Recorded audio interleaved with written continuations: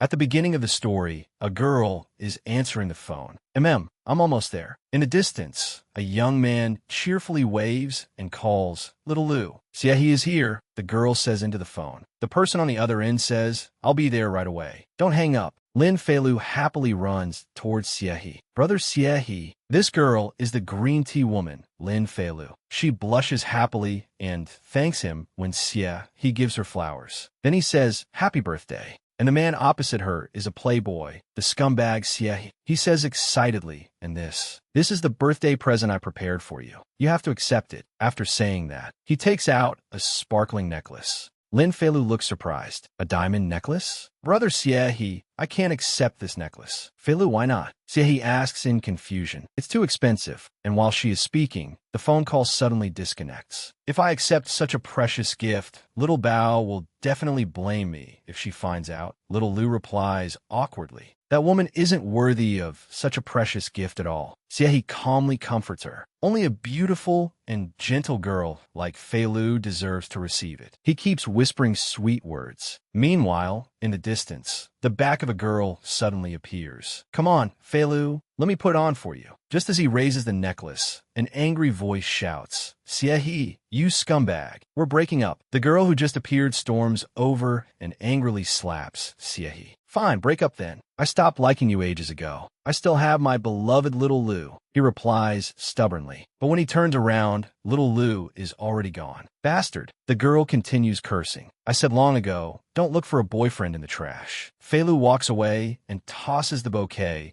she just received into a trash can, saying wastefully. A moment later, someone calls her phone. So he picks up and answers, The person on the other end says, Feilu, we've organized a birthday party for you at DC. Hurry over. All right, I'll come by in a bit, Little Lou replies, then crosses the street. A few hours later, Little Lou, I heard that scumbag is looking for you and wants to apologize to you in person, one of her friends asks. He's already pretty miserable. He broke up with his girlfriend because of you, and he even wanted to please you. Her friend speaks up for that Siehi. Feilu merely drives calmly and replies, It's not like I told him to break up. How is this my fault? But you can still count it as doing a good deed. That girl breaking up with a scumbag means she's escaped a sea of suffering, as expected of a grade A green tea master. Your methods really are brilliant, that friend says. Stop praising me. My dad doesn't love me, and my mom doesn't care about me. I was just bored and looking for a little fun, Little Lou says tiredly. Suddenly, a large vehicle up ahead is about to crash straight into them. Little Lou panics and turns the steering wheel. A moment later, her car collides sideways with the truck. The glass shatters and flies everywhere. Her car follows the momentum and plunges straight down a cliff. My birthday becomes my death anniversary. Is this the final ending for a green tea woman?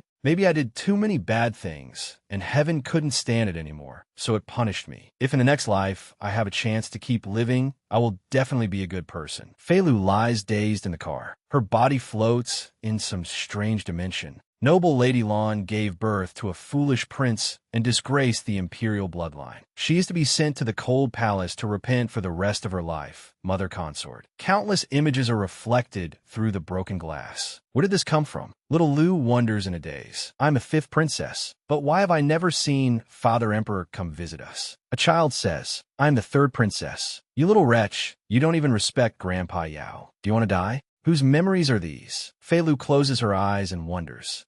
Help! Save me! Save me! Cries for help keep ringing out. The next second, Little Lou wakes up. Before her eyes is an unfamiliar room. This is ancient times? She thinks in panic. Little Lou stretches out her hand. I've even turned into a little child. She becomes even more flustered when she sees her tiny hand. She is transmigrated into the unloved fifth princess of the great Lin dynasty, Lin Feilu. Countless thoughts appear in her mind. Did I really transmigrate and become an ancient princess? I never thought my next life would suddenly begin like this. A woman walks in from outside. Little Lou, you finally woke up. That is Xiao Lan, Noble Lady Lan, Lin Feilu's mother consort. Because she is not favored, she often suffers hardship. Good Luer, do you still feel uncomfortable anywhere? Noble Lady Lan holds the fifth princess and asks with concern. What happened to me? Feilu asks in confusion. Xiao Lan answers gently. Little Lou went out to play this morning, slipped, fell into the water, and caught a chill. But it's nothing serious. You'll be fine after you drink the medicine later. Noble Lady Lan lifts up the bowl of medicine and says, She brings over a spoonful of medicine, and little Lu obediently drinks it. Fell into the water? I was clearly pushed in by someone, little Lu thinks. This original body's mother didn't even realize her daughter was actually pushed into the water by someone else. I have to say, women in the Deep Palace really are innocent. Little Lu thinks. Suddenly, someone rushes into the room. Sister, sister, the boy keeps calling out. That is Lin Feilu's biological older brother, the great Lin dynasty's sixth prince, who is disliked by the emperor because he is foolish. So this is my foolish older brother. Thinking about it, the emperor's dislike of noble Lady Lan is probably related to this too, she thinks. The true dragon son of heaven has a foolish son. That is practically a stain on his life. Her brother reaches out and touches little Lu's forehead. Although this older brother is foolish, he was still very good to the original owner. Whenever he had tasty food or anything fun, he would give it to her first. Little Lu gradually regains the original owner's memories.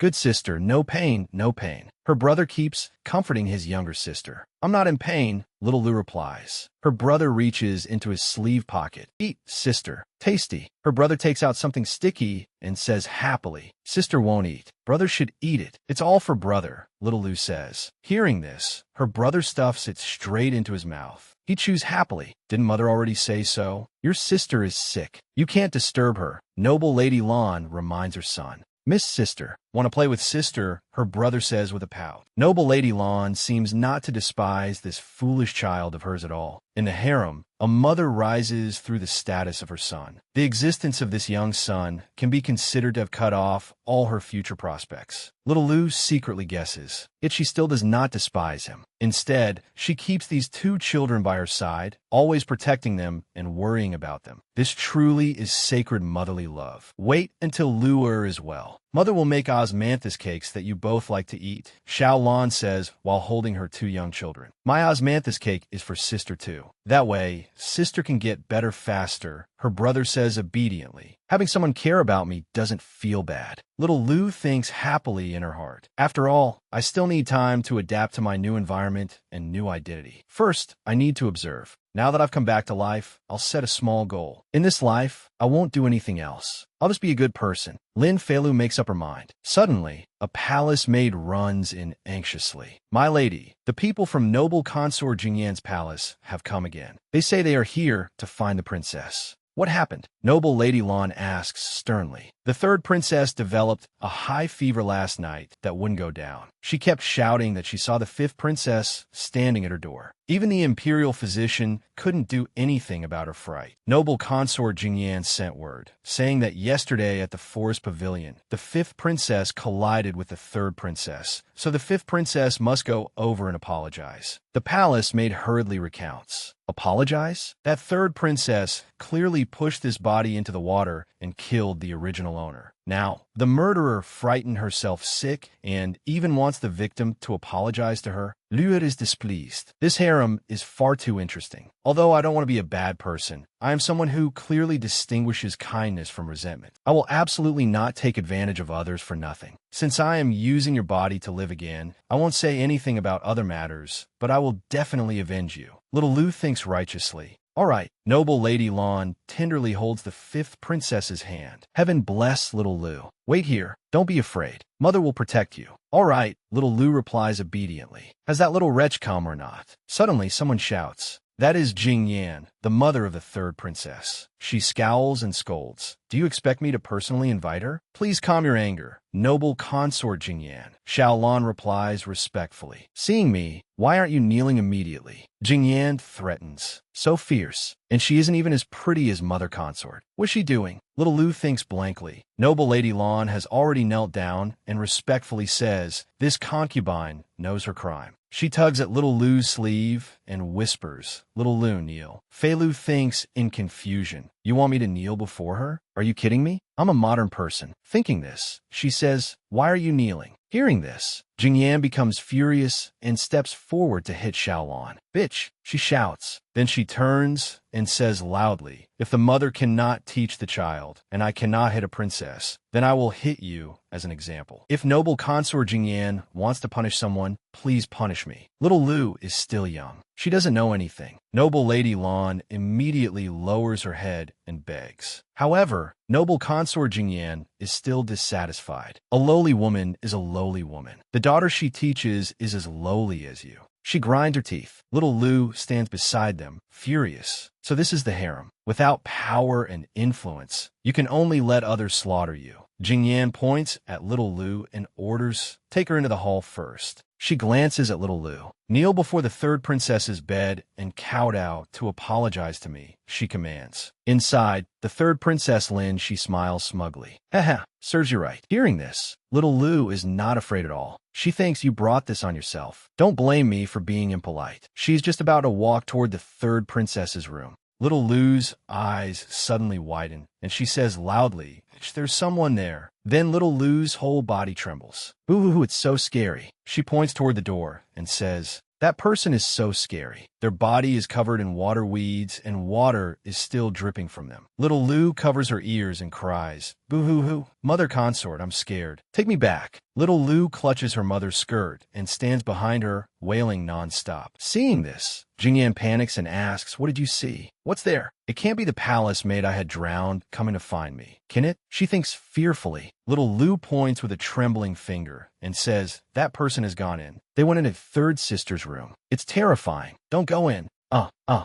Inside the room, the third princess also turns pale with fright. She keeps screaming, forcing the servants to go in and hold her down. Your Highness, third princess. Suddenly, the third princess's eyes roll back. Oh no, the third princess has fainted. The servant inside reports. Jingyan panics and quickly runs in. Hurry and summon the imperial physician, she orders. Also, go outside the palace and invite several eminent monks here. Noble consort Jingyan gives her instructions. Meanwhile, noble Lady Lan holds her trembling daughter and gently says, mother will take you back. Little Lu smiles smugly. You still want to fight me? At noble Lady Lan's residence, Lu encountered something unclean. Go prepare offerings. Xiao Lan orders the servants. This servant obeys. As for Little Lu, she shakes her mother's hand and asks with concern, Mother consort, are you feeling better? Where's the fifth princess? Suddenly, someone appears. That is talented Lady Su. She smiles sinisterly and says, where's the fifth princess? I heard she encountered an evil spirit today. I brought a high monk with me to exorcise her. Don't let any unclean things be brought into my bright palace. According to the rules of the great Lin imperial family, this person's position is above that of a noble lady. Talented Lady Su is the mistress of Bright Palace, while Xiao Lan, as a noble lady, temporarily lives in the side hall. I don't have any, Little Lu answers innocently. But in her heart, she thinks unhappily, another one? Is this ever going to end? I only just transmigrated here, and I haven't had a single peaceful moment. Whether you have or not is not up to you. Men, take the fifth princess out and let the high monk exorcise her. Talented Lady Su coldly gives the order. The servants obey. Little Lu struggles in the servant's hands. Let go of me. Release me. Luer. Xiaolan also wants to hold her daughter back, but she is stopped. Mother Luer is scared. Luer is the fifth princess of Great Lin. Noble Lady Lan speaks up to defend her daughter. Precisely because she is a princess, I went to great effort to invite someone to exorcise her. This is also an order from Her Majesty the Empress. I cannot disobey it. Talented Lady Su replies sinisterly. Why haven't you taken the fifth princess away yet? She urges. Mother. Little Lu shouts in fear. Two servant women press Little Lu face down on a wooden board. What are you planning to do? The little girl trembles in fear. Willow branch exorcism. The high monk shakes a branch in his hand. Whipping the body with this willow branch can drive away evil spirits. That old monk smiles dangerously and raises the willow branch in his hand. The next second, he lashes the willow branch onto Little Lu's back. The little girl cries out in pain.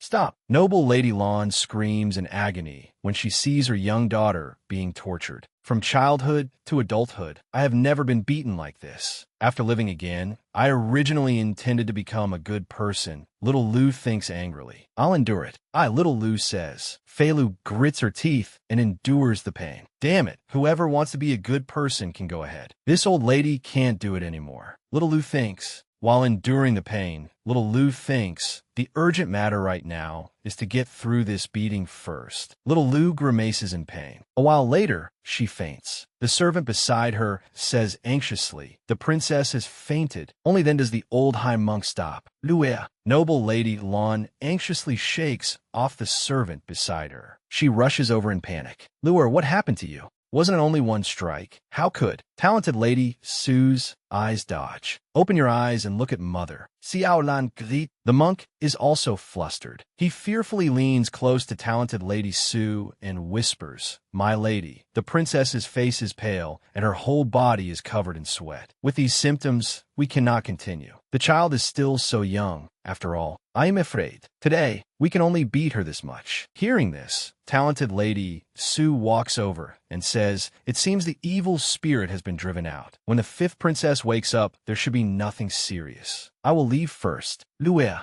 Xiaolan holds her daughter and cries in pain. Talented Lady Su avoids her gaze and whispers to the servants. Let's go. Mother consort. Little Lu slowly wakes up. Luea. Noble Lady Lan calls her daughter's name in delight. Don't be afraid. They have already left. It's all right. She comforts little Lu.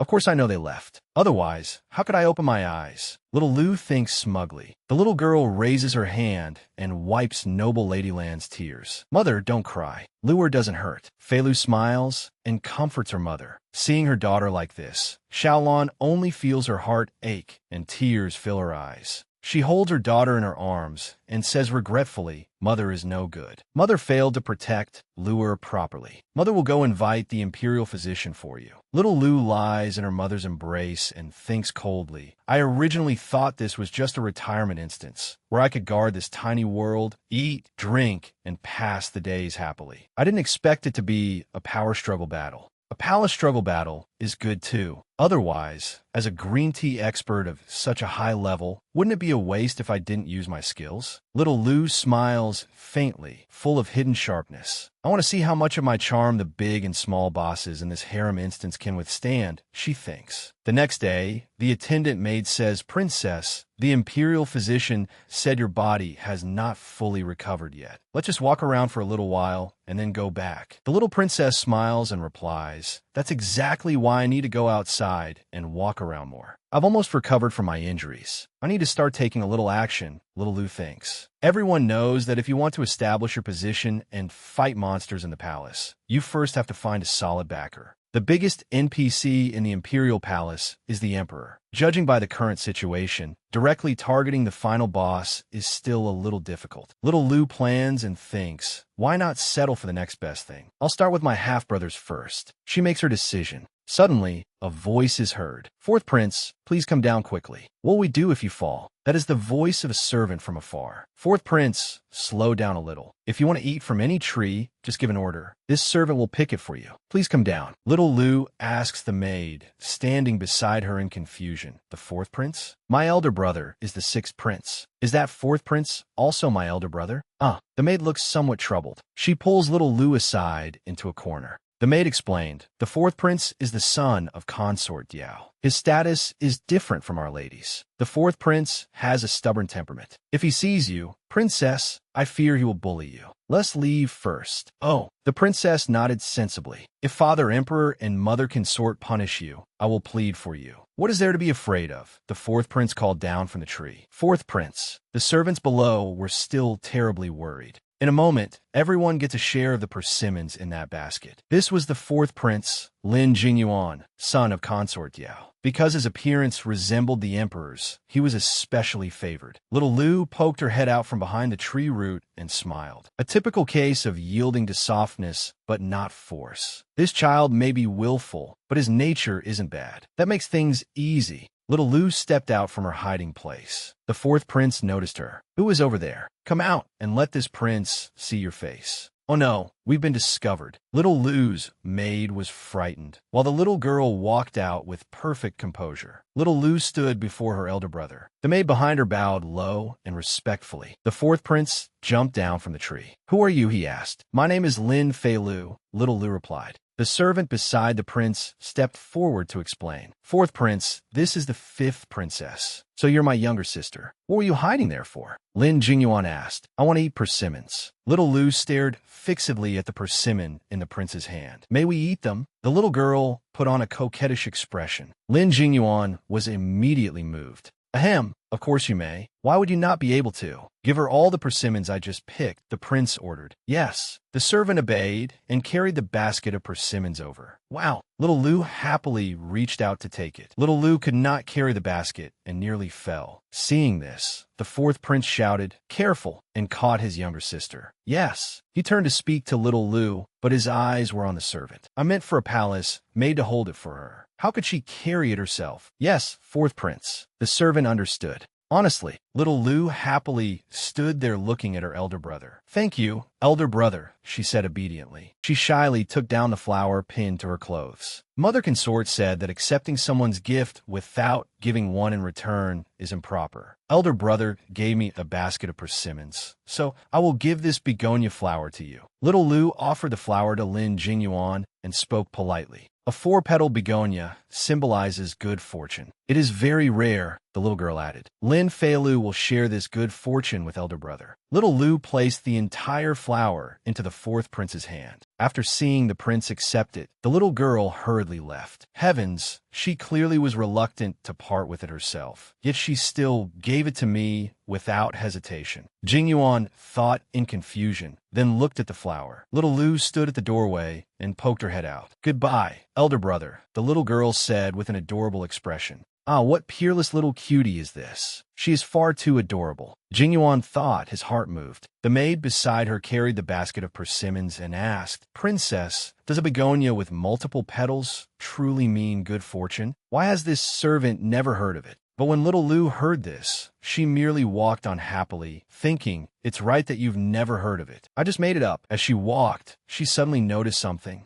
There are actually tangerines over here." The maid beside her explained, "Princess, the autumn tangerines planted here are for viewing. The fruit cannot be eaten. They are very sour and bitter. This orange juice is an important prop." Little Lu thought, then pointed at the tree. "The green ones are pretty. I want two." The maid smiled. "Very well." Then she picked the tangerines for her. Holding the two tangerines in her hands, Little Lu began to plan. The guidance of this NPC is complete. Next, it is time to kill small monsters and level up, right? Fatsu. After parting from Little Lu in the Golden Lawn Garden, the fourth prince secretly ordered people to send quite a few things to Bright Splendor Palace. The daily food, clothing, and expenses of Lin Feilu and her mother and brother improved a little. Fourth brother is so good. He actually sent so many things. Little Lu happily opened the gifts with her elder brother. Bright Splendor Palace rarely had such a quiet, leisurely day. Lin Feilu played happily with her elder brother, as if making up for the regret that, in her previous life, she had never been able to enjoy family affection. "I stepped on it," her elder brother said. Then he raised the toy drum, pointed at Little Lu, and said with a smile, "You have to stand still. You cannot move." Hum. Little Lu obediently listened. If one had to say what was still unsatisfactory about days like these, it would be talented Lady Sue. As always, she often liked to cause trouble for Lin Feilu. Talented Lady Sue stormed in and scolded. "Playing around here at night? What sort of conduct is this?" Hearing the scolding, the two children turned their heads. "She is bullying us. Younger sister, don't be afraid. Elder brother is here." Lin Zhanyuan spread his arms and stood in front, shielding Little Lu. Talented Lady Sue loudly found fault with them. "You see me and do not even pay respects? You truly have no manners." Little Lu suddenly said fearfully from behind him, "There is something behind you." Hearing this, Talented Lady Sue hurriedly turned around to look. "My lady, there is nothing." The attendant beside her was also frightened.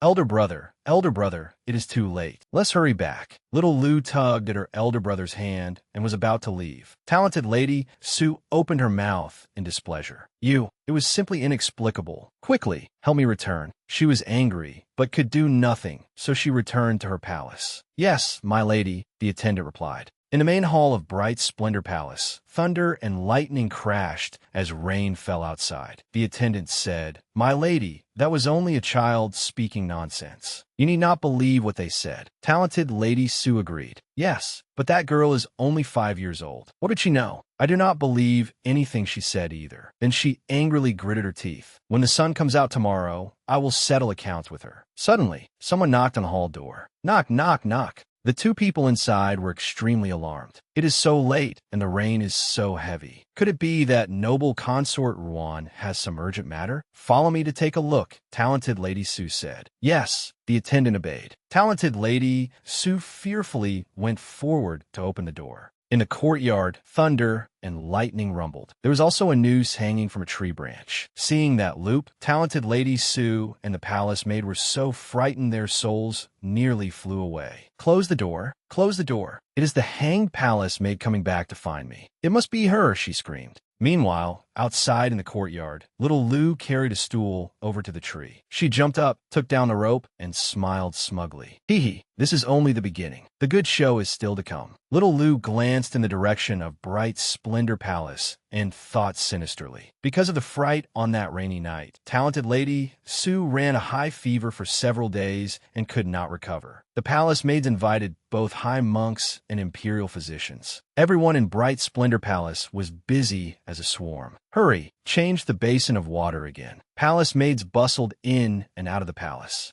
"This servant will go invite the imperial physician to examine her again." Little Lou stood peeking outside the door. She poured something onto the floor. "Ants, ants, so many ants. This. Why would there suddenly be an insect infestation out of nowhere?" the maid cried out in fear. From then on, rumors that Talented Lady Sue had offended evil spirits grew more and more intense. "Talented Lady Sue really has run into something unclean, hasn't she?" The palace maids gossiped among themselves. Even her former backer, noble consort Ruan, never again stepped into Bright Splendor Palace. Didn't the high monk already chant scriptures? Who knows what sin that one once committed? I fear the resentment is too heavy and cannot be fully cleansed. Talented Lady Sue was still ill and did not know she had been shunned by the entire palace. All day long, she lay in bed in a daze and terror. "Hunger, pour me a cup of water," Talented Lady Sue said with difficulty. She opened her eyes and looked around. Little Lou stood right beside her sickbed, looking at her.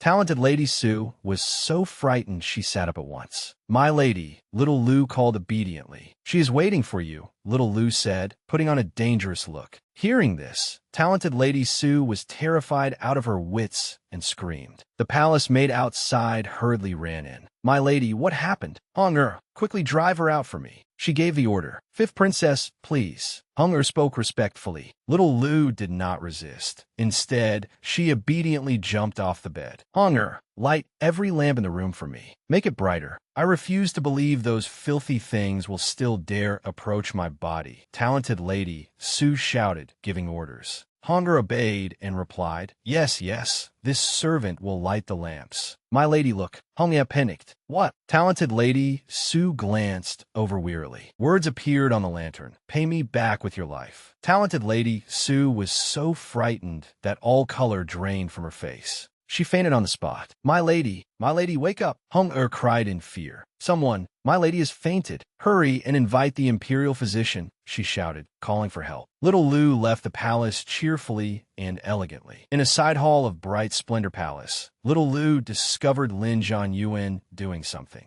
"Younger sister, eat an orange." The boy held up 2 oranges and called to Little Lou. "These are not for eating," Little Lou said gently. "Not eating? Then what are they for?" her elder brother asked. "All right, I will show you something fun." Little Lou took the oranges from her elder brother's hands and said. She squeezed the orange juice into an inkstone, then dipped a brush into it and wrote on paper. "Look carefully," Little Lou reminded him, then held the sheet of paper over the fire. A smiling face appeared on the paper. "There is a picture. There is a picture," her elder brother said joyfully. "Is it fun?" Little Lou asked. In these days of panic and terror, one small trick was enough to scare Talented Lady Sue into madness and disorder from now on. Thinking that from this point onward, Talented Lady Sue would never again have a chance to turn things around, and that she could finally temporarily hold a peaceful birthday, Little Lou smiled. little Lu. Someone called her from outside. The servant following behind reminded, Your Highness, this bright splendor palace once had a disturbance with evil spirits. It is dark and filthy. You truly cannot go in. Is there anywhere in this palace that this prince cannot go? The fourth prince asked boldly. This is that fourth prince from last time. He has come at just the right time. I can use this chance to make him like me even more. Little Lu thought quietly. The fourth prince ran in from outside and called Little Lu. Little Lu peeked out from behind the door and replied, Elder brother, Fourth Highness, you cannot. The servant kept reminding him. Hearing this, the prince turned back in displeasure and retorted, Fifth Imperial sister is like a little fairy. Wherever she is, there's only immortal energy, no ghosts or evil spirits. You dog servant, if you dare speak nonsense again, I will not spare you.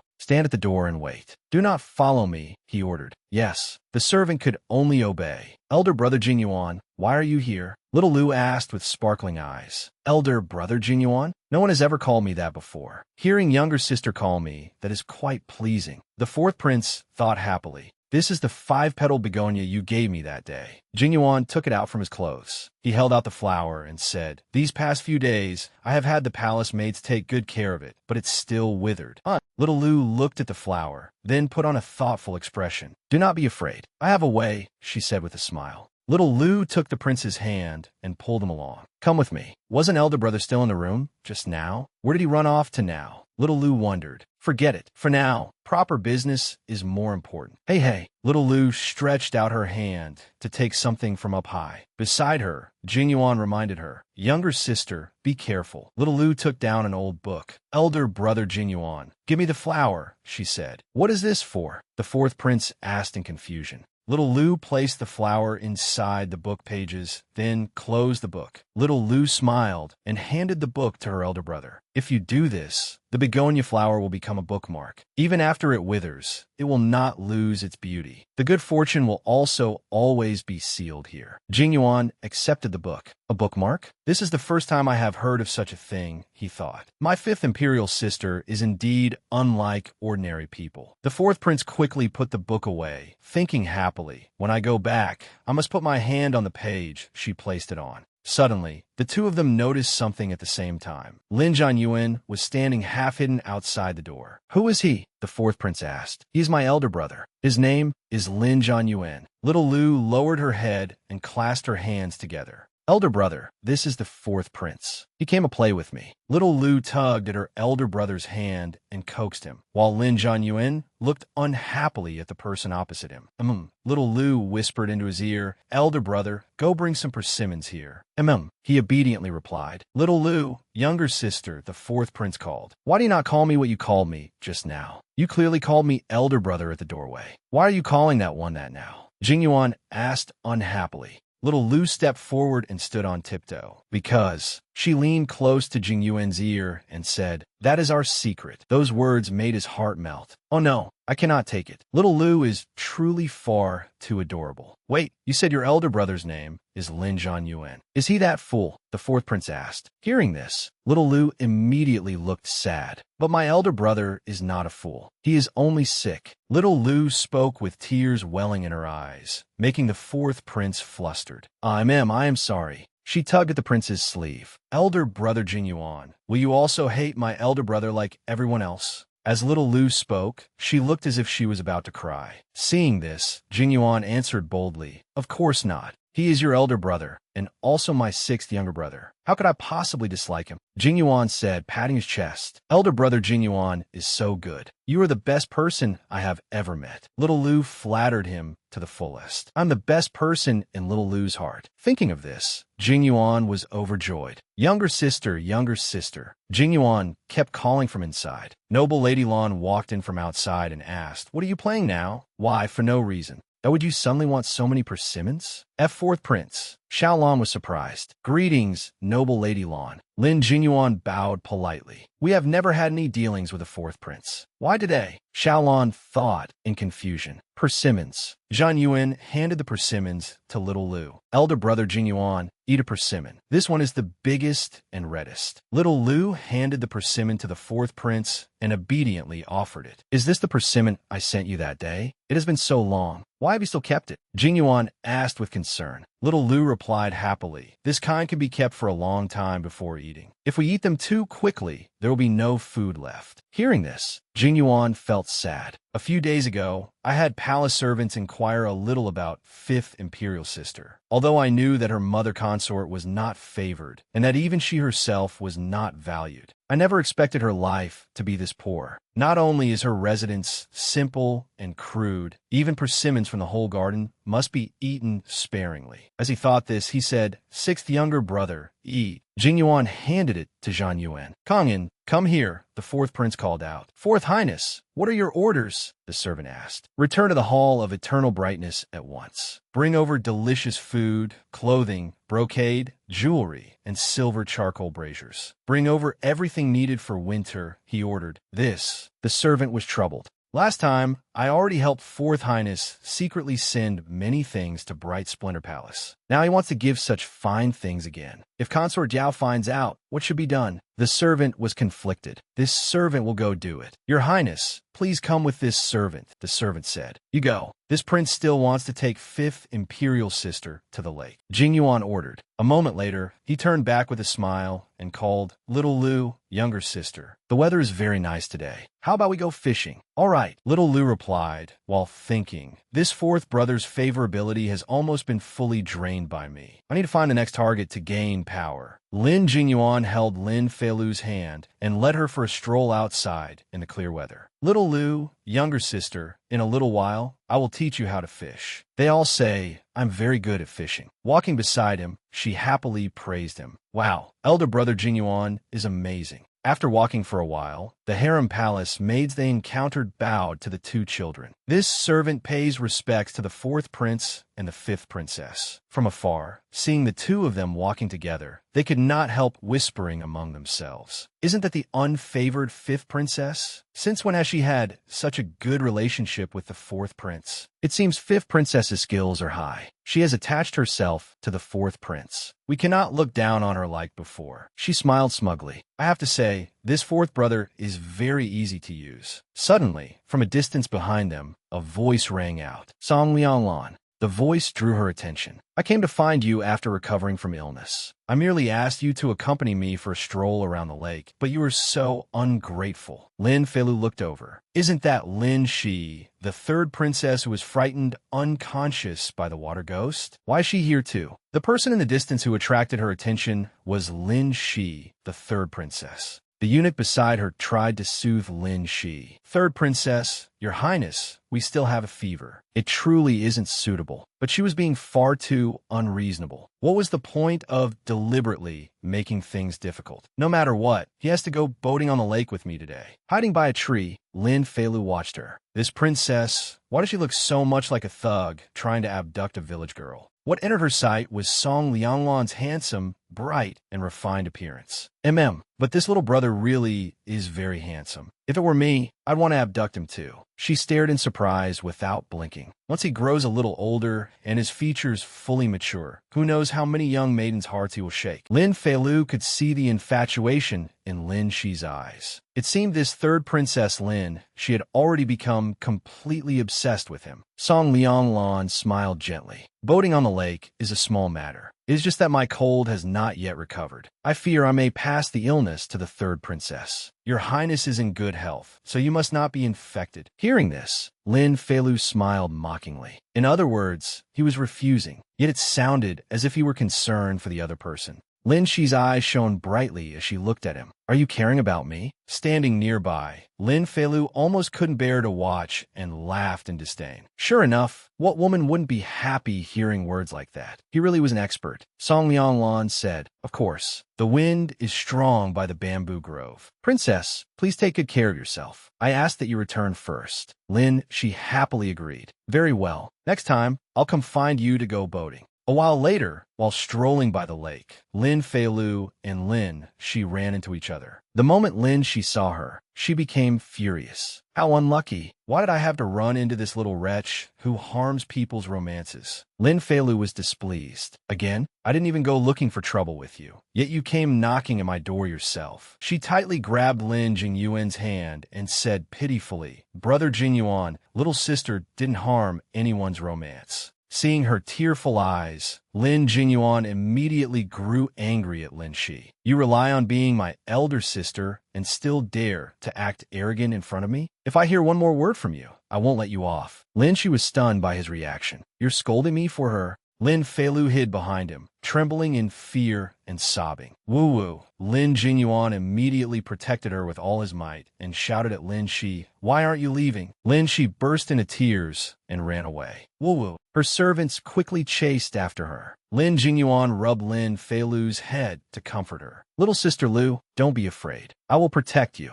Lin Feilu smiled gently. I trust brother Jinyuan. Lin Jinyuan happily continued their outing. Let's keep going. They passed by Song Lianglan, who nodded in greeting. Lin Jinyuan politely nodded back. After walking for a while, Lin Feilu asked him, Brother Jinyuan, who is he? Lin Jinyuan said, He is the hostage prince sent here by the Song Kingdom 5 years ago. His name is Song Lianglan. Lin Feilu asked innocently, not understanding. What is a hostage prince? Lin Jinyuan thought of the 3 great dynasties, Lin, Song, and Yong, and explained. Besides our Lin dynasty, there's also the Song Kingdom and the Yong Kingdom. The 3 powers stand in balance like a tripod. The Song Kingdom was originally a powerful country, but the Song ruler became obsessed with beauties and only knew how to indulge himself, so its power grew weaker and weaker. But in previous years, the Yong Kingdom intended to join forces with the Song Kingdom to deal with our Lin dynasty's strong soldiers and powerful cavalry. When Imperial Father learned of this, he was extremely furious. The Song Emperor was frightened into refusing the Yong Kingdom. He was also afraid Imperial Father would send troops to attack the Song Kingdom because of it. To show his sincerity, he sent one of his princes here. That prince is Song Lianglan. Hearing this, Lin Feilu felt a little sympathetic. Sent by his own father to an enemy country as a hostage prince. That handsome little brother is really pitiful. But if one day the Lin dynasty was no longer so eager to compete for dominance, perhaps they would push out a powerless child like her for a political marriage. After thinking it over, she sighed. Thinking about it that way, Song Lianglan and I are neither older brother nor younger sister to each other, but we're both in the same miserable boat. Lin Jinyuan patted her shoulder to bring her back to her senses.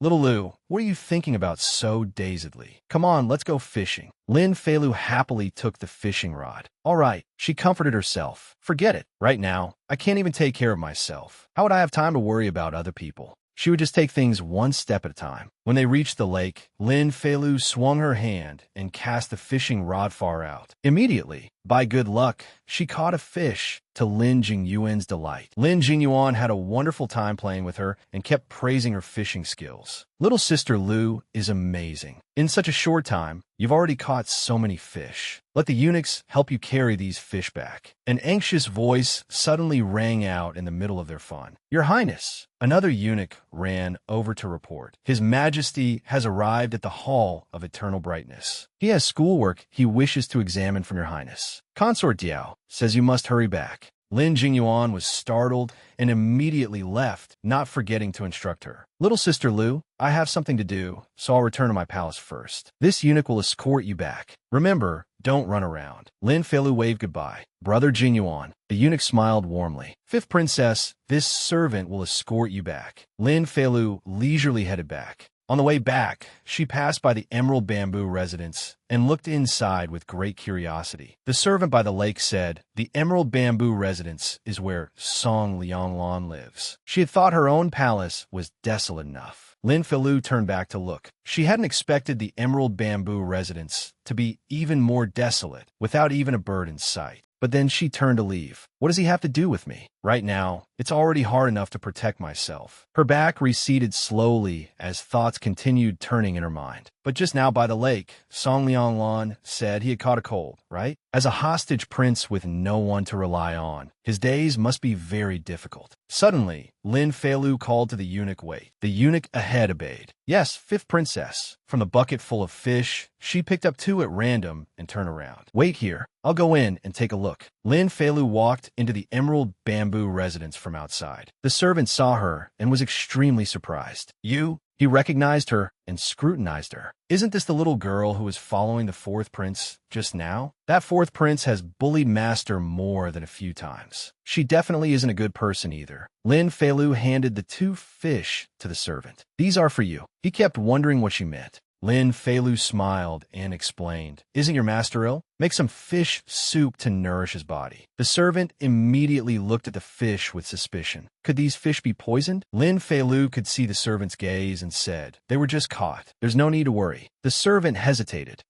At that moment, Song Lianglan walked out from inside, glowing with a brilliant aura and that remarkable beauty. He came near her and accepted the fish. Thank you, fifth princess. Lin Feilu was surprised. You know me? He replied. I heard your highness's name just now. Lin Feilu said happily. Is that so? Then take good care of yourself and recover. Remember to cook the fish before eating them. I'll leave now and won't disturb you anymore. But in her mind, she was thinking about his appearance. Although this little brother is sick, he's still very pretty. And very polite too. This trip wasn't a loss. She skipped away happily and did not forget to turn back and wave. Goodbye. Song Lianglan gently smiled in return. Yes, goodbye. At once, the servant hurriedly spoke up. Your Highness, let me go bury the fish. Song Lianglan handed the fish to him. No, cook them. The servant continued to suspect. But what if these fish were drugged? Song Lianglan's expression was very cheerful as he said, The fish were personally delivered to our door by a princess. No one would be so bold as to act recklessly like that. Eat them without worry. At Bright Splendor Palace, Xiaolon welcomed little Lu.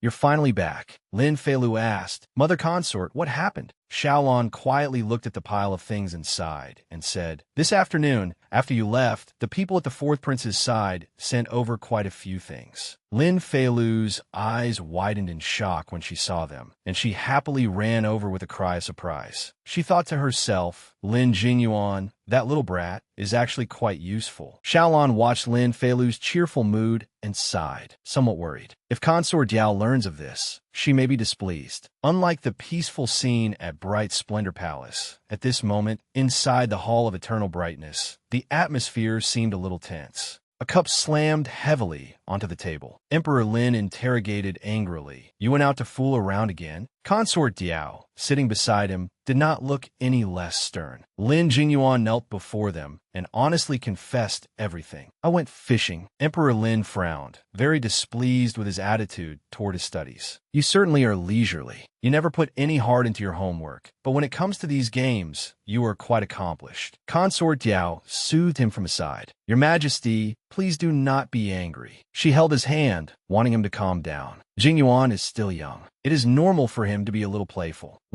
Emperor Lin grew even angrier. 8 years old is not young anymore. When I was his age, the Grand Tutor had already assigned me 3 essays. Lin Jingyuan knelt on the ground, not daring to raise his head. Consort Diao wanted to speak up for him. Your Majesty is accomplished in both civil and military affairs. How could Jingyuan compare to your Majesty? Emperor Lin noticed something and asked, What is that on you? Lin Jingyuan guiltily touched his belly.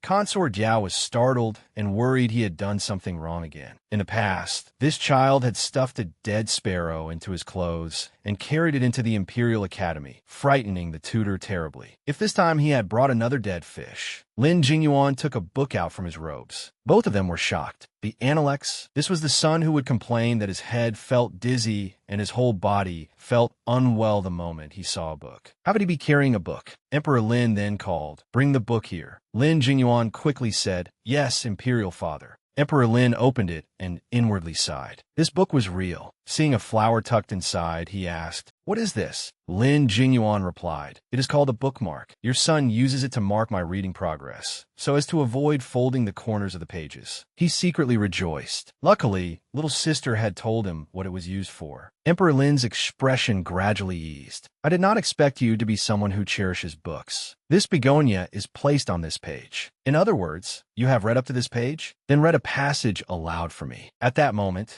Lin Jingyuan became awkward and blurted out, Your son has not memorized it yet. I plan to finish reading the entire book and then start over from the beginning. Consort Diao was delighted. This child has never liked reading before. Now he's begun to read and even carries books with him. It can be seen that he is putting in effort. Your Majesty, why not give him a little time? Emperor Lin lifted his chin and hesitated, but his expression showed great satisfaction with Lin Jingyuan's attitude. Very well, I will give you 3 days. Lin Jingyuan happily took the book and held it against himself. Emperor Lin looked at Consort Diao and said, "Tonight, I will have dinner at the Hall of Eternal Brightness. I will come again in a little while." Consort Diao immediately obeyed. Yes, this concubine will go down and prepare. Consort Diao and Lin Jingyuan saw Emperor Lin off. As soon as he left, Consort Diao asked Lin Jingyuan, "Where did this book come from?" Lin Jingyuan said cheerfully, "Fifth Imperial Sister gave it to me. Fifth Imperial Sister put a lucky begonia inside this book and gave it to me. Mother Consort, it really is very lucky, isn't it? Imperial Father didn't scold me." Consort Diao's expression was very satisfied. In the afternoon, a palace maid had come to report that for some reason, Jingyuan had sent a pile of things to Bright Splendor Palace. She had originally planned to summon noble Lady Lan tomorrow morning to reprimand her, but now it seemed Consort Diao then called Suyu. Suyu quickly ran over. "Your Highness," Consort Diao instructed, "tomorrow morning there is no need to summon noble Lady Lan. Call the 5th princess here instead." Suyu obeyed. "Yes, Your Highness." The next day, at the Hall of Eternal Brightness, Lin Filu knelt before Consort Diao and paid her respects. Little Lu greets Consort Diao.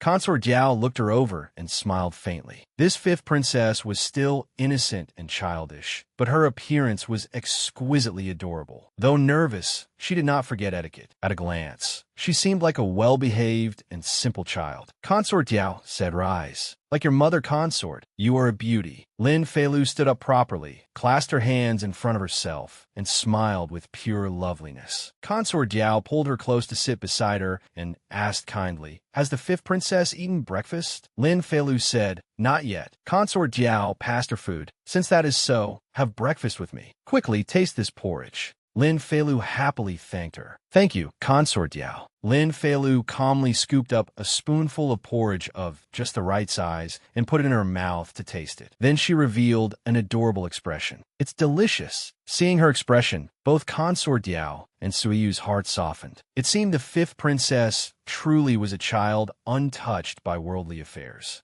Consort Diao was very satisfied with everything about her and kept smiling. "These pastries were specially ordered by me from the imperial kitchen. If the 5th princess likes them, eat a little more." Lin Feilu politely replied, "Thank you, Your Highness." Consort Diao remembered what had happened yesterday and asked gently, "The 5th princess is so obedient. No wonder Jingyuan talks about you every day. I heard that yesterday you gave Jingyuan a copy of the Analects." Lin Feilu replied, "Yes." Consort Diao wondered, "Why did you give Jingyuan the Analects?" Lin Feilu said, "Yesterday, 4th Imperial Brother gave me many gifts. As the saying goes, it is impolite not to return courtesy with courtesy. I should give him a gift too." Suddenly, Lin Feilu put down her spoon, but her expression became sad. "But 4th Imperial Brother lacks nothing, and I don't have anything I can give him." Later, I remembered Mother Consort once said that within books, there are beauties like jade, so I gave him the Analects in return. Consort Diao felt that although Lin Feilu was young, she was very sensible. "I did not expect the 5th princess to be so young, yet already so courteous and fond of learning. If Jingyuan were as sensible as you, I could be at ease." Lin Feilu praised Lin Jingyuan. 4th Imperial Brother is very good. He is especially good." Consort Diao laughed inwardly. "You're the first person to praise him like this." Seeing Lin Feilu, Consort Diao naturally felt quite satisfied. Jingyuan had hated reading since childhood. Even the words of herself and His Majesty could not enter his ears. Yet now, he was willing to accept the book the 5th princess gave him and even cherished it so much. It could be seen that he truly liked this younger sister. Perhaps she could use this child to persuade Jingyuan to move forward in his studies. Consort Diao wanted to ask Lin Feilu for help. Jingyuan is playful and cannot compare to little Lu's intelligence. Since he is willing to listen to you, you should advise him more often to read a little more. If nothing else, he should at least memorize the Analects you gave him as soon as possible. Only then will he be worthy of your sincere intentions. Lin Feilu agreed.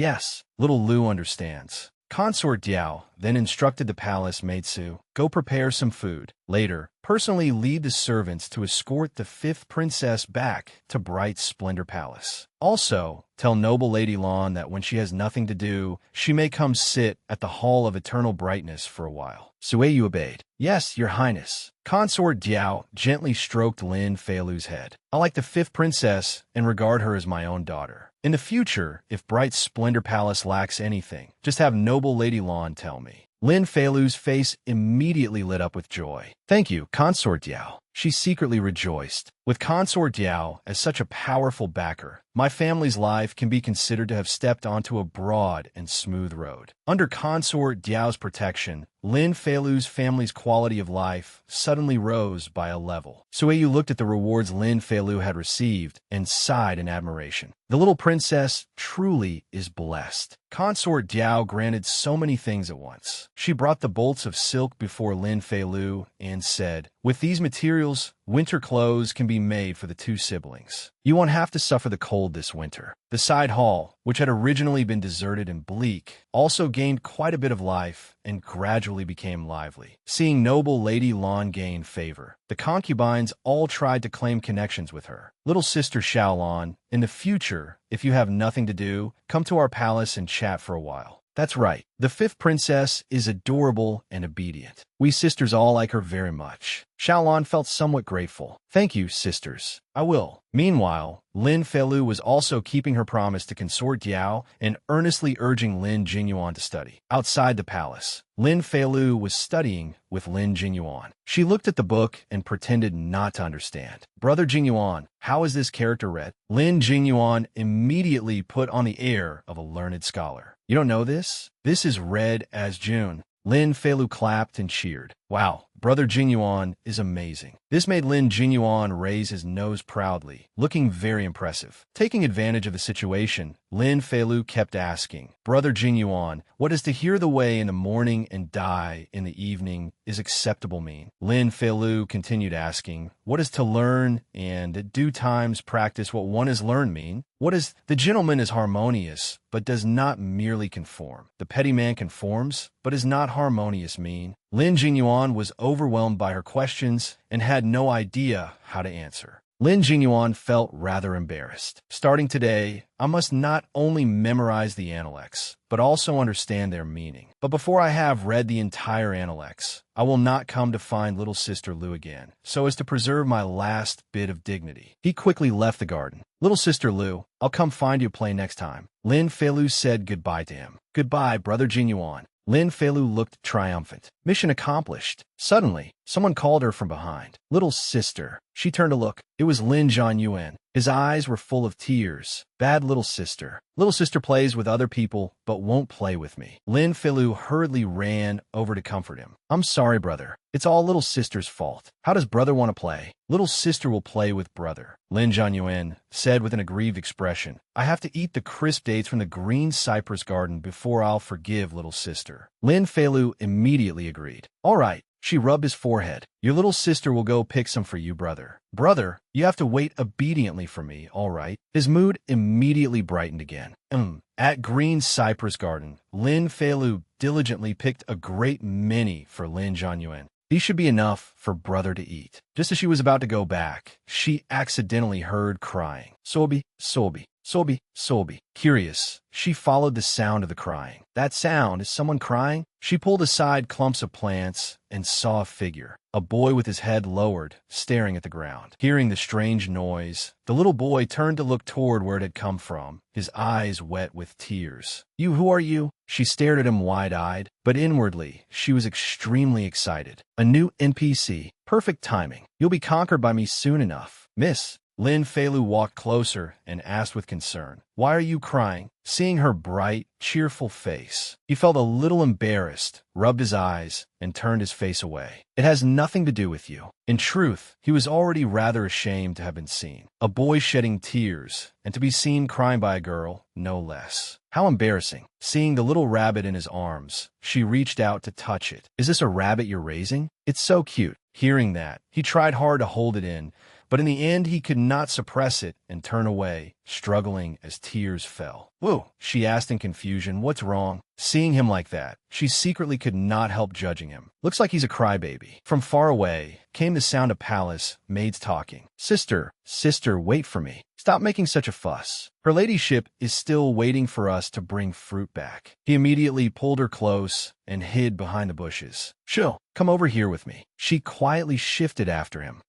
Musa. The two of them watched the two palace maids. "Sister, what's the hurry? There's clearly still time." After the two palace maids left, the two of them looked at each other in silence, then grew embarrassed again. She shifted out a little. He asked, "Who exactly are you?" She said, "I'm Little Lou." As she asked him, she stroked the head of that adorable rabbit. "Why were you crying? Does it have something to do with this rabbit?" He stammered in reply, My mother told me to kill it myself." Looking at the adorable rabbit before her, Lin Feilu was completely won over. The little rabbit is so cute. How could I possibly kill it and eat it? Yet in her mind, another expression appeared, smug and self-satisfied. As expected of me, I can say such nauseating words without changing my expression at all. She asked, "Why does your mother want you to kill it? Does she not like rabbits?" He hesitated, then said, "No. This rabbit was a birthday gift my mother gave me. I've raised it for 3 years." He looked at the rabbit with great affection. Mother said that once people grow up, they cannot have compassion, nor can they like animals, because these things will become fatal weaknesses. She fell silent in thought. This young man's birth mother was a little. She makes her own child personally kill his pet, abandon kindness, and harden his heart, using extreme methods to force her child to grow up. She had heard people in the palace say that the woman was domineering and arrogant. She was the favored noble consort Ruan, yet she had given birth to a warm and modest child who treated others gently. Could he be the first prince, Lin Ting?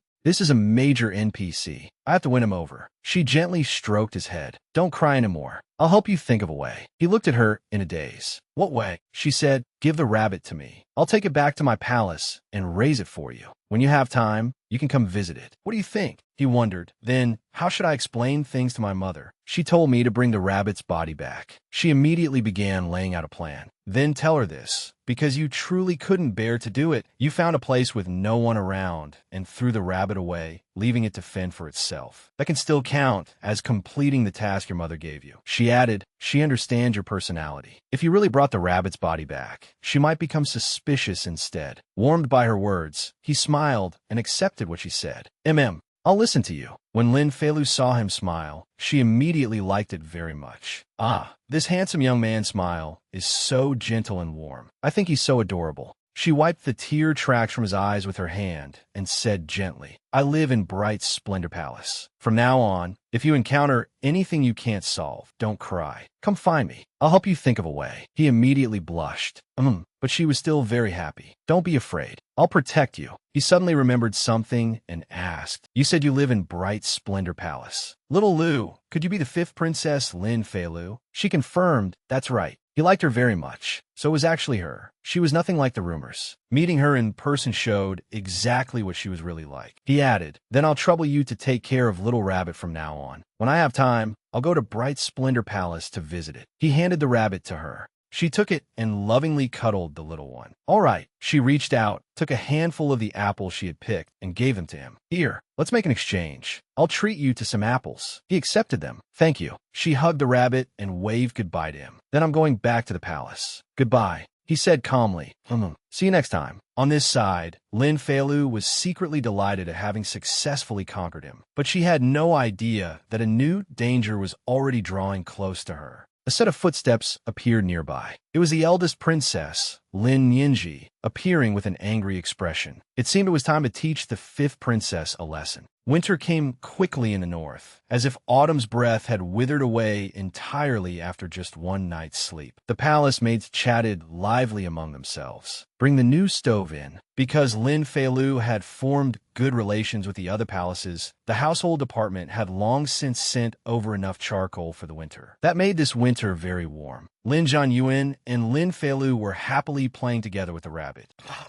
She looked at the white rabbit with a cheerful expression. After the little rabbit was brought back, her elder brother loved it so much he could hardly bear it, raising it until it became white and plump. When first imperial brother Lin Ting came to visit later, he would surely be very happy to see it. Then she looked down, but she grabbed her own chubby belly. Lin Jingyuan had been studying the Analects fairly well lately, and Consort Diao occasionally sent people over with food. Even I've been fed until I'm fat. She jumped down from the chair. To lose weight, one had to start from childhood. I can't let myself fall like this any longer. He suddenly asked, "Little sister, where are you going?" She winked at him. "I'm going out for a little stroll." In her heart, she thought, the weather is cold, and no one in the palaces likes going outside. I can only walk around for exercise. And while I'm at it, who knows? Maybe I'll run into a new NPC. On this side, Lin Feilu was leisurely strolling around, but she was making things miserable for someone on the other side, who was like a headless fly, running around everywhere. Here, a eunuch was reporting to the eldest princess, Lin Yinji, daughter of Consort Hui. Consort Hui and Consort Diao were mortal rivals. One was the mother of the fourth prince, and the other the mother of the eldest princess. The fifth princess is not here. She has gone to High Wind Pavilion. Furious, she said, "Didn't I tell you to keep an eye on her? How did you let her run off? Hurry and follow me to High Wind Pavilion." She followed him in a huff. Panting, the eunuch reported, "Eldest princess, she has now gone to Imperial View Pavilion." Shocked, she continued chasing after her. "How can that little girl run so fast? Does she have 4 legs? A palace maid continued reporting, "Eldest princess, she is currently feeding fish at Long Creek Pavilion. She probably won't leave for a while." Her mouth fell open. "I don't believe you'll still be able to escape this time." At Long Creek Pavilion, Lin Feilu was currently scattering bait to feed the fish. From far away, Lin Yinji saw her. Very good. She was indeed here. She sat down firmly in a sheltered spot. During this period,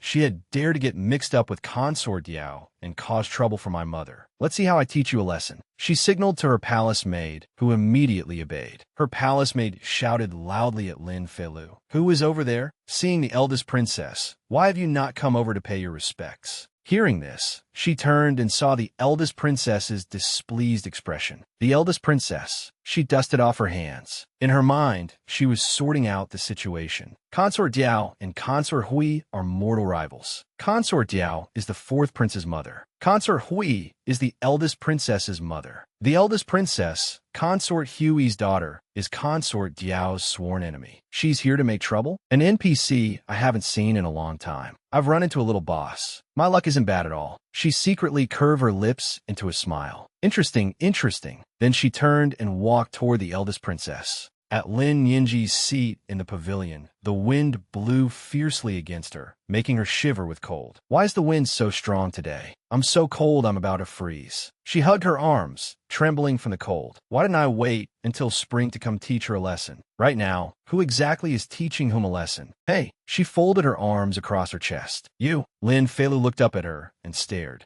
Startled, she asked, "What are you looking at?" She warned, "Hey, I'm telling you. Don't think that just because Consort Diao is backing you."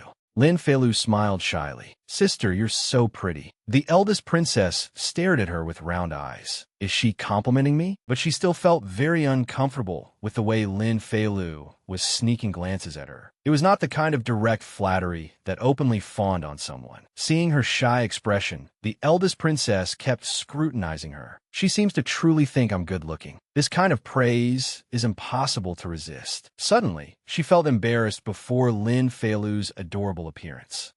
Why is she so cute when she secretly looks at me? All of a sudden, it felt as though she could no longer be angry. She pretended to be stern. "From now on, you're not allowed to get too close to Consort Diao. Do you hear me? If I discover it, I'll punish you by making you do palace maid work. Serving tea, pouring water, running errands, all of it once through." She tried hard to avoid Lin Feilu's eyes. "Even if she is cute, I can't forget the purpose of coming here today. I must give her a show of authority." Lin Feilu answered adorably and obediently, "Yes." The eldest princess said, "I'll let you off for now this time. Since the weather is cold, why aren't you properly staying in your palace? Why did you run here?" Lin Feilu turned to look at the fish pond. To feed the fish. That made the eldest princess follow her gaze. Lin Feilu said, "The fish have no food in winter. If they don't have food, I'm afraid they'll die." The eldest princess felt that she could not tell whether Lin Feilu was pretending or truly foolish. Fish can starve to death? This fifth imperial sister looks stupid no matter how I see her. I heard her elder brother is a fool. It seems she was affected by him to some extent. But the words of fools are the most sincere. Yet she also felt Lin Feilu was very simple. So what she said when she complimented me just now was the most sincere. Suddenly, she sneezed from the cold. Achoo! Then Lin Feilu called sister. She took something out from inside her clothes. This is for you. With an adorable expression, she handed over a hand-warmer pouch. It's very warm.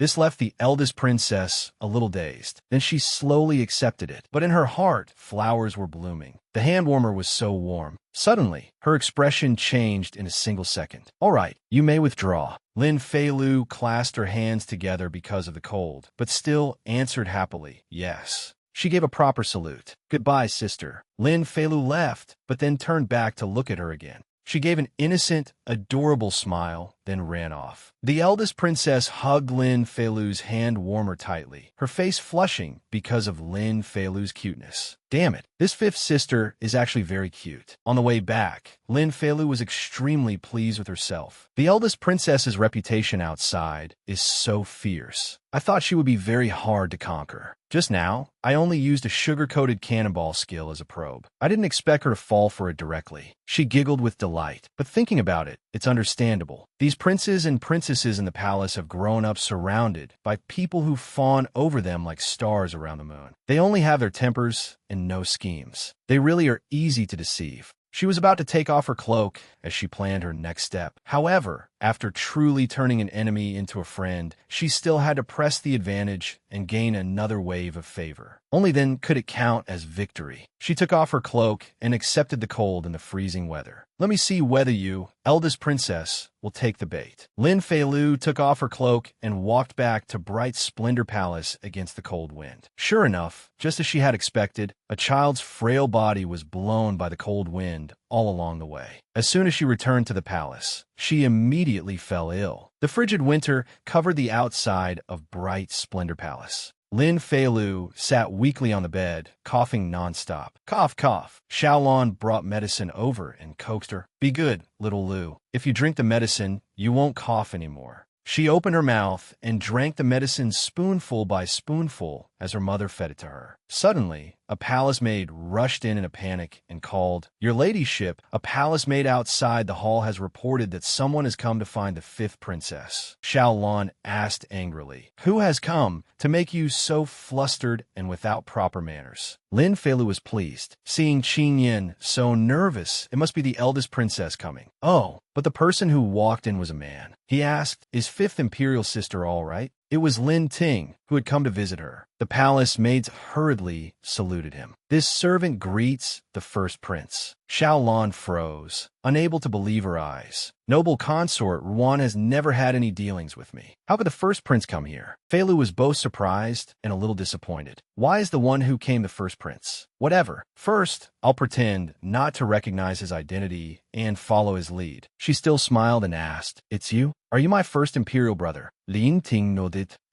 It's me." He asked worriedly, "Little Lu, are you sick?" She grinned and replied, "I just caught a chill. It's nothing." Xiaolon did not want to interrupt the two of them any longer, so she said, "Luer, chat with the first prince first. Mother will go warm the water again for you." In her heart, she was also extremely shocked. How did Luer become connected to the first prince? Lin Feilu obediently replied, "Yes, mother." Lin Feilu sat up, wanting to get off the bed, and asked, "First imperial brother, did you come to see the little rabbit? My brother has raised it until it's very fat. I'll go get it for you to see." Alarmed, Lin Ting hurriedly supported her and said, "There's no rush." He rubbed her little head. Then, afraid that being too eager would make her dislike this first imperial brother, he quickly withdrew his hand. He comforted her. "With the little rabbit at your place, I feel very reassured. Since you're sick, rest well first. Don't catch cold again." She laughed lightly and replied, "All right, first imperial brother, let's go sit in the front hall." Sitting in the front hall, she did not forget to ask about what had happened with the little rabbit last time. "Imperial brother, after you went back last time, did her ladyship the noble consort believe what you said?" He replied, "I told mother consort according to what you said. She really believed it and did not ask about the matter again." Lin Feilu smiled and said, "That's wonderful. First imperial brother, When you have free time in the future, you can come here often to see the little rabbit. My brother will definitely be very happy." Faced with her warmth, Lin Ting did not refuse either. He said, "Although Six's brother is different from ordinary people, his heart is extremely kind. Since I can no longer bring the little rabbit back to Cloud Radiance Palace, I'll give the little rabbit to him." From outside the door came another person's voice. It was Lin Jianyin, holding the little rabbit as he looked inside, and called "little sister." Lin Feilu quickly called him closer. "Brother, come here." Zhang Yuan lowered his head and said sadly, "Little sister is sick again. I can't disturb little sister." Feilu laughed and said, "I'm not sick. Brother, don't you see me sitting here? I'm already better." Sure enough, he immediately brightened and came closer. She introduced Lin Jianyuan and Lin Ting to each other. "Brother, this is our first imperial brother. The little white rabbit was given to you by him." Lin Ting saw the little rabbit in Lin Jianyuan's arms and immediately called out in heartache, "Little rabbit." He stroked its head. It also seemed very happy and familiar with him. Immediately, tears welled up at the corners of Lin Ting's eyes. Lin Jianyin patted his head and comforted him. "Don't be sad." Lin Ting laughed and replied, "I'm not sad. Thank you, sixth brother." Lin Jianyuan pulled Lin Ting along. "Let's go outside and play with Little Rabbit. Come on." Lin Ting did not refuse and hurriedly followed. "All right, let's go." Lin Feilu waved goodbye to them and said, "You two have fun." She thought to herself, although the eldest princess didn't come, I gained a wave of favor in front of the first prince. That can also be considered an unexpected joy. Just then, a palace maid once again rushed in a panic and reported, "Princess, outside the hall." Outside the hall, many imperial physicians have arrived. She asked in surprise, "Didn't Fang Jun already call an imperial physician to treat me?" Xiaolan carried in the warm medicine and called to her, "Luer, mother has warmed the medicine again for you." She was shocked by the scene before her. Stammering, she could not form a complete sentence. This,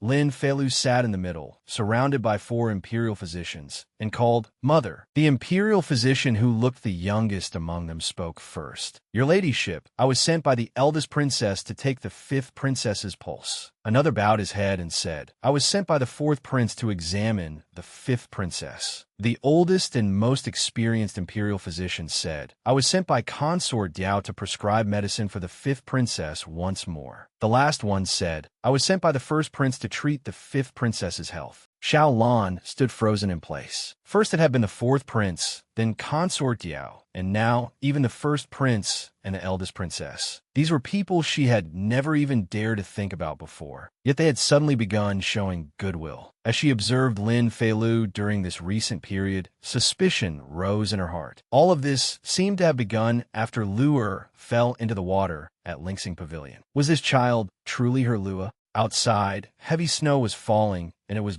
bitterly cold. Lin Yinji was startled when she heard her maid's report. "What? The 5th princess is ill." The imperial physician examined her carefully and reminded her, "The temperature has dropped sharply these past few days. It is indeed a time when illness spreads easily. I heard from my colleagues that the 5th princess has a fever and is bedridden. She is still a child, after all. This cold wind can easily invade the body. The eldest princess must also take care." Lin Yinji lowered her head in worry. Why had she fallen ill? She looked at the hand warmer placed beside her and felt terribly guilty. Could it be because she gave me the hand warmer that she caught cold and fell ill? Lin Yinji began to worry. With the status of Bright Splendor Palace, even if they invited an imperial physician, the other party probably would not take them seriously. Even if they managed to invite one, he would likely just casually prescribe something to get over with. She thought of how Lin Feilu had endured the cold that day to bring the hand warmer to her. Imperial physician Feng had said that children were prone to illness, and cold wind was the easiest to invade the body. After finishing her examination, the imperial physician was about to leave. "Your Highness the eldest princess, I take my leave." She stopped him. "Wait," he asked in surprise. "Does your Highness the eldest princess have further instructions?" She ordered the imperial physician, "Go and see whether her illness is serious. Carefully prepare 2 prescriptions for her." Yinji even cautioned him carefully, "You must examine her properly and thoroughly. You absolutely must not be perfunctory. He immediately accepted the order. Yes, I will go at once. A new character appeared again. Who was it this time? A servant girl following behind cried and begged, "Young master, I beg you, please walk faster. We're already late. Look, it is already the hour of the dragon. Who else would still be wandering outside like you?" The person in front pointed at Lin Feilu and the maid accompanying her and said, "Aren't they people?"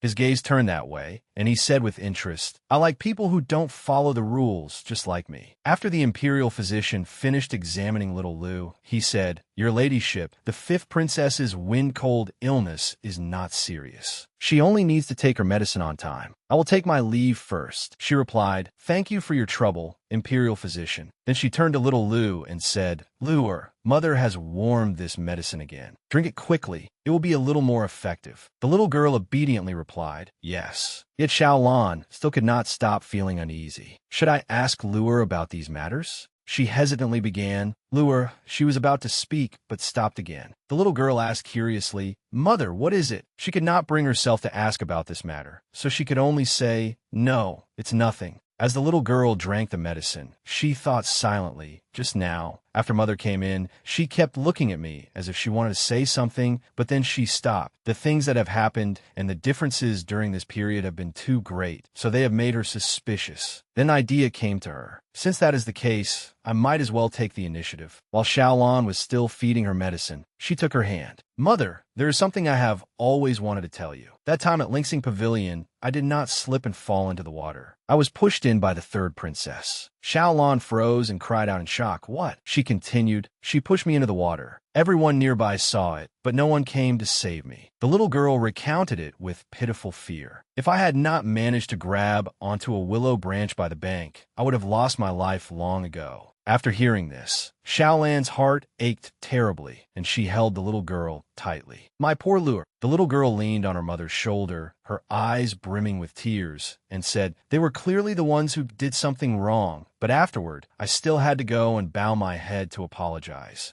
She clutched Xiaolan's clothes tightly. "Mother, I don't want to be bullied by them like this anymore. I want to protect myself. I also want to protect you and elder brother." Xiaolan held her child, her heart aching as if cut by knives. She had originally thought that as long as they did not fight or compete, they could live a peaceful life. But the more they yielded, the more others pressed forward. In the end, she still had to rely on her daughter to protect herself. As a mother, how could she be so weak? Luer wiped away the tears on Xiaolan's cheeks and said, "Mother, don't cry. No one will bully us again in the future." Xiaolan held her hand and said softly, "All right, Luer. Mother promises you. From now on, I will not let others humiliate us the way they did before." After speaking with Lin Feilu, Xiaolan spent the entire day leaving the courtyard to make plans. She even went to the palaces of the other consorts, slowly integrating herself among them. She brought a plate of food and set it on the table, inviting the other consorts. "These are pastries I made myself. Sisters, please try them and see whether you like them." In Lin Feilu's eyes, Xiaolan's change was quite surprising. The little girl stood under the corridor and silently watched her mother. Mother is someone who only moves after being prodded a little, but this time, she actually took the initiative to give pastries to the consorts. Watching from aside, the little girl was extremely satisfied. It seems that their previous conversation truly made Mother determined to change. The fourth prince carried a pile of gifts and eagerly ran off to find Luer. "Little sister Lu, I'm here to play with you." When she saw him, she called Brother Jinyuan.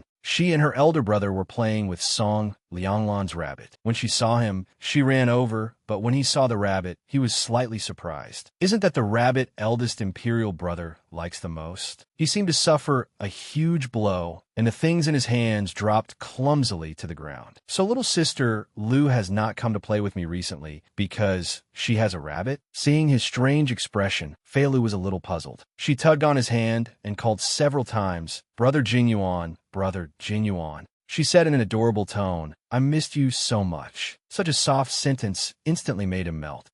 He was not angry anymore. She pulled his hand and walked over to the rabbit, saying, "Brother Jinyuan, look, eldest imperial brother gave little rabbit to me." The fourth prince smiled and was no longer angry, so it was given to Lin Zhanyuan. She noticed a change in his attitude and smiled smugly. Looks like I've coaxed him. Next, I should put the plan into action. She immediately activated her tea-like counterattack function and said with a pitiful expression, Brother Jinyuan, you haven't come to see me lately. He suddenly became anxious. Little sister Lu couldn't be angry with him, could she? He turned to the little girl and said, I have been busy with my studies lately. I have to go to the Imperial Academy every day. She pretended not to know and asked innocently, What is the Imperial Academy? He explained to his little sister, It is where the nobles and members of the imperial family study. She thought to herself, I understand. It's where all the important NPCs gather. She showed interest and replied, Then can I go too? He found this request difficult. He thought, to enter the Imperial Academy, one must have an imperial decree from Father Emperor. But little sister Lu is an unfavored princess. She does not have the qualifications. He also considered little Lu's feelings. If he answered so bluntly, if he told the truth, it would definitely hurt her. So he could only say, What is fun about that lousy place? It is boring to death and not fun at all. The little girl replied blankly, Oh. Then she looked disappointed and said, Then Brother Jinyuan, you must come play with me often. Brother Jinyuan has not come to see little Lu for so long. Little Lu is very lonely. Seeing her like this, the fourth prince naturally felt a little sad. Little sister Lu can only stay inside her hall every day and cannot go anywhere. She must really want to go out, right? His heart softened, and he said, Little sister Lu, tomorrow I will come early to pick you up. Come with me to the Imperial Academy. She immediately asked excitedly, Can I go? Seeing her happy again, he could not help feeling delighted. Of course you can, as long as you don't go inside. It should be allowed if you only stroll around outside, all right? She happily threw herself over and took his hand. Thank you, Brother Jinyuan.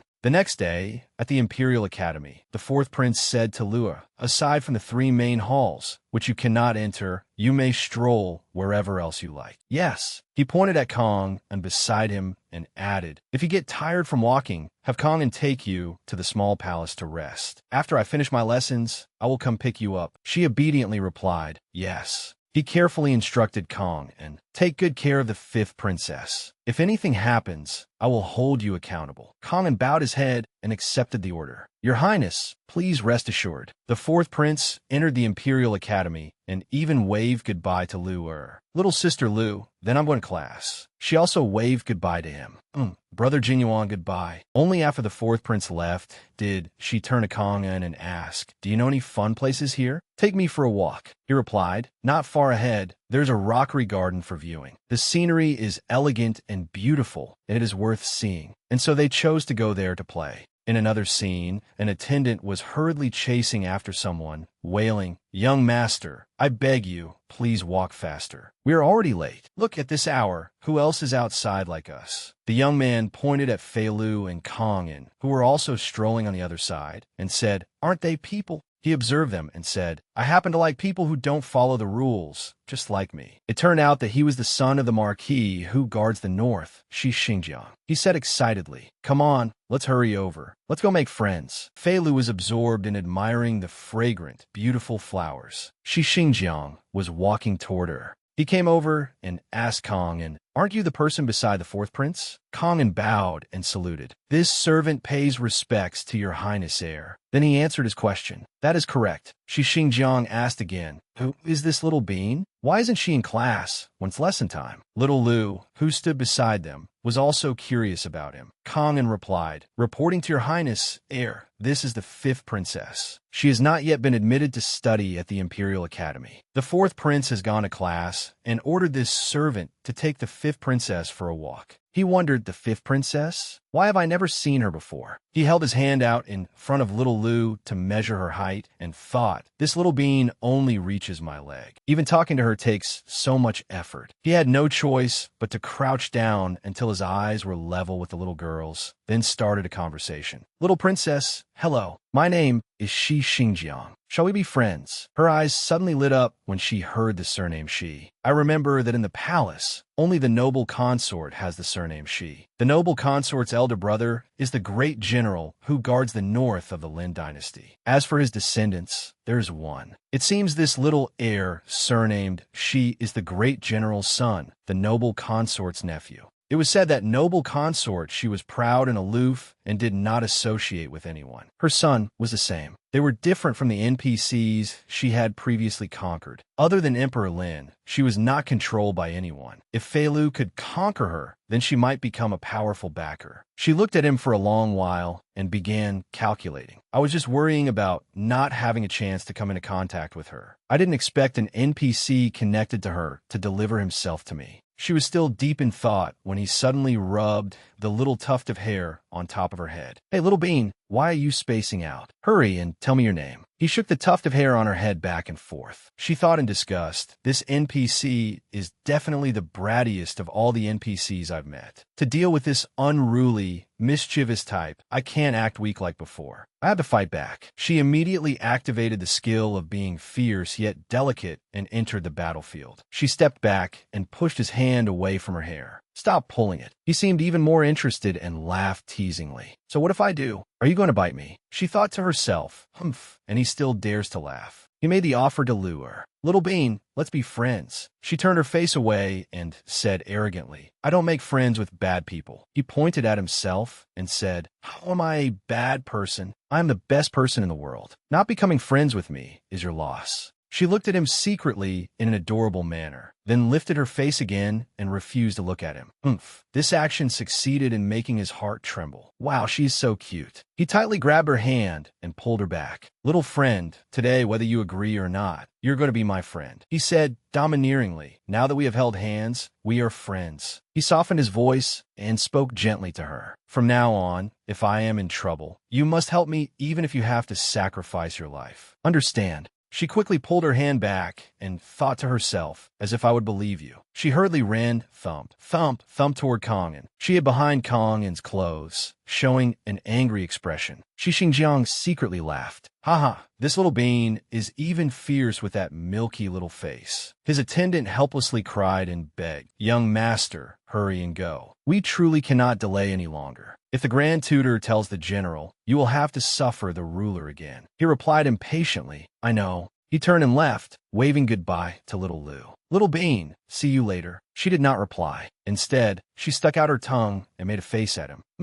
Only after he left did Kong and dare to speak softly to little Lu. Fifth princess, the young heir of the Marquis who guards the north, is nicknamed the Little Demon King. Aside from the Imperial Academy, he does not often enter the palace. You need not worry. She nodded with bright, sparkling eyes. I understand. She was secretly thinking, this new NPC does not often enter the palace. It seems I have to think of a way to conquer him. She returned to smiling and joking happily, then turned to Kongin and said, "It's boring here. The morning lesson is about to end. Let's go pick up fourth brother." He replied, "All right." The two of them stood waiting in front of the Imperial Academy, watching the bustling crowd coming and going. But after waiting for a long time, they still did not see the fourth prince come out. Kongin said worriedly, "Fifth princess, we have waited half the day and still have not seen his highness. Please wait here for a while. This servant will go inside to look for him." She replied, "All right." She felt too cold and was warming her hands when she heard someone say, "Song Lianglan, just you wait." She immediately realized, my third imperial sister is bothering beautiful brother again. The third princess was surrounding Song Lianglan and acting coy. "That is, say," the Grand Tutor explained. "I still don't quite understand it. Explain it to me again." Song Lianglan politely refused her. "Just now in the classroom, I already explained it once." Fei Lu watched silently and sighed with admiration. His temper is truly good. Even when facing someone making such unreasonable noise, he can still smile. The third princess kept pestering him. "I don't understand. Explain it again." Suddenly, little Lu burst out laughing. The third princess noticed and angrily shouted, "Lin Fei Lu." She spoke extremely fiercely. "You little wretch, why are you here too?" In contrast to her attitude, little Lu smiled brightly and responded, "A brainless person like you is truly untalented and incompetent. You still can't understand after hearing it explained twice. There's no helping you. Besides, why can't I come?" The third princess froze, realizing, since when did this little wretch become so sharp-tongued? In the past, when I bullied her, she did not dare to retort even half a word. Now she actually dares to scold me. She stammered angrily and could not speak, pointing at little Lu. You. She raised her hand, intending to hit Fei Lu. "Are you seeking death?" The third princess raised her hand, about to strike Lin Fei Lu. Song Lianglan hurriedly stopped her. Third princess. Little Lu glanced over and saw that Kong had found the fourth prince. They were coming toward them together with Song Lianglan. They arrived at exactly the right time. She deliberately let the third princess hit her. The third princess was still extremely smug and shouted loudly, "You little wretch, don't even think about running." Fei Lu fell forward and cried out, "Ah!" She thought to herself, pretending to be sick is my specialty. She fell to the ground and cried out in pain, "Ouch."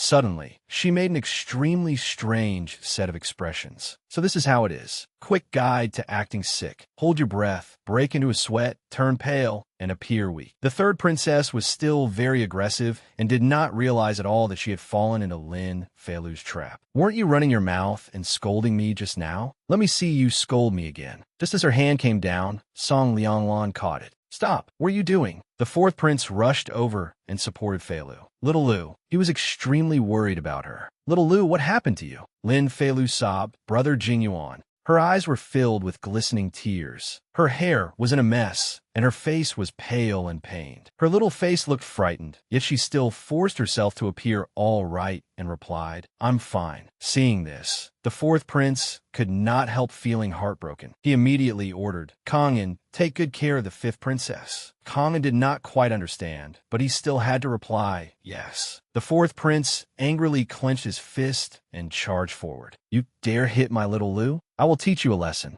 The first prince hurriedly stopped him from hitting the third princess. "Stop right there. What do you think you're doing? Have you forgotten your status?" The fourth prince could not calm down and kept shouting, "She dared to hit little Lu. I'm going to kill her." The third princess angrily retorted, "She cursed me first. She deserved it." Caught between them, the first prince felt his head ache from all their arguing. "All of you be quiet." He glanced at the fifth princess, who was standing helplessly off to the side, then reached out to touch her cheek and asked, "Does it hurt?" She immediately gave him a bright smile, though tears still shimmered in the corners of her eyes, and replied, "It doesn't hurt." Seeing her like this, the first prince could not help feeling distressed. He turned and scolded the third princess. "Third princess, you have no regard for palace rules and caused a disturbance at the Imperial Academy. You are confined for half a month. Stay behind closed doors and reflect on your actions." The third princess shouted furiously, "Eldest Imperial brother." Her eyes also filled with tears as she refused to yield. "She hit me first. If you want to punish someone, you have to punish her too."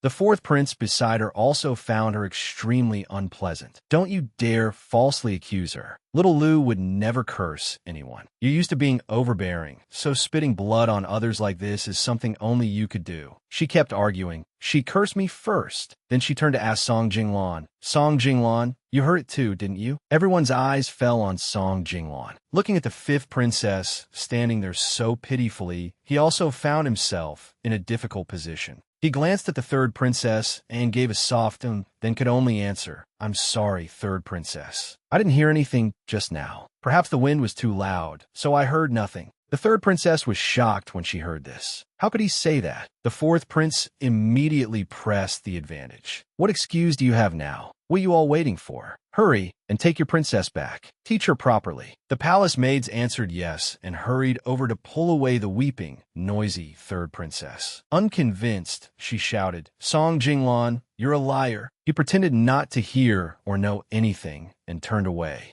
My sleeve is dirty." Kong was very professionally tying the fifth princess's hair back for her. The fourth prince looked at little Lu with heartache and said, "Confining her for half a month is far too lenient. It's all my fault for not paying attention in class and being kept behind by the grand tutor for extra lessons. Otherwise, if I had come out earlier, she never would have been able to bully little Lu." The first prince said more calmly, "Return to the palace. Summon an imperial physician to examine her." The fifth princess still smiled obediently and replied, "I'm fine. Thank you, elder brothers." She also knew how to behave and said, "Eldest imperial brother, Brother Jinyuan, Song Jinglan helped me just now. I want to go thank him." But when she looked over, the place was empty, without a person in sight. She was surprised.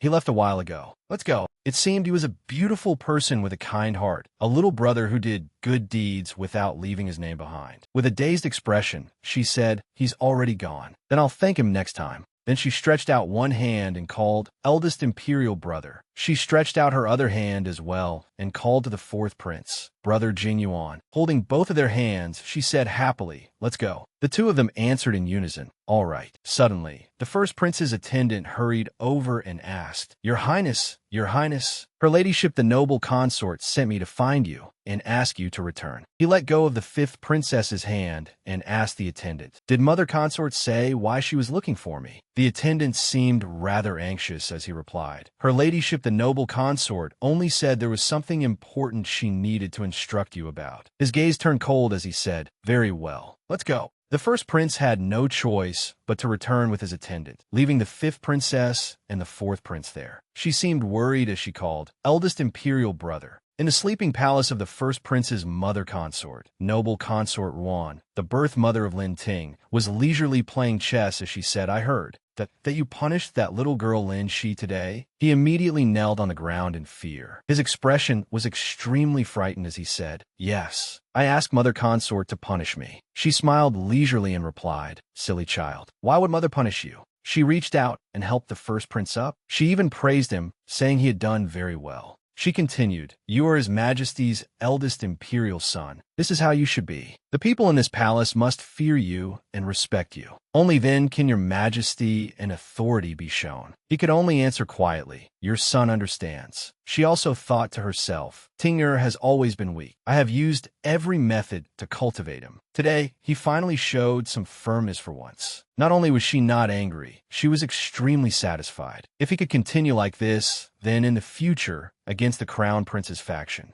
a cunning smile appeared on her face. Competing with them would not be impossible. In her own palace, the fifth princess was sitting alone in the hall, playing. Noble Lady Lan came over carrying a plate of pastries and called her. The little girl smiled and replied, "Mother." Noble Lady Lan brought the plate of pastries to her and said, "I didn't see you eat much at lunch. Mother brought you some fresh pastries to try." The little girl answered happily, "Yes." Lu quickly picked up a pastry and ate it. In excellent spirits, she praised, "It's so delicious." Noble Lady Lan asked her worriedly, "Lu, I heard people talking about what happened at the Imperial Academy today. Were you hurt?" But she still smiled happily and replied, "No, I'm fine. I hit back." Noble Lady Lan sighed and said, "That's good. With people like that, this is how you should be." The fifth princess secretly observed her mother and thought, "It seems Mother Consort really has changed. She is no longer the Xiaolan for back then. She has become Noble Lady Jiaolu." Little Lu kept eating as she asked, "Mother, are there more of these snacks? I want to bring some to someone." Noble Lady Lan asked, "There are still some in the kitchen. Who does Lu want to give them to?" She smiled and replied, "Someone who helped me." Noble Lady Lan stroked the little girl's cheek dotingly and said, "All right, then I'll prepare some for you later." The little girl hurried off to Song Jinglan's place. Seeing where he lived,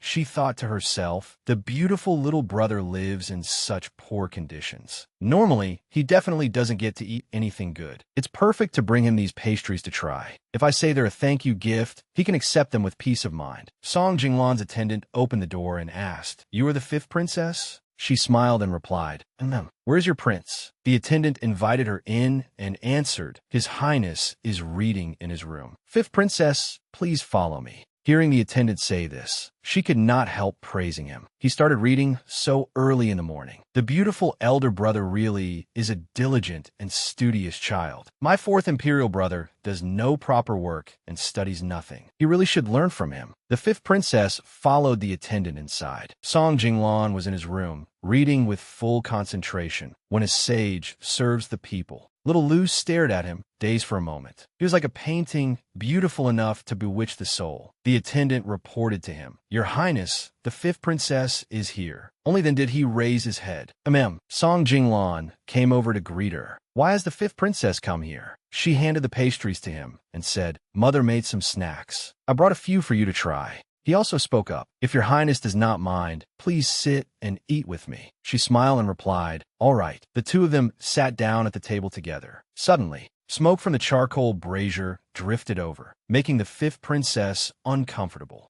Ashu. She sneezed unhappily. Song Jinglan immediately told the attendant, "Open the window and let the charcoal smoke out." Yes. He observed her and then continued, "Also, go to the kitchen and prepare a small hand warmer. Remember, the temperature must be just right." The attendant quickly answered, "Yes, Your Highness." The fifth princess, meanwhile, was focused on taking out the pastries. She invited Jinglan. "The pastries are still warm. Your Highness, hurry and try one." He answered, "All right," and quickly took one to taste. He slowly savored the pastry. As expected of a prince, his bearing was extremely calm and graceful. After eating, he smiled at the fifth princess and said, "It is very good." "Thank you, fifth princess." She secretly observed him and thought, one piece isn't enough at all. Even when he eats, he's so careful. He must have been made things difficult for him many times in daily life. His own situation is clearly already so difficult. So why did he still offend Lin Shi in order to help me? Puzzled, she hesitantly asked, "Song Jinglan, Your Highness, why did you help me yesterday?" He smiled leisurely and replied, "The princess is so adorable. In that kind of situation yesterday, anyone would have been willing to help you." In her heart, she silently screamed, "Heavens, hurry and look. This little young master is too adorable." The attendant came in and reported, "Your Highness, the small hand warmer is ready." He took the hand warmer in his hands and carefully checked whether the temperature was right. Then he handed it to the fifth princess. "Princess, take this. The temperature is just right now." She accepted it and said politely, "Thank you." In her heart, she was also thinking, this little brother is far too considerate. She took the small hand warmer from Song Jinglan's hand. Suddenly, she noticed the small cracks and wounds on his hands. His hands were frostbitten. Clearly, they were not the hands of someone who had lived in comfort and ease. Because the winter weather was so cold, even the tiny cracks looked painful. But with his personality, he probably only endured it silently by himself. Song Jinglan withdrew his hand, still maintaining that elegant demeanor. Holding the small hand warmer, she lowered her head and asked softly, "Your Highness, what are your plans regarding the third princess?" At the eldest princess's place, the third princess, Lin Shi, was crying as she told her what had happened. "Boohoo, eldest sister, this is what happened."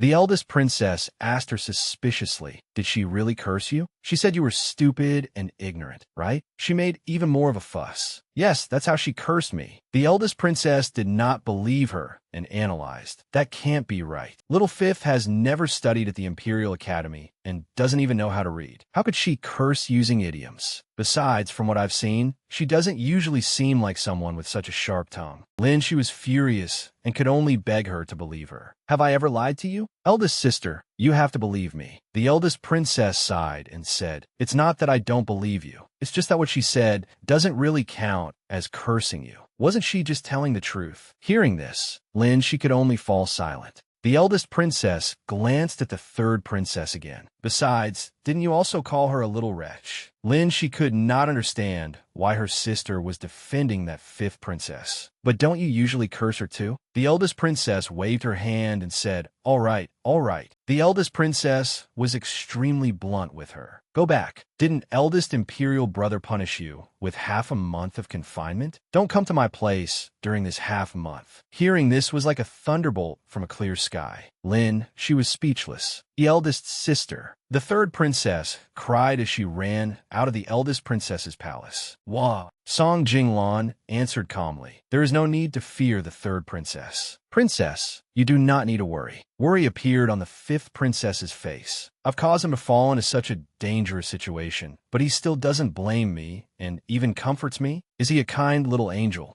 The more he acted like this, the less she could tolerate the third princess. Lin, she is narrow-minded. After her confinement ends, she will definitely come looking to make trouble for him. And there's also the matter of her causing the original owner to drown before. I haven't settled that score with her yet. Her eyes filled with determination. It seemed it was time to deal with her thoroughly. Song Jinglan said politely to the fifth princess, "I have my own plans. The weather is cold. Princess, you should return early. Thank you for the gift." She also answered politely, "No need to thank me." She thought to herself, "I only just caught a chill before. If I stay here too long, I'll get sick again. I'd better go back first, or I'll implicate him again. She stood and said, then I'll be going. He also thoughtfully handed the hand warmer to her and said, take the hand warmer. The wind is strong on the way back. She asked foolishly, if I take it, what will you use? Her heart ached for him. Judging from his circumstances, he probably only had this one hand warmer. But he replied very gently, I'm not afraid of the cold. She smiled, her eyes shining brightly, and accepted the hand warmer. All right. She took the small hand warmer from Song Jinglan's hand and thought mischievously, I really want to tease him. She waved goodbye to him. Then I'm leaving. He also waved to her and carefully reminded her. Fifth princess walked slowly. His hands were full of red wounds. She secretly observed him and thought, his hands are so cold, and there are so many small wounds. If they aren't treated, they'll become serious. I have to go back and think of a way to help him treat them. After she left, the attendant closed the door and sighed tiredly. She finally left. When Song Jinglan heard this, he turned and asked him, what are you talking about? The attendant did not hesitate to say, 1/3 princess is already difficult enough to deal with, and now there's another 5th princess. He asked worriedly, Your Highness, why did you help the 5th princess yesterday? Offending the 3rd princess is no small matter. Have you forgotten how she tormented you before?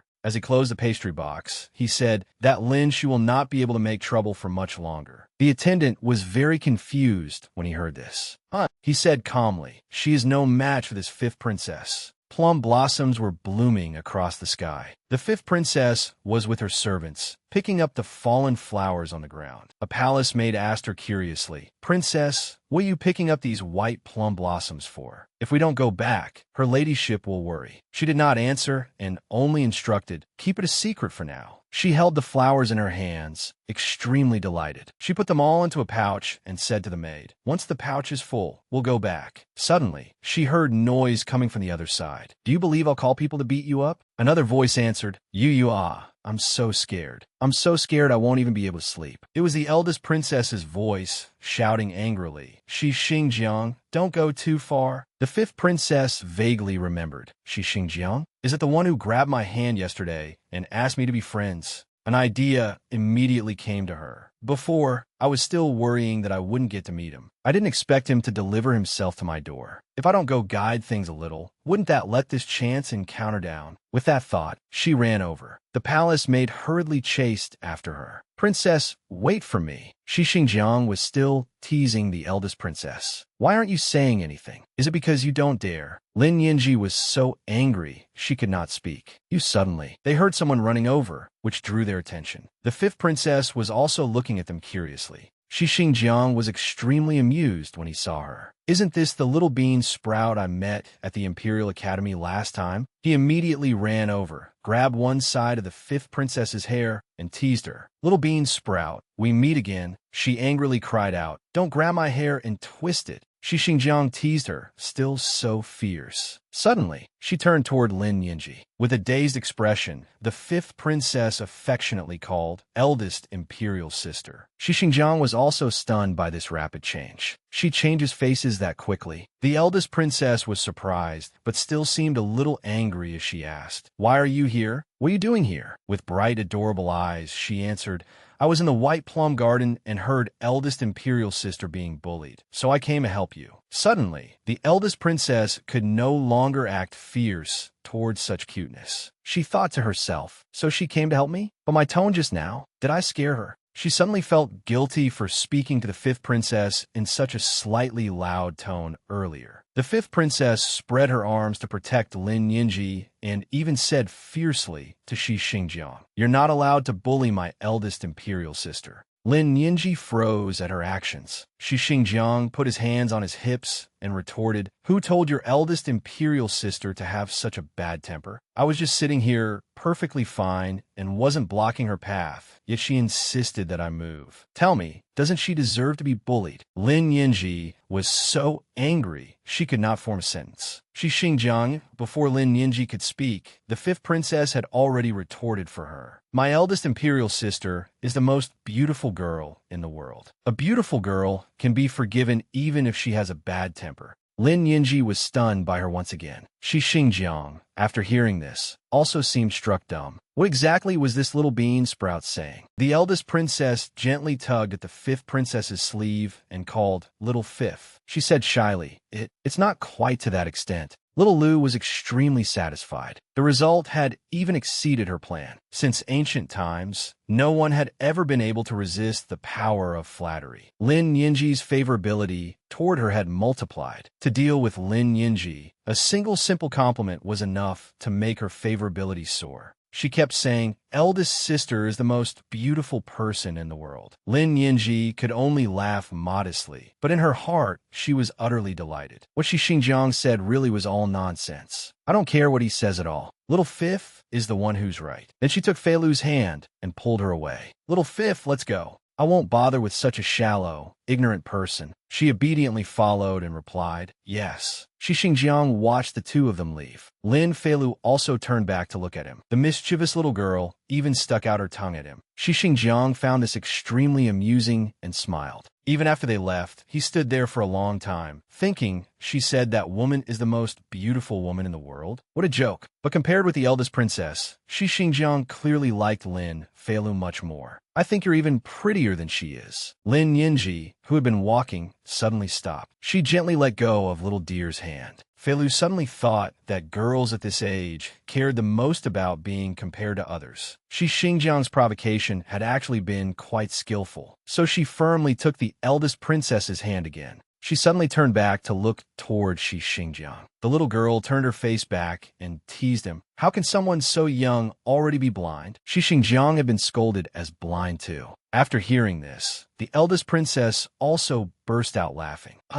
The eldest princess was extremely satisfied with this younger sister. She said, "Little Fifth, come back to Jade's Splendor Palace with me. The palace domestic service has already sent over some winter fruits. I'll take you to try them." Lin Feilu was secretly calculating. The eldest princess was friendly with Lin Shi and was Lin Shi's greatest support. If she could completely win over the eldest princess and have her stand on her side, then would she still need to fear being unable to deal with Lin Shi? She immediately answered obediently, "All right, Lin Yinji." At this moment, Lin Yinji seemed to have been completely bewitched by Lin Feilu's innocent cuteness. She kept delighting in her.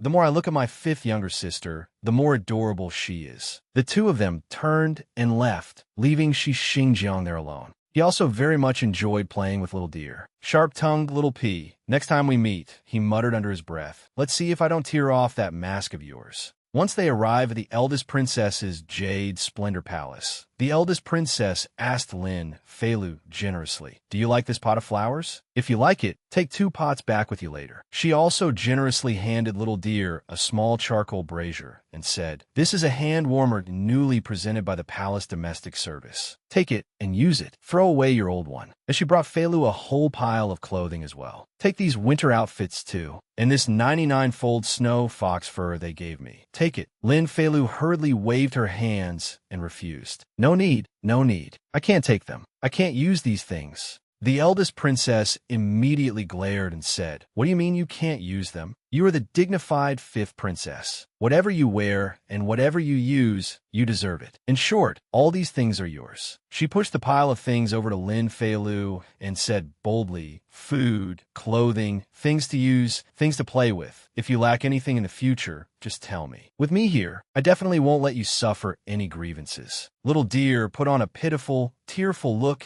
and answered with emotion, "Thank you, eldest imperial sister." She looked over at an object Lin Yinji had said was the 9 linked rings. She thought for a moment. She had heard that the eldest princess had liked this toy since she was young. Feilu turned and asked Yinji, "Eldest imperial sister, is this the 9 linked rings?" She asked back, "You know how to play with this?" She immediately smiled foolishly and answered, "Only a little." In her heart, she was secretly planning. If she could have a shared topic with her, perhaps she could draw their relationship closer and take another step toward becoming intimate sisters. "Yes," Lin Yinji said, "then we can play together. This 9 linked rings is quite complicated. I had to study it for several months before I knew how to play." Lin Feilu replied admiringly, "Yes." She deliberately put on a muddle-headed appearance and said, "But I'm not very good at it either. Let's study it together." In truth, Fei Lu had already planned the path ahead in her mind. If she wanted Lin Yinji to display her ability, acting clearly smarter than her would not be clever. On the contrary, she had to make Lin Yinji feel that Fei Lu's mind was not bad, but still could not compare with hers. Sure enough, just as expected, Lin Yinji happily said, "All right." While studying it, she said foolishly, "Eldest imperial sister, try threading this ring through." They cried out in delight. "It really can open one." As if paving the way for the eldest princess to show off, she said, "The position of this one is so strange." Sure enough, the eldest princess immediately said, "I know. This one has to be released from a back." One link was opened, and Lin Yinji immediately said proudly, "See, I wasn't wrong, was I?" Lin Feilu promptly put on an admiring expression and praised her. "Wow, eldest imperial sister is so smart." In the end, they completed the puzzle. All of them had been removed. Lin Feilu kept praising Lin Yinji, making her delighted. "Eldest imperial sister is amazing, Lin."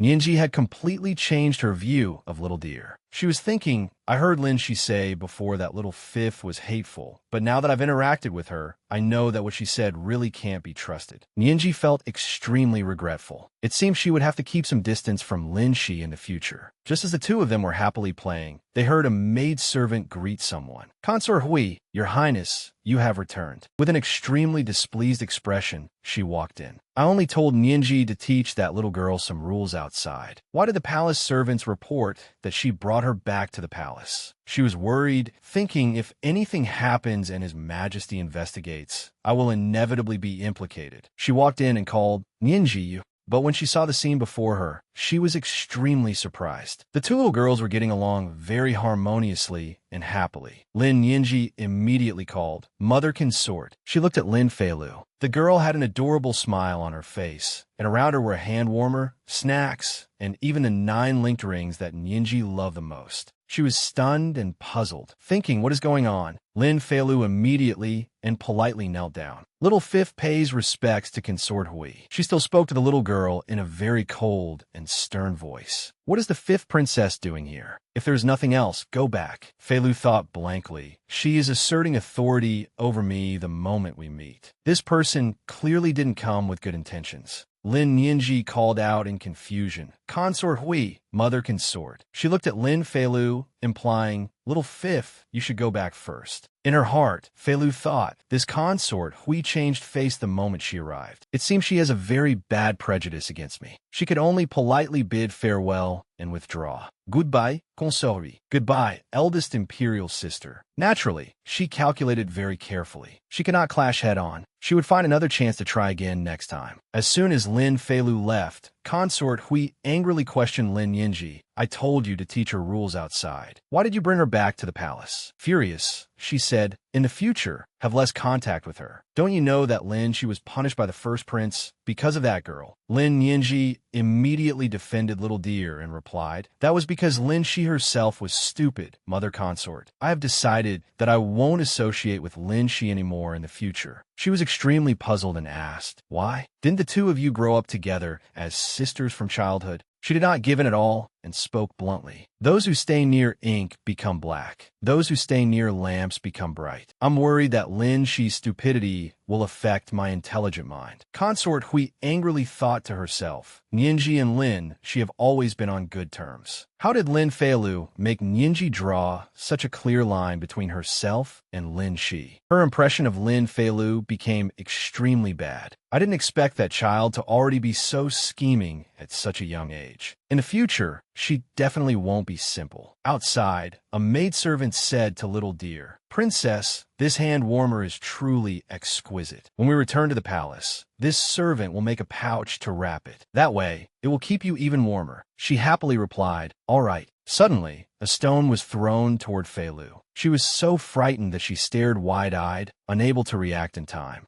The maidservant immediately shielded Lin Feilu and shouted, "Who is so insolent? How dare you attempt to assassinate the fifth princess inside the palace?" As for her, she was still staring blankly at the stone. She raised her head and looked up. It was she, Xingjiang, who had shot the stone down from a tree to teach her a lesson. "Little P, weren't you very fierce just now? Afraid of slingshot pellets now?" She thought unhappily, this heir is really patient. He actually waited here for so long. Watch how I punish you without using a weapon. She kept her fierce expression and said to him, I'm not afraid. Come down here. He challenged her. If you've got the ability, come up here. She said fiercely, only monkeys climb trees. It's ugly. He immediately replied, who said I climbed up? I flew up here. She stuck out her tongue and teased him. I don't believe you. Unless you fly again and let me see. After being challenged, he said, then I'll fly once for you to see. He immediately leaped down from the tree. Oh, he flew down like a gust of wind. Under Lin Feilu's astonished gaze, he flew straight down toward Lin Feilu.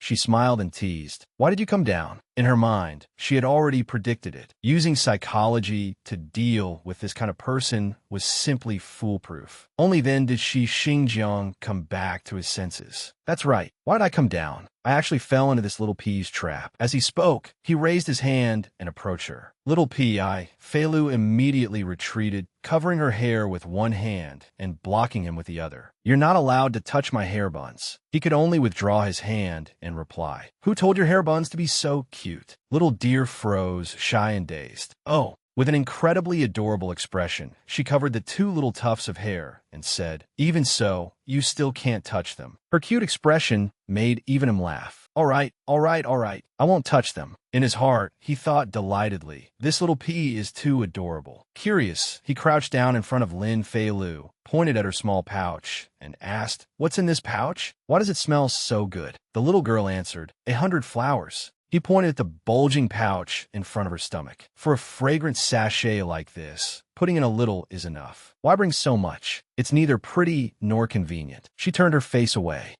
I won't tell you. She was also secretly thinking, I didn't expect this young man to look like a spoiled dandy, yet his thoughts are actually quite mysterious. He immediately laughed. You won't tell me? He immediately snatched the flower pouch from her. Then I won't give it back to you either. She was stunned and could not stop him in time. Hey, she reached out, wanted to take it back. Get it back to me quickly. He lifted it even higher, making it impossible for her to reach, and challenged her. Are you going to tell me or not? She was so angry she could die, only stammering, you. In an instant, her eyes were filled with tears. Didn't you say before that we were friends? How can friends bully each other? He hid the flower pouch behind his back. With his other hand, he rubbed her hair tuft. Oh, now, you remember that we're friends? Just now, when your eldest sister was bullying me, why didn't I hear you say we were friends? She put on an extremely adorable, muddle-headed look. Oh dear, I must have forgotten at the time. Looking at that expression, he was utterly delighted, and in his heart he was screaming, too cute. He stopped teasing her. As he put the flower pouch back on her, he said, Little P, what's your name? You didn't tell me last time. She immediately answered sharply, You're lying. You know I'm the 5th princess already. How could you not know my name? He replied, I don't want to hear it from other people. I want you to tell me yourself. She hesitated, then answered, My name is Little Deer. Xinjiang repeated her name several times. Little Deer, Little Deer.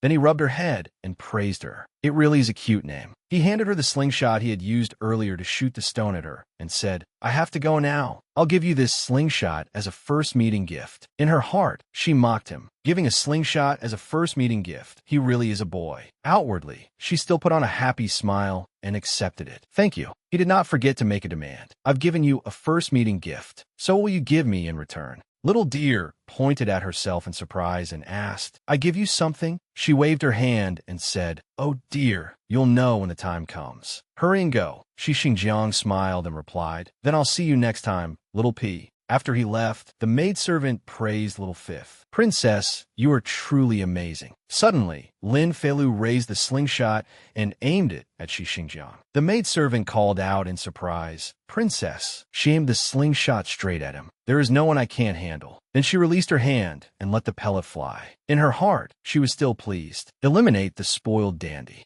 As the end of the year approached, the weather grew colder and colder. Thinking of Song Jinglan's harsh circumstances, Lin Feilu sent people to deliver silver charcoal and a stove to him. She also carefully instructed them, You must personally deliver these things into his hands. The maidservant immediately replied, Yes. Thanks to the stove, both Song Jinglan and his maidservant were warm and happy. This year, they suddenly had silver charcoal to burn. It was rare for green bamboo residents to have a warm winter. In her own palace, Lin Feilu still remembered the chilblain burns on Song Jinglan's hands. She also began using white plum blossoms to make hand balm. In less than a few days, the hand balm was finished. Lin Feilu brought it and ran to Song Jinglan's place to check on him. When Song Jinglan saw her, he asked, "The weather is so cold. Why has the fifth princess come here?" She smiled and answered, "I came to give you something." She handed the thing she wanted to give him over and said, "This is the hand balm I made. Your Highness, please use it." Song Jinglan was a little surprised as he accepted the thing she had given him. He opened it and looked, then asked, "The princess made this?" She smiled foolishly and said, Yes. Last time we met, I saw that your Highness's hands had chilblains, so I made this hand balm." As he accepted it, Song Jinglan's gaze seemed to pause for a beat. She pointed at his palm and said, "Like this." She took his hand and gently applied the hand balm while saying, "Take out a little and spread it evenly. That's all." She carefully reminded him, "This hand balm has a fine, moist texture and can protect your hands. Your Highness must remember to apply it often." He smiled happily and nodded. Now that she was done, she should return to her own palace. The gift had been delivered. "I'll be going now." He politely returned the courtesy. "Many thanks, fifth princess." Suddenly, a snowflake fell onto her hair. She looked up at the sky in delight and exclaimed, "It's snowing." She turned back and said to Song Jinglan, "Your Highness, this is the first snow of the year." She stretched out her hands to catch the falling snow. "I heard that if you make a wish on the day of the first snow, your wish will come true." She immediately clasped her hands together and made a wish.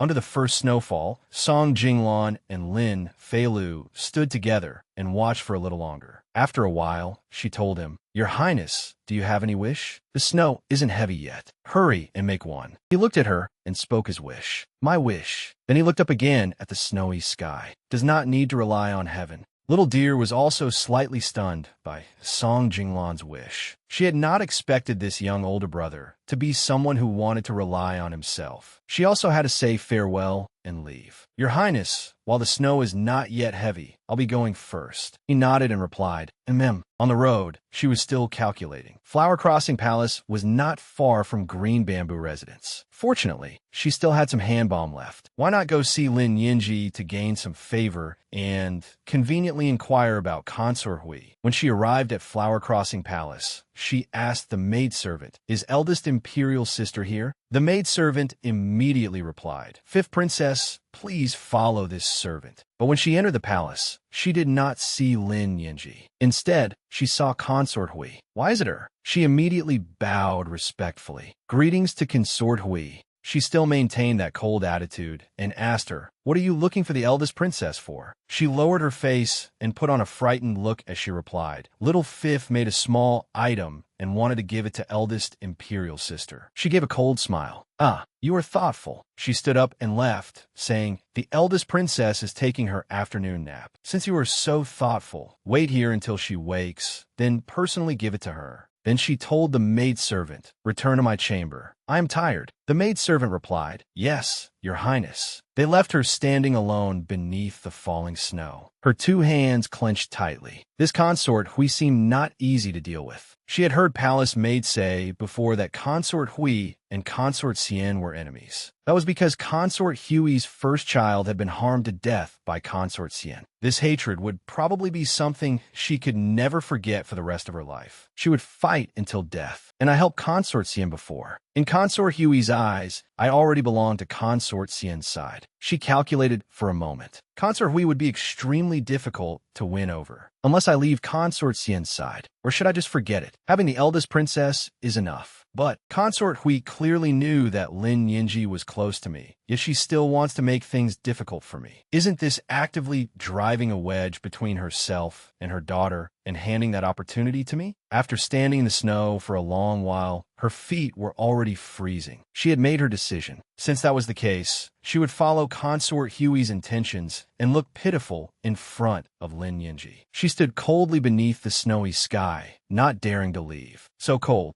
Before long, Lin Yinji appeared and called, "Little Fifth, Little Fifth." She hurriedly ran over. "Little Fifth, start moving." the greedy heart of this little pitiful thing. She began putting on a pitiful look and called out, "Eldest sister." Lin Yinji placed the little hand warmer into little dear's hands and said worriedly, "Little fifth, are you stupid? She scolded my mother consort and told you to stand. So you just stood there? Don't you know how to leave?" Even after being scolded like that, Lin Feilu still giggled. She took the cup of water from the servant and said, "I'll be sleeping here. Next time you come, just have the palace maid beside you send word. It's so cold. Aren't you afraid of becoming stupid?" Lin Yinji handed Lin Feilu the cup of water and said, "Drink some hot tea." Taking the teacup, Feilu gulped it down noisily. Lin Yinji had to stop her. "Drink slowly. Don't rush like that. There's more." "Yes." She immediately turned and instructed the maid, "Go brew another pot of hot tea. Hurry." The maid quickly replied, "Yes, princess." Little dear called to her eldest sister. Lin Yinji turned around. Feilu handed her the hand cream and said, "This is for you." She held it in surprise. "What is this? Rouge?" She opened it and immediately praised it. "It smells wonderful." Little dear said, "This is hand cream. Applying this to your hands will help protect them." She smiled and scratched her head. "I made it myself." Lin Yinji tried applying it to her hands and immediately liked it. Her skin felt soft and fragrant. After rubbing it in, her hands were indeed much smoother. Suddenly, she could not help feeling moved. "You stood out in the cold for so long just to bring this to me." Lin Feilu immediately nodded. "That's right." She rubbed little dear's head and reminded her, "Next time, just have your palace maid bring it. There's no need to come yourself." She put on an adorable and earnest expression and said, "But I wanted to visit eldest sister." Hearing this, the other girl was naturally delighted, but she still forced herself to maintain a stern expression and said, "If younger sister wants to come, then come." Lin Yinji carefully reminded her again, "Just don't be like this time. Don't foolishly stand outside in the cold and wait." Lin Feilu obediently replied, "Yes." Lin Yinji fastened the cloak tightly around her after giving her the things. "Hurry back. If the snow gets heavier later, you won't be able to leave."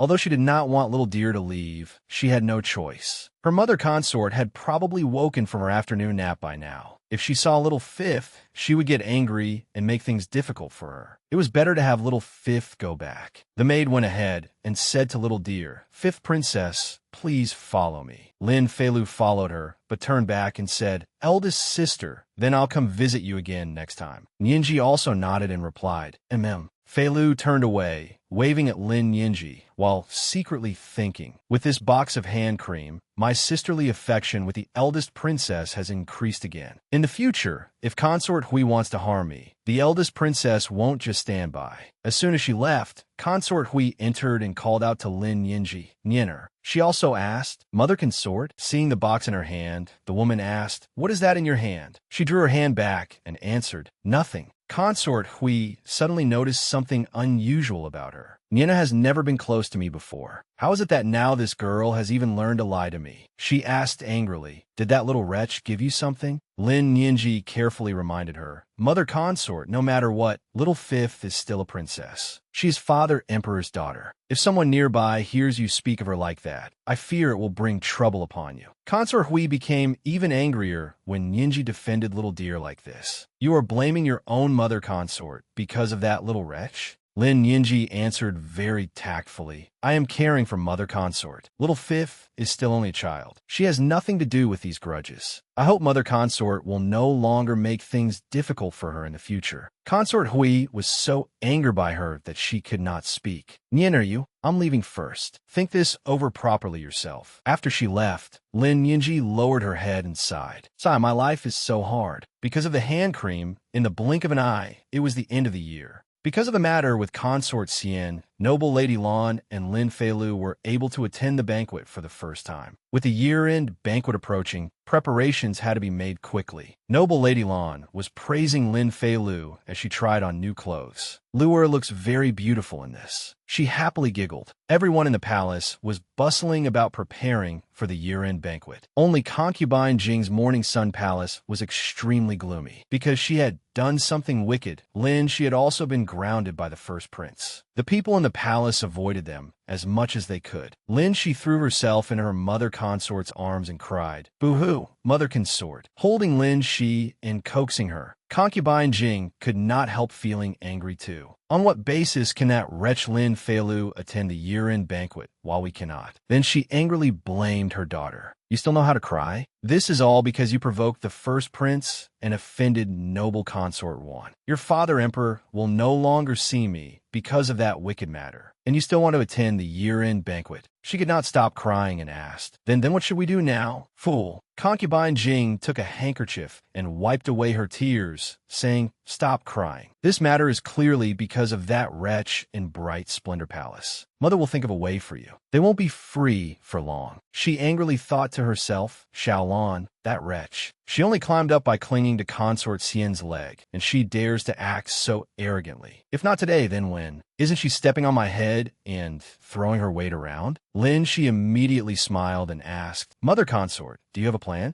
Concubine Jing stroked Lin Shi's head and said, Don't they want to attend that year-end banquet? Then I will give them a great gift, one they will never forget. Someone was standing outside, observing the banquet hall. Then that person left, slipping away beneath the heavy, falling snow. He headed towards Song Jinglan's residence. Song Jinglan was sitting and reading under the warm lamplight. The door to his room was opened. The person from earlier entered his residence. He removed the scarf covering his face. Song Jinglan called Mr. Ji, the world's greatest swordsman, Ji Liang, who had been entrusted by Song Jinglan's uncle, Rong Hung, had always been secretly protecting Song Jinglan. Song Jinglan smiled at him and called, Uncle Ji, you're back. The man did not respond, only saying briefly, Morning Sun Palace. That was the palace of concubine Jing and the third princess, Lin Shi. Song Jinglan asked, Uncle Ji, did you help me look into it? He was speechless. This boy. The maid had no choice but to ask on his behalf with proper courtesy. Mr. Ji, when you went to Morning Sun Palace, what did you hear? Could it be that the third princess is preparing to do something harmful to His Highness again? That third princess, Lin Shi, had always come to trouble His Highness. Fortunately, Mr. Ji had always watched them from the shadows, allowing His Highness to turn danger into safety several times before.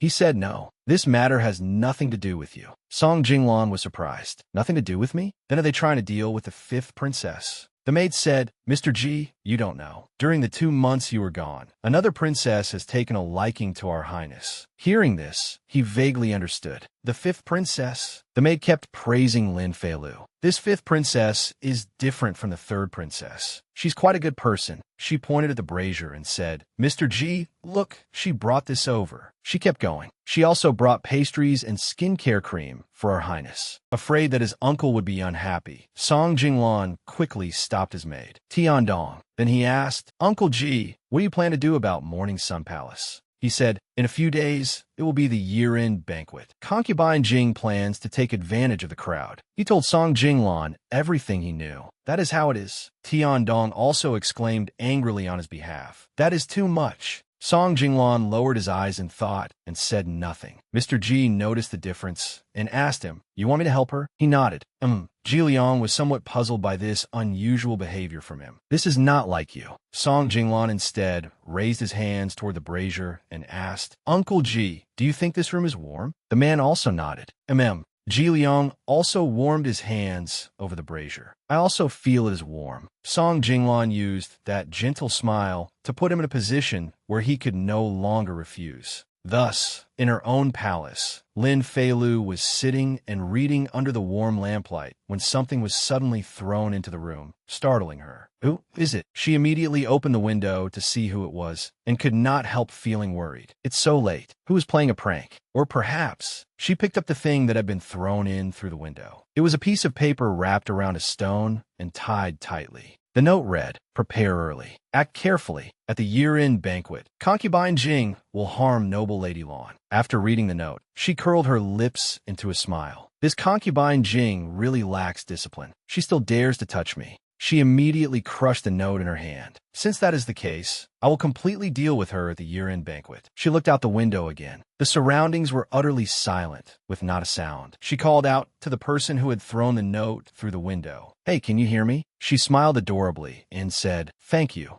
Mr. Ji was still outside and heard it very clearly. He also smiled faintly. 5 days later, at the year-end banquet. Emperor Lin sat leisurely at the banquet. Lin Feilu looked at all the emperor's women sitting in a row and felt curious. Why does the emperor have so many women? Are these only the favored ones who have been summoned to serve him? Noble Lady Lan handed Lin Feilu a cup of tea and said, "Luer, there is too much meat at the banquet and it can get greasy. Drink some tea to cut through it." Lin Feilu took it and obediently replied, "Thank you, mother consort." Lin Shi and her mother, off to the side, saw this and glared at them with extreme jealousy. The malice on their faces was plainly visible. They kept glaring at Noble Lady Lan and Lin Feilu until their eyes almost hurt, but Little Deer was not afraid and even wanted to provoke them. She lifted her teacup and smiled, as if saying, "This cup is in your honor." Her action made Lin Shi even angrier. This wretch actually dares to show off in front of me. Concubine Jing, beside her, tried to calm her down. "Sheer, don't worry. Mother has arranged everything." She curled her lips in a smug smile. "We just have to wait and watch the show." "Yes." The empress stood and said, "His Majesty has been busy with government affairs lately and has already left early to handle state matters. Sisters, why don't you follow me to Heavenly Star Garden to admire the fireworks?" Watching the snow and the fireworks was also a fine idea. The other consorts answered in unison, "Yes, Your Majesty the Empress." They were preparing to leave when the fourth prince ran over and called, "Little Deer." She also turned around and called, "Brother Jingyuan."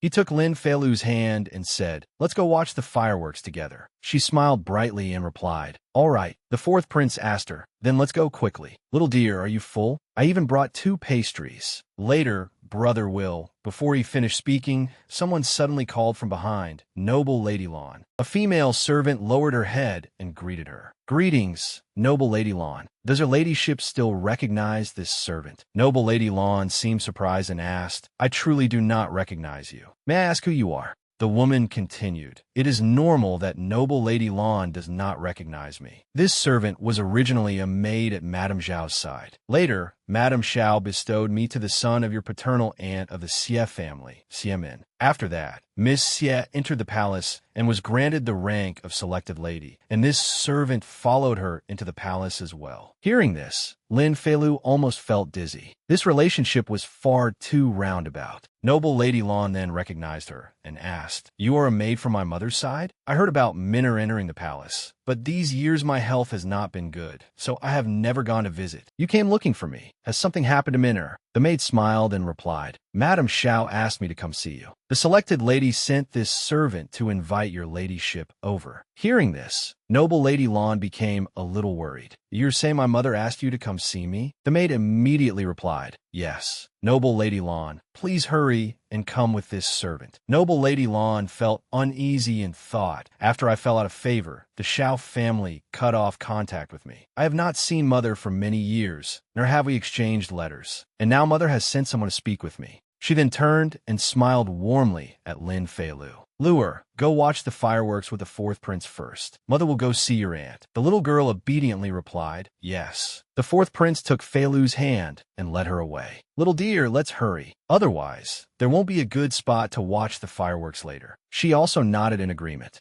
Meanwhile, Noble Lady Lan followed that maid. Concubine Jing stood behind them watching, smugly smiling to herself. The good show is about to begin. Lin Feilu naturally knew she had been standing there watching the whole time. She also smiled and thought, "Concubine Jing, you had better not disappoint me." Many people were walking along the road in luxurious clothing, talking to one another. "Sister, look at those fireworks." "Brother Jingyuan, let's play balloon stomping. Whoever stomps the other person's balloon first wins and can receive a gift from the other." He replied, "All right." She smiled while secretly thinking, just in time, when she saw a servant carrying a cup of tea over. She began running as she said, "Start, Brother Jingyuan, hurry and chase me." He replied, "Little Deer, wait for me." She ran close to that servant and said, "Here, here." He tried hard to run over and reach out, saying, "Little Deer, I caught you." Unexpectedly, his hand knocked into the cup the servant was carrying. The cup spilled onto the woman and attracted the attention of everyone around them. After being splashed, the woman said, What is going on? You cannot even carry tea properly." The servant knelt down and said, "Your ladyship, forgive me. Your ladyship, forgive me." Seeing this, the woman said, "Jing Yuan, come here. Why are you running around wildly?" He said,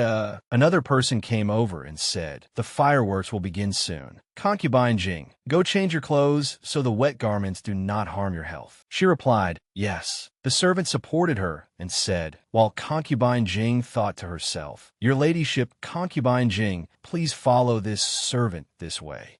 I hope I can make it back in time. I don't want to miss the good show." She followed after the woman, and the boy turned back with a smug expression, as if to say, "Mission accomplished." Standing before a tower, the empress said, "Ahead is Heavenly Star Garden. Sisters, come here with me to enjoy the fireworks." Suddenly, a loud cry drew everyone's attention. The empress said, "Where did that sound come from?" Someone pointed in one direction and said, "I heard the sound coming from over there." The empress immediately said, "You two go ahead, lead the way in, and take a look." The two maids beside her said in unison, "Yes, your majesty the empress." The two of them went toward the bushes and shone their lanterns inside. A pair of lovers were being intimate in the bushes. Seeing this, the two turned back and said, "Your majesty the empress, it seems to be a man and a woman." Suddenly, a voice made the empress startle. "Concubine, concubine Jing." Hearing this, the woman immediately ran out, one hand clutching her collar, and said, "Your majesty the empress, save me." She knelt down and said, "This concubine was walking along this path just now when this vile man dragged me into the flower garden. I almost, she thought in shock. I clearly followed the palace maid to change clothes just now. How did I suddenly lose consciousness? And when I woke up, my clothes were disheveled and I was lying there. What exactly is going on?" She continued, I beg your majesty the empress to uphold justice for this concubine." The empress said in return, "Why are you alone? Where is the palace maid attending you?"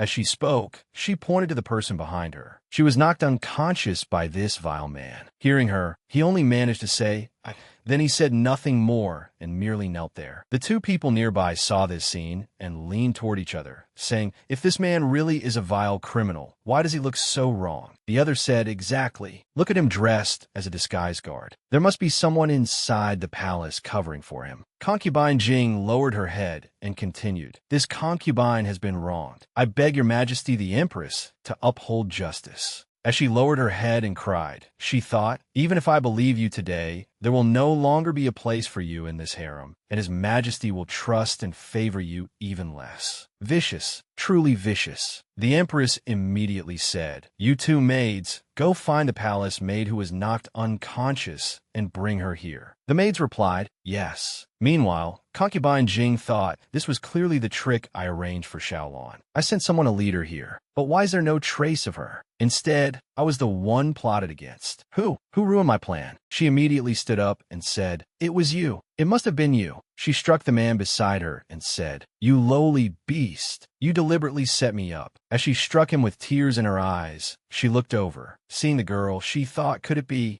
Seeing the girl's obedient expression, she thought again, no, impossible. She is only a stinking little girl. How could she possibly ruin my plan and then plot against me? Seeing this, the girl shrank behind the boy and said, "Brother Jing Yuan, concubine Jing's gaze is so frightening. I am scared." Seeing this, he stroked her head and said, "Little dear, don't be afraid. Brother is here." Concubine Jing looked at her and thought again, if all of this was her doing, then at such a young age, she already has such a vicious mind. How is this a child? The girl put on an adorable expression, but concubine Jing still thought, she is clearly a demon. "Your Majesty the Empress, this maid has woken up." Her attendants brought a maidservant over to kneel before her. The Empress raised her sharp voice. "I ask you what happened just now. Why did you faint here? Tell the truth." Hearing the Empress question her, the maid was frightened and answered honestly, "Just now, I followed her ladyship, concubine Jing, to change clothes. On the way, we suddenly heard someone in the bushes calling to her ladyship. Her ladyship told me to wait there, so I stood there. But I don't know why I was knocked unconscious." When the other palace maids heard what she said, they began whispering. What this maid says is different from what concubine Jing said earlier. It seems concubine Jing wasn't kidnapped at all. She clearly went there herself. You wretched slave, what nonsense are you spouting? Concubine Jing panicked. I set a trap to harm Xiaolon, but it backfired on me. What should I do? How am I supposed to explain this to Her Majesty the Empress? Then she rushed forward, grabbed her maidservant by the hair, and beat her. You're slandering me. You're all framing me. Your ladyship, spare me. Your ladyship, spare me. Seeing the two people before her acting like this, the Empress pointed and ordered her attendants, shouting, "What disgraceful behavior! Why are you still standing there? Pull them apart." Yes. The Empress turned to ask the man standing timidly beside them, "Which post are you a guard from? What is your relationship with concubine Jing?" Suddenly, he dropped to his knees before her. "Your Majesty the Empress, I do not know her ladyship, concubine Jing. Just now, I was momentarily possessed by madness and kidnapped her ladyship. I am willing to die to atone for my crime." As soon as he finished speaking, he drew his sword. Right in front of the Empress, he slashed his own throat. She could only stand there, staring wide-eyed, unable to do anything in time. The sword, covered in blood, fell to the ground. The palace maids were terrified by the sight. "He's dead. Someone died." Then the Empress ordered, "Men, come quickly. Take concubine Jing and the others away." Your ladyship, your ladyship." Lin Feilu had witnessed everything from beginning to end. He killed himself. Why? Why did he have to go this far? Suddenly, someone ran over and grabbed her hand. "Little sister Xiaolu." Lin Jingyuan looked at her. "We should hurry and leave too. Let's get out of here quickly." Lin Feilu kept staring at the scene ahead and refused to look away. Suddenly, the first Prince Lin Ting came over and covered her eyes. "Don't look anymore." Then he pushed her toward Lin Jingyuan. Lin Ting said, "Fourth brother, take Xiaolu back to Bright Splendor Palace. I can't leave this place for the time being." "All right, little sister Xiaolu, don't be afraid. I'll take you back." Yet she still turned her head and glanced once more at the corpse that had already been covered with a white cloth. After he brought her back, he patted her head. "Little sister Xiaolu, I'll go first. Goodbye, brother Jingyuan." From afar, someone called her name. "Luea." Hearing someone call her, she turned to look. Mother consort. It turned out to be her mother hurrying over. Seeing her daughter, Xiaolon pulled her tightly into her arms. "Lure, let's go inside." "Mother consort, he died." She sobbed as she held her mother and said, "Before he died, he was still looking at me. Was he reminding me of the agreement between him and me?" "Mother consort, in truth, he was only a pitiful person. He wanted to protect his younger sister. He clearly knew concubine Jing's methods were vicious, yet he had no choice but to obey her orders. After I learned of concubine Jing's plan, I went to find him." She recalled how she had secretly gone to him at that time. "Your younger sister is innocent, but are we not innocent too? Using such a cruel method to harm my mother consort, harm my brother, harm me,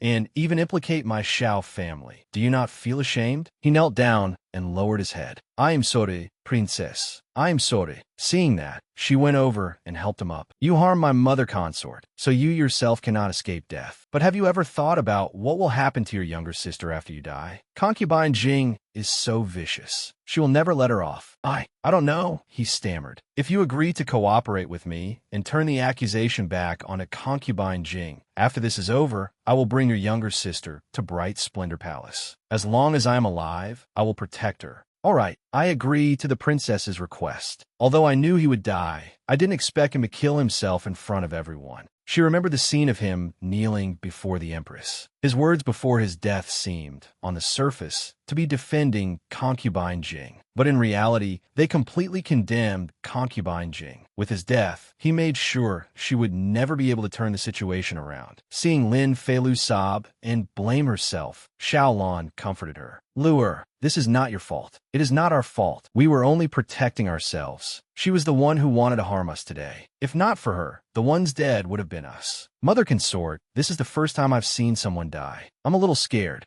"Lure, don't be afraid. Mother is here." Xiaolon stroked her cheek tenderly. "Thank you, mother consort. I feel better now." Because of what happened with concubine Jing, the year-end banquet was interrupted. The Empress was so furious that she fainted. Because of this matter, all the concubines in the palace also fell ill. When Emperor Lin heard about this, he was enraged and directly bestowed poisoned wine upon concubine Jing. The third Princess Lin, she was sent to guard the imperial mausoleum and would never be allowed to return to the palace for the rest of her life. After concubine Jing died, Emperor Lin issued an edict sealing Morning Sun Palace. The palace servants there were reassigned by the Department of Internal Affairs. Lin Feilu found an opportunity when she went to pay respects to Consort Xian and asked to bring back the guard's younger sister, Song Yu. Seeing the girl before her, Lin Feilu happily asked, "You are Song Yu? This servant is Song Yu." Lin Feilu ran over and held Song Yu's hand. "From now on, you will be my palace maid. We must live happily together." Hearing the princess's words, Song Yu was very surprised. She was so moved that tears welled in her eyes.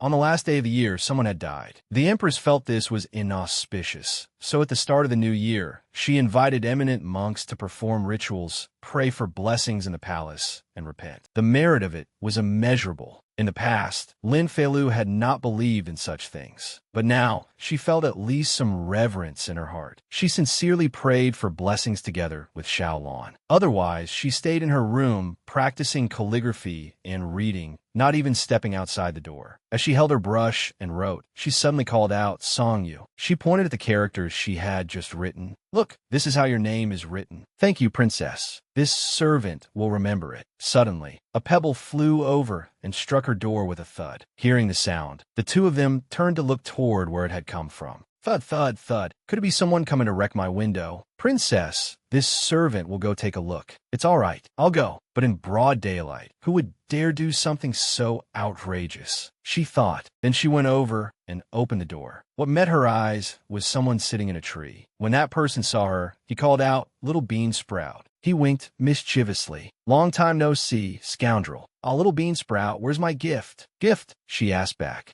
Then she suddenly remembered. Last time at White Plum Garden, it seemed she had promised to give him a present. Hearing her ask back, he shouted, "Ah, don't tell me you forgot." Suddenly, he stood up. "You're a liar." With a leap, he jumped down toward her. "I'll take down your hair bun." Hearing Shi Xingjiang say that, she hurriedly held onto her hair and said, "Who forgot? Then give it to me now." She fell silent, then slowly rummaged inside her robe for something. "Here, this is for you." Fortunately, after giving some to brother, there was still one box of hand cream left. Otherwise, she really would not have known how to explain it. "What is this? Why does it smell so good?" He brought it up to his nose. "This is hand cream. It can protect your hands from frostbite. If you don't want it, give it back to me." Seeing that she was about to take it back, Shi Xingjiang immediately hit it on himself. "Who said I don't want it? Little bean sprout, I heard someone died in your palace a few days ago." Hearing him ask that, she lowered her head dejectedly and sighed. Seeing her like that, he was startled. "Hey, I was just asking casually. Are you scared?" Thinking she was frightened, he patted her head to comfort her. "It's all right, it's all right. It's just one person dying. I've been to the battlefield many times and seen many dead people." Hearing Shi Xingjiang comfort her like that, she felt helpless. What kind of straight man way of comforting someone is this? Can this sort of person really survive? "Song Yu, go brew some hot tea for the air." Shi Xingjiang talked too much. If he kept speaking like this, Song Yu would definitely find it strange. It was better to send her away to bring water. "Yes, princess.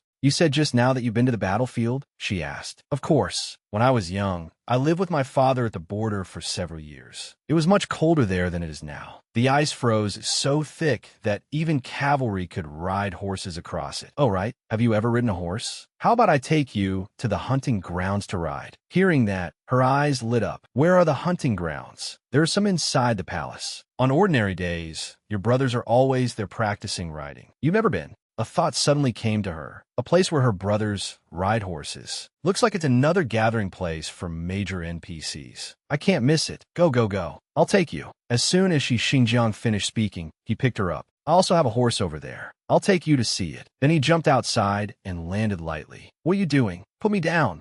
Mumusa. Suddenly, she inhaled a gust of cold wind. Cough, cough, cough, cough, wah, cough, cough. Seeing her like that, Shi Xingjiang hurriedly put her down. "Fine. If you don't want to go, we won't go." Cough, cough, cough. He gently wiped away her tears. Don't cry, little bean sprout." "Who's crying?" "The wind just blew into my eyes." Hearing that, he burst out laughing. Then he squatted down. "Call me Brother Air, and I'll carry you there on my back." "I don't want to." She was stubborn. She stuck out her tongue and walked ahead. A new NPC is still waiting for me at the hunting grounds. But she was in no mood to care about anything else. When they arrived, he introduced the place. This is the archery field. Little Bean Sprout, wait here while I lead my horse over and teach you how to ride. Ignoring Xinjiang's words, she kept looking around. Why is there no one here? Where's the new NPC? Suddenly, several horses galloped over. Then an arrow shot straight toward her. Move aside, he said. Don't be afraid. You're short. Hearing that, she opened her mouth wide in disbelief. An arrow flew straight past and landed right in the center of the target. See, I told you you're short. That arrow couldn't hit you at all. She stared in shock and then felt indignant. Although she knew the horse and the target were both much taller than her, and that in that situation, staying still was actually safe,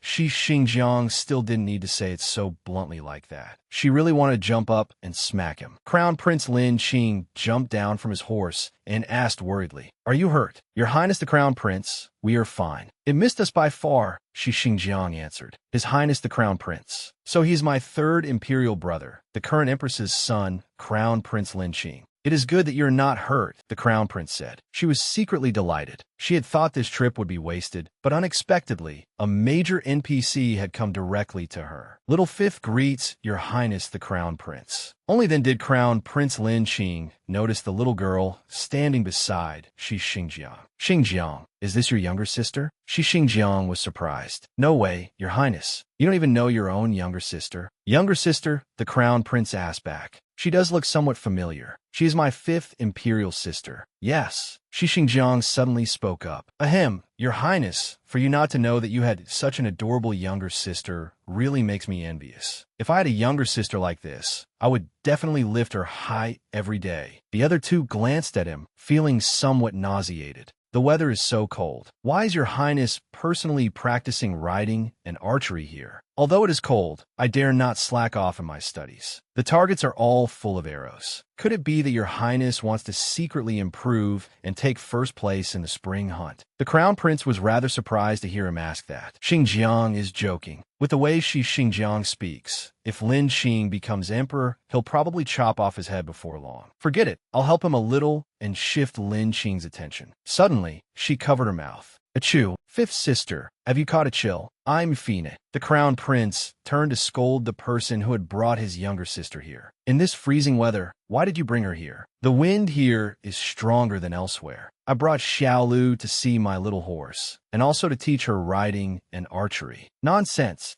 How old is fifth sister? It is one thing for you to be mischievous by yourself, but you also want to drag my younger sister into your mischief. If she stays here any longer, she will catch a chill. Why have you not taken her back yet? Don't. Since we're already here, let the two of us compete with Your Highness." As soon as he finished speaking, dark clouds seemed to gather over the two young men's heads. He was provoking a battle between two men. Again, he really wants to play now. "Where is the little horse?" She tugged at his sleeve. "You want to see the little horse?" He turned to her with a smile and said, "Forget the match. I'll take Xiaolu to see the little horse first. We can choose another day to come and seek Your Highness's guidance. You are welcome any time." Then she clasped her hands and bowed. "Your Highness the Crown Prince." Little Fifth takes her leave. "Fifth sister, there's no need for excessive ceremony. After you finish looking at the horse, hurry back." Suddenly, the Crown Prince removed the jade pendant he was wearing. This jade pendant has been blessed and carries the meaning of peace. Our first meeting was hurried. Consider this jade pendant my gift to fifth sister. She took the jade pendant. Little Fifth did not bring anything with me. Next time we meet, Little Fifth will give Your Highness a gift in return. There is no need. Your thoughtfulness is enough. I still have matters to attend to, so I will leave first. She stood there watching the Crown Prince turn and walk away. His Highness the Crown Prince is truly kind.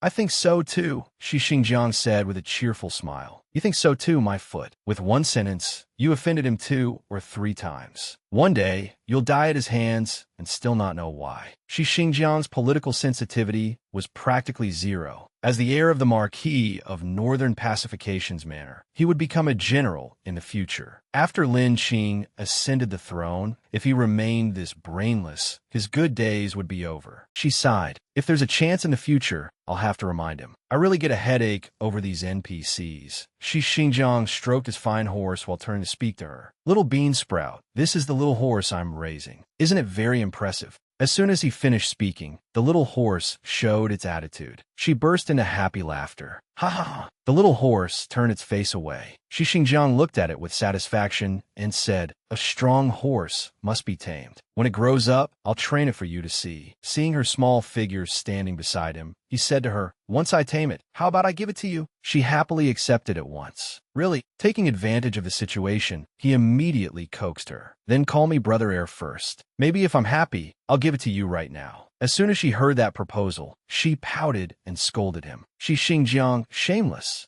After saying that, she playfully ran away, and he chased after her. "What did you just call me? You little bean sprout. You have no respect for rank or order." She shouted happily, "I called you that, so what?" She had only run a few steps when he caught up to her and grabbed her hood. He said gently, "All right, I won't argue with you this time." She looked at the hand he had on her hood. He continued, "The snow is getting heavier. I'll take you home first. After the weather improves a little, I'll bring you out to ride the little horse." In her heart, she thought, "I've already met the new NPC, Crown Prince Lin Qing. This trip wasn't wasted. Going back early is fine too. I can still think about how to strategize for this new character afterward." Holding the jade pendant in her hand, she examined it for a long while and thought. From the encounter at the hunting grounds, it seems this crown prince is different from the princes I met before. He is someone with deep schemes. This isn't something I can obtain just by calling him brother once. It's a little difficult, but she held the jade pendant in her hand. Since he has already given me a jade pendant, I might as well start by returning a gift. Thinking of this, she began calculating again. But what should I give? He was established as heir apparent from a young age, and whatever he does is watched by others. If I give him something too valuable, it might instead create trouble for him. Suddenly, she came up with a good idea. Her eyes brightened. I've got it." With that, she poked her head out of the room and called for her maid. "Qing Yin, go pick a few of the orchids from the potted plant the eldest princess gave me earlier. Make them into dried flowers and give them to Mother Consort. Ask her to help me sew them into a sachet and say it is a gift for His Highness the Crown Prince." She gave careful instructions, and Qing Yin happily answered, "Yes, princess." After giving her instructions, she turned away and thought to herself, "The crown prince has a noble status, after all. As this princess, I normally have no chance to see him. It seems it is time to bring my number one NPC on stage to lend hand." After thinking this, the corner of her mouth curved into a sly smile.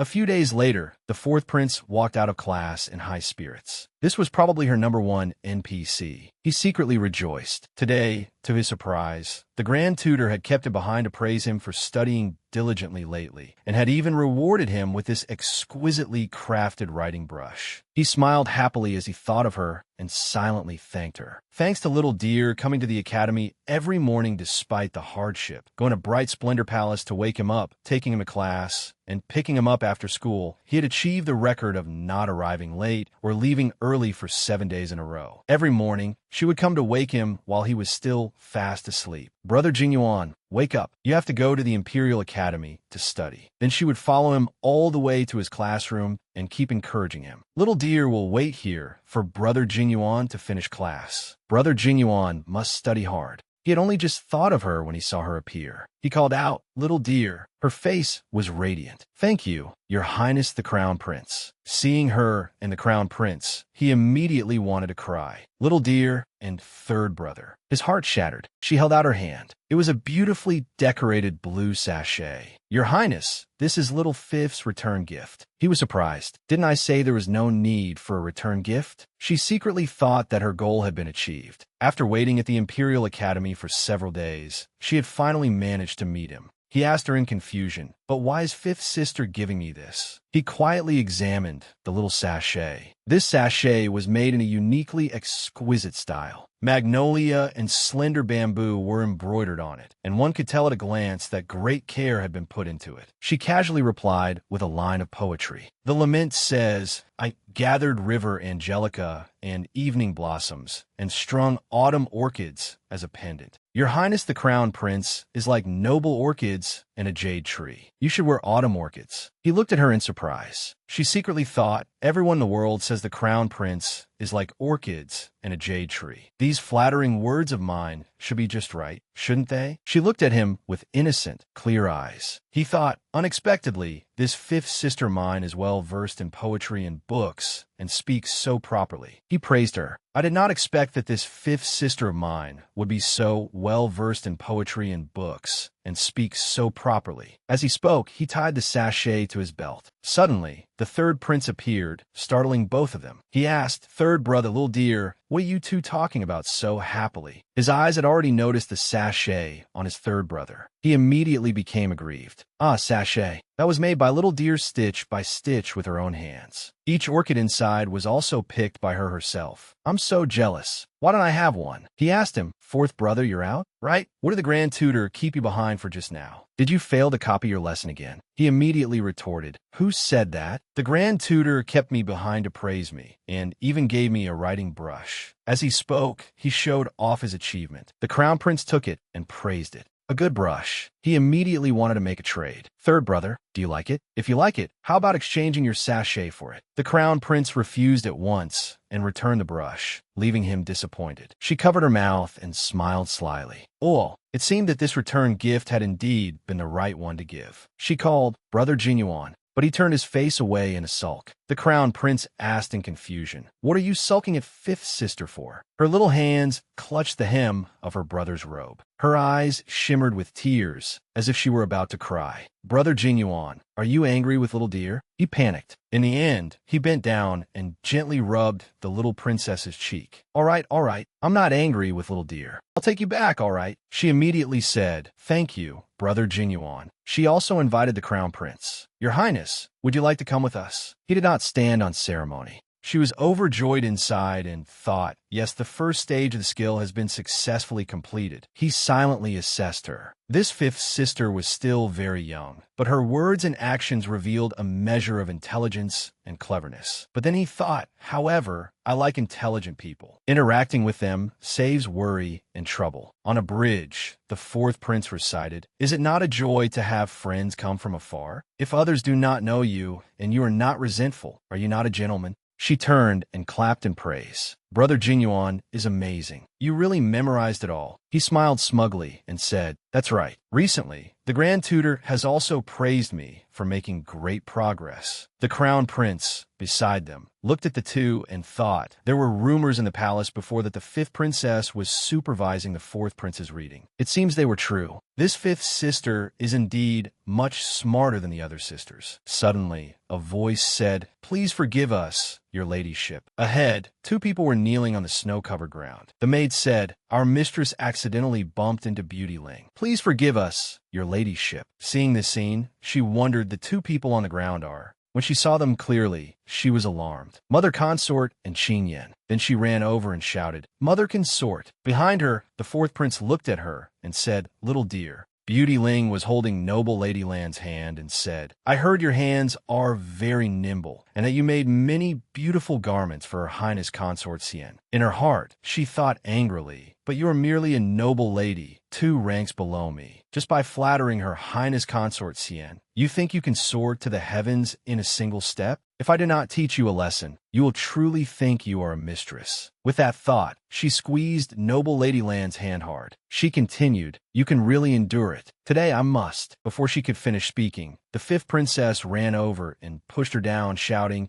you are not allowed to bully my mother consort. Beauty Ling had been pushed unexpectedly, so she lost her footing and fell into the consorts and concubines following her. They supported her and said, Sister Ling. The fifth princess went forward to help noble Lady Lan up and said, Mother consort, hurry and get up. The maid beside her was secretly overjoyed. Princess. After falling, Beauty Ling stood up and shouted, who is so blind as to dare be insolent to me? Seeing her like that, the fifth princess stood in front of noble Lady Lan, spreading both arms to protect her. Noble Lady Lan said, ugh. At this moment, the crown prince arrived and said, In my view, you are the insolent one. Seeing the crown prince, Beauty Ling knelt down. Greetings, your highness the crown prince. Then he shouted, you saw a princess and did not pay respects. You bullied an imperial concubine and caused disorder in the inner palace. Are the teachings of Majesty the Empress usually gives you nothing but wine past your ears? Beauty Ling raised her face and said fearfully, your highness the crown prince, it was noble Lady Lan who... Before she could finish, the fourth prince shouted, what are you looking at? Do you also want to bully an imperial prince? She immediately lowered her head and fell silent. The crown prince said, imperial father is busy with affairs of state, and imperial mother manages the inner palace. As imperial concubines, you should obey palace rules. Yet you stir up trouble and throw your weight around. Do you truly regard the rules of the palace as mere decoration? The three of them said in unison, please forgive us, your highness the crown prince. He waved his hand to dismiss them and said, I will report this matter to Imperial Mother when I return and have her handle it. Why are you not leaving at once? They said fearfully and respectfully, yes, yes, we will leave immediately. The fifth princess held her mother consort's hand and blew on it to soothe the pain. Then she said, Mother consort, is your hand all right? Does it hurt? Noble Lady Lan said gently, Mother is fine. It doesn't hurt. Then she wiped away the fifth princess's tears. She stood and said, many thanks, your highness the crown prince. Many thanks, your highness the fourth prince. He smiled and replied, noble Lady Lan, there is no need for such courtesy. Then he looked down at the fifth princess and said, little fifth, accompany noble Lady Lan back. Call an imperial physician to examine her. She replied, thank you, your highness the crown prince. He rubbed her head and answered, hurry back with noble Lady Lan. I should also return to my palace. The fourth prince looked at her and said, little dear, I'll escort you two back. As she left, she turned back to look at the crown prince and thought, unexpectedly, Lin Xing stepped forward this time to help me save Xiaolan. It seems the effect of the skill is even better than I imagined. In the future, I must go to the academy and show my face more often, so I can win over the crown prince as soon as possible. After what happened to Xiaolan, Lin Feilu diligently went to the Imperial Academy every day to show her face and make her presence known. Her relationship with Lin Xing also became closer. Days like this continued until the new year was approaching. The Imperial Academy was finally going on break. That day, Lin Feilu and Lin Jingyuan went together to take part in the year-end examination before the holiday. Lin Jingyuan said, why is this year's topic composing poetry based on objects? Before, it was always reciting poems, debate, and calligraphy. I specially prepared this time, but in the end, the test is poetry composition. This is bullying people too much. She was being led by the hand by him and thought a year-end assessment. It sounds like a final exam in modern times. But is poetry something you can write just because you're told to? The Grand Tutor stood before the two of them and said, your highness the fourth prince, the fifth princess is not a student here, so she cannot enter. She thought to herself, but I wanted to go in and see what an ancient final exam is like. The crown prince walked over from somewhere and said, Grand Tutor, let little fifth go in. Today's exam is not being held in the crown prince's inner hall, so there is no need for so many rules. Seeing him, she happily called, your highness the crown prince. The Grand Tutor replied, in that case, I asked the princess to stand quietly to the side later and not disturb anyone. She happily answered, ma'am, I will. Inside the examination room, everyone was taking their seats. The crown prince turned to the first prince and asked, Imperial brother, shall we sit together? He replied, all right. The fourth prince sat down beside Ershi. She stood outside looking in and said, 25, 26, 27. It's an odd number. In her mind, she thought, the little beauty is starting. He is a hostage prince of the Song Kingdom. Everyone thinks sitting with him is humiliating, so no one wants to sit with him. Right now, the little beauty seems just like a pitiful little child isolated in class. She thought with some sympathy, anything can be endured except seeing a pretty face suffer. She ran over to him and said, Grand Tutor, there's still one person missing here. The Grand Tutor looked toward her and said, very well. Fifth princess, fill in here. She asked blankly, but I don't know how to compose poetry. He replied, it does not matter. Fifth princess only needs to point things out to him. Suddenly, the fourth prince raised his hand and said, Grand Tutor, I'll switch with Song Jinglan. Hearing this, she was a little bewildered. Then he also raised his hand and said, Grand Tutor, I also want to switch with Song Jinglan. She wondered, huh? The Grand Tutor said, no fooling around. Your Highness the fourth prince and she sit down at once. The exam is about to begin. Fifth princess, sit down as well. Sitting in front of Song Jinglan, she said, Your Highness, you look very beautiful in white. He smiled gently and replied, Thank you. The sound of the drum rang out and the year-end assessment began. He said calmly, Fifth princess, please. She looked around and thought, poetry based on objects. What should I have him describe? Then she pointed behind him. That. He turned back and replied, Very well, then bent his head and began writing. Seeing him write with such concentration, she admired him quietly and thought, regarding Consort Jing's matter, I have always thought the little beauty was secretly helping me. But this handwriting is not the same as the writing on the stone that was thrown in last time. Could he have written it with his left hand that time? He said, Continue. She thought that fast. Then she pointed to the well outside the examination room. That well. He continued writing. She looked at him and thought, the little beauty composes poetry as quickly as I eat. Unlike those two, who glared at each other for ages and still could not write a single word. She said, Your Highness, is composing poetry that easy? He replied gently, I'm only writing casually. Seeing his writing, she thought his handwriting is also quite beautiful. But from the perspective of my literary cultivation, this poem is honestly a little ordinary. Could it be because I've read too much of Li Bai's poetry that his writing feels ordinary to me? But if it is like this, I can write too. According to the Little Beauty style, I feel like I could also perform the entire 300 Tang poems. He turned to her and said, Fifth princess, the final object. She pointed at herself. He asked in surprise, What?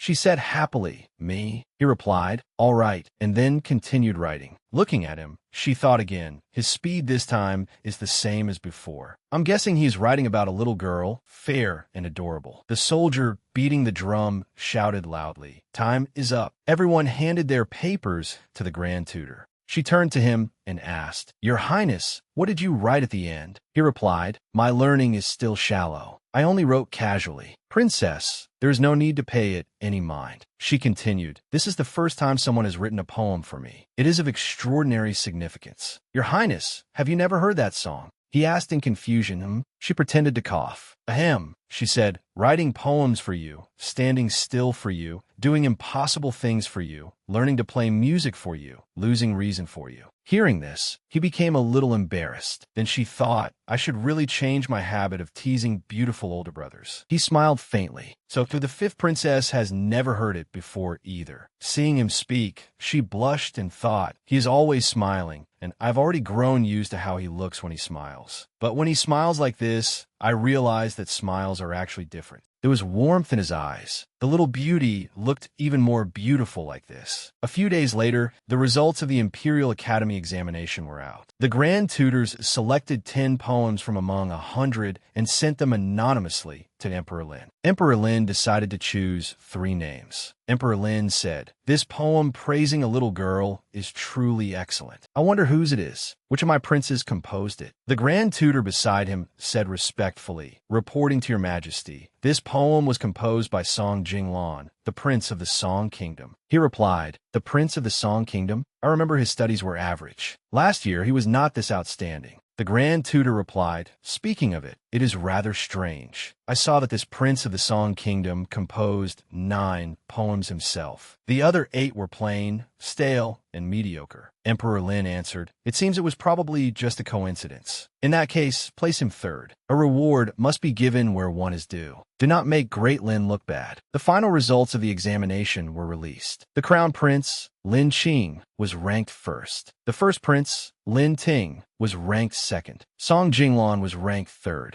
Emperor Lin's rewards were also delivered to the palaces one after another. Among them, Lin Qing and Lin Ting were the most outstanding. Emperor Lin summoned the two of them alone to the hall to praise them, and separately rewarded each of them with precious items. Outside, the two of them were walking. Lin Qing said, "This time, I only barely won again. I still prefer Imperial Brother's poem on plum blossoms." Lin Ting replied, "It cannot compare with younger brother's poem on fresh bamboo." Lin Qing thought, "This Imperial Brother is harmless. Perhaps I should not overthink things." He quickly ran inside. He turned back and said, "Imperial Brother, when spring begins, let us compete again. You must not refuse." The first prince replied, "You know I cannot go hunting." The crown prince answered, "That is fine. When the time comes, I will hunt a rabbit and bring it back for Imperial Brother. I'll hunt a rabbit to keep you company." He replied, "All right." Back at the first prince's residence, he called Mother Consort. Seeing him, she said, "Tinger is back. Hurry over and pay respects to your aunt." He stepped forward. "Greetings, aunt." She replied, "Your Highness is too courteous." "Yes." Seeing him holding a gift box, his mother asked, "Is that His Majesty's reward?" He replied, "Yes." Then she asked, "What was the crown prince rewarded with?" The first prince replied, "Your son received the same as third brother, except he received one extra ancient jade fan." She grew a little angry. His aunt said, "The Prime Minister always keeps your Highness in mind, knowing that your Highness likes small animals. This humble consort brought a little puppy today. Please have a look, your Highness. This dog is named Long Ears." Seeing it, he was somewhat delighted. Long Ears. Then his expression withdrew again. She turned and said, "I have delivered this little dog, so I shall take my leave. Your Highness, your ladyship, next time I will enter the palace to visit you again." She replied, "Very well." She turned to the servant and said, "Take the dog to the first prince's room." Suddenly, he knelt down. "Mother Consort, your son does not want to keep it." She asked, "Why not? Don't you like such things? What is it? Are you afraid I will order someone to kill it?" He replied, "Yes. Your son does not want to keep it and also does not want to kill it. Please grant your son this." She was somewhat surprised, then sighed and replied, "Tinga, stand up. Last time, when Mother Consort ordered someone to kill that rabbit, you hated Mother Consort very much in your heart." Seeing that he was a little aggrieved, she continued, "Now you feel that Mother Consort is very cruel. You still do not understand how to survive in the imperial family. In the future, everything will depend on what you can seize for yourself. A person who is weak, indecisive, and kind, what can he use to contend with others?" He replied, "Your son has never once thought about contending for anything." She said, "Whether you want to or not, it makes no difference. Everything about your current position was already decided long ago." He said, somewhat upset, "But your son..." She interrupted him. "Enough. I have been ill these past few days and cannot speak with you much. Since you do not want to keep it, throw it into the beast garden," he said in shock. Mother Consort. In his mind, he thought, the beast garden is where large ferocious beasts are kept. If such a small, weak dog is thrown in, it will become food for the wild beasts. She turned and left, saying to the servant, "Wang Yang, go with His Highness. After you see His Highness throw it in with your own eyes, come back and report to me." "Yes, your ladyship." Following the first prince, the servant spoke, "Your Highness, her ladyship is also doing this for your own good. When your Highness grows up in the future, you will understand. Just think of the dog as already dead. Close your eyes and throw into the beast garden." Looking at the adorable little dog, he thought to himself, "Ever since I was small, I have liked animals, and animals have also liked being close to me, but I have never been able to protect them well." He lowered his head and said to the puppy, "I'm sorry," then let it go. Seeing this, the servant called out in a fluster, "Your Highness." After releasing the puppy, he turned back and said, "Go ahead and complain to Mother Consort if you want." Having no other choice, the servant could only run back to report. That is exactly what happened. His Highness let the little dog go. She said, "You should have been firmer." Elsewhere, at that moment, she and her elder brother were playing in the snow. "Brother, look at my snowball," he said happily. "Silly little sister, have a taste of mine too." The two of them were having fun when she suddenly noticed that the first prince had been standing behind the gate for some time. First brother, seeing that his eyes were red, she thought to herself, "Did he cry?" Then she walked over. "First brother, what's wrong? Why are your eyes red? Did someone bully you?" He replied softly, "You noticed? Actually, it's because I didn't want to throw the puppy into the beast garden, so halfway there, I'll let it run away. The palace is strictly managed. I don't know whether it can survive." Hearing this, her brother's eyes filled with tears while she stepped forward to comfort him. "First brother, let's go find the puppy and bring it back." In her heart, she thought, he is so gentle. How can I let him be sad? I must protect him. In the woods, the three of them called, "Long ears, long ears, long ears." The little puppy came out from the bushes. Seeing it, she hurriedly said, "First brother, it's here." He walked over, opened his arms, and said, "Were you waiting for me here?" The puppy ran toward him, barking. Seeing the dog, he said emotionally, "I found you." She stroked its head. "Good long ears." Her brother stared at it wide-eyed and said, "This puppy." The first prince turned to him with a smile and said, "From now on, sixth brother, you take care of long ears." He happily took the puppy and said, "What a cute little dog." Seeing this, she thought, as expected, first brother with such a gentle smile is the true first brother. After the matter of long years, the last day of the year soon arrived. Every palace began preparing to welcome the new year. Xiaolon pulled Lin Feilu along to cut paper flowers and couplets to paste on the windows. Bright Splendor Palace, which had always been cold and desolate, finally gained a trace of joy amid the falling snow. Consort Xian said, "I heard that the paper flowers and couplets in Bright Splendor Palace were all made by you personally, younger sister. You truly have skillful hands." Noble Lady Lan smiled and replied, "Your ladyship flatters me." Consort Xian answered, "Actually, I came today because there is something I wish to discuss with you." "Your ladyship, please speak." Consort Xian said, "For the past 2 years, no new women have entered the harem, and His Majesty has come to the harem less often as well. They are all familiar faces. Perhaps he has grown tired of them. Though you have been in the palace for many years, your beauty is no less than it was back then. If His Majesty sees you, he will surely still like you." Hearing her say this, Noble Lady Lan thought to herself these words. Consort Xian continued, "In recent days, the red plum blossoms in the palace have bloomed brilliantly. Together with the white snow, it is truly a wonderful sight. How about tomorrow? You accompany me to admire the plum blossoms." Noble Lady Lan thought. Although from the moment I took the initiative to approach Consort Xian, I had already prepared myself for her to push me before His Majesty. Now that this moment has truly arrived, it still feels a little too soon. But for Luer and Yuaner, I must stand up. Only then can I better protect them." She replied, "Yes, I will follow your ladyship's arrangements." At the plum garden, the servant beside Emperor Lin said, "Your Majesty has been working hard recently. The plum blossoms in the plum garden happen to be in full bloom. Coming here for a walk and some relaxation is truly most suitable." As they walked, Emperor Lin saw 2 people ahead. The servant turned to Emperor Lin and said, "Your Majesty, it seems there are people in the plum garden." He replied, "It is no matter." From a voice, it seems to be Consort Xian. "It has also been a long time since I checked Jingyuan studies. I can ask her about them while I'm here."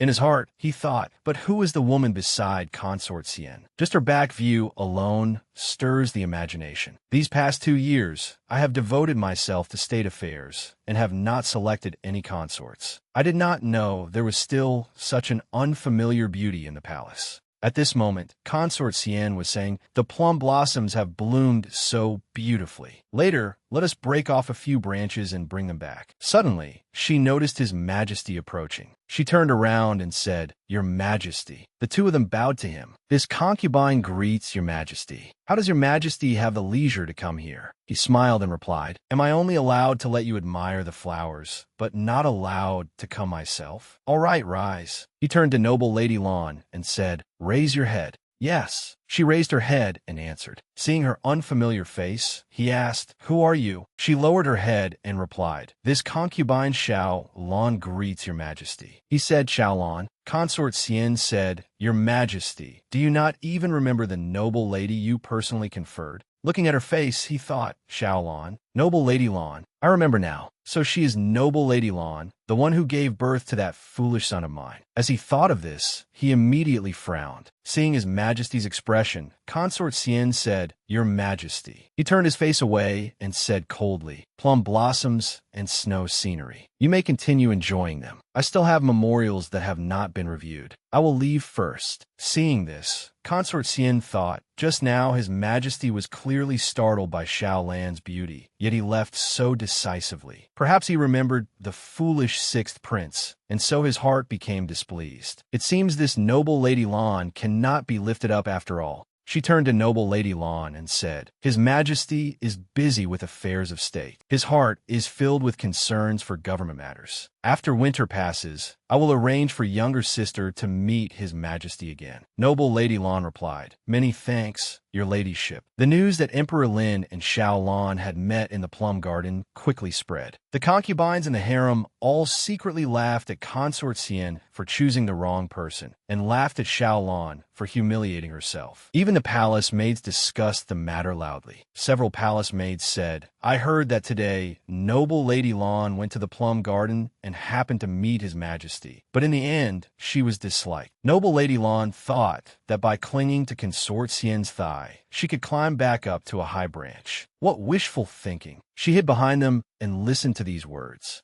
She thought, Mother Consort has an indifferent temperament. Today, she went to meet Father Emperor surely because of me and elder brother. Although the result was not as desired, it does not matter. She smiled smugly and continued thinking. The matter of grinding affection points with the biggest NPC in the palace should still be handled by me personally. Fourth prince, throw the ball. Long Ears, look here. Catch it. Long Ears wagged its tail and happily ran after the ball. Lin Fei Lu and her elder brother clapped along at the side. They were playing very happily. Then the fourth prince sighed and said, Tomorrow, I have to attend a banquet. I won't be able to play with little sister Luer. Lin Fei Lu asked, What banquet are you attending? The fourth prince said happily, The traditional unity banquet of the Great Lin dynasty. On New Year's Eve, Father Emperor invites some imperial relatives to attend the banquet. The imperial kitchen prepares 99 dishes for everyone to enjoy. The moment Lin Fei Lu heard about food, her mouth watered. Wow, 99 dishes. Are they very delicious? The fourth prince's face turned green with disgust. Actually, the unity banquet tastes terrible. Because it is such a large banquet, the dishes are served too slowly, so every dish is ice cold. When I eat them, my stomach feels unwell. Hearing this, Lin Fei Lu complained inwardly, Humph, you have food to eat and still nitpick. The fourth prince continued, Although the taste is not good, it is a rule passed down by the ancestors. Eating the first banquet of the year is to pray for favorable weather and peace. Although Father Emperor does not like it, he still forces himself to take one bite of every dish. Lin Fei Lu looked doubtful. Father Emperor doesn't like it? Are you sure? The fourth prince replied, That's right. Father Emperor's taste is the same as mine. He cannot eat anything too greasy. After saying that, he leaned close to Lin Fei Lu's ear and whispered. Also, every year during the banquet, Father Emperor leaves halfway through and goes to the nearby plum garden to cut the grease. Ripples stirred in Lin Fei Lu's heart. She had still been worrying over how to find a way to grind affection points with this major boss. Wasn't this opportunity delivered right to her door?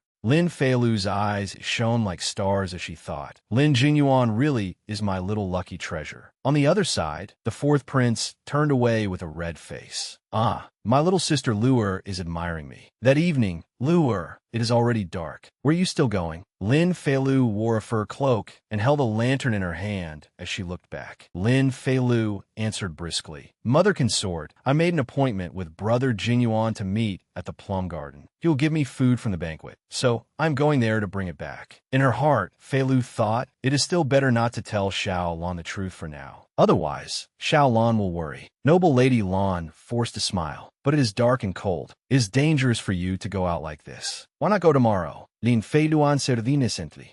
If we wait until tomorrow, it won't taste good anymore. After saying that, Lin Fei Lu turned and ran off. Don't worry, Mother Consort. It will be fine. I'm leaving first. Noble Lady Lan looked at her gently and smiled faintly. She really is an adorable little kitten. The banquet on the other side also officially began. Emperor Lin's face darkened as he looked at the dishes being served. Again, he put down his chopsticks and silently complained. Can the chefs of the imperial kitchen not make the dishes of the unity banquet a little tastier? How can they be this unpleasant? Can they not make them even slightly according to my taste? Seeing that the fourth prince not far away was also frowning at the food on the table, Emperor Lin thought to himself, aside from the fourth, everyone else seems to think it tastes quite good. At this moment, a eunuch stepped forward and whispered into Emperor Lin's ear, Your Majesty, this servant has already set up a tea table in the plum garden. The tea to cut the grease has also been brewed. Emperor Lin's expression brightened. Very good. Let us go. Not long after, Emperor Lin arrived at the plum garden, followed by several eunuchs running errands. Suddenly, there was a sound from inside. The eunuch immediately said sharply, "Who is there?" Emperor Lin waved his hand to signal him to stop. Smiling, he looked in the direction of the sound and thought, the snow is falling so heavily and the sky is so dark. I would rather like to see who has such leisure and refined interest to come here to admire the flowers. Emperor Lin stepped closer and saw Lin Feilu kneeling before snowmen in the plum garden.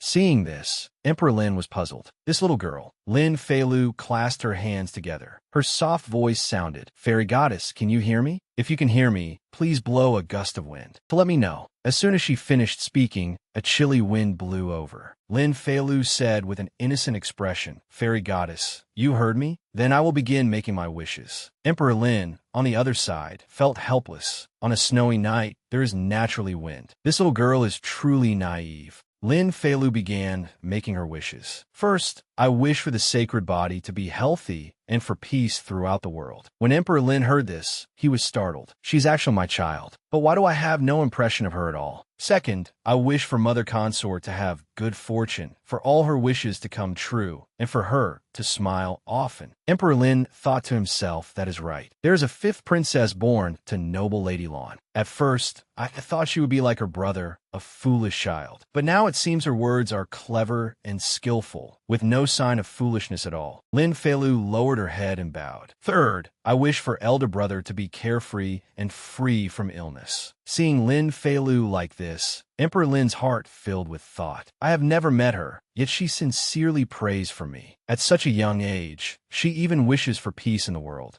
My fourth wish is, Emperor Lin now looked interested. I would like to see what you will ask for. Lin Feilu's eyes sparkled as she said something that made Emperor Lin unable to hold back a laugh. Fourth, Luer wants to taste a little of the food from the banquet. Just a little is fine. Please, have mercy. Hearing the sound, Lin Feilu turned her head to look. Emperor Lin had been standing behind her at some point. Lin Feilu silently looked at Emperor Lin, who was smiling at her. 1 second later, she lifted her feet and ran, startling Emperor Lin. Don't run. He quickly ordered people to search for her. She runs very fast. Men, split up and search for her. A rustling sound rang out. Emperor Lin glanced over. Lin Feilu had somehow climbed up and was sitting in a tree. The two of them looked at each other. Seeing this, Emperor Lin said, "Why did you climb up a tree? Aren't you afraid of falling?" Lin Feilu asked awkwardly, "Who are you?" Emperor Lin smiled and coaxed her. "I am the person sent down by the fairy goddess to fulfill your wish." Lin Feilu pouted. "Do you think I'm stupid? I'm not that easy to trick." Hearing this, Emperor Lin burst into laughter. Lin Feilu cried out in fright, "Ah!" Emperor Lin stretched out his arms. "Jump down. I will catch you."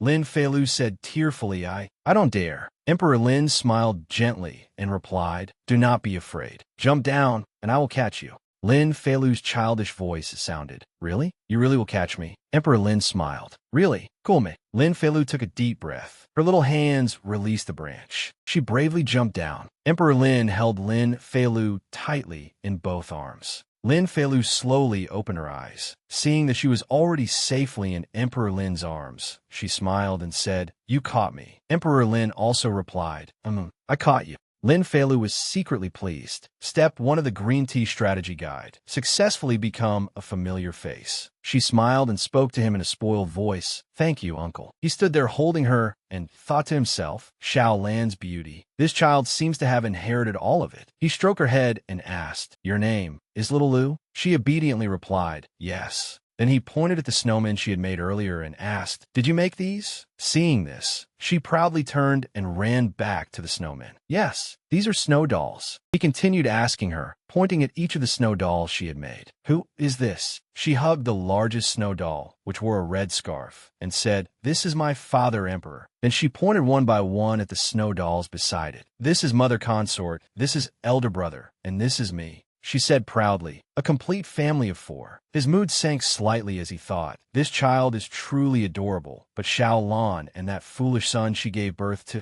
She lowered her head and said to him, "Let me tell you, building snow dolls is very hard, especially the head. You have to make it like this first before you can put it on. Then she turned back to show him. Uncle, look at the pattern on these clothes. Suddenly, she paused and looked at him. He lowered his head and asked her, what is it? She said shyly and bashfully, Are you His Majesty? A smile seemed to appear on his lips as he asked her, Why do you think so? He thought to himself, What a clever child. She said in surprise, Then, startled, she knelt down. This little girl greets Father Emperor. He thought to himself, It seems I frightened her. Thinking this, he gently lifted her hand and said, Rise. I am your Father Emperor. You do not need to fear me. Then he stroked her head with great gentleness. The eunuch standing beside him stepped forward and said, Your Majesty, it is time. You should return. He turned back and said to the eunuch, Then, let us return. She lowered her head. Little Fifth respectfully sees Father Emperor off. He smiled as he looked at her. Are you trying to drive me away? She covered her mouth and said hesitantly, No, I'm not. Then he turned back and said to the eunuch, Find 2 people to escort the 5th princess back to her palace. The road is dark, so be careful. As he spoke, he stroked her head. When she heard him say this, she said, I'm not going back. I still have to stay here and wait for someone. He asked curiously, Oh, who are you waiting for? She scratched her head bashfully and said, I'm waiting for 4th Imperial Brother to bring me food. He thought to himself, It seems this little child is quite greedy. No wonder the 4th could not sit still in the hall and kept looking outside. So the 2 of them had made an appointment. He said gently to her, Then wait here for the 4th. You should arrive soon. Do not run around. She smiled.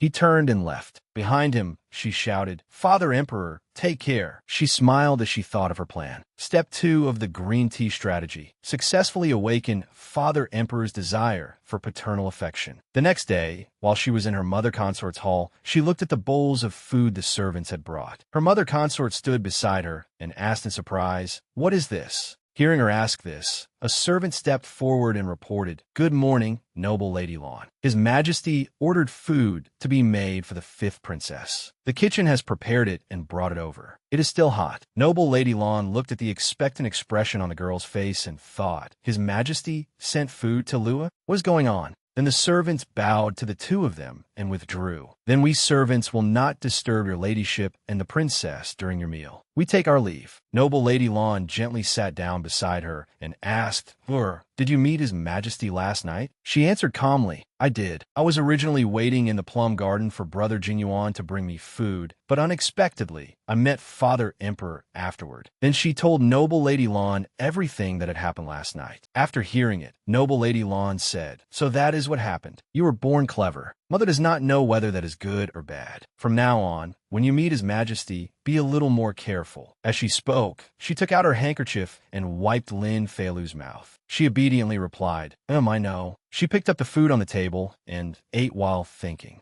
1 meal, 1 banquet was not enough. As for conquering Emperor Lin, it had only just begun. Lin Feilu was wearing a round-collared green outfit and a thick fur coat to keep warm, because snow was falling outside. She held her pet in her arms, holding a piece of food in front of it. Do you want to eat? Woof, woof. Suddenly, Lin Jinyuan arrived. He raised his hand and greeted her. Little dear, little sister. Seeing him, she cried out happily, Brother Jinyuan. He came to the steps and sat beside her, asking, I heard from Mother Consort that you met Father Emperor last night. As he spoke, he stroked the little puppy's head. Being patted made it so delighted that it stuck out its tongue. She looked at him with wide, round eyes. Then she lowered her face sadly. Brother Jinyuan, I'm sorry. She burst into sobs. I only wanted to see Father Emperor for a little while. I had never met him before. He wiped away her tears and comforted her. Little dear, don't cry, don't cry. She clenched her hands tightly and explained, I originally wanted to tell you last night, but I was afraid you would be angry with me. Hearing that, he immediately explained, Why would I be angry with you? Besides, what is there to be angry about? Ever since you were born, you had never seen Father Emperor. You did not even know what he looked like. Usually, you only heard me mention him. Wanting to see him is only natural. Mother Consort said Father Emperor wanted to reward you with a banquet. So you met Father Emperor just to say you wanted a meal? She nodded repeatedly.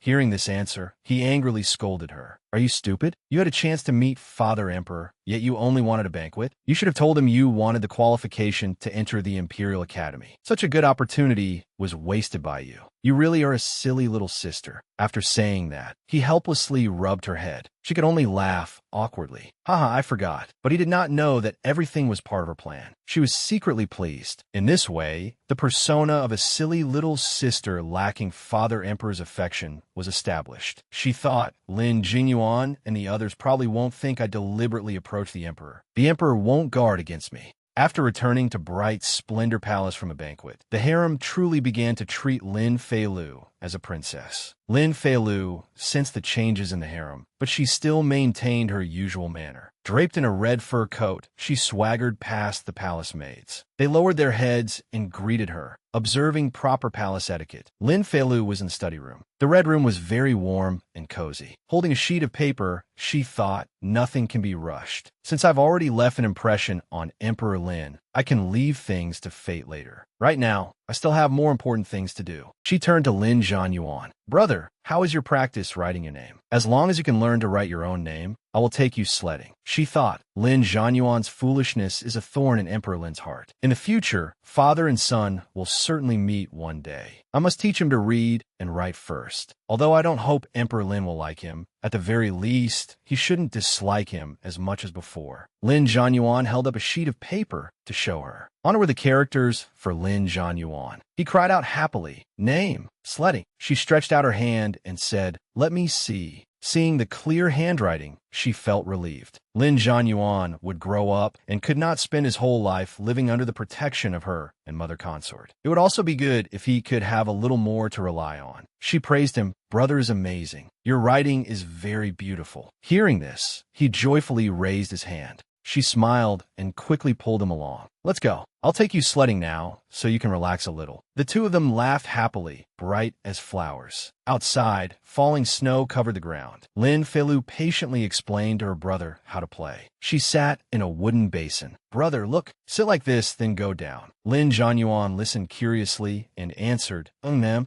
She turned back to look at him. Then, brother, push me. He replied, push. Then she slid down together with the wooden basin. She shouted excitedly, woo, wow, and he watched her slide across the snow with delight. The sled slid so quickly that her hair flew up. It had been a long time since she had sled. Playing once in a while was quite fun. Suddenly, the wooden basin hit a small stone. She was flung far away and cried out in fright, whoa. Then her head plunged into the ground. She cried out in pain, ouch. A foot stepped up beside her. It was Song Jinglan. He was wearing a green cloak embroidered with cranes in an extremely exquisite manner, and Ankong was holding some kind of bundle. The two of them silently looked at her after her fall. He asked gently, what is the fifth princess doing? She answered, little dear fell down. I need your highness to hold me before I can get up. Her eyes sparkled as she looked at him. He looked at her speechlessly. Seeing this, Ankong covered his mouth in shock.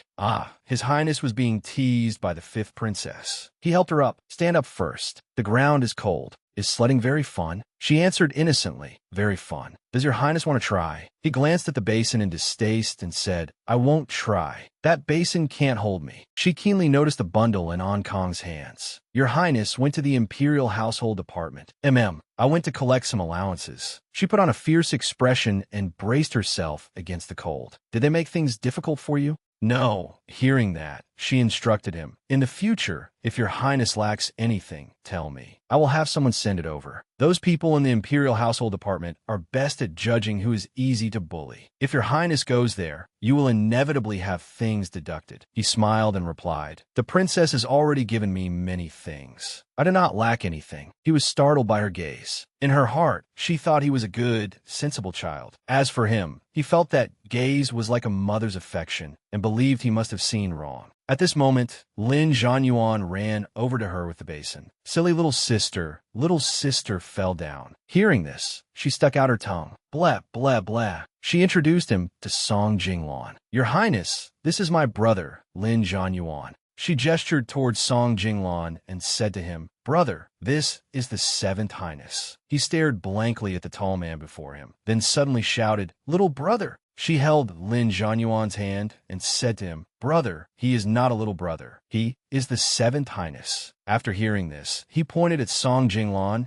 and said in an extremely innocent voice, 6777, little brother. Hearing him, Song Jinglan burst out laughing. Standing beside him, she looked helpless too. Then he turned to look at her and said, "Your brother is very adorable." She teased him and asked, "Then does your highness think my brother is adorable? Or am I a little more adorable?" Hearing her ask this, he answered gently, "The fifth princess is the most adorable." Hearing his answer, she felt a little guilty. She thought to herself, "I originally planned to tease this little brother a bit. Why do I feel like I'm the one who got teased instead?" Beside her, Lin Zhanyuan tugged at her sleeve and said, "Little sister Snow Snow." Seeing this, Song Jinglan said, "Fifth princess, go play. Be careful. Don't fall again." She turned around, held Lin Zhanyuan's hand, and waved goodbye to him.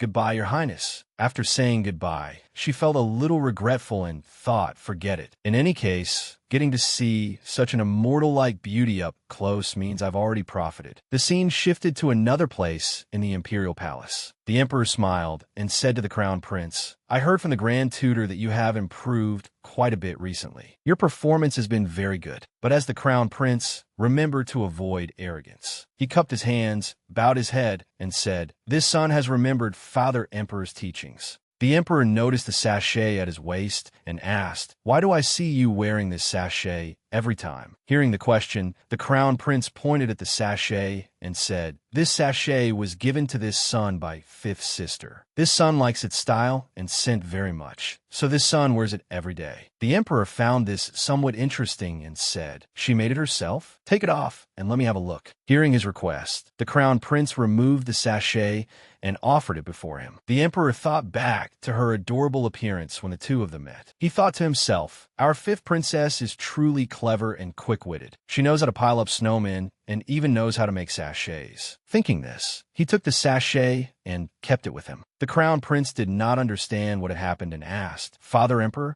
The emperor gave a perfunctory explanation. "Recently, my mind has been unsettled. Smelling the scent of this sachet makes me feel much clearer." The crown prince beside him felt somewhat regretful, but the emperor turned and said, "Do you have anything else? If not, withdraw." Although the crown prince was unwilling, he could only accept that the sachet fifth sister had given him had been taken by the emperor. He silently bowed and withdrew. When he reached the doorway, a voice called him third brother. He turned to look toward the voice. It turned out to be the fourth prince. The two of them walked and talked. The fourth prince noticed something different about the crown prince's clothes and asked, "Third brother, where is that sachet? Why don't I see you wearing it?" The crown prince was just about to answer that. Before he could finish, the fourth prince said, "Could it be that you don't like it anymore? Then give it to me." The crown prince was helpless. He thought to himself, what exactly is wrong with all these people? He turned back to look at him and said, "The sachet was taken by Father Emperor. If you want it, go ask Father Emperor for it." Hearing this answer, the fourth prince turned around, placed a hand on his chest, and said in a teasing tone, "Luckily, I still have the Analex, the crabapple flower, and the wrist guards. I am truly fortunate." Hearing this, the crown prince looked at him helplessly, then turned and walked away. Seeing him like that, the fourth prince merely smiled smugly, proud that he was the winner. At the Eastern Palace, a eunuch stood at the door and reported, "Your Highness the Crown Prince, the fifth princess has arrived. She is waiting for you in the front hall." Hearing that the fifth princess had come, his mood became somewhat cheerful. He said to the eunuch, "I know. Go bring some tea and snacks here." He thought to himself, "Just now I was angry at fourth brother because of the sachet. That was truly undignified. Forget it. I won't think about it anymore." Then he stepped into the front hall, where she had already been waiting for a while. He called out, "Fifth sister." Hearing him call her, she ran over. "Crown Prince brother." He pointed at the chair. "Sit here." Seeing this, she walked over and said, "Thank you." Because her legs were short, she struggled for a long time, but still could not climb onto the chair. Seeing this, he went over, picked her up, and set her on the chair. She turned back and thanked him. "Thank you, Your Highness the Crown Prince."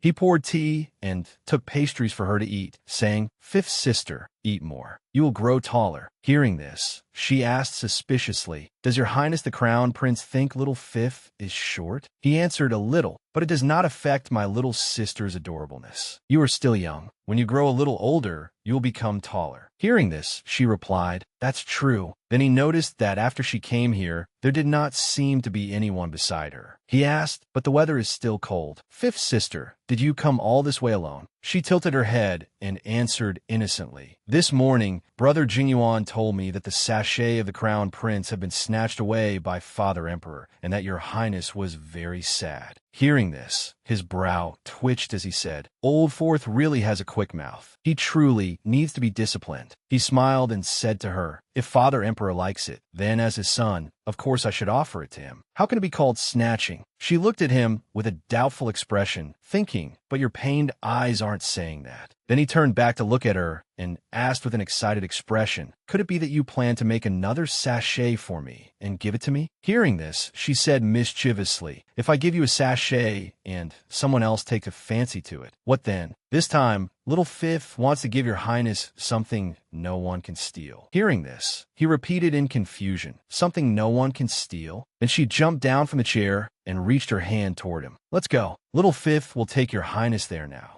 Seeing this, he did not hesitate and took the small hand she held out toward him. Before the two of them were one large basin and one small basin. Is this the gift Fifth's sister wants to give me? No. She crouched down beside the large basin. Your highness the crown prince, sit inside first. Hearing her request, he hesitated. How can I do something so crude? Your highness the crown prince, no one here will see. Fifth sister, what exactly do you want to give me? She tugged at his clothes and pleaded, Little Fifth won't deceive you. Your highness will know what the gift is in a moment, but he still hesitated, turning his face away and thinking to himself, Since I have already followed little Fifth here, it would not be good to embarrass her. She is still young, but she is very intelligent. Moreover, she has a pure heart. In any case, no one is around. It is fine to try. All right. He placed his hands on the rim of the basin and sat down. Hold both sides of the basin here with your hands to keep your balance. Your highness the crown prince, little Fifth is going to push you down now. Huh? He was surprised and had no time to react. Go. She had already pushed him down. At this moment, his whole body was stiff, his hands gripping the basin tightly. Then he suddenly discovered that this was what sledding felt like. Standing above, she called down to him, Your highness the crown prince, what little Fifth is giving you is happiness. It is happiness that belongs to you, something no one else can steal. Happiness that belongs to me, he murmured. Then he smiled. Ever since I was appointed crown prince, I have acted cautiously. I must be careful in every word and deed, never daring to make the slightest mistake, afraid of taking a wrong step, afraid of angering Father Emperor and Mother Empress. They have also always warned me that many people are eyeing my position. Not only can I not make mistakes, I must also possess both virtue and talent, becoming a model for all the princes. Only then can I bear the two words crown prince. Because of this, I built a frame around myself. As long as I live inside that frame forever, I will never make a mistake. It has blocked many malicious attacks for me, but it has also blocked me from human freedom and happiness. Your highness the crown prince. Her call startled him and pulled him out of his thoughts. When he turned his head,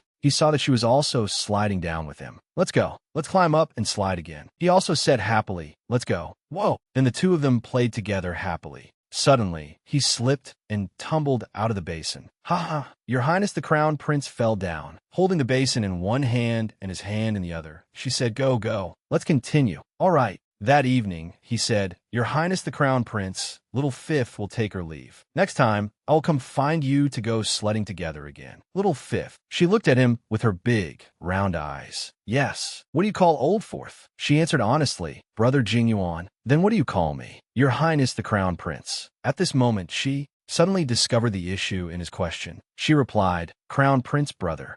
She raised her hand and waved goodbye. Goodbye, Crown Prince brother. Lin Xing actually took the initiative to ask me to change how I address him. It seems he is very happy. This gift was not bad. In the end, he has completely broken through the walls around his heart. In Emperor Lin's private study, Your Highness the Fourth Prince, Your Highness the Crown Prince, Your Highness Noble Consort She, Your Majesty, this is the list of those going to Deer Mountain Temporary Palace for rest this year. There are 19 people in total. Noble Consort, she had always loved her nephew. Add Shi Xingjiang as well. Yes, the emperor added. That's right. Add the fifth princess too. Pass down the decree and send a copy to Bright Splendor Palace. Yes, your majesty. Recently, government affairs have been busy. Ever since returning from the banquet, he had not seen the little dumpling again. It just so happened that he could take advantage of this trip to the temporary palace to continue spending some time with her. A few days later, a procession of carriages from the palace began to set out. Lin Feilu sat in a carriage. I actually want to ride a horse too. Sitting in this carriage all the time is so boring. I really want to go outside and play. Little bean sprout, little bean sprout, little bean sprout. Shi Xingjiang walked along, lifting the curtains of carriage after carriage to look for her. Isn't that Shi Xingjiang? Is he looking for me? Thinking he was looking for her, she called out loudly, Shi Xingjiang, Shi Xingjiang. He looked toward the source of the voice, calling his name. Found you. Then he came forward. Little bean sprout, long time no see. Did you miss your air brother? She stuck out her tongue. Letcher, no matter how you scold me, it's always just those few phrases. Sitting in a carriage must be unbearably stuffy. Do you want to come out and ride a horse? But I don't. Before she finished speaking, he had already reached out his hand. Come on, I'll let you ride with me. She hesitated. Although I'm still small and can climb out through the carriage window, the procession is still moving. Isn't doing this a little too dangerous? Before she could answer, he reached through the carriage window and firmly wrapped his arm around her shoulders. With one pull, she was already seated properly on the horse. Princess, princess, he called back. This air is taking your princess out. I guarantee she will be safe. Just rest assured. Then he made the horse go faster. The horse suddenly accelerated, startling her.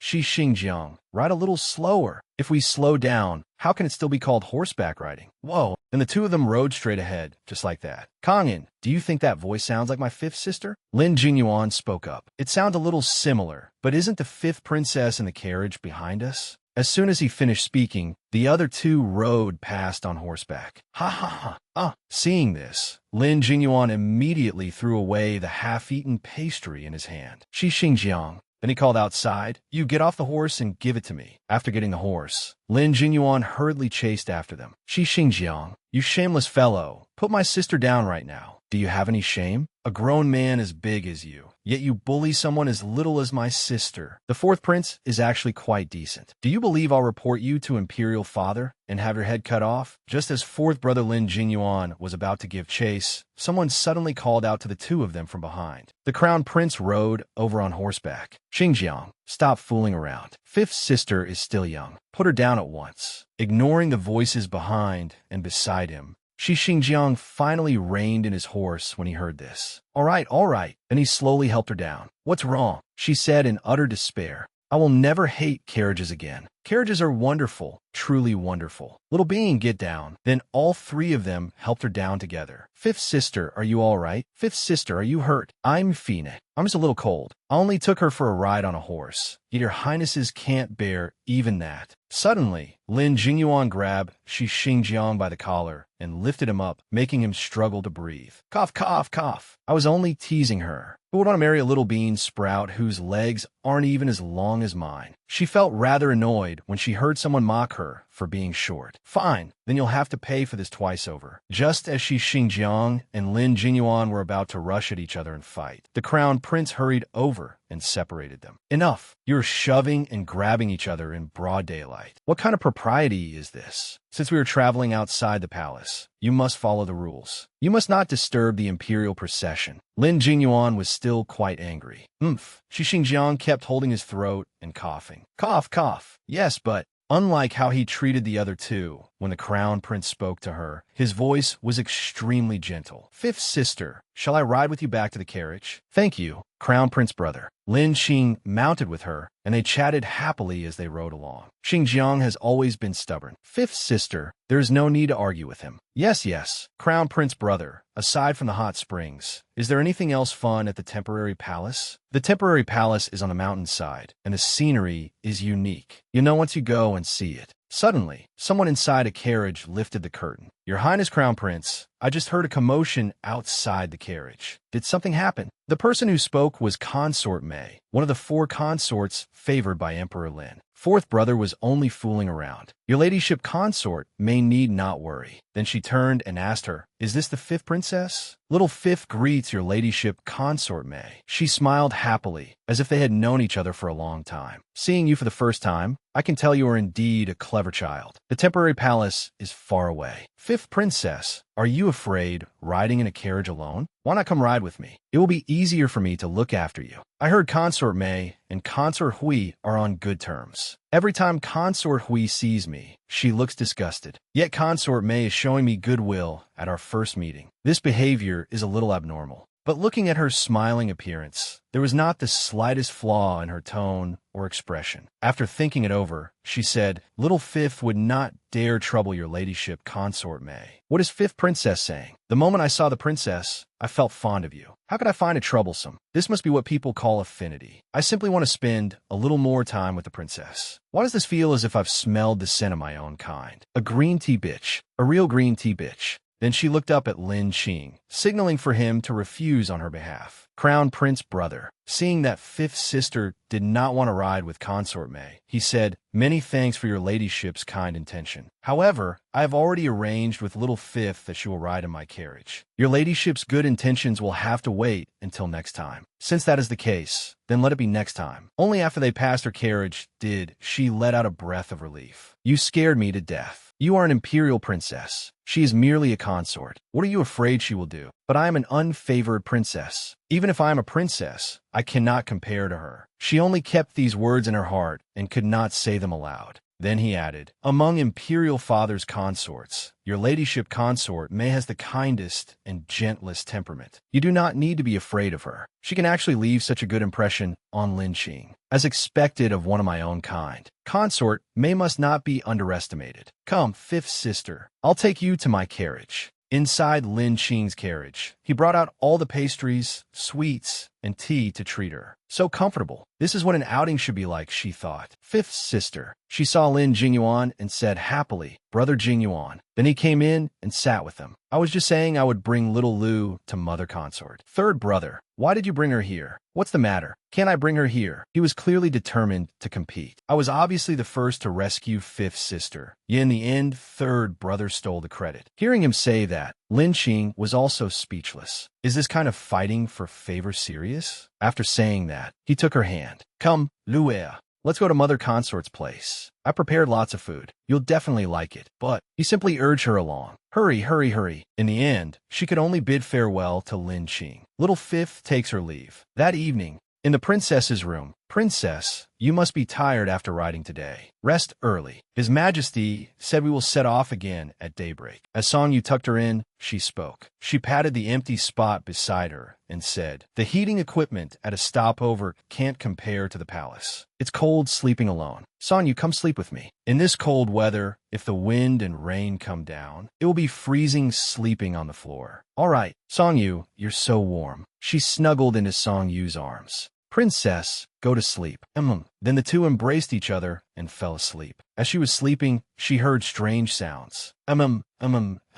Moonwasa. She turned to call Song Yu, but was suddenly startled when she saw a man in black covering Song Yu's mouth. Moonwasa. The man in black was rather frightened when he saw that she had awakened. Yu. Then she screamed at the top of her lungs. Someone come. Murder. Seeing that she had woken, the man in black was about to grab her. Save me. There's an assassin. When Song Yu saw that she was about to be caught, she threw herself forward, shielded her, and kicked the man. Someone come. There's an assassin trying to kill the princess. At that moment, several sets of footsteps rushed over. Thud, thud, thud. Seeing this, he cursed under his breath. Damn it. Then he quickly fled. At the same time, Shi Xingjiang also charged into her room. Luea, where's the assassin? Song Yu quickly cooperated and pointed in the direction the assassin had gone. The assassin escaped through the window. Then he ordered the 2 men who had come with him. You two, one of you lead people down to search. The other go summon an imperial physician. I will stay here and guard her.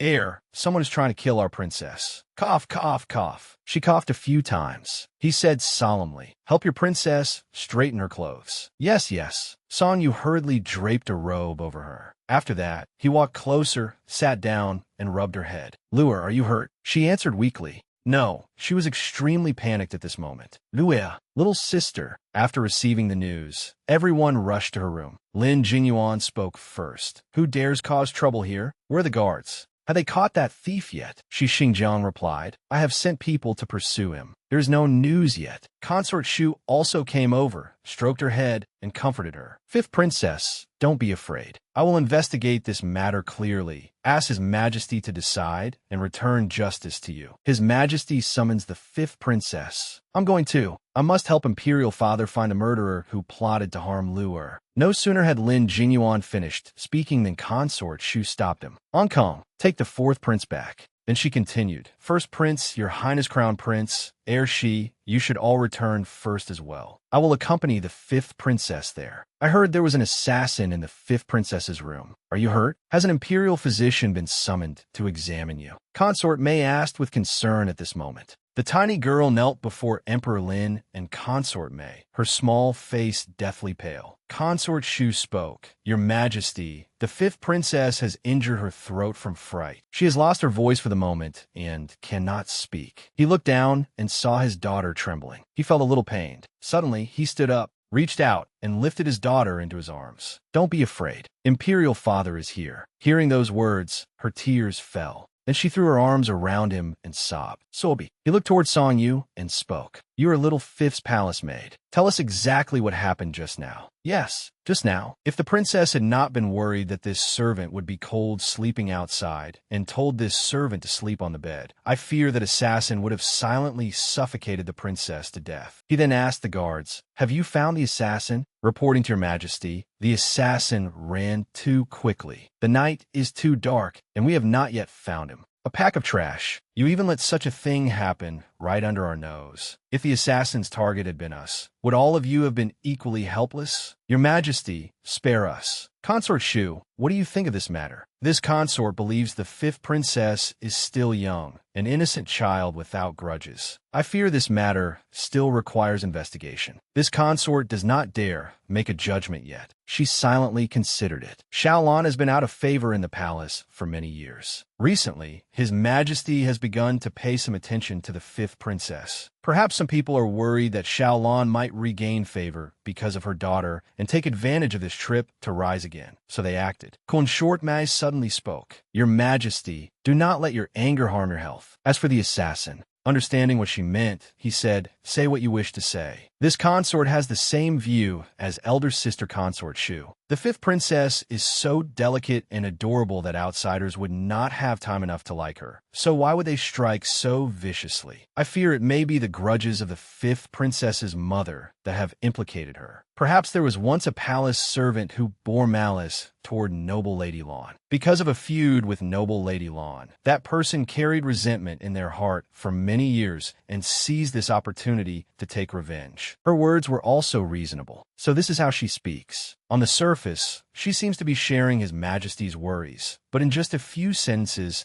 she has shifted Emperor Lin's fury toward the assassin onto Xiaofeng. But between the lines, it is all personal grudges, and she is trying to throw dirty water on Xiaolan. Emperor Lin already disliked Xiaolan. After this incident, he would certainly loathe Xiaolan even more. Go. Investigate thoroughly this time. Send people to look into anyone accompanying the palace who has had grudges with noble Lady Lan of Bright Splendor Palace. Once you find anything, report it at once. Yes, Your Majesty. All of you may withdraw. Tonight, little Fifth will sleep with us. We would like to see who still dares come here. Then he said to Consort Mei, You should return first tonight. Consort Mei looked at her for a moment, then smiled pleasantly and said, Yes. This consort takes her leave. Her gaze remained fixed on Consort Mei's departing back. We are both green tea bitches. In front of me, you can't pretend, White Lotus. There is no surprise if this matter was done by her. He placed her on the bed, stroked her head lovingly, and said, Little Lu, don't be afraid. Imperial Father is here. Her voice was hoarse. Imperial Father, summon the Imperial Physician to examine the fifth princess. Understood. At this moment, the Imperial Physician was examining the princess. Your Majesty, The little princess was frightened and injured her throat. This minister will write a prescription. Once it is decocted and she drinks it, she should recover after resting for one night. We understand. Peng Man, have someone go decoct the medicine with the imperial physician. Understood. He yawned widely. Your Majesty, it is already midnight. Let this servant keep watch. You should rest. There's still a full day's journey tomorrow. Seeing this, she also said, Imperial Father, go to sleep. We are not sleepy. We will sleep only after our fifth princess has finished her medicine. Hearing him say this, she was so moved that tears welled in her eyes. Then she threw herself into his arms and hugged her father tightly. This coquettish skill of hers, this gesture from little Lu, made our heart soften unconsciously even further. All right, don't be afraid, don't be afraid. And just like that, he gently patted her back to make her feel more at ease. Early the next morning, the carriage began to roll forward. Little Lu, the next stretch is the road to the temporary palace. Sit with us. Your Majesty, your ladyship consort, May has arrived. Let her in. Your Majesty, this consort has come to accompany you in finishing yesterday's game of chess. Good. Peng Man, set up the board. Today, we must see whether our beloved consort has improved or not. Your Majesty is teasing this consort again. After that, she sat down and asked after her. Is the fifth princess's throat better today? Thank you for your ladyship consort May's concern. I am much better. Your Majesty, the board has been arranged. She picked up a white piece. Your Majesty, then may this consort play white first. As long as our beloved consort does not regret her move after placing it, like yesterday. She laughed warmly. Your Majesty. As for her, she had been observing consort May the entire time. Although there was no evidence proving that last night's assassin was consort May's doing, this matter was definitely connected to her. If she wanted to deal with her, then she could not allow her to continue receiving the Emperor's favor. So she kept staring intently at the chessboard. Seeing her stare like that, he also found it strange. She looked up at him, her meaning clear. Imperial Father, play quickly. Imperial Father, play quickly. Imperial Father, play quickly. You're looking so seriously. Do you like this game?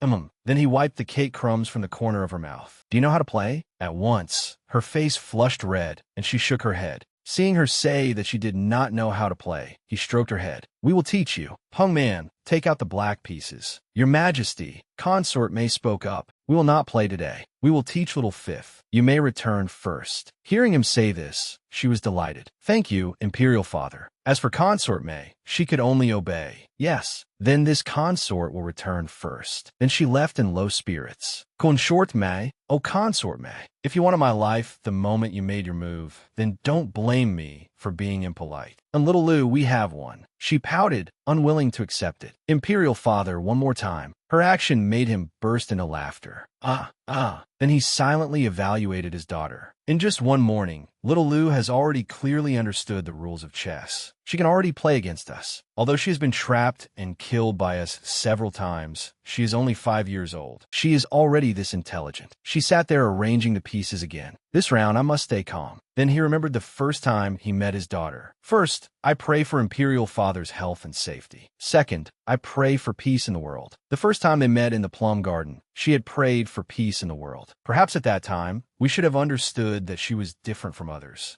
Shaolon gave us one foolish child, yet also gave us a little princess of innate intelligence. This must be heaven's mercy. Looking at it now, Shaolon is not guilty of some unforgivable crime either. That night, guards were stationed strictly everywhere. She and Song Yu walked around the residence. Unexpectedly, this time, there was fortune in misfortune. She had obtained Emperor Lin's favor. With the imperial guards he had sent to protect her, she could sleep soundly tonight. Princess, tonight this servant should still sleep with you. The assassin isn't stupid. He definitely won't be fooled again. Don't worry. With the imperial guards protecting the door, the assassin won't dare come again. No sooner had she finished speaking than one of the imperial guards shouted, "Who dares climb the wall? Bring him down." Hearing this, she fearfully hid behind a pillar. No way. It's only just gotten dark. The other side already can't wait to take my life. Two men dragged Shi Xingjiang down while he held something in his arms and hurriedly shouted, "It's me, it's me. Ow, ow, ow. Let go of me. Look clearly and see who this heir is. Greetings, Your Highness Heir. Your Highness Heir, this is..." The imperial guards all stared at the thing Shi Xingjiang was holding. Shi Xingjiang, what are you doing? Hearing her voice, he hurried over. I was worried that the assassins from last night would come again, so I wanted to patrol here. Her gaze fell instead on the thing he was holding. Why would you bring a soft quilt along while patrolling? If you run into an assassin, are you planning to smother him to death with that quilt? She said teasingly. He immediately knocked her on the head. Who do you think I'm worried about? You dare look down on me? Then he pushed her into the room. Go, go, go. Go inside first, then we'll talk. Shi Xingjiang busily spread out the quilt he had brought. What does your highness heir want to do? Songyu asked. Can't you see? I'm laying out the quilt. This servant knows your highness heir is laying out a quilt, but why is your highness heir laying out a quilt here? Could it be that you want to spend the night here? Your highness heir, you cannot. Although our princess is still young, she is a girl. Men and women must not touch hands when giving or receiving. If your highness heir spends the night in the princess's room and word spreads, the princess's reputation will be ruined. He shouted. Her life is almost gone, and you still care about reputation? Then he said, loudly with determination, before we return to the palace, this heir will keep watch here. If that vile person dares come again, if one comes, I'll kill one. If two come, I'll kill two. Then he lay down comfortably. All right, you all sleep first. She was currently trying to stay calm. Get out of here. Girls shouldn't be so rough. Hey, little bean sprout, I'm very curious. In front of your imperial brothers, you're soft and adorable. Why can't you be even half as sweet in front of me? Not even a little. Get up right now. Just then, Lin Jinyuan arrived. Little Lu, I'm here. Shi Xingjiang still refused to listen to her. When Lin Jinyuan saw that Shi Xingjiang was in his younger sister's room, he rushed over, wanting to beat him up. Shi Xingjiang, you shameless bastard. What are you doing in my sister's room? Wait. I came to protect little Lu. Is that so? To make sure, Lin Jinyuan even turned to ask her if it was true. Then Lin Jinyuan declared firmly, then I'll sleep here too. I want to protect my fifth sister too. With your pathetic little skills, don't look down on people. In the end, she had to step forward to mediate. All right, stop arguing, both of you. Knock, knock. Suddenly, someone knocked on her door. Heir, her ladyship has sent a message. How does my aunt know I'm here? Her ladyship said she not only knows you are here, she also knows what you intend to do. If you do not appear before her ladyship within the time it takes to brew a pot of tea, she will personally come here and break one of your legs. Lin Jinyuan was trying hard to hold back his laughter. Then suddenly, the other two burst out laughing. Go back and tell my aunt that I want to stay here to protect the fifth princess. Her ladyship said there are imperial guards here, so there is no need for you to protect her. If you insist on staying here, then get up onto the roof and sleep there. Hearing that final sentence, Shi Xingjiang shuddered. The temperature on this mountain was low. If he slept on the roof for a night, he would be frozen to death by tomorrow morning. Lin Jinyuan simply sat there laughing. Hey, leave me a blanket, Shi Xingjiang snapped. Go back to your own room and get one yourself. Then the two of them said goodbye to him in unison. Take care, heir. Shi Xingjiang could only leave dejectedly. Brother Jinyuan, her ladyship that eunuch mentioned just now, was noble consort Shi, right? If not her, who else could keep Shi Xingjiang in line? In her mind, she began imagining the image of noble consort Shi. Although she had never met this noble consort before, judging from what that eunuch had said, she must be a very interesting person. She really wanted to get to know her. Brother Jinyuan, you should go back too. Otherwise, Consort Xian will send someone over in a little while as well. Hearing her say that, he was left speechless. Then he also quietly left. All right, then I'll go back. Ankong, stay here and take care of the fifth princess. Yes, your highness. Goodbye, Brother Jinyuan. Phew, she had finally sent these two brats away. She was so sleepy she could die. Time to sleep. Songyu. Yes, princess. She was just about to sleep when a voice called from outside. Princess, outside, people sent by the first prince and his highness the crown prince have arrived. They say they wish to keep night watch together with us servants. At this point, she truly felt helpless. If she transmigrated to the modern era in the future, perhaps she could write a novel titled The Days When I Was Doted On by Three Imperial Brothers. It would definitely sell well. Lin Feilu strolled leisurely through the garden, thinking, after drinking the medicinal porridge Imperial eldest sister brought this morning, my whole body feels warm. Suddenly, someone called her. Little Lu. She smiled brightly and asked, Eldest Imperial brother, are you also here to pay respects to Father Emperor? Lin Ting nodded and said yes. Did you sleep well last night? She smiled like a blooming flower and replied, Very well. Suddenly, she began looking around.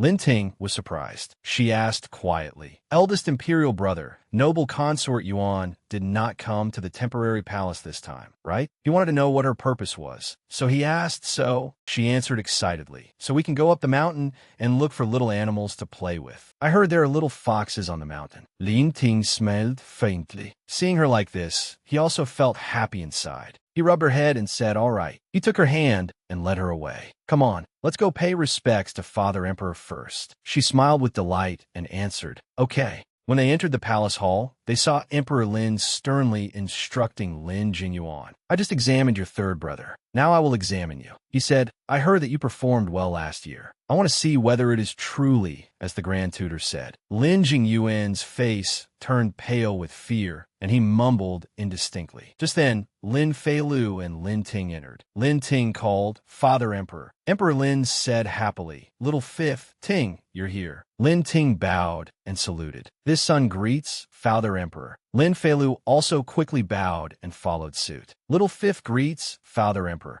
Emperor Lin smiled faintly and said, "Little Fifth's voice is much better than yesterday. Ting, come over with fourth brother. After I finish examining his lesson, it will be your turn." Lin Ting obediently answered, "Yes." Lin Jingyuan, however, bitterly complained to the heavens. "I only came to pay my respects, yet I still got dragged into a lesson examination. I'm so miserable." Feilu looked adorably at the two of them kneeling before Emperor Lin. She also obediently knelt down beside them, startling them. When Emperor Lin saw this, he secretly praised the little dumpling for being truly well-behaved. He picked up the book and said, "Fourth brother, I will ask you. In the 7 songs of the 5 sons, the 5th brother of Taikong, standing by the Luo River, described the Great Yu's warning. What does the 5th poem say?" Lin Jingyuan stammered, "The 5th poem, the 5th poem." He was stunned, thinking, "I clearly memorized this passage. What was the first line again?" He could not remember at all. He quietly asked Lin Ting, "Eldest imperial brother, help me. What is the first line?" Lin Ting glanced at him with a frown and did not answer. Seeing him stammering, Emperor Lin grew angry. He had not expected that fourth brother could not even answer such a simple question. He really wanted to split open his head and see what was inside. Suddenly, Lin Feilu tugged at Lin Jingyuan's sleeve. She whispered a reminder. The first says, "The august ancestor left instructions. The people may be approached, but they must not be looked down upon." He immediately realized it. Yes, that was it. Jingyuan then smoothly recited everything in one breath. The first says, "The august ancestor left instructions. The people may be approached, but they must not be looked down upon." The people are the foundation of the state. When the foundation is firm, the state is at peace. Emperor Lin was surprised. He had not expected the fourth prince to be not bad after all. Lin Jingyuan proudly recited it all in one go. "I faced the many people with caution, as if holding 6 reins in my hands. As one who stands above others, how can I not be reverent?"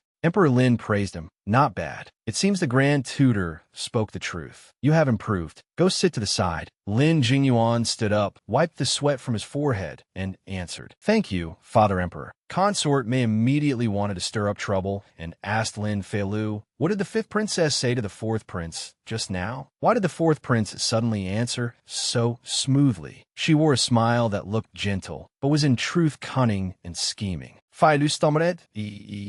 What she truly wanted to say was, "I will kill Consort May." She deliberately shrank her neck into her padded jacket, as if saying, "No one can see me, no one can see me." Emperor Lin looked dignified as he asked, "Little Fifth, what did you say to fourth brother just now?" Trembling with fear, she stammered, I said, the first." Immediately, her whole body began trembling, and she burst into tears, shocking everyone into silence. She wanted to cry, but could not form words, covering her mouth and looking extremely pitiful. Emperor Lin suddenly burst out laughing.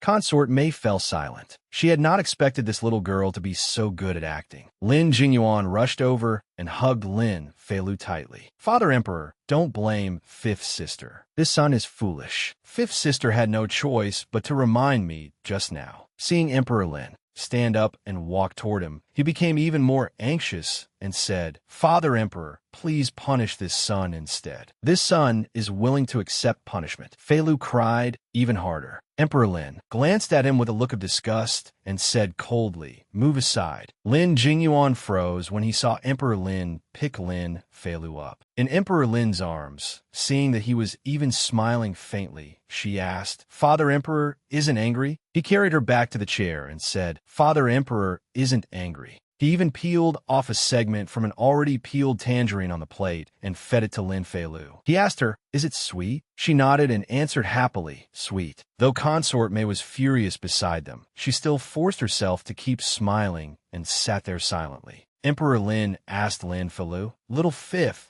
were you able to remind fourth brother of the text just now because you have read the book of documents before?" She answered, "I've read a little." He looked at her thoughtfully. "I have long known that little Fifth is clever, but I did not know you could also read books and recognize characters." For fourth brother, who has studied for several years at the Imperial Academy, the book of documents is very simple. But for a 5-year-old child who has never attended the Imperial Academy, it is very difficult. Suddenly, he remembered. That was right. Xiaolan could read. He suddenly recalled 7 years ago. He still remembered that when she first entered the palace, people in the palace said there was a refined lady from a scholarly family who had brought several large trunks into the palace. Inside were all brushes and books. Because of this, the first new arrival whose tablet he chose was Xiaolan. Xiaolan's beauty could topple cities and nations, and she was talented and refined. She truly had the kind of appearance he liked by nature. Her only flaw was that she did not know how to please others. She was too quiet. She had never once taken the initiative to speak with him. She always answered one question with one response, as if she did not want to say even a single extra word. If another person had this kind of temperament, he would have disliked her long ago. He sighed softly, but he had favored her for 3 whole years, until she gave birth to a fool for him. Emperor Lin suddenly looked back at Lin Fei-Lu, who was in his arms. Still, Xiaolan had taught this daughter very well. The little girl obediently handed him a piece of tangerine and said, "Father Emperor, you should eat some tangerine too." He turned to look at Consort Mei and said, "Beloved consort, I remember that you and little Fifth's mother entered the palace in the same year. Did you not?" She smiled, maintaining her graceful bearing, and replied, "Yes." Time passes so quickly. This consort has already been by your majesty's side for 7 years.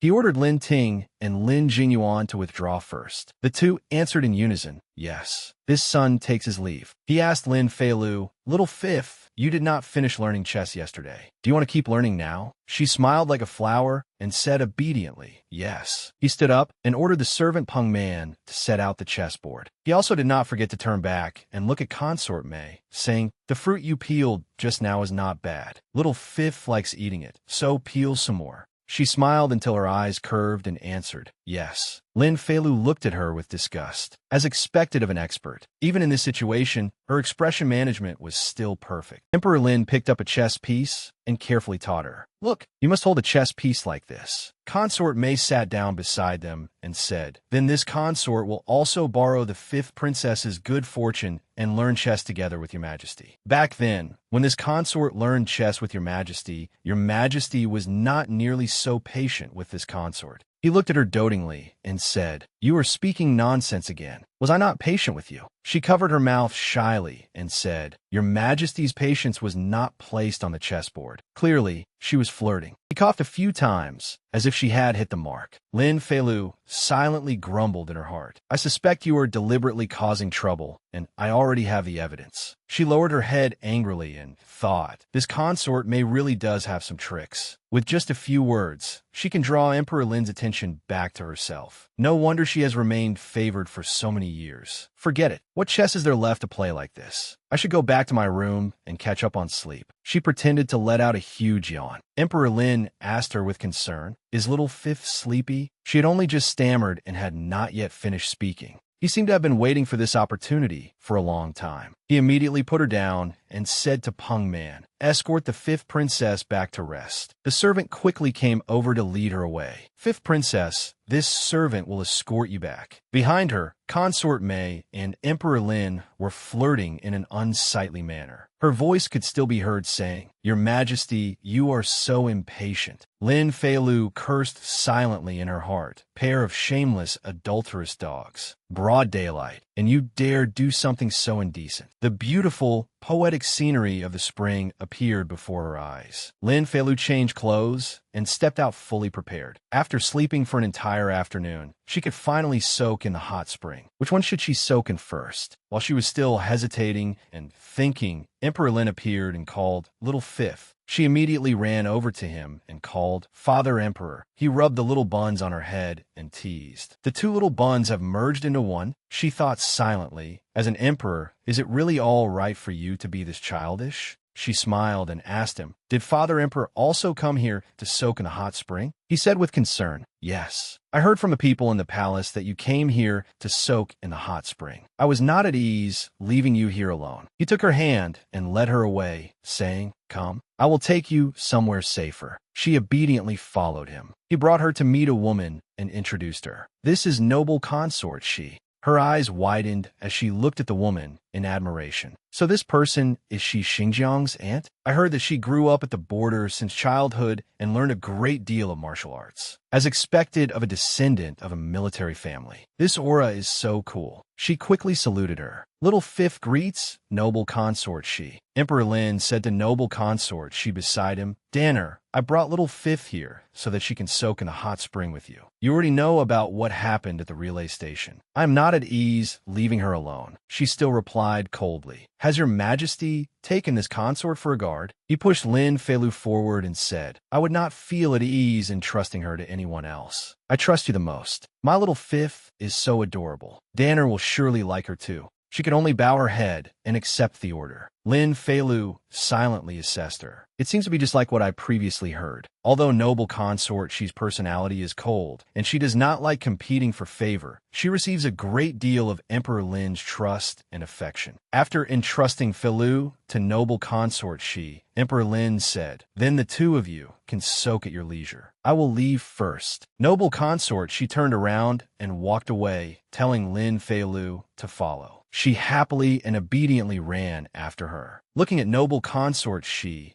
excitedly screamed in her heart, "Oh, this lady is so cool. She is completely different from that vixen consort May. It's decided. I must win over noble consort she." Noble consort, she was comfortably soaking in the hot spring. Lin Feilu wanted to swim toward the deeper area and kept edging farther out. She thought happily, this feels so good. It has been so long since I last enjoyed a hot spring. Suddenly, noble consort, she reminded her, "Don't swim toward the middle of the pool. The water there is very deep." She turned back and obediently answered, "Yes." In her heart, she was still secretly complaining about Emperor Lin. Such a beautiful young lady. How did my father manage to marry her? She obediently sat down beside noble consort she. She stared at her without blinking. Noble consort, she only asked coldly, "What are you looking at?" With a look of admiration, she praised, "Your ladyship is so beautiful." Noble consort, she bluntly said, "You little fraud. You are so young, yet you already know how to flatter people." She boldly patted her chest and declared, "Little Lu doesn't deceive people. Your ladyship really is beautiful." Noble consort, she gave a haughty "Oh," and said to her, "Then tell me, what part of me is beautiful?" She immediately listed everything nimbly. "Your ladyship's collarbones are very beautiful, both alluring and distinct. And your neck, too. It is slender, graceful, and beautiful, just like a swan's." She secretly pinched noble consort she's waist and said, "And this waist, too. Your ladyship does not need a blade to kill people. You rely entirely on your waist." After saying that, she concluded, in short,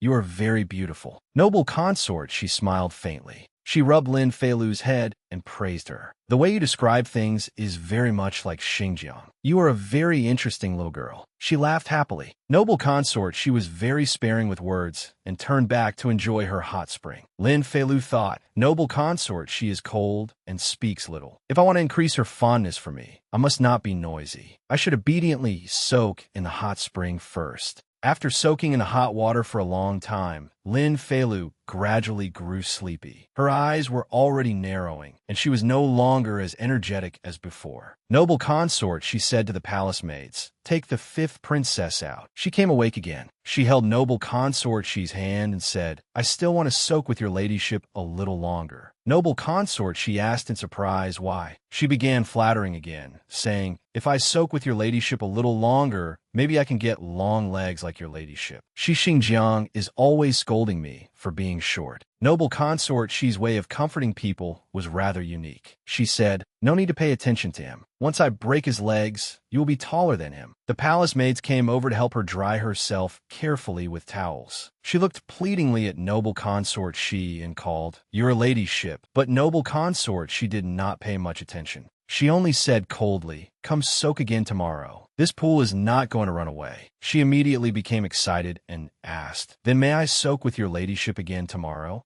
Noble consort, she turned away without looking at her and replied, "If you want to come, then come." Of course, Lin Feilu would not refuse such an invitation. She walked through the garden with the palace maids. A palace maid said, "Fifth princess, shall this servant take you for a few strolls around here?" She gently introduced the place. "This is the hot springs hall that His Majesty bestowed upon her ladyship. Aside from her ladyship, no one else may enter without permission." Lin Feilu observed her surroundings and silently assessed it. The hot springs temporary palace was renovated by Emperor Lin as a place to escape the summer heat. This hot springs hall was one of the best places here. It seemed Emperor Lin valued noble consort Shi very much. Suddenly, there came a scratching sound from the roof. Something up there kept cawing noisily. The palace maid anxiously said to the fifth princess, "Princess, please go to the main hall first. I will call the guards over to take a look." Suddenly, a dignified voice came over and asked what was going on. Noble consort, she walked over, and the fifth princess immediately called, "Your Highness." The palace maid pointed at the roof and said, "Your Highness." Suddenly, from the roof on the opposite side, there was a noise. "I do not know what is up there," she calmly said. "I will go up and take a look." With just one step, she leapt off the ground. Then she easily flew upward, light as a feather, weightless as air, and landed on the roof, leaving the fifth princess utterly shocked. She still stood frozen in place, eyes wide and mouth open in astonishment. She flew. She actually flew up. The fifth princess stared blankly at noble consort, she flying onto the roof. This roof was even taller than that tree earlier. Shi Xingjiang could fly up there. Did that guy know how to fly too?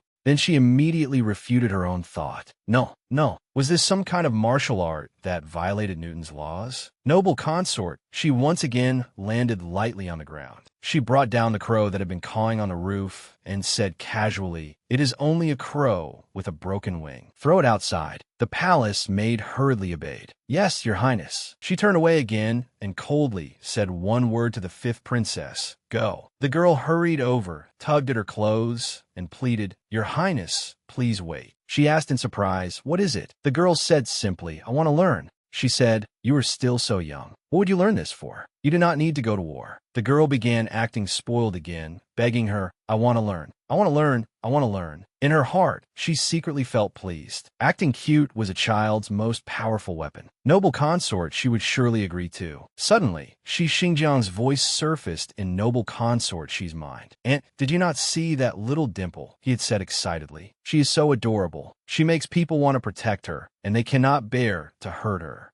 She thought to herself about Shi Xingjiang. That useless nephew of hers had actually described it quite well. She could not bear to refuse either, so she agreed. The girl happily jumped up like a little rabbit. Noble consort, she coldly instructed her. "To learn martial arts, you must first build a foundation. Start today. Stand in a horse stance here for 2 double hours." The fifth princess simply stood there in a daze. She asked, "Do you not know how to stand in a horse stance?" Then she demonstrated, bending both legs, clenching her fists, and placing them at her waist. Like this. Then she turned away and said to her, "If you understand, begin." The girl immediately performed the movement seriously, just as she had done. She knew very well that it seemed noble consort she wanted to take this chance to test her. She had to perform well. 10 minutes later, Seeing her trembling all over, the palace maid said, "Princess, why not stop?" The palace maid tried hard to coax her into giving up. "Do not look at how formidable her highness is now. In truth, back then, she must have suffered many hardships. You are still young. How could you endure it?" But she still shouted firmly, "No, it was not easy for noble consort she to agree to teach me. I cannot give up halfway." She stomped her feet hard on the ground again to regain her balance. She shouted loudly, full of fiery spirit. Noble consort she, inside, saw everything happening outside. She wondered aloud, "Is this little thing saying that on purpose for me to hear?" The palace maid beside her tried to advise her. "Your Highness, the fifth princess is still young. If you truly wish to teach her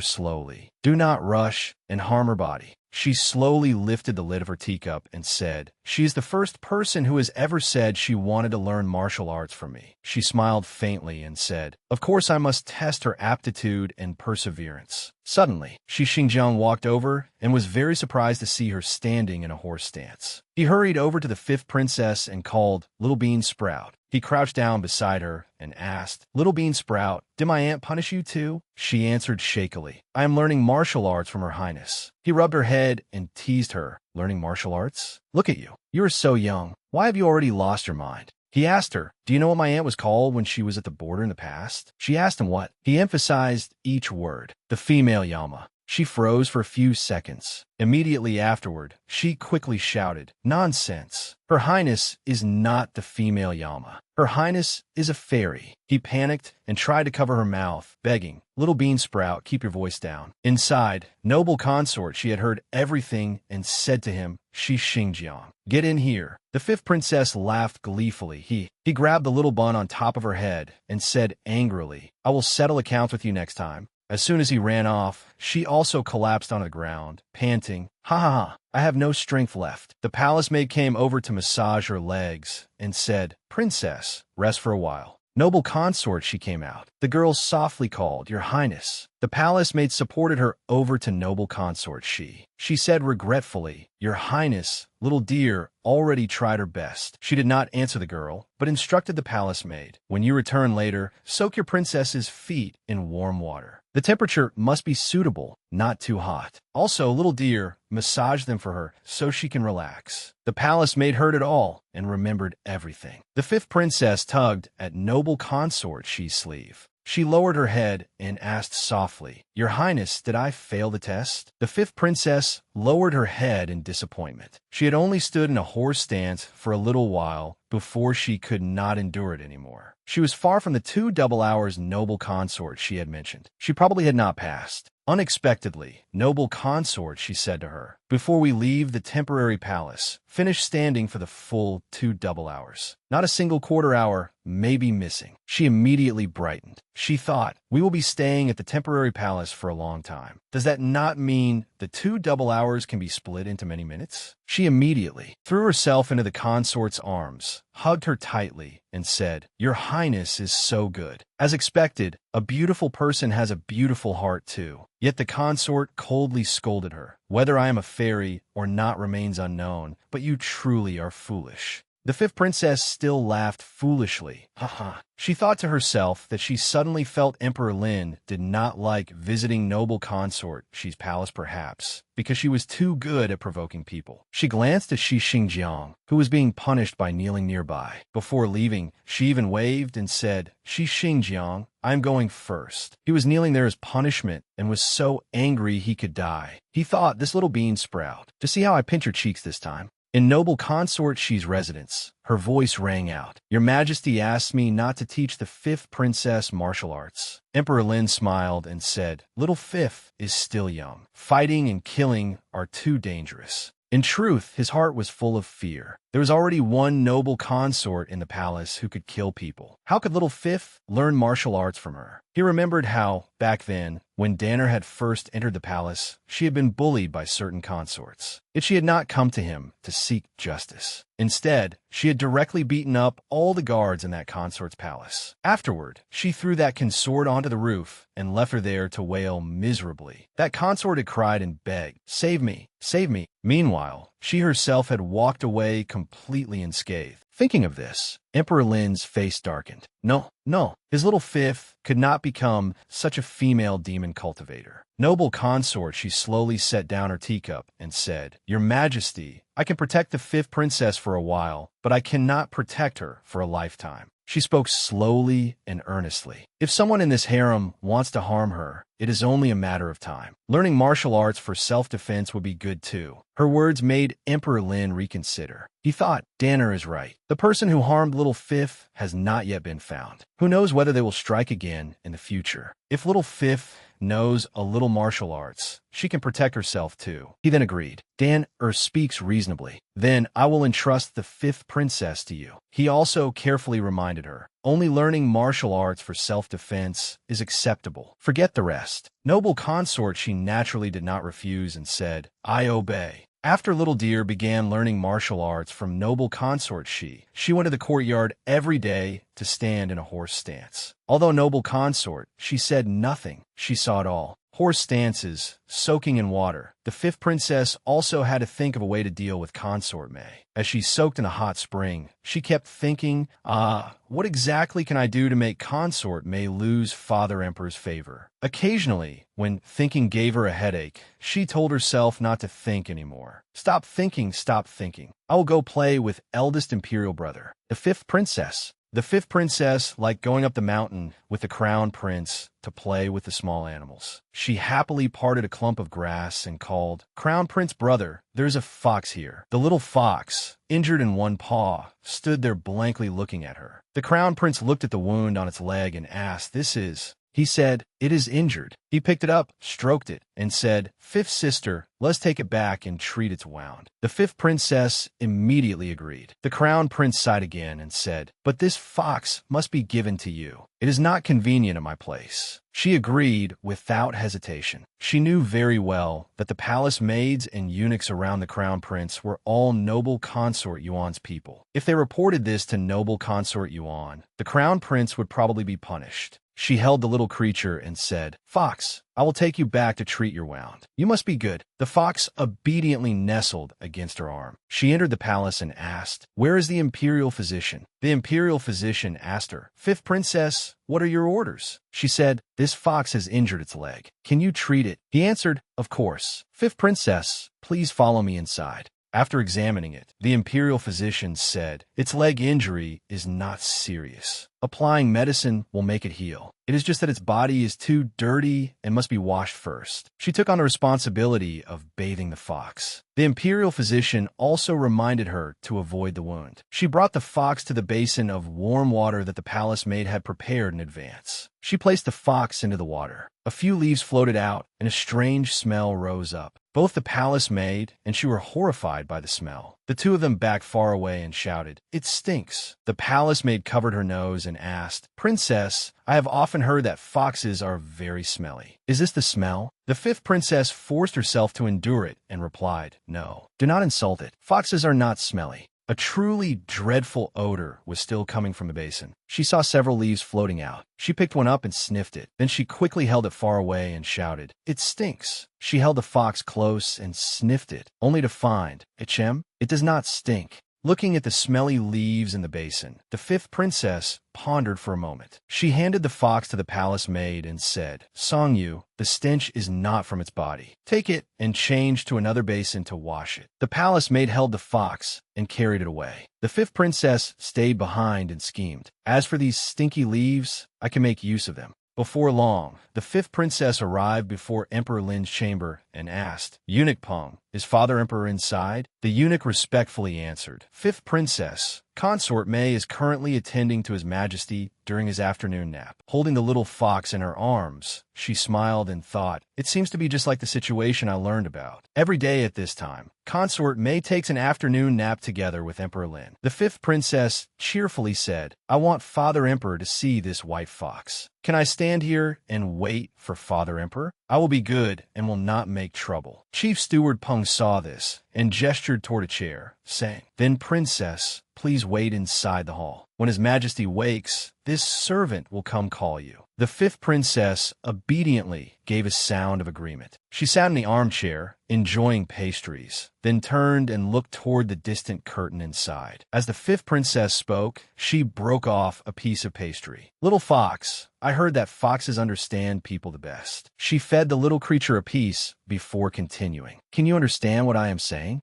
The fox happily gave a cry, as if responding to her words. The fifth princess pointed. "Do you see inside there? After you finish the snack, run in there. Run to the side of the bed and crawl underneath." "All right." She smiled slyly at the fox. "If you agree, then from now on, I will make chicken for you every day." The snow-white little ball of fur cried once, then nimbly jumped down from the chair. The fifth princess also jumped down after it and cried, "Little fox, do not run around." The little fox pranced along, passing through the servants and heading deep into the chamber. It crawled under the bed where Emperor Lin and consort May were taking their afternoon nap. The fifth princess hurriedly ran in and asked, "Did you see my fox?" Hearing this, the servant pointed under the bed. So the little girl crawled under as well, calling, "Little fox, hurry out." The servant grew anxious. She had to quickly call Chief Steward Peng in. If His Majesty woke up, it would be terrible. The fifth princess instantly regained her calm expression. After that palace maid left, she took out a piece of cloth used to wrap powdered ground from those stinky leaves. After sprinkling the powder into the shoe consort May had placed in front of the bed, the fifth princess smiled and thought, done. She called, "Little fox, come out quickly." Then she picked it up and said, "Little fox, you really are clever. When we go back, I will give you chicken." At this moment, Chief Steward Peng finally rushed over and called, "Fifth princess." The fifth princess controlled her expression and said dejectedly, "Eunuch Peng, my little fox would not listen." It almost woke Father Emperor. Chief Steward Peng reached out and gently lifted the curtain to check the situation inside. He breathed a sigh of relief and said, "Small animals like to run around. Princess, just watch it a little more carefully." But the fifth princess insisted, "I will take it back and teach it properly right away. Once the little fox is obedient, I will bring it to see Father Emperor." Hearing this, Chief Steward Peng could only indulge her. "That is fine too. Fifth princess, please go carefully." A while later, Consort May stood behind Emperor Lin, helping him dress after he woke from his afternoon nap. He asked, "Oh, little fifth came here." Chief Steward Peng respectfully replied, "The fifth princess even brought a fox here to show your majesty. It was just that the fox was lively, and the fifth princess feared it would disturb your majesty. So she said she would bring it to meet you after teaching it properly." Hearing this, Emperor Lin said, "It is fine. Next time, I will go visit little fifth instead." Consort May at the side had finished helping him dress and said gently, "Your Majesty, it is time to go soak in the hot spring." Emperor Lin touched her hand and asked, "I remember this time it should be beloved consort's turn to soak with me." Consort May smiled and replied, "Yes." A moment later, Consort May, dressed in a thin robe, walked to the hot spring pool and called, "Your Majesty." Emperor Lin had already entered long ago. Seeing her arrive, he smiled and said, "Beloved consort, come quickly to my side." But just as Consort May had placed her foot into the pool, he made a sound of surprise. His expression became somewhat ugly. A strong odor rose up, making the two of them cover their noses. Consort May cried, "It stinks." Emperor Lin looked around and asked, "Where is that stench coming from?" He suddenly looked toward Consort May's feet and said, "Could it be?" The area of water around her instantly turned black. The stench also rose from there. Seeing Emperor Lin's expression, Consort May asked in surprise, "Your Majesty?" But before she could say anything more, he hurriedly stood up and scolded, "Do not come near me." She was frightened by the shock as well. Emperor Lin hurriedly ran out of the pool while covering his nose with his hand, thinking, "Consort May, oh Consort May, I never expected your feet to stink. You have truly disappointed me too much." In the magnificent chamber, Consort May lay face down on the bed, sobbing, her body and heart full of grievance. Stinky feet, stinky feet. The beautiful, otherworldly image I painstakingly maintained for 7 years was destroyed by a madman in an instant. Consort Hui, the mother of the eldest princess, sat beside her and comforted her. "Younger sister, stop crying. Your eyes will swell in a while." She said, "In my view, I fear there is something hidden behind this matter." Hearing this, Consort Mei raised her tear-filled eyes and asked, "Something hidden?" Consort Hui reasoned seriously. "We sisters have lived together for many years. I know you are strict in managing your appearance and body. You have never had foot odor. How could you embarrass yourself before His Majesty today?" Consort Mei seemed to realize something. She sat up abruptly and murmured, "Could it be?" She picked up the shoe that still had black marks stuck to it. Consort Hui frowned and asked, "This powder is—" But Consort Mei quickly ordered the servants to bring hot water. The shoe was thrown into the basin of water, and soon a thick black color spread through it. The two consorts immediately raised their hands to cover their noses. "Ugh, it stinks!" Consort Mei cried out in shock. "Sure enough, someone harmed me. Who exactly was it?" Consort Hui was no less surprised and said, "A private item like a shoe requires someone close to you to make a move. Perhaps younger sister should investigate the people around you." Consort Mei denied it. "Impossible.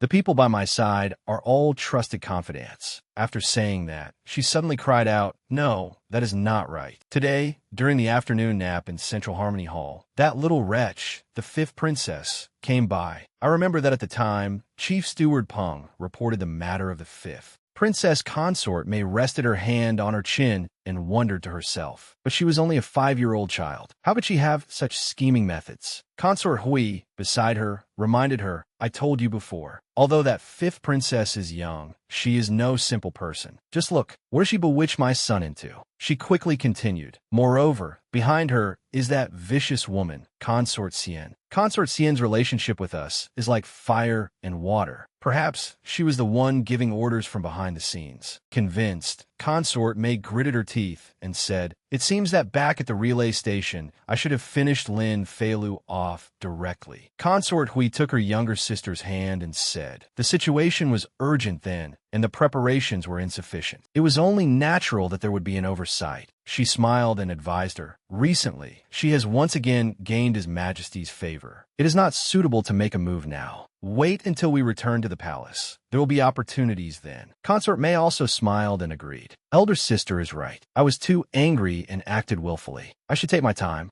After the incident at the Hot Springs Hall, Emperor Lin had never again stayed with Consort Mei. And so, every day, Lin Feilu held the little fox and played chess with Emperor Lin. The relationship between father and daughter also became much closer. At this moment, Emperor Lin picked up a black piece, placed it on the board, and called out, "Captured." Lin Feilu was extremely startled. She hugged the fox coquettishly and said, "Imperial father, can you let me take back one move?" Seeing this, Emperor Lin laughed loudly and indulgently said, All right, all right." More than 10 days later, their period of rest ended, and the imperial procession returned to the palace. In front of the palace hall, Xiaolan was already waiting. As soon as Lin Feilu saw her, she spread her arms wide and ran over. "Mother consort, I'm back." Xiaolan reached out to catch her and said, "Lure." The little girl hugged her mother tightly and said, "Mother consort, I missed you so much." Lin Feilu kissed Xiaolan on the cheek, making her happily say, "I missed you too."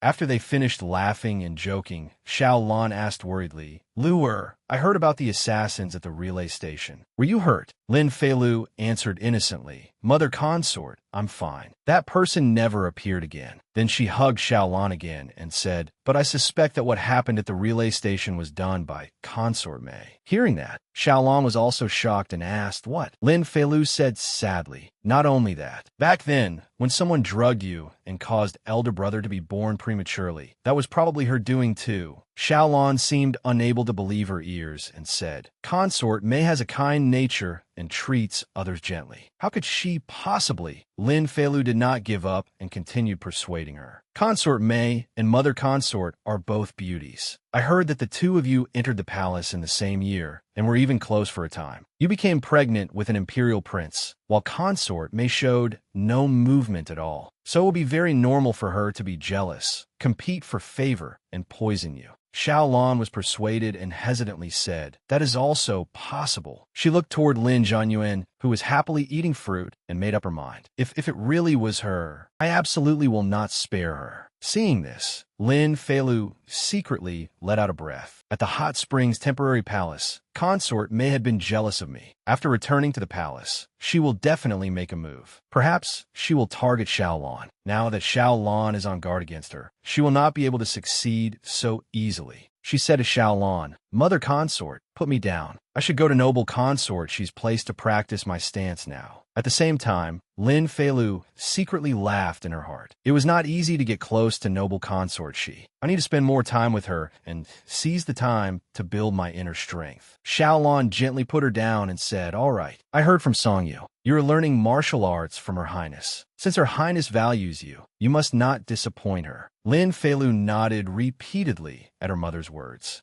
A little later, inside the magnificent sleeping chamber, noble consort She closed her eyes, holding a hand warmer in her hands, and sat silently in a chair. A servant led Lin Feilu inside and reported, "Your Highness, the fifth princess has arrived." Lin Feilu also greeted her, "Your Highness." When the servant went to close the door, she suddenly started and thought, "It's so hot." Lin Feilu looked around the hall and sighed inwardly. It was like this back at the temporary palace too. The brazier and noble consort, She's sleeping chamber, is always burning. I thought that a martial artist like her would have excellent physical condition and would not fear the cold. Noble consort, She sat up and said, "You're here." Lin Feilu clasped her hands in salute to noble consort Shi and lowered her head. "Little Fifth pays respects to your highness." After greeting her, Lin Feilu asked curiously, "Winter is almost over now. Does your highness still keep the brazier burning so hot in your room? Perhaps there is too much cold energy in your body, causing your hands and feet to be cold. You should call an imperial physician to examine you and prescribe medicine to treat it." Noble consort, She silently drank her tea, lowering her eyes to look at the fifth princess standing before her. The servant beside her happily said, "The fifth princess is concerned about your highness." Only then did noble consort She put down the teacup and say, "I am not afraid of the cold. There is no cold energy in my body, and my hands and feet are not cold either." Lin Feilu secretly laughed and asked, "What is she doing? Is she covering it up?" "Noble consort," she continued, "it is only that I was injured when I was young, and my meridians were damaged. When the weather is cold, they ache. That is why I need the room a little warmer." Lin Feilu raised her head blankly and thought, "I used to be curious." A woman like her did not become a female general, awe-inspiring and majestic, but instead entered the palace. There must be a reason. Then she awkwardly lowered her head, showing pity for noble consort Shi. She said it so simply, but for her meridians to be damaged to the point that she cannot endure the cold, the injury must have been very serious. This expression was caught by noble consort Shi. She said, "Why are you making that expression? Go outside and stand." Hearing this, Lin Feilu tilted her head and asked, "Stand?" When they reached the training yard, Lin Feilu clasped her hands together and asked in surprise,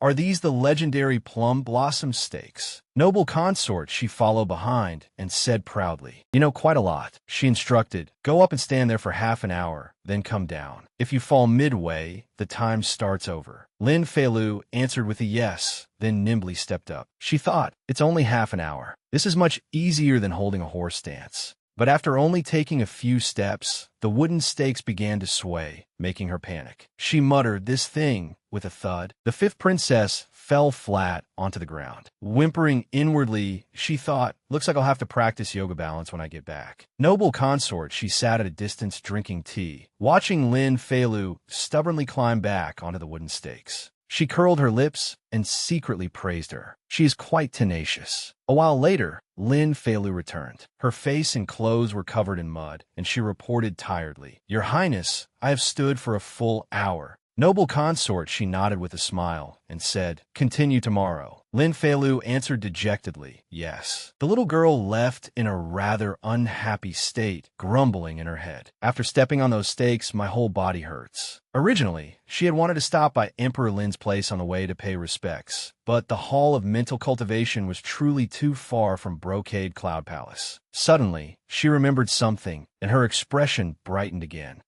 Although Brocade Cloud Palace is quite far from the Hall of Mental Cultivation, it is quite close to Song Lianglong's Emerald Bamboo residence. In any case, it has been a long time since I saw the little beauty. Since it's on the way, I must go visit him. Thinking this, Lin Feilu happily turned onto another small path. At the simple wooden house in the middle of the bamboo grove, Song Lianglang was digging bamboo shoots when he heard the voice calling, "Your Highness," from outside. When he saw who had arrived, he stood up and greeted her. "Fifth Princess," Lin Feilu happily replied, "Your Highness." Seeing her appearance, Song Lianglang asked, "Fifth Princess, did you just fall into a mud pit and come back?" She said awkwardly, "No, I was practicing martial arts with noble consort Shi. This happened because I fell from the plum blossom stakes." Seeing this, he took her hand and gently said, "Let me take you to tidy up a little." Lin Feilu happily made a sound of agreement. She obediently sat still in front of the steps. Song Lianglang went to fetch a basin of water. Seeing her there, he asked, "Why doesn't the princess go inside and wait?" Lin Feilu simply said, "It would not be good if water splashed inside the room." Hearing this, he could only dip a towel into the water and wring it out. Just as he was about to lift it to Lin Feilu's face, she shyly said, "Your Highness, let me wipe myself." But Song Lianglang smiled and said, "Your hands are dirty. The more you wipe, the dirtier you'll get." Then he leaned over and helped her wipe away the smudges on her face. Lin Feilu sighed softly. Then she reached out and grabbed the corner of Song Lianglang's robe. When she let go, several black marks were left on it. She secretly laughed and thought, now you're dirty too." As for Song Lianglang, he pretended not to know and continued carefully wiping her face. A moment later, he put down the towel and said, "All right." Lin Feilu happily cried, "Thank you, Your Highness." Her face was now bright and clean again. Song Lianglang invited her. If the princess is not in a hurry to return,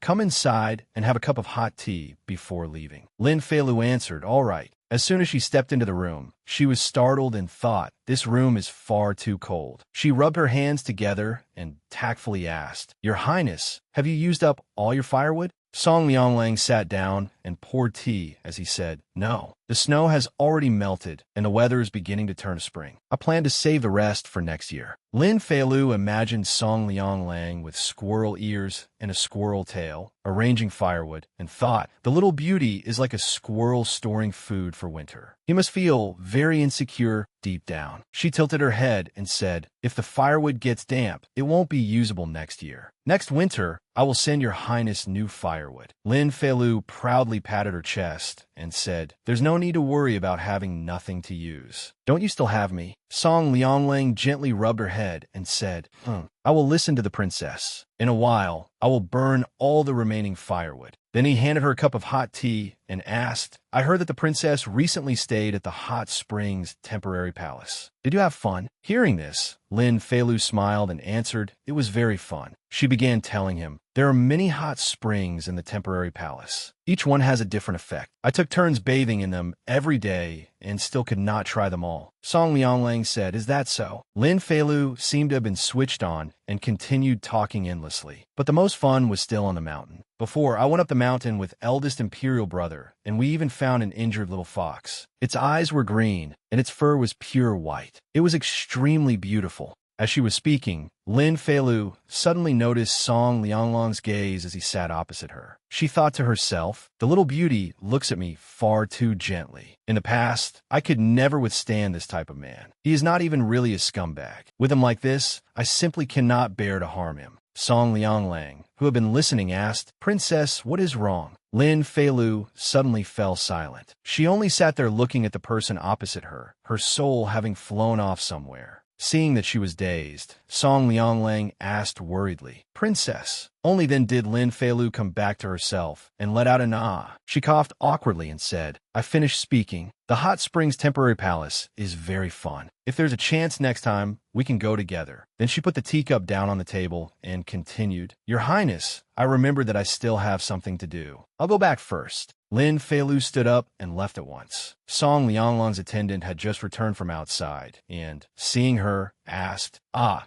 is the fifth princess leaving already?" Yet she hurried away without looking back, leaving the young attendant extremely surprised. He turned back and asked in puzzlement, "Your Highness, was the fifth princess embarrassed?" I saw that her ears had turned red. Song Lianglang sat there and looked at his attendant coldly. Seeing this, the attendant immediately covered his mouth and said, "I didn't see anything." In the days that followed, Lin Feilu persistently went to noble consort Xi's palace to stand on the wooden stakes. Her body also improved quite a bit. As time gradually passed, the breath of winter grew weaker and weaker. At last, spring arrived. Lin Feilu patted her arm and happily said, "My hard work this winter was not in vain. I could be considered to have trained some muscle." Lin Feilu's birthday was at the end of spring. In previous years, she had spent it with Xiao Lan and the others. Cooking a bowl of noodles counted as a celebration. After Emperor Lin found out, he felt guilty in his heart and decided that this year could not be handled casually like previous years. He ordered his attendant, Peng Man, "Go give the instructions. This year's birthday banquet for the fifth princess must be held grandly. It must be lively, and it must be big." Emperor Lin said solemnly, "Through this birthday banquet, I want little Fifth to shine in the palace and give her a name before the common people of the world." He picked up a scroll and continued instructing him. "In addition, take this imperial decree to Bright Splendor Palace. Little Fifth has grown up and should also go to the Imperial Academy to study like the other princes and princesses." Chief Steward Peng reached out to receive the imperial decree and answered, "Yes, Your Majesty."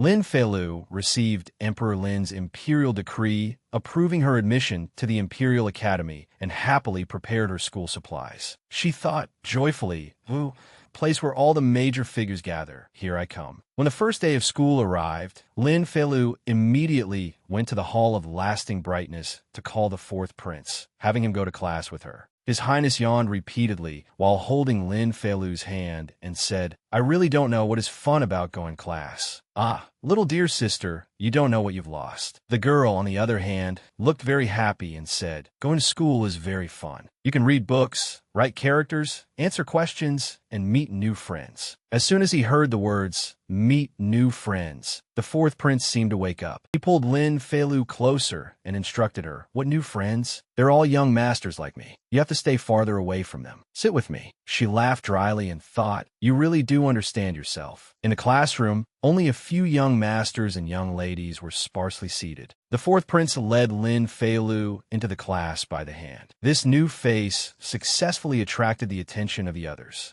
Seeing this, the fourth prince immediately shouted, "What are you looking at?" This made them awkwardly turn away and pretend to be doing other things. Lin Feilu helplessly muttered inwardly, if the fourth prince lived in the modern era, he would definitely be a school bully. He, on the other hand, did not know what she was thinking. He merely pushed a tall stack of books over to the seat that had originally belonged to Shi Xingjiang and said, "Little dear sister, sit here." The fourth prince pressed her into the seat and said with a smile, "Look, isn't this great? You can eat and sleep, and the grand tutor won't see you." Sitting behind that towering stack of books, Lin Feilu quietly cursed. He really is a bad student. Suddenly, someone walked over and said, "Nonsense. Fifth sister sincerely wants to study. How is she like you?" It turned out to be the Crown Prince. As soon as Lin Feilu saw him, she called, "Crown Prince brother." He picked Lin Feilu up and walked away, saying, "Fifth sister, go sit in front." Seeing this, the fourth prince cried out, "Don't, third brother."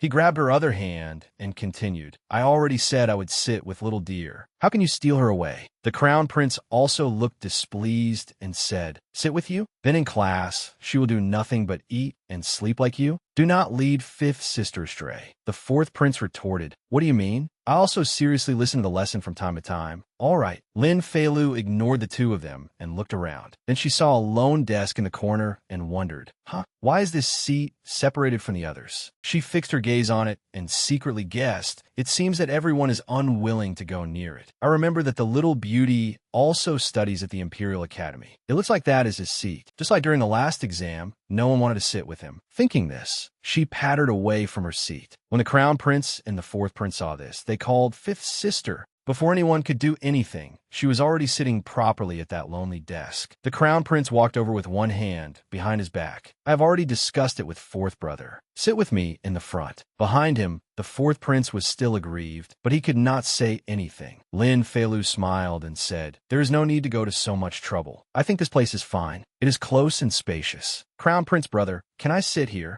The Crown Prince asked seriously. Someone sits here already. You do not know him. You want to sit with him? Lin Feilu pretended not to know anything and answered innocently, yes. Then I can make a new friend. Unexpectedly, a voice rang out. Your Highness the Crown Prince, fifth princess. The two of them turned to look. It turned out to be Song Lianglang, who had just arrived at class with his eyes widened in surprise. Lin Feilu greeted him. It's you. The Crown Prince thought to himself that, no matter what, Song Lianglang was the hostage prince sent by the Song Kingdom. It would not be good to say anything in front of him, lest it damage the bearing of Great Lin. And so he rubbed Lin Feilu's head and said, very well. Then sit here. I will come pick you up after class. She happily made a sound of agreement. Only after seeing Song Lianglang sit down did she say, Your Highness, from now on we are desk mates. He repeated inwardly, desk mates. This is the first time I have heard this word. Outwardly, he asked, Fifth Princess, why do you want to sit here? Song Lianglang was full of his own thoughts, yet his expression remained very calm. Ever since I came to the Imperial Academy, I have always sat alone. No one wants to come near me. I also have no one who sincerely wants to befriend me. Even the Grand Tutor pays no attention to me. With the fifth princess's cleverness and intelligence, she cannot possibly be unaware of what my identity as a hostage prince means. This is not like when she suddenly came to Emerald Bamboo Residence. Becoming close to me in front of everyone is ultimately not wise. Lin Feilu was completely unaware of Song Lianglang's suspicions. She seemed to be deep in thought for a while, but in the end, she only said, no reason. I like sitting here. Seeing this, he only answered, Lin Feilu then curiously asked several questions in quick succession, her body swaying along as she spoke. Your Highness, are your studies good? If the Grand Tutor asks me a question and I cannot answer, will you help me? If I secretly sleep in class, will you cover for me? If I do not finish my homework, can you help me do it? During exams, can I ask you for the answers? Song Lianglang did not seem troubled at all and merely asked, Is this what desk mates are supposed to do? Lin Feilu clasped her hands together and nodded. Of course, that is exactly what being desk mates means. Song Lianglang smiled, like an autumn breeze passing by, and agreed to her unreasonable request. All right, I will remember. I will do as you say. Lin Feilu rested her chin in her hand in a daze and muttered to herself, I'm going to die from this young gentleman's gentleness. If I had gone to school back then and had a desk mate like this, I definitely would have fallen in love early. In the classroom, the elderly tutor seated at the front lectured in an even tone. Confucius said, Those who know are not as good as those who love it. Those who love it are not as good as those who take joy in it. Lin Feilu held the book in her hands, nodding off. The Grand Tutor's lecture was both slow and deep. It really was enough to hypnotize a person into sleep. Song Lianglang, sitting beside her, suddenly heard a clatter and looked over. It turned out she had finally failed to resist the temptation and had simply sprawled on the desk to sleep. He quietly took the book from her hands, folded it shut, and placed it on the desk. He secretly thought that she looked like she was sleeping quite comfortably. Song Lianglang shifted a little closer to her. While studying, he shielded her, letting her sleep peacefully without worrying that the Grand Tutor would catch her. Just then, Shi Xingjiang yawned repeatedly as he walked into the academy hall. When he saw that his desk was a mess, covered with all sorts of notebooks, he was startled. He asked angrily, Who messed with my things? The Grand Tutor up front saw this and scolded. You are late again today. Why are you not hurrying to your seat? The fourth prince, sitting beside him, woke up in a daze and said, Can you lower your voice a little? You disturb my sleep. Shi Xingjiang did not care and merely tidied his books. Then he turned and said, You're still sleeping? Didn't you say little dear came here to study? Where is she sitting? The fourth prince frowned and replied, Why are you so concerned about my younger sister? What does it have to do with you? After saying that, the fourth prince dropped his head back onto the desk. Shi Xingjiang looked around and snorted. I'm not talking to a sister-obsessed fellow like you anymore. After searching for a long time, he finally spotted Lin Feilu. But the sight of her sitting together with Song Lianglang made a huge question mark appear on his face. Shi Xingjiang straightened up, wanting to stand, and asked anxiously, "Hey, why is little dear sitting beside Song Lianglang?" The fourth prince, who had only just flopped onto the desk, had no choice but to raise his head again and complain. What? Little dear would rather sit beside him than beside me? How could third brother do this? Xingjiang could only say, "Wait until class ends. We'll go ask little dear together." A while later, the grand tutor raised his hand and rang the bell, signaling the end of the lesson. He said, "That is all for today's lesson. Take a quarter-hour break." Only then did Lin Feilu wake up, nodding groggily. She reached up to wipe her mouth and secretly breathed a sigh of relief. Fortunately, she had not drooled. Seeing this, Song Liangling secretly let out a soft laugh. Lin Feilu asked guiltily, "Your Highness, I wasn't discovered just now, was I?" He curved his lips and replied, "No," reassured. She stretched and said, "The Grand Tutor's lectures are far too boring. There isn't the slightest bit of inspiration." Song Lianglang could only say, "The Grand Tutor is already advanced in age and highly respected. Naturally, he lectures a little slowly." The other two grand tutors traveled all over the world when they were young and are rich in experience. Their lectures are fascinating. When the time comes, you will not feel bored anymore. Hearing him comfort her like this, Lin Feilu smiled and answered with an Just then, the fourth prince hid behind a pillar and called resentfully, "Little dear, my younger sister." She was startled and asked, "Brother Jingyuan?"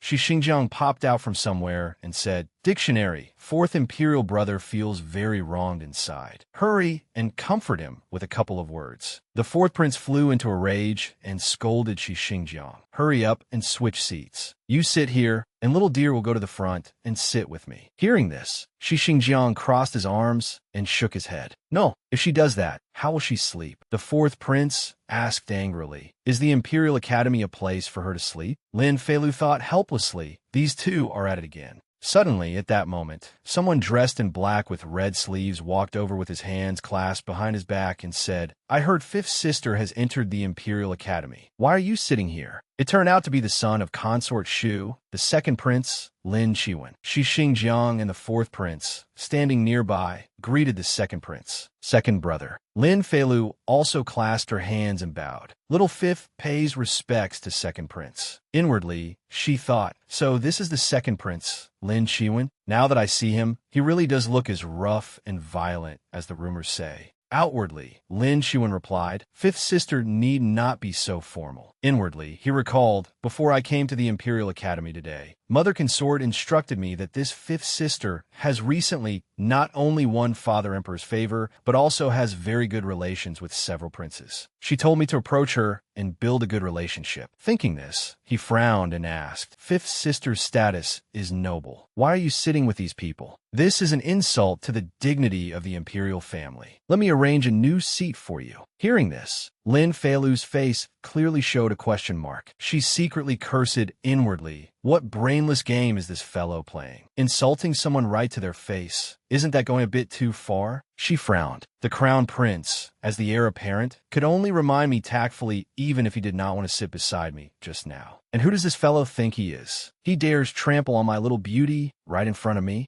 She smiled and asked, "So in the second prince's eyes, the dignity of the imperial family of the Great Lin dynasty is so easily insulted? Then second prince must also look down on the dignity of our imperial clan, yes?" Lin Qiwen was surprised when he heard this and stammered, "What I mean is..." But Lin Feilu had already spoken first, quick-tongued. "According to what your highness said, merely sitting in one place is enough to insult the imperial family. Then do you consider him an insult? You, and he listening to the same grand tutor lecture, is also an insult? Eating, drinking, breathing the same air, sitting at the same table, all these are insults." She finished with a shocking question. After all that, I wonder how much face the second prince is still willing to leave others. By the time she finished, Xingjiang, the fourth prince, and Lin Qiwen all had darkened expressions. The fourth prince, standing off to the side, placed a hand over his chest and happily breathed a sigh of relief. Huh. As expected, I'm still the person my younger sister loves the most. She really is my good little dear. This exclusive warmth and tenderness is worthy of me. Over on the other side, Xinjiang laughed smugly. I knew long ago that this little dictionary has a sharp tongue. In front of her imperial brothers, she acts so obedient, but when facing me, she shows no mercy at all. Good. Finally, someone else is being treated the same way I was. It would be even better if she said a few more words. Best if she made that Lin Chuan doubt his entire life and let him taste what I once went through. Lin Chuan, however, did not have the same thoughts. Instead, he said loudly, "He is merely a hostage prince from a weak nation. One day, the Song Kingdom will submit to our great Lin. Then we will imprison the criminals of that fallen state. Forget the Imperial Academy. Even the prison will have no place for him." These words startled all of them. Lin Chuan even pointed straight at Song Lianglong's face. Xinjiang and the fourth prince, standing beside him, immediately cried out, "Second Highness, please mind your words." After a pause, the fourth prince pulled Lin Chuan's arm and said, "Second brother, go back. I think fifth sister sitting here is quite good. Do not disturb her studies." He secretly thought, if second brother's words spread, the imperial family's reputation really will not be preserved. I must quickly drag him away, or if he loses his temper, he will say even more crude and unreasonable things. Lin Chuan's face also flushed crimson. He shook off the fourth prince's hand, gave a snort, and left on his own.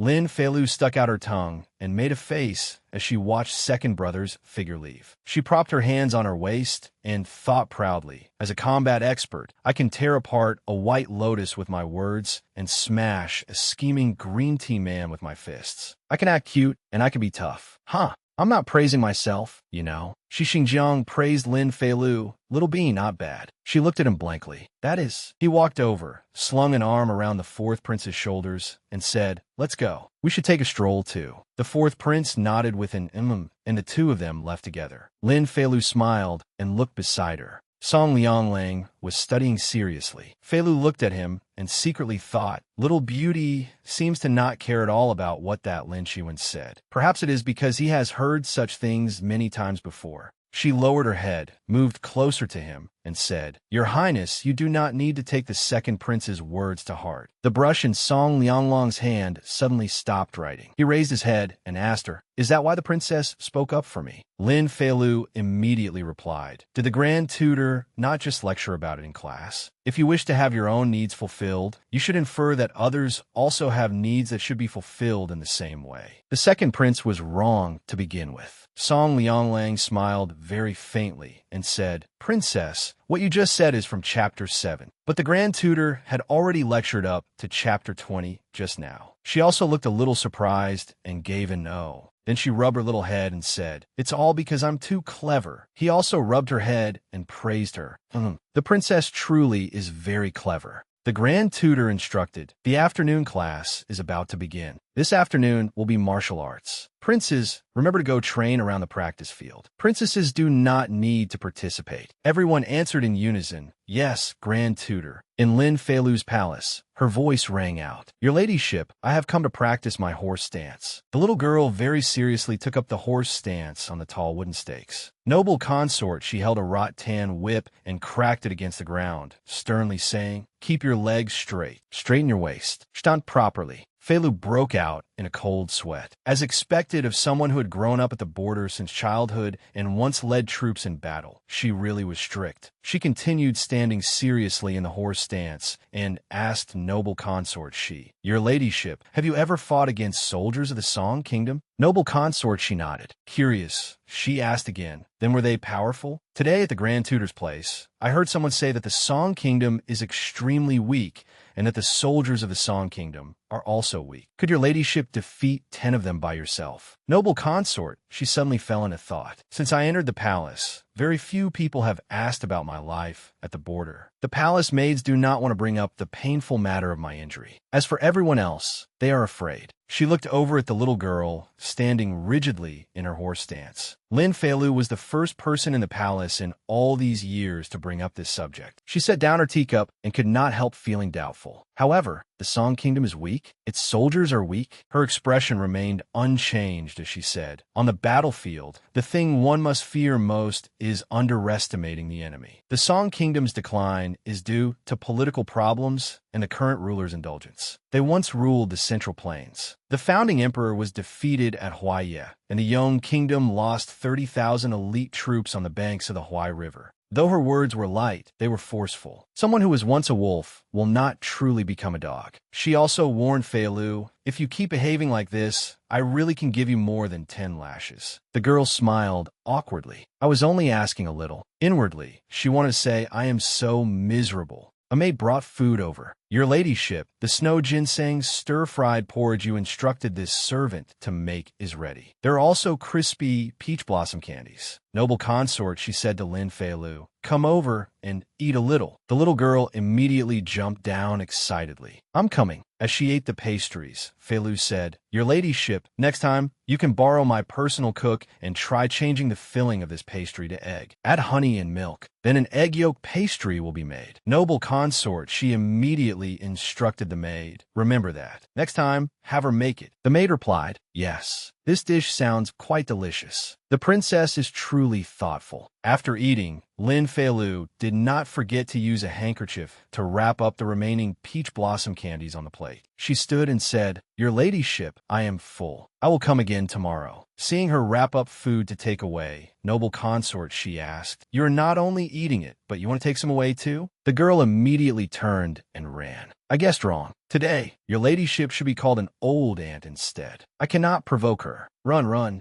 Lin Fei Lu went to knock on Song Lianglong's door. Little Beauty usually does not like snacks. I wonder if you will like these peach blossom candies. She stood quietly outside for a long time, but no one came to open the door. She looked blankly and thought strange. Usually, he comes to open the door after one knock. Why is it taking so long today? From inside, someone called out, Who is it? Song Lianglong's servant came out to open the door. So it is fifth princess. She immediately asked, Tiandong, what happened? Tiandong frowned sadly and replied, His Highness is injured. Lin Fei Lu was extremely shocked. Injured? Was he not fine this afternoon? She hurried inside, ignoring Tiandong's attempt to stop her. Princess, His Highness is still applying medicine in his room. At that moment, Song Lianglang opened the door and came out. His body was covered in injuries, yet he still smiled gently and called to her, Fifth Princess. Lin Fei Lu looked at Song Lianglang, who was covered in wounds, and asked, Who did this? He rubbed her head to comfort her and replied, During the martial arts match this afternoon, my skills were inferior, that is all. It is nothing. She still felt upset and insisted on asking him until she got an answer. Was it Lin Chiwen? He hesitated.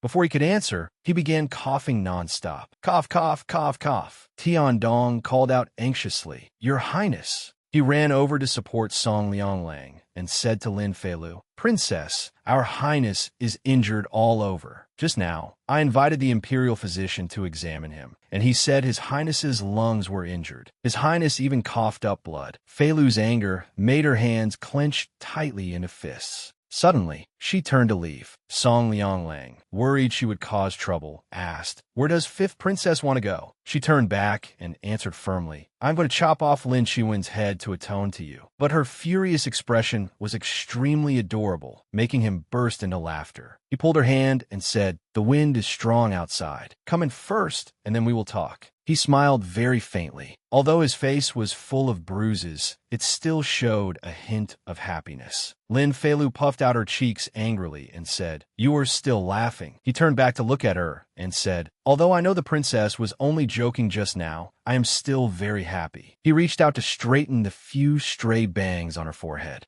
A warm, happy light rose in his eyes. I am very happy that in this place, there is still someone who always protects me. Song Lianglang lowered his head and thought. Since childhood, I came to the Lin dynasty as a hostage prince and lived every day cautiously, not daring to stand out. But there were still people who bullied me, both openly and in secret. He suppressed the resentment in his heart, but his eyes had already grown moist as he thought of that afternoon's martial arts practice. Lin Chiwen specifically named me to spar par with him. Every one of his moves was lethal. He vented the anger he held toward fifth princess onto me. He raised his head and looked at the little girl fuming in front of him. I have long grown used to such things. Being injured is as common as eating meals. It is only that Tiandong always likes to make a fuss, dragging a little girl into worrying as well. The more he looked at her, the more he felt that she was pure. It seemed she was completely different from everyone else in the palace. She was innocent, yet did not hide her schemes. Clever, yet full of mischief. These contradictory and complex traits were perfectly combined within her. He reached toward Lin Feilu. In the end, they formed a one-of-a-kind little girl. He gently pinched her soft, adorable cheek. Lin Feilu took out some things and said, "Your Highness, this is for you."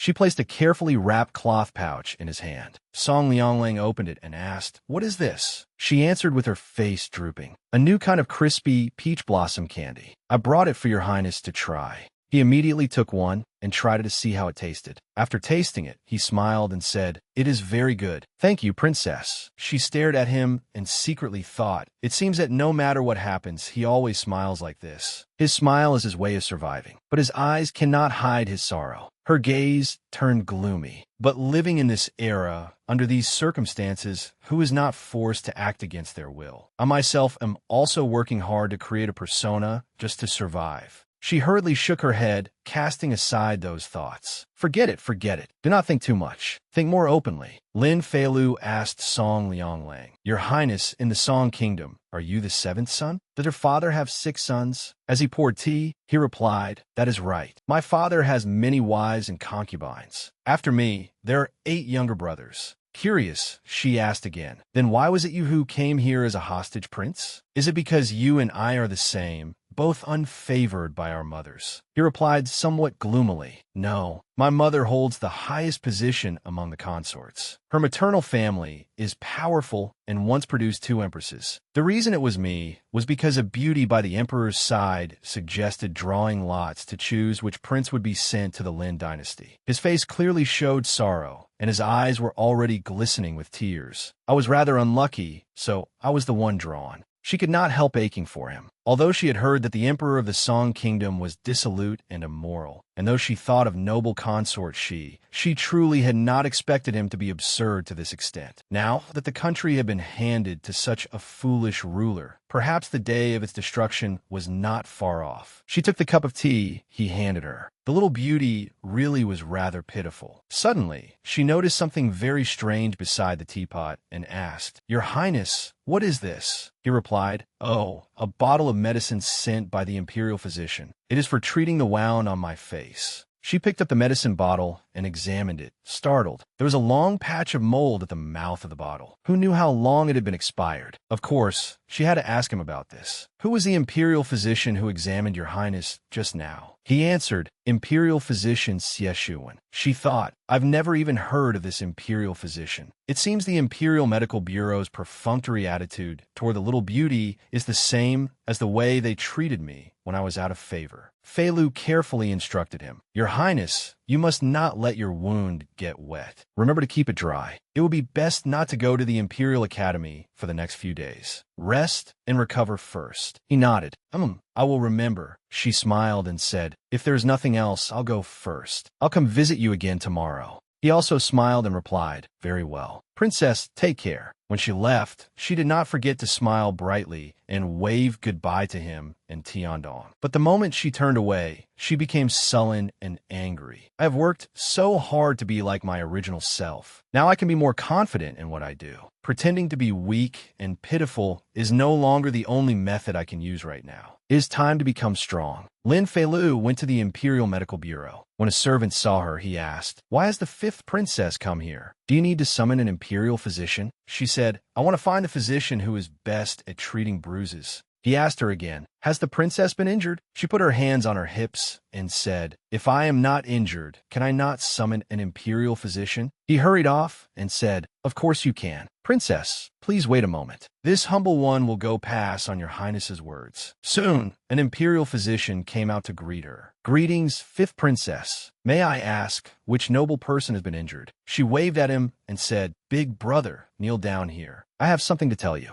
He bent down close to her and she whispered, "Big brother, the prince of the Song Kingdom who lives at Emerald Bamboo Residence was injured during the contest this afternoon. You're the best at treating bruises in the Imperial Medical Bureau, so please help me go take a look at him." She also said sternly, "You must treat him seriously. Otherwise, I will get angry, and the consequences will be very serious." He stood up, bowed, and replied, "As a physician, this subject is benevolent by duty. Of course I will. Please rest assured, Princess, this lowly official will certainly not fail your highness's expectations." Watching his departing figure, Lin Feilu sighed. "I hope this imperial physician can heal the little beauty's injuries. For now, this is all I can do to help him." The second prince laughed loudly and gestured boastfully as he said, "I thought that in yesterday's match, Song Lianglang might at least be able to take a few more moves from me. I didn't expect that after only a few punches, he would be beaten flat on the ground. He really doesn't know how to fight at all." The others also joined in, praising him. "The second prince is truly amazing." Someone else continued, "That's right. The one at the top of yesterday's ranking was the second prince." He laughed delightedly. "Aha!"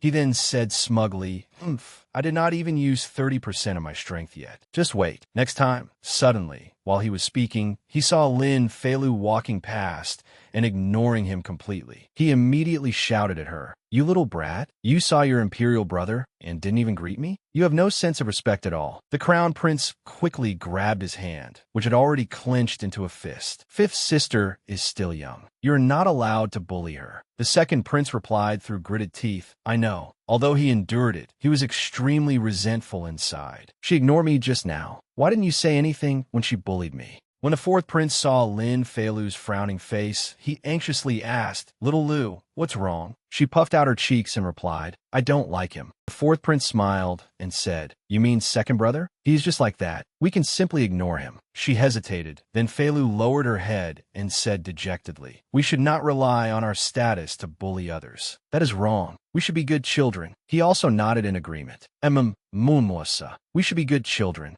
The fourth prince looked at his little sister, feeling extremely proud. Little Lu is truly well-behaved, kind, and obedient. In this palace where people rely on power to bully others, it is rare to find someone so sensible. She smiled brightly again. Fourth brother is still the most understanding and reasonable. Seeing how adorable and obedient she was, he could not help feeling satisfied. Such a kind little sister must be a little angel sent to me by the heavens. After class, the grand tutor said, "Today's lesson ends here. Class dismissed." As soon as Lin Feilu returned home, she called out, "Mother consort, I'm back." Just as she entered the palace, she saw a maidservant crying as she came toward her.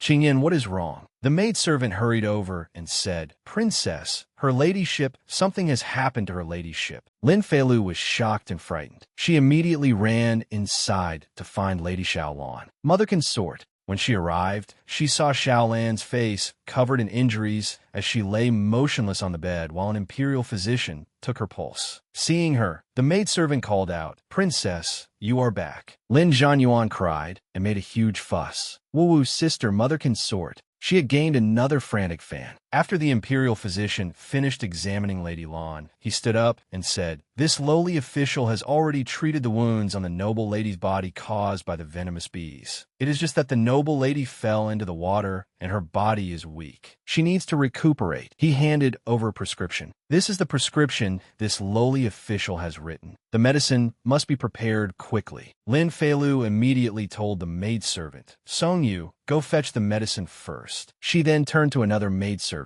"Yin Yao, see the imperial physician out." Then Feilu turned back to comfort Lin Zhanyuan. "Brother, don't cry anymore. Your eyes are red now, just like a little rabbit." He was still sobbing as he asked, "Sister, is mother dead?" She looked at Lady Xiaolan and said, "Mother is not dead. She only fell asleep. Mother will wake up soon." The foolish Zhan Yuan still asked blankly, "Is that so?" She coaxed him, "So brother must be good and must not wake mother up. Take the little rabbit outside to play first." "All right." At last, he stopped crying and nodded in agreement. Lin Zhanyuan carried the rabbit and left. Lin Feilu then turned back sternly and asked the maidservant, "Qingyan, what exactly happened?" The maidservant lowered her head, tears brimming in her eyes as she recounted. "This morning, consort may sent someone to invite her ladyship to admire flowers together in the imperial garden. Although her ladyship knew the other party was not kind-hearted, her status in the palace is low, so she could only accept the invitation. Who would have expected that while they were admiring flowers, they passed by a patch of blossoms, and a swarm of bees suddenly flew out? But they only surrounded her ladyship. Her ladyship was so frightened that she ran everywhere. The swarm of bees kept chasing her relentlessly. Qing Yan had also hurriedly chased after Lady Lan. Someone, hurry and save her ladyship. In the end, her ladyship jumped into the lake, and only then did she escape disaster. Qing Yan stood on the shore, calling in panic, "Your ladyship." The others, however, stood by calmly and watched. On Consort May's face, there was an obvious expression of satisfaction and delight. Qing Yan looked painfully at Xiao Lan lying on the sickbed. Her ladyship suffered a great fright and fell into the water for too long. By the time she was rescued, she had already fallen unconscious. Lin Feilu lowered her head and asked in a low voice, "When she went to admire flowers, was there anything unusual? Why did the swarm of bees only chase my mother consort?" Qing Yan sniffled and said, "When this servant accompanied her ladyship, I smelled the scent of mugwort on everyone else. At the time, this servant thought spring had arrived, so they were using mugwort to repel mosquitoes. Thinking about it now, perhaps the bees disliked the smell of mugwort." Feilu immediately asked, "Where are the clothes mother consort wore when she went to admire the flowers?" Qing Yan quickly went to fetch them. "Here they are."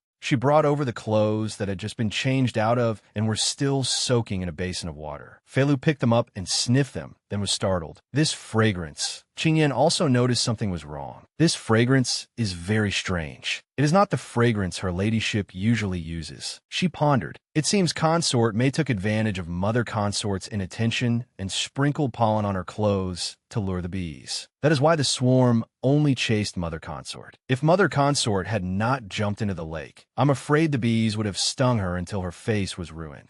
This woman really is too vicious. Qing Yan was anxious on Lady Lan's behalf. "Princess, shall we go find the Empress now and demand justice?" Lin Feilu was calmer and asked, "Do we have evidence to prove Consort May did it?" "Sister, did you personally see her sprinkle pollen on Mother Consort?" Qing Yan lowered her head and replied, "No." Feilu said seriously, "The people who went flower viewing with Consort May today are probably all her trusted people. Since she prepared everything so thoroughly, she would not leave any traces." Qing Yan cried like rain and blamed herself. "It is all because this servant is stupid and failed to protect her ladyship properly." Lin Feilu said to her, "Stop crying. Go take care of Mother Consort. It is good as long as she is all right." But Qing Yan was very unwilling to accept it. "Princess, are we just going to let this matter go?" The corner of Lin Feilu's mouth lifted in a smile. "Let it go." She tossed Mother Consort's clothes back into the basin. She made a motion of dusting off her hands and said, "If I don't deal with her, this matter will not be over." Xiao Lan had just woken up and cried out in pain.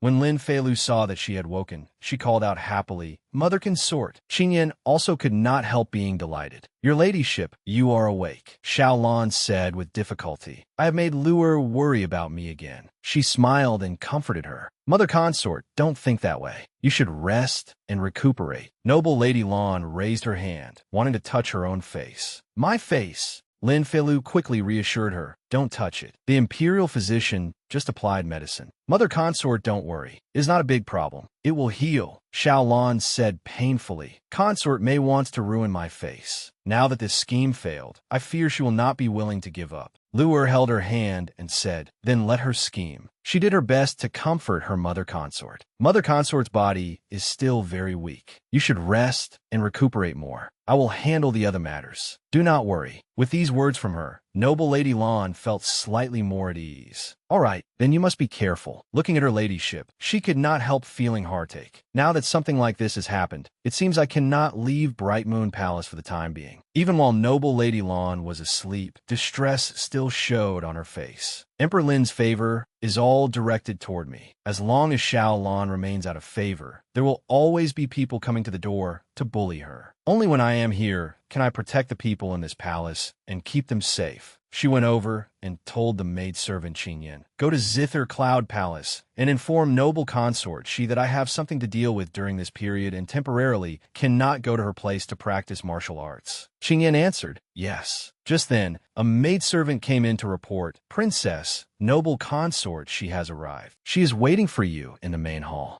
She could not help asking in surprise, "Does her ladyship have something she wants to see me about?" The maidservant only replied, "This servant does not know." She wondered, could it be because I did not go to Zither Cloud Palace to practice martial arts this morning, so she specially came here to find me? But for such a small matter, surely she would not personally come here, right? She hurried out to greet noble consort she. "Understand. I will go at once." She went over and bowed. "Little Fifth greets noble consort she." She said, "Dispense with the formalities." Lin Feilu hurriedly explained, "Your ladyship, I did not go practice martial arts this morning because some things happened recently, so I could not make it in time." But before she finished speaking, noble consort, she interrupted her. "I already know about what happened this morning," she said. "This time, I came because I have brought some nourishing items. Have your palace maids take them to nourish noble Lady Lawn." Feilu stared at her blankly. "Your ladyship." Noble consort, she also rubbed her head and said, "No matter what happens, there is no need to be afraid. I will support you." But her eyes were full of surprise. So noble consort, she did not want to blame me at all. She came to care about me. After finishing her business, noble consort, she also said to her maidservant, "Let's go." Lin Feilu lowered her head in farewell. "Noble consort, take care." She watched noble consort, she's departing figure, and felt moved in her heart. Woo-woo, noble consort, she really is a good person. She is beautiful and kind.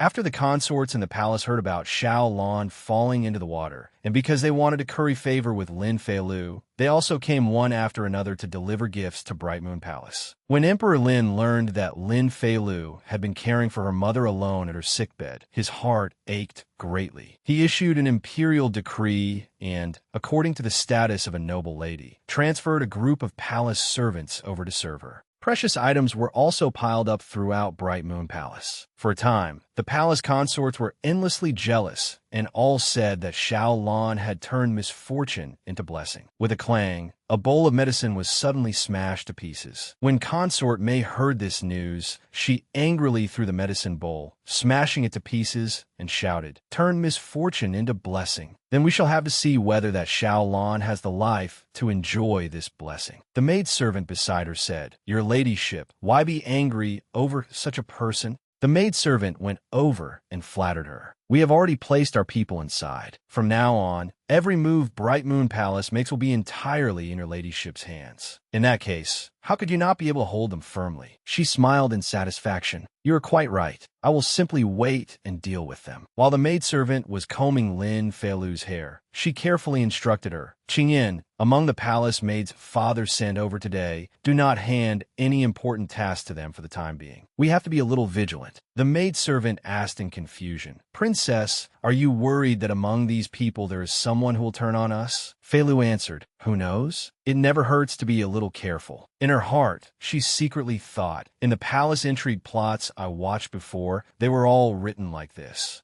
Qingyan spoke and then left. "Yes, this servant will go give the instructions. Princess, please rest." Feilu sat on the bed and yawned widely. Suddenly, she saw a figure flash past outside the window. Could it be? She pushed the window wide open and searched. She saw a dark shadow above the star-filled night sky. She then called out, "Your Highness, I saw you." But what answered her was only an extremely quiet space. She rubbed her hands together and called out again, "Your Highness, stop hiding. I'm so cold." Immediately, the person appeared by the window. Song Lianglang smiled and called, "Fifth Princess." Lin Feilu asked with a teasing smile, "Your Highness, instead of sleeping in the middle of the night, you are running all over the palace. Are you not afraid of being caught by the guards?" He answered, "The guards cannot catch me, but I was caught by you instead." She asked curiously, "The one who used a stone to knock on the window and deliver a note to me last time was your Highness, right?" For this sort of thing, it was obvious who had done it just by thinking about it. She spread out her hand, revealing 2 stones, and asked, "So has your Highness brought me more intelligence?" He said, "Be careful of the palace maid with a mole between her brows who just arrived at your palace today." She asked in surprise, "How did your highness discover that?" He said, He hesitated and then said, I saw it. He pondered. This matter involves many people and is rather dangerous. For now, it is better not to let this little girl know. Lin Feilu burst out laughing. Your highness, when telling a lie, there is no need to use a questioning tone. Song Lianglang wanted to close the window and said, Princess, rest. I'm going back. She waved goodbye to him. Your highness, good night. He also waved at her. Good night. After he left, Lin Feilu still called out after him. Your highness. He stopped, and she said, dress like that. She said mischievously, you look really handsome. He nodded. Then he quickly left. A few days later, Lin Feilu and Lin Zhanyuan were sitting and playing with the little rabbit. Xiaolan had already recovered and was sipping a cup of tea. The maidservants were also busily cleaning Bright Moon Palace. There was a palace maid who kept secretly glancing over at noble Lady Lan while she cleaned. Lin Feilu had already noticed it. She thought, after watching her these past few days, this palace maid named Wuming really is suspicious. She looks honest, but her eyes are always secretly sweeping across the entire room. What we eat, what we say, what we do, everything seems to be within her sight. But aside from this, she has not made any other move yet. Suddenly, the fourth prince called out, Little Lu. He walked in and said, I came to visit you. Seeing him come in, Lin Zhanyuan immediately called, Brother. Noble Lady Xiao also greeted him. Your Highness the Fourth Prince. Lin Jingyuan also returned the greeting. Greetings, Noble Lady Xiao. Lin Feilu immediately ran over to him. Brother Jingyuan. He took her hand and said, Recently, the Inner Palace office has acquired many strange flowers and plants. A few days ago, my mother consort went to look at them and said they were very interesting and unusual. I'll take you for a walk and to admire the flowers. All right. Lin Feilu hesitated, but Noble Lady Xiao knew she was worried about her. So she said, Go with the fourth prince. You stayed here for so many days without going out to play. If this goes on, you'll surely fall ill from boredom. Feilu thought, Brother Jinyuan knows that because of Xiao Lan's matter, I've been in a poor mood, so during this period when I don't need to attend the Imperial Academy, he has had people send over anything interesting. Now he has even come here especially to find me. I can't make him sad. She then nodded in agreement. The two of them went together to the Inner Palace office. Lin Jingyuan said, Little sister Xiao Lu, many rare flowers were brought in this time. You definitely haven't seen them before. He added, If you like them, I'll immediately have people move them to Bright Moon Palace. Lin Feilu laughed happily. Suddenly, she saw something that made her freeze. Bright. She looked at the large plant in front of her. Isn't this giant hogweed? Curious, she went closer to take a look. When I was little and still in my maternal grandparents' home, I saw this kind of plant growing everywhere around the house. She remembered that at the time, her grandmother had said it was poisonous and could not be touched. Back then, I didn't believe it and even picked one. It made fluid run all over my hand. She had cried from the pain, and 2 days later, her hand began swelling, festering, and blistering. Although it was eventually cured, it still left scars. While I looked it up online, I learned this plant is called giant hogweed. The blisters occur when skin comes into contact with its sap and is then exposed to sunlight. She thought to herself, this Inner Palace office really has talent. They can treat this kind of plant as a rare treasure and bring it into the palace. Seeing that she had been staring at it for a long time, Lin Jingyuan asked, Little sister Xiao Lu, do you like this flower? Then I'll have them send a few clusters of it to Bright Moon Palace. She smiled and replied, No, in her heart, she really wanted to say, who would turn poison into entertainment? Suddenly, her eyes shifted and widened, as if she had thought of something. She smiled and answered Jingyuan, All right, thank you, Brother Jingyuan. Lin Jingyuan had people carry it to Bright Moon Palace. Lin Feilu told them, All right, just put it here. She and the palace maids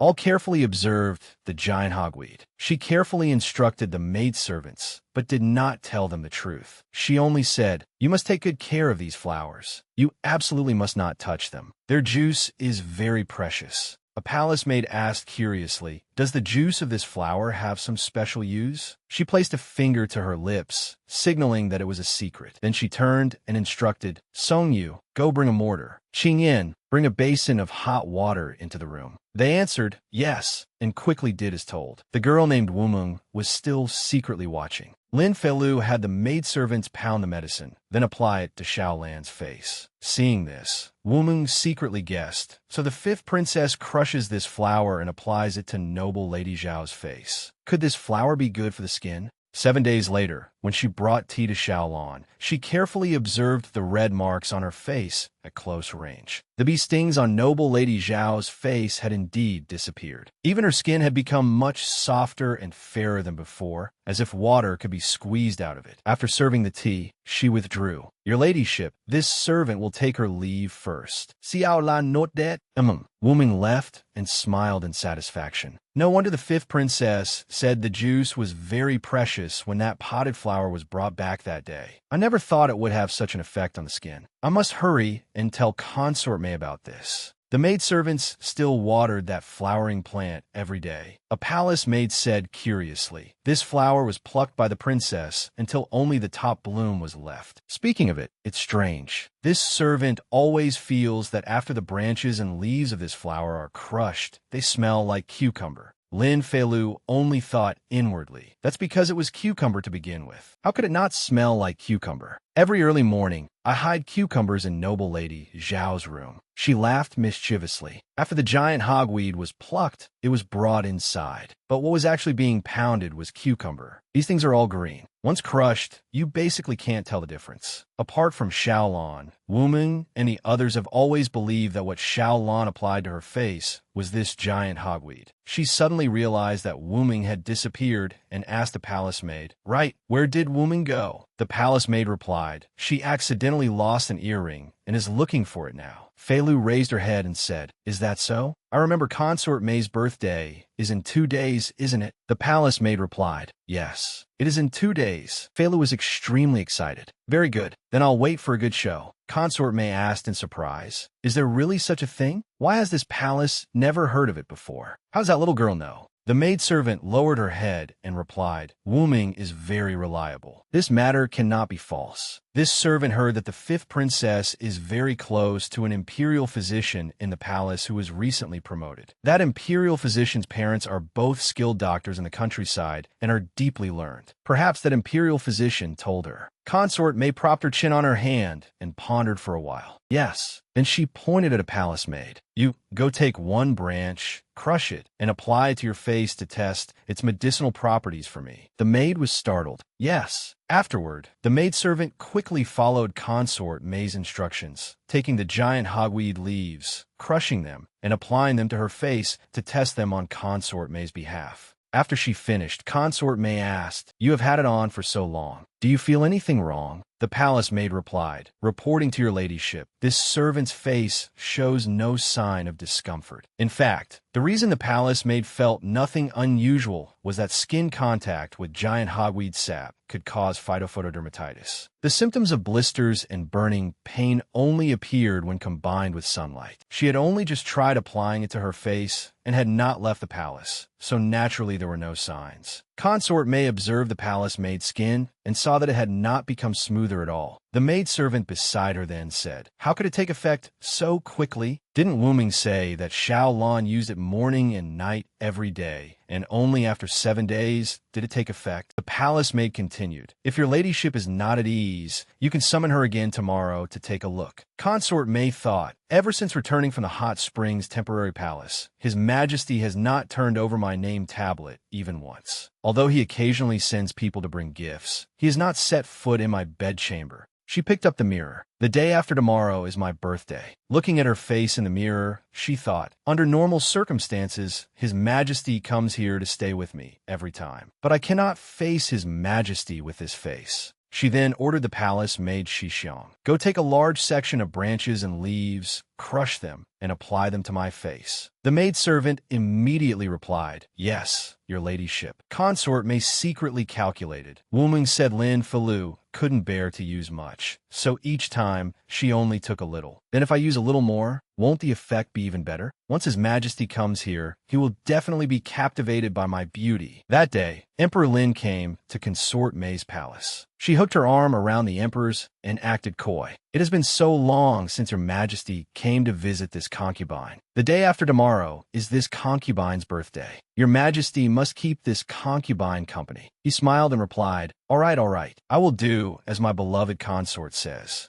She even pretended to be delicate and adorable. Ah, it's a butterfly. She ran over, wanting to catch the butterfly, making Emperor Lin laugh with delight. She smiled brightly as she played with them. Emperor Lin thought to himself, "It has been so long. Consort May's stinking feet must have been cured by now, right?" He was just beginning to consider, "It has also been a long time since I turned over her name tablet. Why not today?" Suddenly, his eyes widened in shock. He stammered. Beloved consort." Consort May still did not realize anything and turned back to ask, "Your Majesty, what is wrong?" She looked at the Emperor's strange expression. He still stood frozen even as she called to him, "Your Majesty." The palace maid saw it too and cried out in alarm, "Your ladyship, your face." Consort May raised her hand to touch her face. This palace's face? She screamed in terror because her face was covered in huge red blisters. Frightened, she collapsed to the ground, covered her face, and cried, "My face! This palace's face!" The palace maids hurried to her side. "Your ladyship," Emperor Lin immediately ordered them, "hurry and take Consort May back to Silver Prosperity Hall. Summon the imperial physician." A maidservant asked, "Your Majesty," he turned and left, answering, "Back to the Hall of Mental Cultivation." In his heart, he was annoyed and disgusted. "I do not want to look at that face that will give me nightmares for even half a moment longer." For the next 2 days, Consort May lay bedridden and could not get up. She drank medicine and applied medicine, but the blisters on her face still did not disappear. She cried and wailed, "Boo-hoo, my face." The palace maid tried hard to comfort her. Your ladyship, don't touch it. Let this servant apply medicine for your ladyship." The imperial physicians also carefully studied the giant hogweed, but they could only conclude that the flower was poisonous. The matter of Consort May disfiguring herself by applying a poisonous flower to her face quickly spread. Emperor Lin was extremely shocked. He summoned a maidservant for questioning. Has she gone mad? How could she dare apply a flower of unknown origin to her face? The maidservant hesitated and replied, This lowly servant does not know. Consort may shut herself in her room for a full 10 days. The blisters on her face finally slowly subsided, but they also left terrifying scars. She sat before the mirror, gazed at herself, and asked the palace maid, why? Her hands kept adding more powder. Why have I already used so many layers of powder, yet I still cannot cover these scars? The palace maid lowered her head gloomily and replied, Your ladyship, this is already the best powder in the capital. Consort may slam the table hard. Wretched servant. It was all that wretched servant woman who harmed me. She stood up and asked, Have you captured and tied her up yet? The palace maid also lowered her head, frightened on Wu Ming's behalf. She has been tied up. She is in the courtyard. With a terrifying face, Consort May shouted, she dared deceive this palace. This palace will not let her die peacefully. Early one morning, Lin Feilu pounded on the gate of Consort May's Silver Prosperity Hall. Open the door. Hurry and open the door. A maidservant came to open it. Who was making such a racket? Immediately, Lin Feilu barged in. Consort May, quickly return my palace maid to me. Consort May. The maidservants hurriedly ran after her to stop her. Hey, stop. She stood outside Consort May's room and shouted, Where is Wu Ming? Give Wu Ming back to me. She thought inwardly. There is still a faint smell of blood in the air. It seems Wu Ming has already been dealt with by Consort May. Consort May's palace maid came over and said, Isn't this the 5th princess? The 5th princess's person is not in our palace. You must be mistaken. Lin Feilu immediately retorted, Impossible. I saw with my own eyes that she was taken away by your people. Consort May finally appeared and said, What does the 5th princess want to do? What kind of place do you think my Silver Prosperity Hall is? Can you come here and make trouble as you please? Feilu sobbed, tears streaming down her face. Consort May, why did you take Wu Ming away? She is a palace maid bestowed to me by Father Emperor. Give her back to me. Consort May denied it at once. This palace does not know who you are talking about. She is not here with this palace. In her heart, she was cursing Feilu. This little wretch dared plot against me, and now she even dares come here to cause trouble. I truly wish I could strangle her to death with one hand. Lin Feilu pointed at Consort May's servants and said, I saw it all. They were the ones who took her away. Consort May no longer bothered to speak and turned to leave. You saw wrong. This palace needs to rest and recover. Xiang, see the guest out. Lin Feilu hugged her leg and cried loudly, "Give her back to me! Give Wuming back to me! Why'd you take my palace maid? You are a wicked woman." Consort Mei angrily scolded her. "You bastard." With one kick, she knocked Feilu down. "Get out!" Immediately, Emperor Lin's voice rang out. "Impudent." Seeing Emperor Lin arrive, Consort Mei stammered in fear. Your Majesty." Seeing Emperor Lin, Consort Mei hurriedly knelt and bowed. "Your Majesty." She was extremely shocked. What is going on? Why has His Majesty suddenly appeared here? Emperor Lin went over and helped Lin Feilu up. Little fifth, Feilu sobbed and pleaded with him. "Father Emperor, can you make Consort Mei return Wuming to me?" He held the little girl in his arms and stroked her back to comfort her. "Qingyan has already told me about this. Little fifth, don't worry. I will give you justice." Emperor Lin shouted sternly and asked Consort Mei, "Where is she? Hurry and hand her over." She still denied everything. This concubine does not know who the princess is talking about. This concubine has never seen this person. He immediately ordered, "Search for her. If she is alive, I want to see the person. If she is dead, I want to see the corpse." The maidservants immediately replied, "Yes," and quickly went to search. Consort Mei still lowered her head and sat collapsed on the ground. Her heart was in utter chaos. Emperor Lin handed Lin Feilu over to a palace maid to hold. "Take the fifth princess back first." The palace maid replied, "Yes," then carried the little girl away. This kind of torture could not be allowed for little fifth to see. 15 minutes later, a maidservant ran back in a panic to report, "Your Majesty, Your Majesty." The body of the palace maid was found in the dry well beside Silver Prosperity Hall. She was thrown into the well after death. Her back and legs were smashed. She was likely beaten to death with a staff. Consort Mei fearfully knelt at Emperor Lin's feet and denied it repeatedly. "Your Majesty, this concubine has been wronged. This matter has nothing to do with this concubine. May Your Majesty see clearly." He kicked her away without pity. "How do you want me to see clearly?" She fell to the ground with a cry. He pointed into her palace and shouted, "The bloodstains in Silver Prosperity Hall have already been cleaned up. Did you think I was blind and could not see them? I always thought you were gentle and kind. I never expected you to do something so vicious." Consort Mei lowered her head, trembling in fear and unable to speak clearly. This concubine.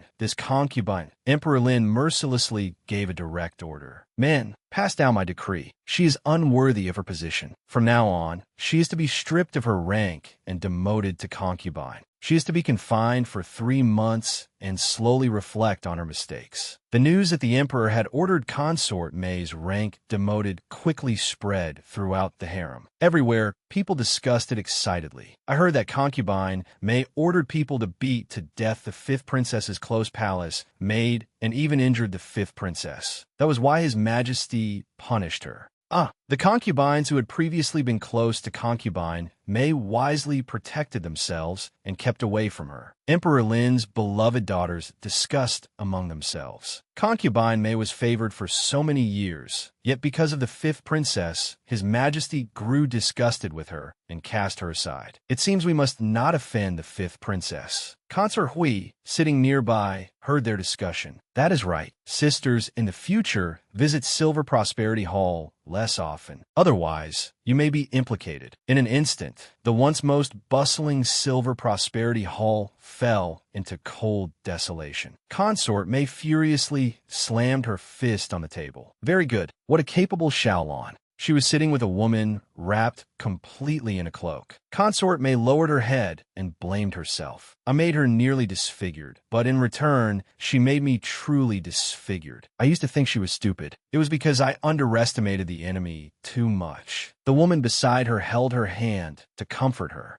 It turned out that the person who had come to see her was Consort Hui. Consort Hui said, "I usually told you that when doing things, you must not be impatient. You must be extremely careful. How could you?" Consort Mei held her hand and cried in despair. "Elder sister, now that my appearance has been ruined, no matter how hard I try, I can never win His Majesty's affection again. This time, I have lost everything." Resentful and unwilling to accept it, she said, "But Shaolon cannot live better than I do. Even if I die, I must drag her down to hell with me. And there's also the fifth princess. She is young, but her thoughts are deep. She cannot be allowed to remain." Hearing this, Consort Hui felt very uneasy. Drag her down to hell? If concubine Mei truly goes mad, she may drag me down to die with her as well. Back then, In order to help concubine May stabilize her position, I secretly helped her poison Xiaolon, causing Xiaolon to miscarry. Over these years, we have been in the same boat. I have the eldest princess, and she had her beauty. Each of us needed the other's help. Only then could we have a stable position in this colorful harem. Now concubine May is very dangerous. If she is pushed into a corner and does something reckless again, if she reveals the things from the past, even I will be dragged into the water. She reached out and took Consort May's hand. Consort Hui tried to soften her voice and comfort her, preventing her from acting wildly and harming her too. Don't worry. With me here, I will not let Xiaolon live well. What you need to do now is recover your health properly. You must be more cautious. You absolutely must not act rashly. Consort May smiled and obediently replied, I will definitely remember elder sister's words. With that, everything was considered settled. Consort Hui stood up, intending to leave. In that case, I can rest assured. It is getting late. I will go back first and visit you another day. The door slammed shut. Consort May still stood there motionless, watching her leave. A palace maid came over and asked, Your ladyship, what are you looking at? She turned back and gave a sinister smile. Consort Hui wants to sever ties to protect herself. Xixiang can only rely on the two of us now. Consort Hui was on her way back to her own palace. Her palace maid said, We did not run into anyone on the way back. Your ladyship, there is no need to worry. Suddenly, Lin Yinji's voice rang out. Mother Consort, where are you coming back from? Seeing Lin Yinji walking over, she was startled. Yinji? Consort Hui removed the hood from her head and replied, I went out for some air. What about you? It is already midnight. Why are you standing here instead of staying in your room? Yinji did not answer and exposed her directly. You are lying, Mother Consort. You clearly went to see concubine May. Of course, she denied it. What nonsense are you talking about? Hurry back to your room. Lin Yinji grew even angrier. Mother Consort, why are you still associating with such a vicious woman? She is not a good person, and she even incited you to do those wicked, despicable things with her. Her current fate is entirely her own fault. Mother Consort should have drawn a clear line with her long ago. At that, Consort Hui angrily shouted at her, Ninji, what nonsense are you spouting? She did not hesitate to say it outright. I heard everything. Last time, on the road to the temporary palace, when Fifth Sister encountered assassins at the relay station, it was a plot by concubine May and Mother Consort. Every time I think of this, I feel too ashamed to face Fifth Sister. Consort Hui lost her composure and shouted furiously in her face, Shut your mouth. After Consort May's matter, Lin Feilu had absolutely no idea that she had been completely placed on Consort Hui's blacklist. Consort Hui carefully instructed her palace maid, In the future, if the fifth princess comes here, you are not allowed to open the door for her. The palace maid lowered her head and answered, Yes. Aside from going to the Imperial Academy every day, Lin Feilu spent the rest of her time with Xiaolon, playing with Lin Zhanyuan. Their little family was very happy and at ease. The three of them sat in the courtyard, playing together happily. Lin Feilu hugged Xiaolan's leg and said, Mother Consort, make me a tiger. Lin Zhanyuan said, Little tiger, little tiger. Xiaolan smiled with narrowed eyes and agreed to the two children. All right, Lin Feilu poked Lin Zhanyuan's cheek and asked, Brother, what are you so happy about? What about today's 9 times multiplication table? Lin Zhanyuan mumbled. No, she immediately waved her hand and sternly ordered him, Hurry, and recited. If you cannot finish, all these little tigers will belong to me. Lin Zhanyuan timidly began reciting. 1 times 1 is 1. 1 times 2 is 2. 1 times 3 is 3. While he was still reciting, Emperor Lin was walking toward their bright moon palace. 5 times 6 is 30. The servant beside him was about to say something. Your Majesty, but Emperor Lin waved his hand to stop him. Somewhat puzzled, he tried to listen carefully. What was that sound? He looked into the palace and saw Xiaolon playing with Lin Feilu and Lin Zhanyuan. Xiaolon was smiling gently at the children. Lin Zhanyuan had been forced to recite the 9 times multiplication table until he was so aggrieved that he wanted to cry. 5 eighths are 45. Lin Feilu, however, cheered him on brightly. Brother is the smartest. Brother can do it. 5 nines. 5 nines are 45. Emperor Lin stared blankly at this scene. Is that the sixth prince? My impression of him only remained at when he became simple-minded after falling ill at the age of 3. It seems that although he is not as intelligent and quick-witted as ordinary children, he is not as detestable as I imagined. Lin Zhanyuan was happy because he was almost done reciting the 9 times multiplication table. 8 nines are 72. 9 nines are 81. Emperor Lin also seemed very satisfied. Moreover, he can even memorize the multiplication table. Lin Zhanyuan smiled brightly again. I finished reciting it. Lin Feilu praised him without hesitation. Brother is amazing. Then all these little tigers are yours. Lin Zhanyuan was extremely excited. Mine, Mine. Lin Feilu and Xiaolan looked at him and burst into laughter. Ha! Suddenly, Lin Zhanyuan saw a man standing at the doorway. He immediately turned back and said, Sister, mother, someone is here. When Xiaolan saw Emperor Lin, she also froze in surprise. Your Majesty. She quickly lowered her head and saluted. This concubine greets Your Majesty. I did not know Your Majesty had arrived. Please forgive me for failing to welcome you from afar. Lin Feilu naughtily ran over to him.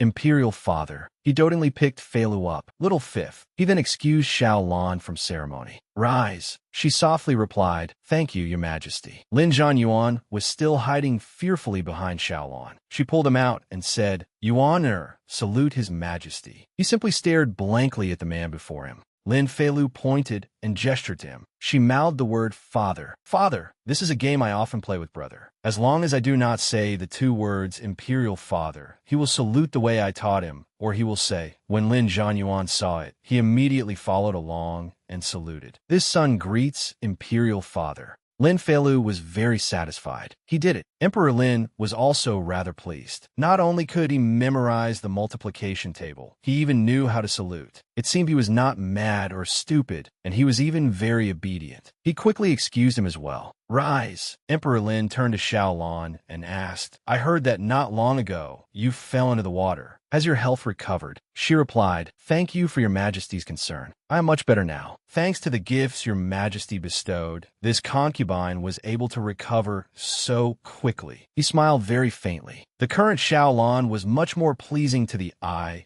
and sensible than she had been back then. In the past, no matter how many fine things I bestowed upon her, I never once saw such a gentle smile or heard such sincere words of thanks from her. He thought that perhaps after becoming a mother, her temperament seemed to have become much more cheerful. Emperor Lin carried Lin Feilu into the palace. Let's go inside and talk. Do not stand out here anymore. Xiaolan answered, Yes, yes. After sitting down at the table, she poured a cup of tea and offered it to Emperor Lin. This is tea this concubine made myself. Your Majesty, please taste it. He asked in surprise, You made it yourself? I remember your skills. Lin Zhanyuan curiously asked Lin Feilu, Sister, why is mother smiling at him? She patiently explained, Because mother likes father. Of course she will smile when she sees father. He still said foolishly, Mother likes me and sister. Lin Feilu spoke with adult-like philosophy. Without father, there would be no me and no brother. So of course she must like father too. A family of 4 being reunited is the best. He softly made a sound of understanding. Lin Feilu's words made Emperor Lin suspicious. A family of 4 being reunited? He pondered. Ever since he had arrived at Bright Moon Palace, aside from the saluting, he had been paying attention to every action of that simple-minded child. Looking at it now, he then called out, Lin Zhanyuan 6th, come here. Lin Zhanyuan was focused on eating pastries and did not hear Emperor Lin calling him. Lin Feilu reminded him, Brother, Imperial Father is calling you. He turned and innocently replied, I am not 6th. My name is Lin Zhanyuan. Emperor Lin chuckled, so he remembers his own name. He immediately patted his chest with great pride. Of course I remember. Emperor Lin looked at Xiaolan and asked, Oh, you taught him? She replied, Little Lu taught him. He immediately called out, Someone, bring paper and brush. A servant outside answered, Yes. Written on the paper was his name, Lin Zhanyuan. Emperor Lin observed it carefully. Although the handwriting was still immature, the strokes were clear, and the characters already had a style of their own. But he suddenly thought of Lin Jinyuan. The 6th writes these characters even better than the 4th. That boy is hopeless in his studies. He truly cannot compare to others in anything. Lin Jingyuan, who was suddenly mentioned for no reason, sneezed. Who was talking about me? Emperor Lin placed the sheet of paper back on the table and asked, aside from your own name, can you write any other characters? Lin Zhanyuan nodded. I can. He immediately wrote several lines on the paper. Emperor Lin observed them, and his expression suddenly became tense. Lin Zhanyuan wrote, Peace and prosperity under heaven, the whole realm united and clear. The meaning was that the nation was peaceful and all under heaven was unified. Emperor Lin looked at Lin Feilu with suspicion and some anger. These words clearly carried the intention of currying favor. Little Fifth did this on purpose, did she not? Emperor Lin asked, Little Fifth, why did you teach brother these 8 characters? She mumbled, then burst into tears. He sat down and called in confusion, Little Fifth. Her eyes were already brimming with tears, which streamed down her face.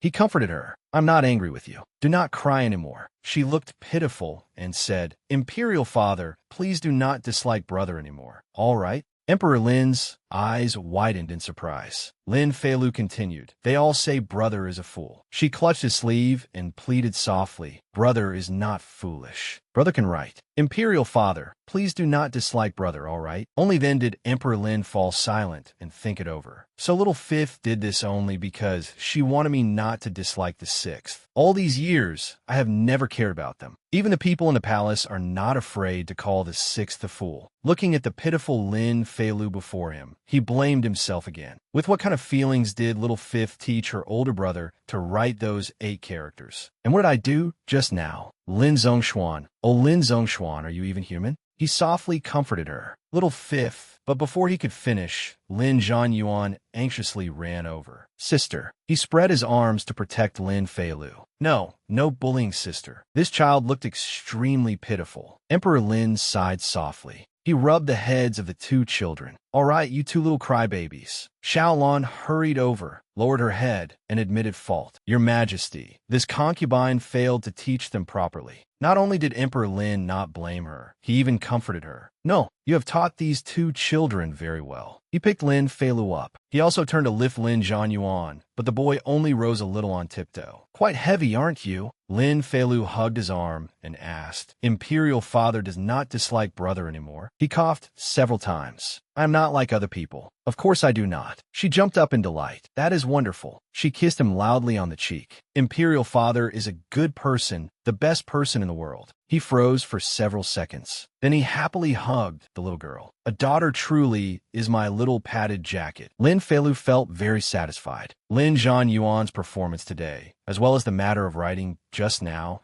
should have turned the disgust in Emperor Lin's heart into guilt and shame. What Emperor Lin had cared about most before was the fact that he had a foolish son. Now that this problem had been resolved, Emperor Lin's not regarding Bright Moon Palace had also disappeared. Xiaolon regaining favor was already within reach. This time, Emperor Lin's visit to Bright Moon Palace not only changed his view of the simple-minded Lin Zhanyuan, but also made him feel guilty and cherish Xiaolon more. Emperor Lin held Xiaolan's hand and said warmly, All these years, I have neglected you. Xiaolon replied calmly, This concubine does not blame your majesty. Besides, with the 2 children keeping me company, this concubine has truly lived quite well these years. Her words greatly satisfied Emperor Lin. No resentment, no jealousy. Magnanimous and tolerant. Very good. Emperor Lin stayed at Bright Moon Palace for the entire afternoon, immersed in this rare warmth of family affection. He did not leave until after dinner. 2 days later, Emperor Lin once again turned over Xiaolan's name tablet. The news that Xiaolan had regained favor spread, and Bright Moon Palace's status rose like a boat lifted by the tide. At the same time, Lin Feilu's 6th birthday arrived. Emperor Lin issued an order to hold a grand banquet according to the standards of a state banquet. All imperial relatives were invited. Even the Empress Dowager, who was outside the palace worshipping Buddha, received a letter from Emperor Lin inviting her back. Emperor Lin personally helped her in. Imperial Mother, be careful. Emperor Lin's consorts all lowered their heads and saluted. Greetings to the Empress Dowager.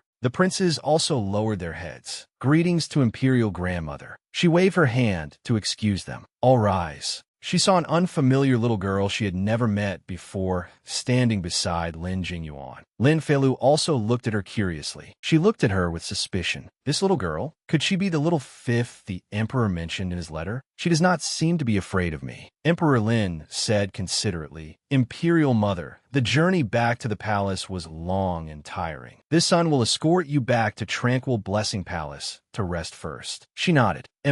Lin Jingyuan let out a breath. She's finally gone. Every time I see Imperial Grandmother, my heart feels like it is about to jump out. Too frightening. Lin Ting immediately corrected him. You must not speak nonsense. Imperial Grandmother treats us extremely well. As juniors, we ought to be filial and respectful. Lin Jingyuan teased him. Filial and respectful. Eldest Imperial brother? Your way of putting it is so tactful. Admit it. You are also afraid of Imperial Grandmother, aren't you? Lin Ting merely smiled faintly and did not answer. When Lin Feilu heard this, she pondered. It seemed everyone was very afraid of the Empress Dowager. She was definitely not a simple figure. I must plan carefully. The Empress Dowager and Consort Hui sat together drinking tea. The Empress Dowager said, Every time I return to the palace, you are the quickest to come welcome me. In this palace, only you remember me the most. Consort Hui immediately said, You should also return to the palace more often. Mount Wutai is far too desolate. There is not even anyone there to keep you company and talk with you. The Empress Dowager replied, I am old. I like quiet. I find this palace troublesome. While Consort Hui served tea to the Empress Dowager asked, Consort Hui, have you met the fifth princess? Consort Hui said, I have. The fifth princess is on good terms with Nianji and often comes to my palace. She even gave Nianji a wrist guard made of bone. Nianji liked the gift very much and gave the child several pieces of gold and jade in return. The two sisters are close. The Empress Dowager sipped her tea and thought. The things the fifth princess gives are small, worthless trinkets, but the gifts Nianji gives in return are extremely precious. This fifth princess is actually a child who likes to take advantage. The Empress Dowager asked further, I heard that the fifth princess is the daughter of noble Lady Xiao, who gave birth to that foolish prince. Consort Hui took the opportunity to tell the Empress Dowager as much as she could. Yes, I do not know why, but recently His Majesty has doted on the princess immensely. He even invited you back for her birthday banquet. I have never seen such a thing before. After hearing this, the Empress Dowager naturally found it very strange as well. In the past, she had seen that this fifth princess was inferior to others in both status and daily life. She could not help forming negative thoughts about Lin Feilu. In less than a year, she was able to make the emperor hold a grand banquet for her. She was so young, yet already so scheming. Consort Hui observed the Empress Dowager's expression and was, of course, very satisfied that she had successfully made the fifth princess dislike. After finishing the matter, Consort Hui rose and left. Imperial Mother, that girl Nianji, said she would come pay respects to you, but I do not know where she has run off to. I will go find her, so I shall take my leave first. The Empress Dowager nodded. Go. The Empress Dowager turned to tell the palace maid, The weather is nice today. Come, accompany me for a stroll and to enjoy the scenery in Begonia Garden. The maid replied, Yes. She leisurely walked about. She had grown used to the desolate scenery of Mount Wutai. Occasionally looking at such rich and splendid scenery was not bad either. Suddenly, she heard a child crying. Boo! The crying grew louder, and there was also an aggrieved voice. Now that you have someone else, you do not care about me anymore. Boo-hoo! The Empress Dowager stopped and listened. It sounded like the crying of a little girl. Looking through the trees, she saw that Lin Yinji was answering, I am not ignoring you. The Empress Dowager looked at her in surprise. Nianji, Lin Feilu sat on the ground, crying loudly. You did. I held your hand, but you ignored me. I called you, and you still ignored me. Just now, when you saw me, you even ran away. Boo-hoo. Lin Yinji shouted at her.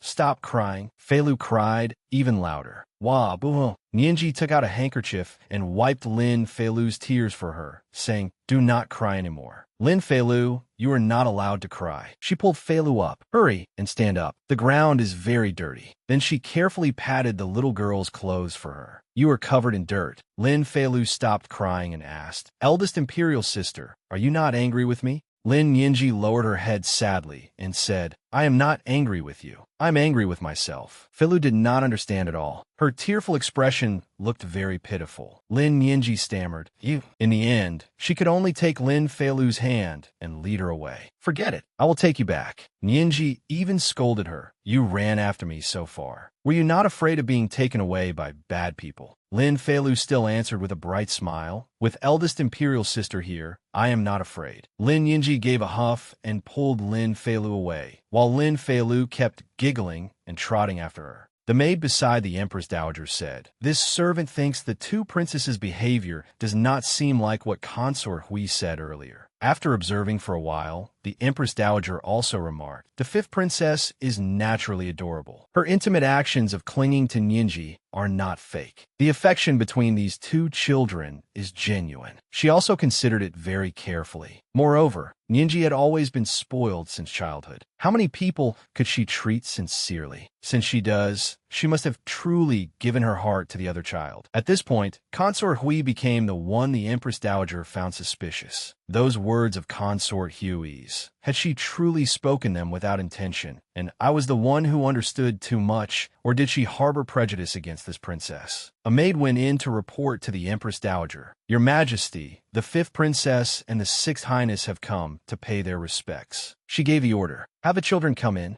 Lin Feilu and Lin Zhanyuan walked in together. Lin Feilu knelt and saluted. "Little fifth greets Imperial Grandmother. May Imperial Grandmother enjoy endless blessings and golden peace." Lin Zhanyuan quickly followed suit. "Little sixth greets Imperial Grandmother. May Imperial Grandmother have fortune, longevity, peace, and health." Yes. The Empress Dowager immediately excused them from ceremony. "Rise." Then she ordered the palace maid Liuji, "Let the two children sit up here." The maid accepted the order. Yes. Lin Zhanyuan sat timidly at the side, while Lin Feilu was very natural and showed no fear of the Empress Dowager at all. The Empress Dowager was somewhat surprised. Little Fifth was truly the first grandchild who showed no fear upon seeing her. She asked the two children, "Have you had breakfast?" Lin Feilu quickly answered, "Yes." But when she looked at the food laid out on the table, she swallowed, and her stomach kept rumbling. The Empress Dowager naturally noticed. The Emperor had mentioned it yesterday. Little Fifth had no other bad habits. She was simply greedy for food. She turned and instructed the maid, "Liuji, go ladle a bowl of porridge for the fifth princess." After finishing the bowl of porridge, Lin Feilu was extremely satisfied and even let out a loud burp. Yes. Then she immediately covered her mouth in embarrassment. It seemed she had embarrassed herself a little. The Empress Dowager glanced at her and asked, "Are you full?" She shyly replied, "Imperial Grandmother, I'm full." The Empress Dowager stood and said, "Then come stroll outside with me." Feilu quickly nodded. Yes. She also did not forget to pull Lin Zhanyuan's hand. "Brother, hurry, let's go." As they strolled around the palace, Lin Zhanyuan excitedly ran and jumped about. "Butterflies, butterflies." Lin Feilu anxiously wanted to stop him. "Brother." But the Empress Dowager said, "It's all right. Let him play."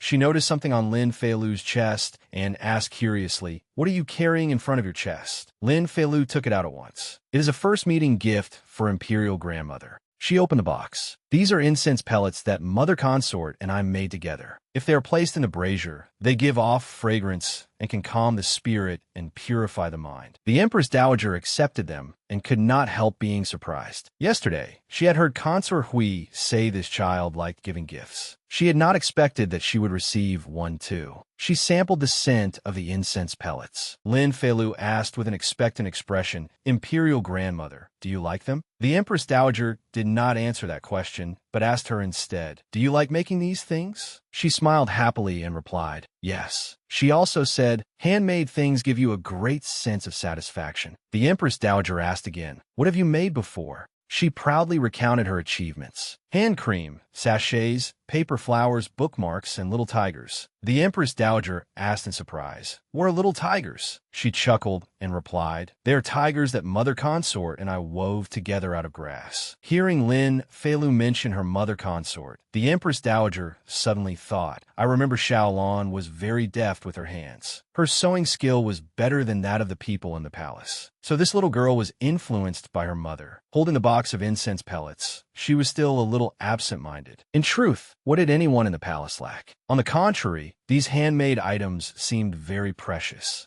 She handed it to the palace maid and said, I like this first meeting gift very much. Lin Feilu immediately held her hand. Imperial grandmother, I also know how to use flower petals and honey to make hand cream. Everyone says they like it very much. Her two small hands grasped the Empress Dowager's hand and tugged at it. Her action took the Empress Dowager by surprise. The other grandchildren were all very afraid of me. They tremble even when saying one sentence, let alone holding my hand. Is this child truly not afraid of me at all? She could not avoid feeling suspicious. Or does she have some other purpose? Lin Feilu had quickly noticed that the Empress Dowager's brows had furrowed slightly and that she seemed thoughtful. She hurriedly withdrew her hand and stammered, Imperial grandmother, But the Empress Dowager quickly took her hand and held it tightly. Then she leisurely said to her, Is that so? Then another day, give me a box as well. In her heart, she was blaming herself. It seems I was overthinking. This is the purest, truest appearance little fifth ought to have right now. Lin Feilu smiled until her eyes curved. Yes. Behind that smile, she was also secretly calculating. After all, the Empress Dowager was the champion of the previous generation's palace struggles. If a kind-hearted junior dared scheme against her, it would be the same as courting death. It would be better to be completely sincere and act like a proper child to win her favor. Judging from things now, the result was not bad. Lin Zhanyuan, holding something in his hands, hurriedly ran over to Lin Feilu. Sister, sister, sister. He held his hands out toward her and said, For you. Lin Feilu was also very curious about what was inside his hands. What is it? He opened his cupped hands, and several beautiful butterflies flew out. The two children happily watched them fly upward. Wow! Lin Zhanyuan asked excitedly, Sister, do you like it? She smiled with curved eyes and answered, I like it. Seeing this, Imperial grandmother thought that, in some ways, the two siblings were quite alike. They were alike in that Lin Feilu also innocently asked, Imperial grandmother, do you like it? The Empress Dowager deliberately asked Lin Zhanyuan sternly, Where is mine? She looked closely at the innocent boy in front of her. Looking carefully, Six clean, fair appearance also bore some resemblance to His Majesty when he was young. She said, Your sister has already given me a gift. What about you? Lin Zhanyuan pondered foolishly for a moment. Gift? Suddenly, his eyes lit up as if he had come up with an idea. He searched for something in his hands, then held both hands out toward the Empress Dowager. For grandmother, she did not see anything at all and was somewhat puzzled. What is it? Lin Zhanyuan formed a heart shape with his two hands and smiled brightly as he answered, A heart. The Empress Dowager stood stunned for a few seconds. Even Lin Feilu was very surprised. Isn't this the game I usually play with brother? He actually remembered it until now. Suddenly, Imperial grandmother lifted the corners of her lips and giggled. Then she burst into loud laughter. She laughed so hard that the palace maid had to carefully remind her, Empress Dowager, do not bend your waist. Lin Zhanyuan was still very cheerfully playing around. A heart, a heart. Lin Feilu said in a small voice, a little worried. Brother, you can't use our game with Imperial grandmother. The Empress Dowager laughed until tears were about to come out. She rubbed the boy's cheek affectionately. I have received my good grandson's feelings. His cheeks suddenly flushed red. Then he hugged her tightly and said, like grandmother. The Empress Dowager was deeply moved. All my grandchildren are afraid of me. I have never been close to them. Little Sixth is a fool. When he says he likes someone, he truly likes them. Her palace maid was also so touched, she wanted to cry. The Sixth Highness was close to the Empress Dowager. The Empress Dowager became serious again and said, My grandchildren have all given me first meeting gifts, so I must return the courtesy as well. She removed the bracelets she was wearing. Here, little fifth. This one is for little sixth. 2 bracelets, one for each of them. Lin Feilu politely said, Thank you, Imperial grandmother. Lin Zhanyuan was also very obedient. Thank you, grandmother. The 2 children then tucked the bracelets into their clothes. The Empress Dowager especially liked Lin Zhanyuan, so she gave another instruction. Little sixth, when you have time, you may often come to Pleasant Clarity Palace and talk with me. But he did not understand, so he looked at Lin Feilu. She then explained it simply for him. Grandmother says you should often come play with her. He understood and immediately tugged at the hem of the Empress Dowager's robe. Play. Play with grandmother. She only answered, all right. Lin Feilu smiled in satisfaction. Originally, she had only intended to bring her brother before the Empress Dowager. She had not expected the Empress Dowager to like him so much. In the future, they had to come often. They absolutely had to cling tightly to this powerful backer. The maid beside the Empress Dowager carefully reminded her, Your Majesty, it is getting late. The two children have been out for a long time. Noble Lady Xiao must be very worried. She then ordered, someone escort the 5th princess and 6th prince back to Bright Moon Palace. The maids immediately accepted the order. Yes. After the two children left, the palace maid beside the Empress Dowager said hesitantly, Your Majesty, perhaps you can stay in the palace for a while longer this time. The maid looked after the two children and said with regret, It is a pity. The 6th prince is handsome and adorable, so lovable. If noble Lady Xiao had not given birth prematurely back then she was startled and hurriedly covered her mouth. This servant spoke out of turn, but the Empress Dowager calmly said, It is all right. She seemed contemplative, and her thoughts were tense as she said, When the late emperor was alive, there were also a few concubines who gave birth prematurely. Either the mothers died or the fetuses died. Someone like Xiaolan, whose child was born foolish, is the first since the great Lin dynasty was founded. The maid beside her replied, Exactly. That is why His Majesty cares so much. The Empress Dowager began to suspect something and asked, when Xiaolan was pregnant back then, did anything strange happen? The maid immediately realized what she meant. Your Majesty suspects that noble Lady Xiao was harmed back then, but the Empress Dowager could not help thinking. She had received imperial favor and was carrying a dragon heir. It would be strange if she had not incurred resentment. She then told the maid, Go to the Imperial Medical Bureau. The maid answered, Yes, this servant will go at once. The Empress Dowager felt something was abnormal, so she was determined to investigate. If my good grandson was born foolish, then so be it. But if someone harmed him, then no matter what, I must investigate it thoroughly. On Lin Feilu's birthday, Emperor Lin prepared a grand banquet. Lin Feilu sat upright, smiling brightly as she received gifts and congratulations from everyone. A maid held a long list and began reading. The 4th prince presents the 5th princess with a 9-tiered lantern and a piece of metallic ink. The eldest prince presents a blue-eyed Persian cat. His Highness the Crown Prince presents an ancient zither made of phoenix wood. His Highness the Heir presents a bow and arrows. The 4th prince said cheerfully, I wish little sister dear a happy birthday, good health, and happiness. The crown prince beside him also wished Lin Feilu happy birthday. Shi Xingjiang also said, Happy birthday, little bean sprout. She was extremely excited and smiled until her eyes curved. Thank you, thank you. Everyone left and waved goodbye to her. See you in a bit. Suddenly, someone said, The Xiao family presents the 5th princess with a set of golden locks and a pair of jade bracelets. Hearing this somewhat strange name, she looked surprised. The Xiao family? A middle-aged woman walked in and said, Little dear, it is me. Your maternal grandmother learned that today was your birthday, so your grandfather and I specially entered the palace to congratulate you. But in her heart, Lin Feilu looked down on them.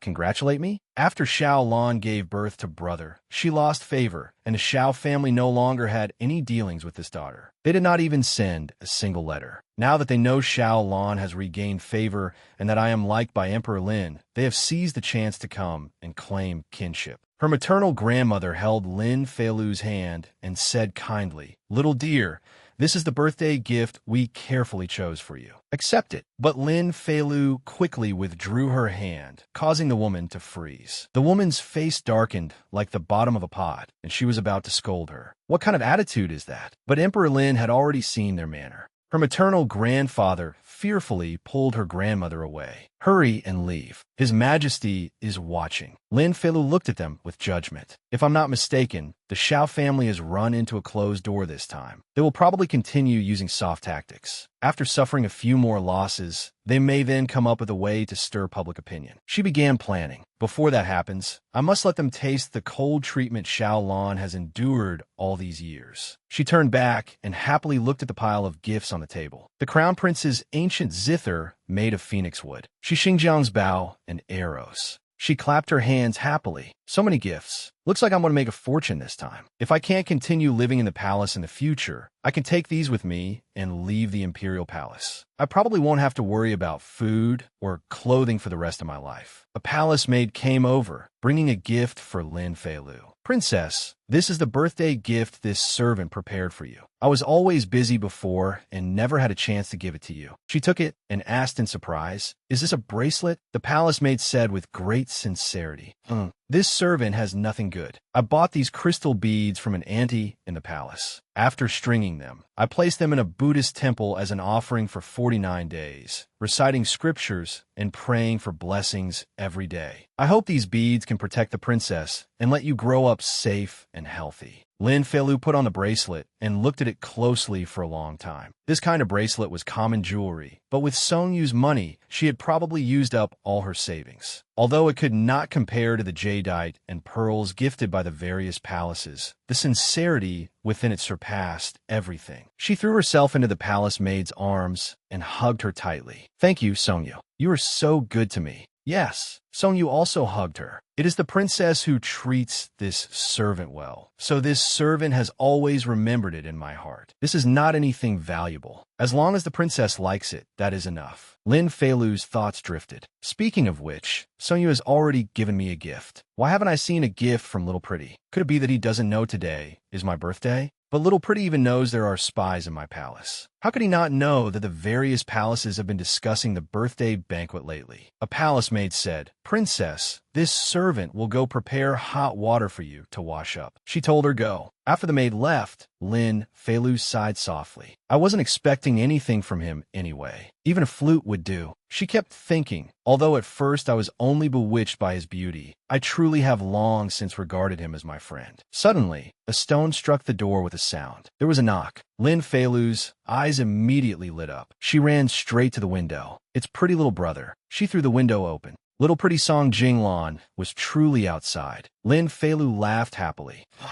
Song Jinglan asked in surprise, "Princess, what are you laughing at?" She answered, "Your Highness knocking at the door at night makes me think of Romeo and Juliet." Song Jinglan was puzzled. What? But she suddenly reconsidered. What am I saying? This example is a little unlucky. Then she signaled for him to be quiet. Shoo. She stretched out her hands and asked, "Where's my gift?" Song Jinglan asked her in return, "How did the princess know I came to give you a gift?" She blinked mischievously and said, "If not, then what did you come for? Could there be spies in my palace again?" He smiled gently and said, "Of course not." Song Jinglan reached out and handed her a doll. "Princess, happy birthday." She accepted the doll and froze. Is this me? The nose, eyes, mouth, and smile, even the two little buns on her head, were vividly lifelike. She raised her head and looked at Song Jinglan. If Little Pretty's craftsmanship were placed in the modern world, he would be no different from a professor of sculpture. Seeing that she remained silent for a long time, he asked worriedly, "You don't like it?" She teased him, patting his hand. "Have a little confidence in your own skill." Song Jinglan smiled. "As long as you like it. I have nothing I can give the princess, only these toys that are not worth any money." She held up the doll and retorted, "Who said that? It is true that this piece of wood itself is not worth money. But now that it has been carved into my likeness, it is priceless." She even said seriously, "I must regard it as a family heirloom and pass it down from generation to generation." Song Jinglan said somewhat gloomily, "Wood will rot." She smiled brightly, her eyes sparkling, and said, "Then when your Highness has money in the future, carve me one out of jade. That way it can last for a very long time." Song Jinglan was amused by her and answered gently, "All right." After Lin Feilu's birthday passed, the weather grew much warmer. All the palaces were preparing for the coming summer. The Empress Dowager had long since ordered people to prepare several things, and called the siblings Lin Zhanyuan and Lin Feilu to Pleasant Clarity Palace to accompany her. Lin Feilu excitedly ran ahead. "Brother, here." Lin Zhanyuan hurriedly chased after her and also called to the little dog, "Long Ears, hurry and follow sister." The two children ran to the Empress Dowager. She was sitting leisurely on a chair. Just then, Emperor Lin also arrived. "His Majesty the Emperor has arrived." Lin Feilu and Lin Zhanyuan hurriedly bowed their heads and saluted. Little Fifth pays respects to Father Emperor. This son pays respects to Father Emperor. Emperor Lin immediately excused them from ceremony. The Empress Dowager asked him. Why has the Emperor come here? He answered, to accompany Imperial Mother. The Empress Dowager turned and instructed the maid Liuji, take the 5th princess and the 6th prince inside the hall. Bring them tea and snacks. The palace maid smiled brightly and replied, yes. Emperor Lin sat down beside his mother and asked worriedly, this son heard people say that Imperial Mother has summoned the Imperial physicians many times recently. Are you unwell? What did the Imperial physicians say? She replied, I am very well. I summoned the Imperial physicians because I wanted to ask about some old matters. Emperor Lin was surprised. Old matters, she said. This time, after returning to the palace and seeing Yuan, I thought of Xiao Lan's premature birth back then. If she had safely given birth to the child, Yuan would now also be an intelligent prince. The Empress Dowager asked anxiously, do you still remember? Back then, the emperor doted greatly on noble Lady Xiao. She was pregnant at the time. Did the emperor take care of her? Speaking of noble Lady Xiao's accident back then, since she was able to give birth to little Five so intelligent, there is no reason that another child would be born prematurely. Emperor Lin quickly understood what she meant. Imperial Mother is saying that someone harmed noble Lady Xiao back then, which led to the premature birth and caused Fifth to become foolish. The Empress Dowager continued, yes. It was simply that she was pregnant, so she received treatment from the imperial physicians. The same imperial physician who diagnosed noble Lady Xiao back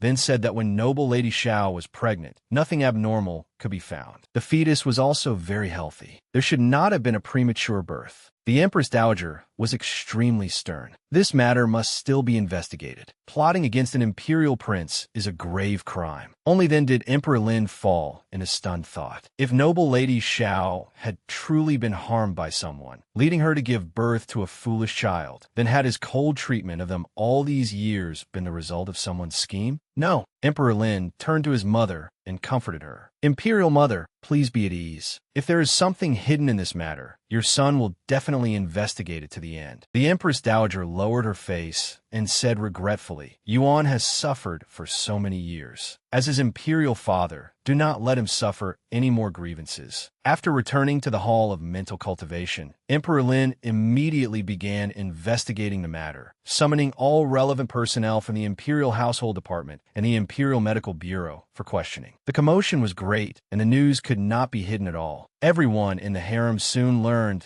that His Majesty was investigating the truth behind noble Lady Xiao's premature birth back then. A cup of tea was slammed down with a heavy thud. Consort Hui asked anxiously, why has His Majesty suddenly remembered to investigate this matter? A palace maid replied, it is said that the Empress Dowager began investigating it first. Ever since the Empress Dowager returned to the palace, she has favored the 6th prince. I fear it is because of that. Consort Hui clenched her hands in worry. Although this matter happened many years ago, it was done without gods or ghosts knowing. I never appeared. The drugging was also all done by concubine Mei. She lowered her head, uneasy with worry. But the medicine that made the fetus foolish was obtained by me. Her fear began to rise. If His Majesty finds out about concubine Mei, then with concubine Mei's personality, she will certainly expose me too. Consort Hui immediately ordered the palace maid, at once, send word outside the palace and have them control everyone involved in what happened back then and in finding the medicine. Also, she waved the palace maid closer.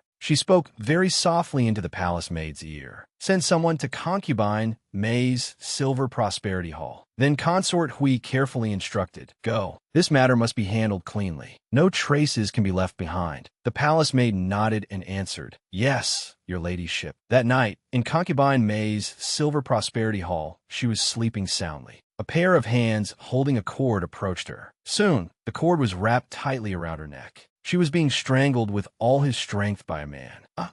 She cried out in pain. Her hand tried hard to slip under her pillow. Fortunately, she managed to grab a pair of scissors. Concubine Mei stabbed the man hard in the shoulder.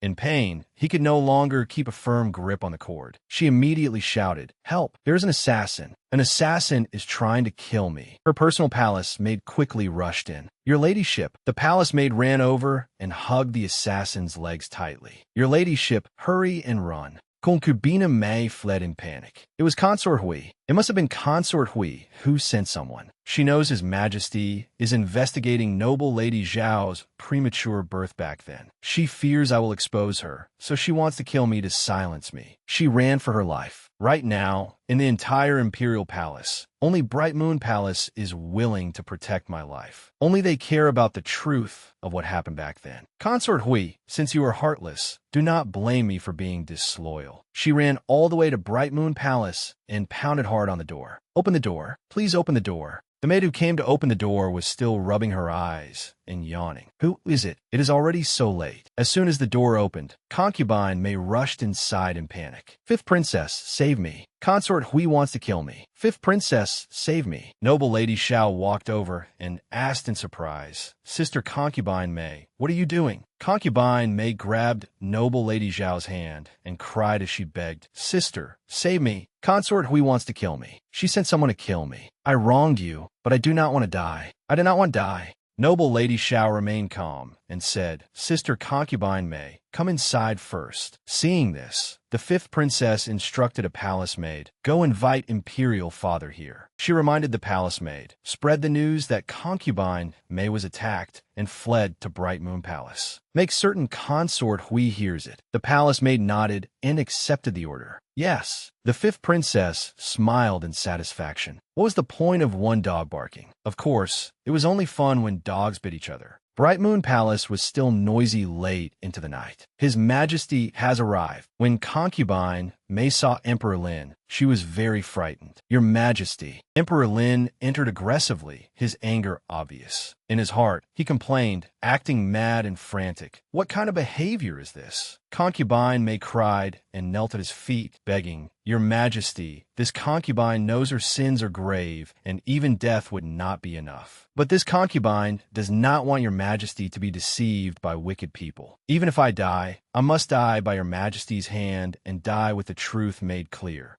Noble Lady Xiao still maintained her gentle and graceful bearing as she lowered her head. Greetings, Your Majesty. Looking at her, Emperor Lin was extremely pleased. Look, this is my beloved concubine. Even when facing such a matter, she remains calm. The fifth princess immediately ran to his side. Imperial Father. He then lifted the little girl into his arms. Little Five. She appeared innocent, but in truth, she wanted to add fuel to the fire as she asked. Lady Concubine May said someone wanted to kill her. Is it true? Emperor Lin ordered Concubine May, tell the entire story from beginning to end. She sniffled and was about to speak. Your Majesty, Consort Hui, Just then, an announcement came from outside. Lady Consort Hui has arrived. Emperor Lin curled his lips in a sneer. She came quickly. Fine. Wait until everyone is here, then speak. Consort Hui calmly knelt as if nothing had happened and paid her respects. This concubine greets Your Majesty. It is already so late. May I ask why Your Majesty summoned this concubine? Emperor Lin asked her. Seeing Concubine May here, are you not surprised? She was somewhat nervous, but still forced herself to appear normal. This concubine is somewhat surprised and is waiting for Your Majesty's instructions. Emperor Lin said to Concubine May,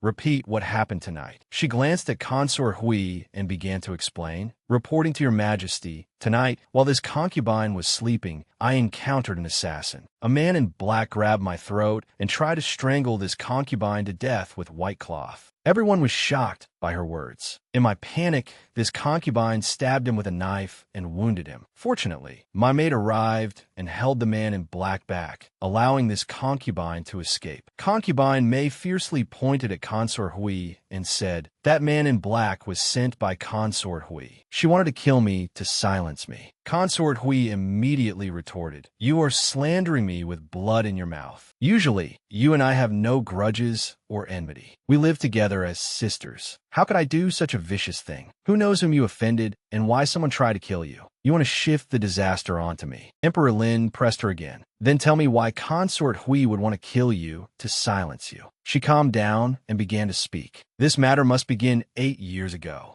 Noble Lady Zhao's eyes were filled with anticipation when she heard this matter mentioned. Back then, Noble Lady Xiao and I entered the palace together. Noble Lady Xiao had a gentle temperament and possessed both talent and beauty. She quickly gained your majesty's favor. Not long afterward, news came that she was pregnant. I was very jealous. I was clearly no worse than Noble Lady Xiao. So why did your majesty favor her? At that time, Consort Hui came to me. She said she could help me get rid of Noble Lady Xiao and gain your majesty's favor. Consort Hui secretly gave concubine Mei medicine. This is medicine that will make the fetus foolish. Give it to Noble Lady Xiao. Once she gives birth to a foolish child, she will shame the imperial family. Naturally, His Majesty will neglect her. Concubine Mei took the medicine from Consort Hui. While chatting together, she secretly put the medicine into Noble Lady Xiao's tea. Noble Lady Xiao and I were good friends. She did not guard against me. I successfully made her drink that medicine.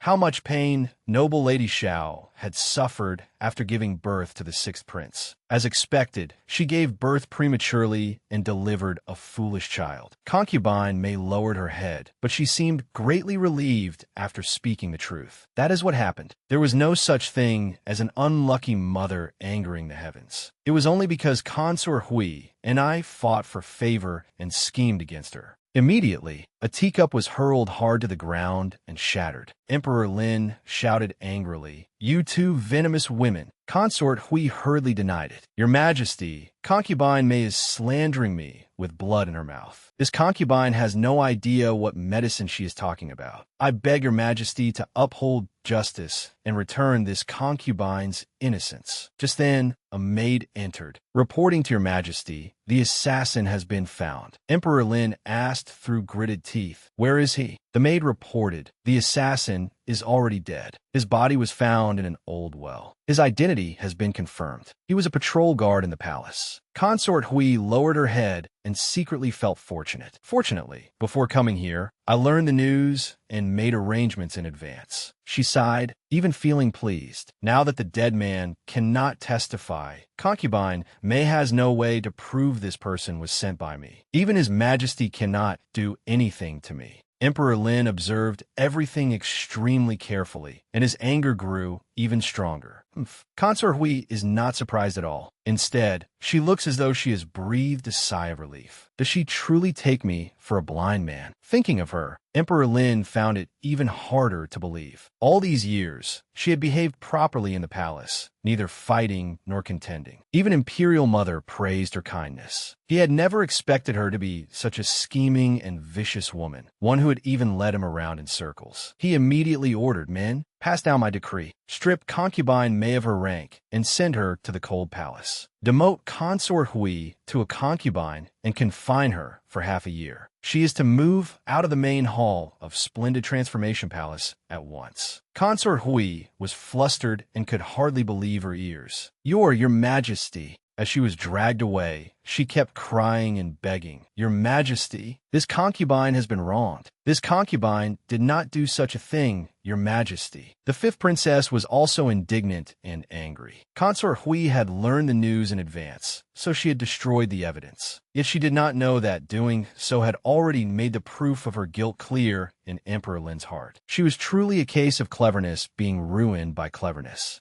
Emperor Lin's gaze shifted to Noble Lady Xiao, and he called softly, "Lan." He took Noble Lady Xiao's hand and said with concern, "You have suffered all these years." Noble Lady Xiao replied gently, "It is enough that your Majesty has investigated the truth for this concubine." And so, Emperor Lin, the fifth princess, and Noble Lady Xiao sat together and happily chatted once more. The next morning, what had happened the previous night had already begun spreading throughout the harem. The palace was in turmoil, but Bright Moon Palace was filled with joy. Emperor Lin sent someone to Bright Moon Palace to deliver an imperial decree. Lady Xiao is virtuous and has merit in giving birth to an imperial prince and princess. She is promoted to Lady of Bright Deportment. Thus decreed, her close palace maids were all tearful, rejoicing for Noble Lady Xiao. "Congratulations, your ladyship. Congratulations, your ladyship." The fifth princess also smiled in great satisfaction. Concubine Mei and Consort Hui had fallen. Of the 4 consorts, only 2 remained. The situation in the harem had completely changed. Everyone was watching every movement of Bright Moon Palace. Noble Lady Xiao had risen 4 ranks. Perhaps she would become the center of attention. The fifth princess pondered, but since things have already reached this point, even if we do not fight, we must fight. If we're going to fight, why not fight for a high position? I think the position of consort is quite good. Although Emperor Lin issued an edict stripping consort Hui of her consort position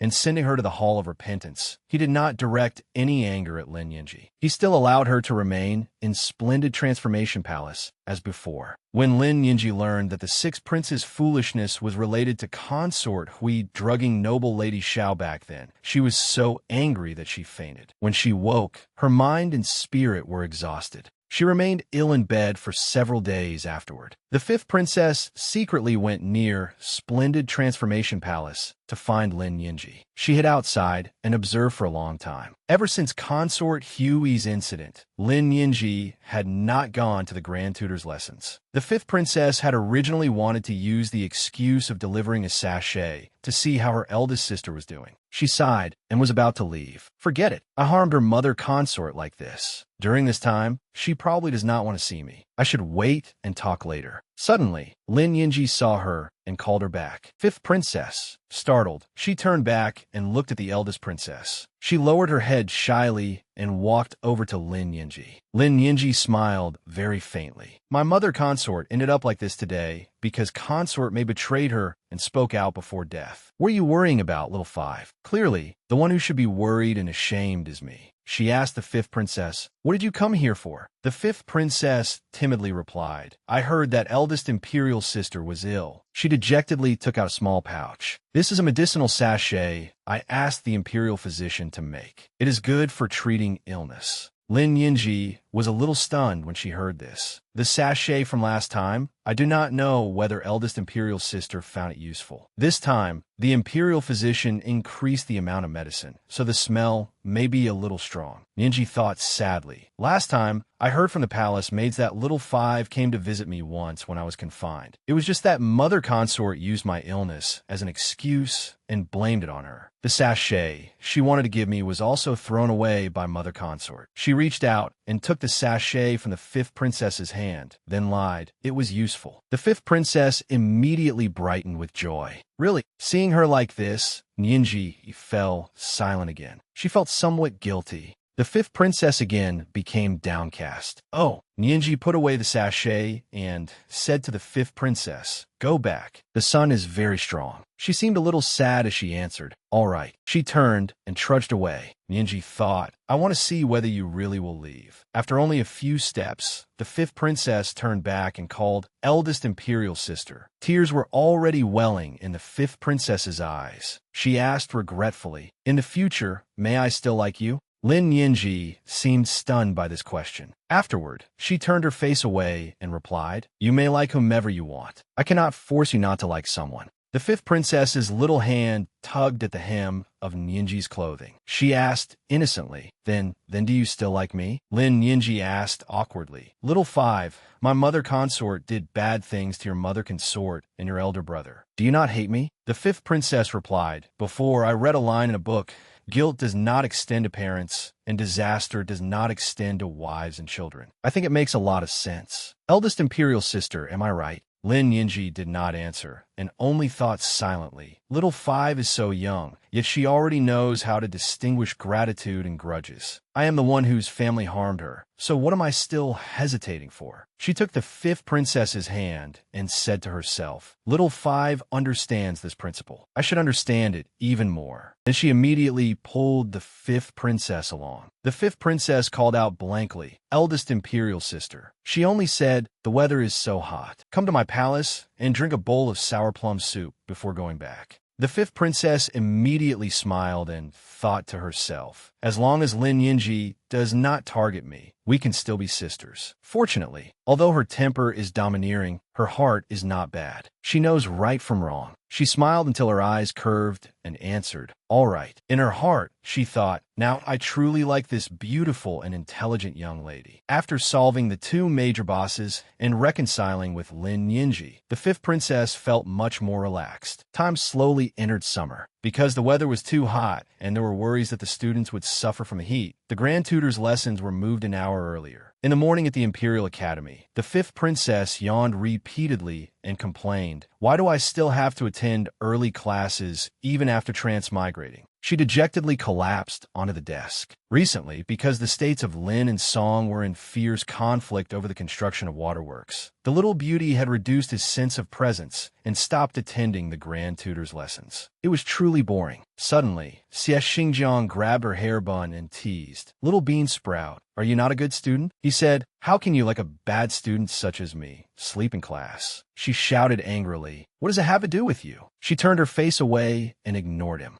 He used his brush to poke her back again and called Little Bean Sprout. She angrily warned him, "Do you believe I will report you to Lady Noble Consort Xie?" In her heart, she complained, "Boys in school pulling girls' hair. Classrooms are truly toxic." Toxic. He still stubbornly teased her without letting up. "Oh, you have even learned to tattle. Do you want any to beat me up?" She declared loudly. "I will tell her ladyship that you especially like my hair buns and ask her ladyship to make 2 for you too." Xie Xingjiang's face suddenly turned pale. He shrank back and returned to his seat, no longer daring to tease her. The fifth princess peacefully rested her head on the desk, closed her eyes, and continued sleeping. "With noble consort Xie protecting me, do I still need to fear that I cannot deal with you, you oversized schoolyard tyrant?" On the way back to the palace, the refreshed fifth princess strolled leisurely. After drinking sour plum soup at eldest imperial sister's place, she really did feel much cooler. Suddenly, a little girl ran over and crashed into her. "Ow!" The little girl said, "Hush, hush." The fifth princess was stunned. "Someone shorter than me has appeared." She asked the little girl, "Who are you, and what are you doing?" The little girl replied, "I am Wei Wei. I am playing hide-and-seek with my maids." The fifth princess realized, Wei Wei? Could she be the sixth princess, Lin Wei? The youngest princess in the palace, the daughter of concubine Su. Just then, the palace maid searching for her arrived. "Sixth princess, where are you? Stop hiding. This servant begs you. Please come out quickly." Little Wei Wei panicked and tugged at the fifth princess, saying, "Squat down, squat down. You are too tall." The fifth princess smiled with delight. "I have been in the palace for so long, and this is the first time someone has said I am tall." The little girl opened her round eyes and asked the fifth princess, "Who are you?" She answered, "I am your elder sister." The little girl immediately called sister. She immediately threw herself into the fifth princess's arms and called several more times, "Sister." The fifth princess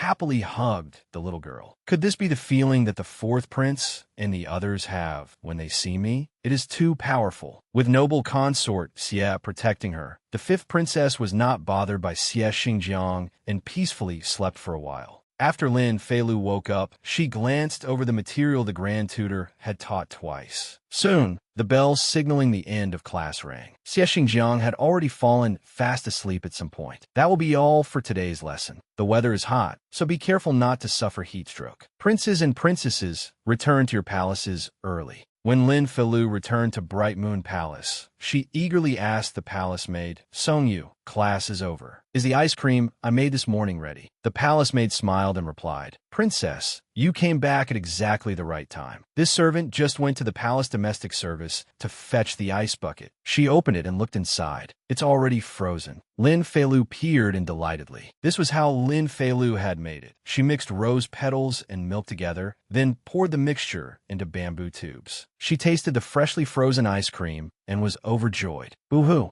it's so delicious. I finally get to eat a familiar snack." Song Yu watched in some surprise. "Is it really that good?" While savoring the popsicle, Lin Feilu told the palace maid, "Take the ice cream from the bucket and distribute it among the palace servants. Just leave 2 sticks for me." Song Yu nodded. "Yes, thank you for the reward, princess." As Lin Feilu ate her ice cream, she pondered over the 2 remaining sticks. "I haven't seen Little Pretty for a long time. Why not give them to him?" She headed to Song Lianglan's palace. She stood outside and observed it. "This wall doesn't look too high. I've practiced martial arts with noble consort Xie for so long. I should be capable of climbing over a wall." She set down the insulated box holding the ice cream. "Oh my." She took out the 2 popsicles, calculating inwardly. "Or should I just fly straight in and give Little Pretty a surprise?" She backed up a few steps, preparing for a running start. After exhaling to steady herself, she boldly leaped up. She pushed off hard from the ground, sending her entire body flying.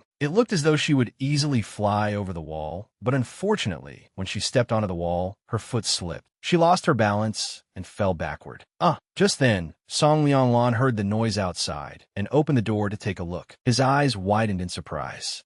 He saw Lin Feilu clinging to the wall. "Princess," she called to him in panic. "Boo-hoo, Your Highness, I'm about to fall. Hurry and help me." Song Lianglan immediately flew over to save her. He opened his arms toward Lin Feilu. He directly lifted her up in a princess carry, making her startled. "Your Highness." Seeing him from such a close distance, Lin Feilu felt a little shy and blushed. After setting her down on the ground, Song Lianglan asked carefully, "Are you all right?" She smiled brightly and replied, "I'm fine. Thank you, Your Highness." He looked at the 2 popsicles in her hands and asked, "Are these for me?" Regretfully, she handed him a popsicle and replied, "Rose milk ice cream. What a pity, it's about to melt." Without hesitation, he took it and said, "Then let's eat quickly." She answered happily, "All right." Outside, it was summer. The sunlight was scorching and the wind rustled softly. Lin Feilu asked Song Lianglan, "Your Highness, is it good?" He smiled and replied, "Very refreshing." Then he gently wiped the ice cream stain from her cheek with his hand. She said cheerfully, "Then I'll bring you some again tomorrow. Summer isn't complete without ice cream." He asked another question that made her embarrassed. "Then tomorrow, will the princess come through the main gate or climb over the wall again?" She secretly complained in her heart. "Can't we just let the embarrassing matter pass?" She said solemnly, "It's not that my skill is lacking. It's that Your Highness's wall is too slippery." He teased. "Then another day, I'll have Tiandong clean the moss off the wall."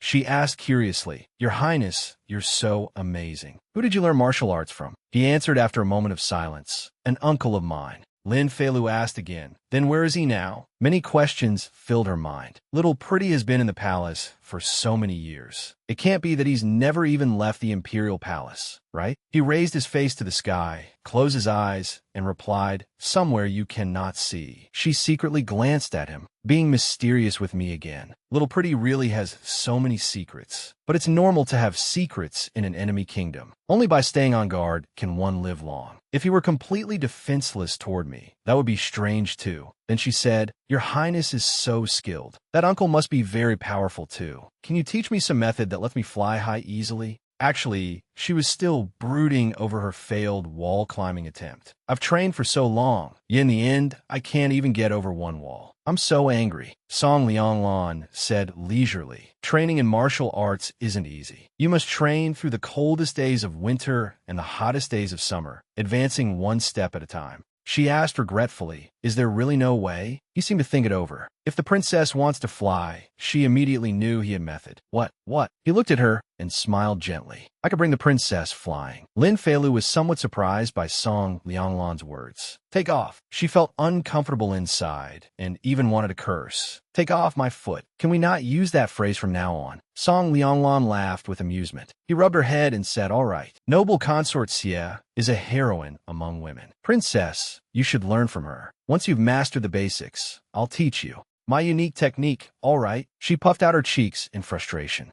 Just then, Tiandong returned. "Your Highness, we're back." He stood and walked over to him, asking, "Did this trip go smoothly?" As Tiandong walked in, he replied, "I persuaded them for ages before they gave me a few leftover ink sticks." He held out a cloth bundle containing several leftover ink pieces. Song Lianglan said calmly, "As long as they can be used." Lin Feilu asked curiously, "What is this?" Tiandong replied, "Reporting to the princess, His Highness hasn't gone to the Imperial Academy for a long time. The ink in the residence has been used up." He said sadly, "When we went to the palace domestic service to ask for some, they wouldn't give us any. Today it wasn't easy to get this little bit of broken ink." Lin Feilu immediately grew angry. How can they do that? She thought inwardly, a top student without ink. Isn't that like a soldier without a weapon? She put her hands on her hips, feeling deeply upset. Last time, the palace domestic service withheld Little Pretty's silver allowance. Recently, relations between Lin and Song have been tense, so they're probably becoming even more excessive, not even giving him ink. "This is how my Little Pretty lives?" Song Lianglan still smiled kindly and replied, "It's all right. This is enough to use." She inwardly complained, "He's already this miserable, yet he still smiles so beautifully." Suddenly, her eyes lit up as if she had thought of a solution. "That's right." She tugged Song Lianglan's hand and said, "Your Highness, Don't ask them for things anymore in the future. Go ask my fourth brother instead. He replied awkwardly. How could I? Lin Feilu said confidently. Why not? He will definitely thank you. Song Lianglan was quite puzzled when he heard this. How could he ask Lin Jingyuan for ink? And why would Lin Jingyuan have to thank him? Lin Feilu said no more and immediately left. Your Highness, I'm going back now. This afternoon, I still have to go to Noble Consort Xie's place to practice horse stance. I'll come find you tomorrow to eat ice cream. He waved to her. All right. Half an hour later, someone came knocking on Song Lianglan's palace door. Tiandong went to open it. You are.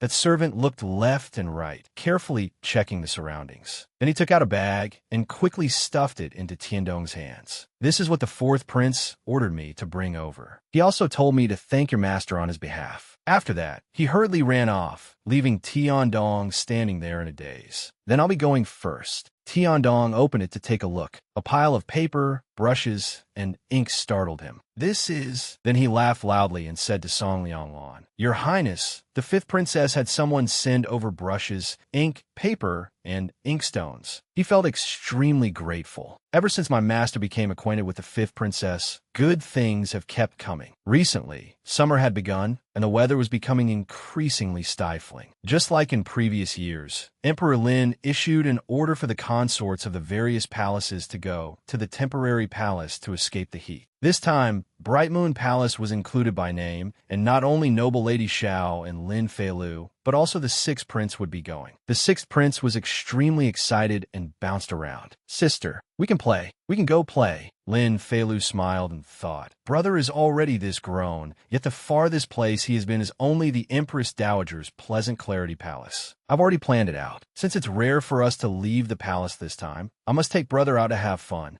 Emperor Lin's order was delivered to the consorts in the harem, and everyone in each palace began making preparations. In Hall of Warm Felicity, noble consort Ruan placed even greater importance on this trip to escape the heat. She summoned Lin Ting to her palace and instructed him, Tinger, every year at the temporary palace, a summer hunt is held so that the princes can display their abilities. She placed high hopes on Lin Ting. Last year, the crown prince took first place and received a golden bow personally bestowed by your imperial father. This year, you must defeat him. Do you understand? Lin Ting seemed a little gloomy as he lowered his head and replied, Yes, mother consort. After saying this, she ordered Lin Ting to withdraw. Go. These next few days, you must practice riding and archery. After he left, noble consort Ruan turned to ask her palace maid, How are the arrangements for the summer hunt? The palace maid replied, Reporting to your highness, our informant has already been planted in the imperial kitchen. We have also had that tiger sent to the forest by the temporary palace for escaping the heat. She whispered to the palace maid, Tell our people to keep sending the crown prince's old belongings to that tiger. We must make it familiar with the crown prince's scent. The palace maid nodded. Yes.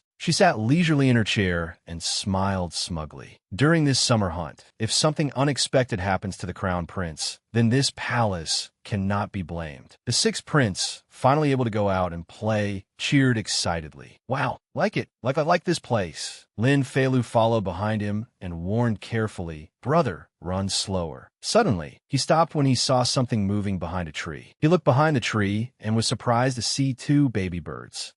He pointed there and said to Lin Feilu, Birds. Birds fell down, seeing them lying right beneath the tree. She guessed that the two birds had probably fallen from their nest. The sixth prince anxiously told Lin Feilu, Help birds. She raised her head and looked at the high branches. This tree is probably about 10 meters tall. Even flying up would be difficult. The sixth prince said, Sister can fly. Help little birds. Lin Feilu smiled and replied, Brother, don't worry. Leave it to me. She thought, Now, climbing over walls is no problem for me. Climbing a tree should work too. As usual, she backed up a few steps to get a running start. Then she pushed off hard and flew up onto a tree branch. She successfully stood on the branch and could already see the bird's nest. The sixth prince praised her. Sister is amazing. Feilu placed the two baby birds back into the nest. Back home you go. The sixth prince stood below, cheering. Sister is the best. She smiled in satisfaction and turned, preparing to leave. She looked down from above. Immediately, she grew dizzy and frightened. So high. This is the first time I've flown this high. Below, the sixth prince kept calling, Sister, come down. Hurry and come down.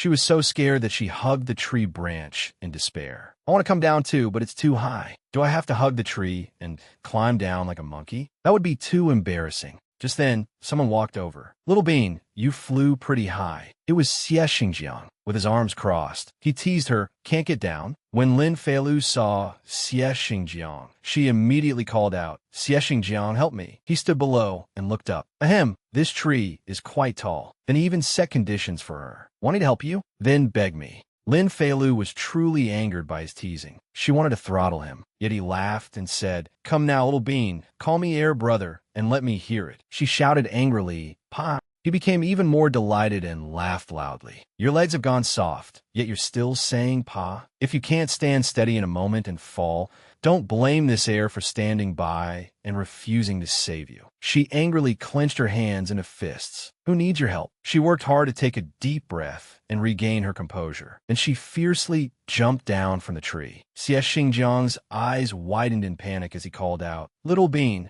He opened his arms, intending to catch Lin Feilu, but she deliberately dodged to the side. Lin Feilu successfully landed safely. The sixth prince hurriedly ran over. Sister, Xie Xingjiang gave a strained smile and praised her. Your lightness skill isn't bad. The sixth prince quickly brushed the dirt from Feilu's clothes. Sister, are you all right? She coldly glanced at Xie Xingjiang, then turned and left without saying a word. Oomph. Xie Xingjiang stood frozen, scratching his head anxiously. It's over. I really made Little Bean angry. He hurriedly chased after her and pleaded, Little Lu, don't be angry. How about you climb the tree again? This time, I'll definitely catch you. Seeing that she still remained silent, he held out his hand and said, Then hit me a few times to vent your anger. I promise I want it back. The sixth prince directly pushed him away. Don't let you touch sister. Men can't touch sister. Then the sixth prince took Feilu's hand and pulled her away. Sister, go quickly, go quickly. Xie Xingjiang was left standing there in a daze.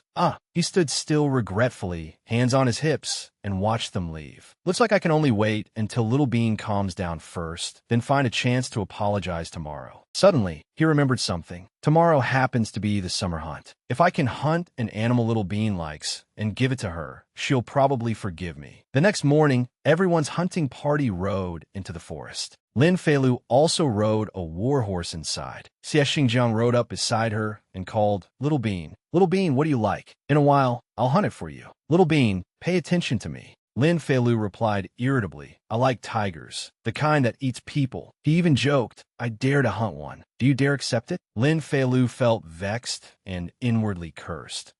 Is there something wrong with this person? Lin Chuan rode over and picked up the conversation. I heard the guards nearby say they heard a tiger roar last night. It seems there really is a fierce tiger in the mountains. When the time comes, don't fight me for it. Xie Xingjiang smiled calmly. Second prince, after you. Lin Chuan then spurred his horse forward in a show of might. Xie Xingjiang and Lin Chuan rode their horses straight into the forest. Left alone, Lin Feilu sighed tiredly. It's finally quiet. If I'd known earlier, I wouldn't have come to join the excitement. My body is about to fall apart from riding. TSK. Then she smiled and looked at the two rabbits hanging by her side. In any case, I caught the two rabbits I promised brother. Why don't I turn back now? She looked around, searching. I need to find a guard to help me inform father. Suddenly, she saw the crown prince and was somewhat surprised. Isn't the crown prince always by father's side? Why has he fallen so far behind? He also looked unwell. Ever since their last meeting, the little child, the sixth princess, often came to play with Lin Feilu. When they had played until late, a palace maid came over and said, Fifth princess, it is getting late. This servant should take the sixth princess back now. The sixth princess hugged Lin Feilu tightly. I won't go back. I won't go back. I won't go back. Elder sister, don't chase me away. The palace maid looked at Lin Feilu. Fifth princess this, she smiled and nodded. Then she turned to the sixth princess and said, Wei Wei, do you know the story of the door guardian god? The little girl replied, Wei Wei doesn't know. Lin Feilu then told the story with a dangerous expression. Every palace has a door guardian god who specially protects the people in that palace. Whenever night falls, monsters that eat children sneak out to capture children. But because of the door guardian god, the monsters can't get in.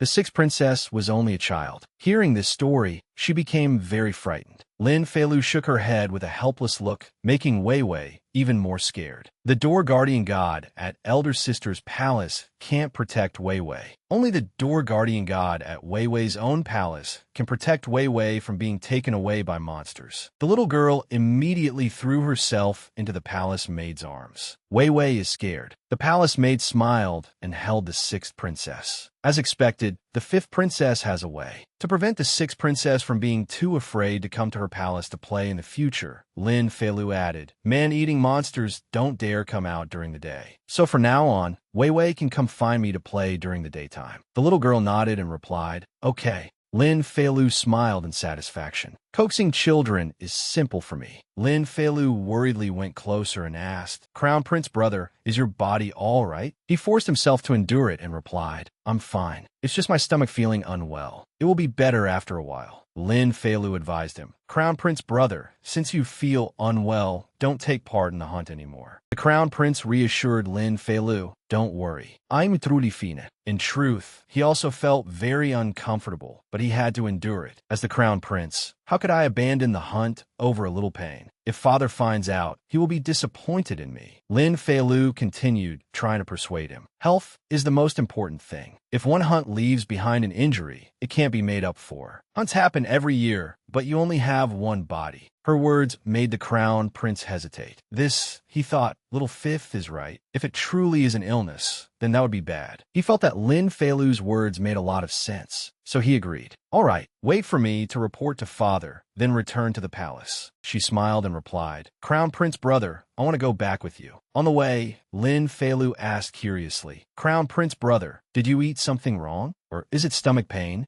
The Crown Prince thought for a moment and said, "The palace servants checked all the food. There was no problem. Perhaps I caught a chill last night." Suddenly, he stopped because he heard something. He asked the servants, "What is going on?" They anxiously looked around, terrified that there might be a wild beast nearby. But this area was already near the edge of the mountain forest, so there should not be any fierce beasts here, right? Lin Feilu hurriedly called out, "Crown Prince brother, let's leave this place quickly." She was extremely worried. If there really is a fierce beast and the Crown Prince gets hurt, it'll be disastrous. The Crown Prince had no choice but to ride away. Unfortunately, as they were leaving, that tiger truly leaped out from the bushes and pounced toward the Crown Prince. The ferocious tiger bared its fangs and pounced as if it wanted to devour the Crown Prince alive. The Crown Prince froze in terror, startled, while the horse the Crown Prince was riding, in order to protect him, kicked the tiger hard. It knocked the tiger down, making it cry out in pain. But because the kick was so powerful, it also threw the Crown Prince off the horse's back. Lin Feilu and all the maids cried out anxiously, "Crown Prince brother, your highness!" Without a horse, and after such a painful fall, the Crown Prince sat collapsed on the ground. The fierce beast approached again, wanting to tear him apart. Lin Feilu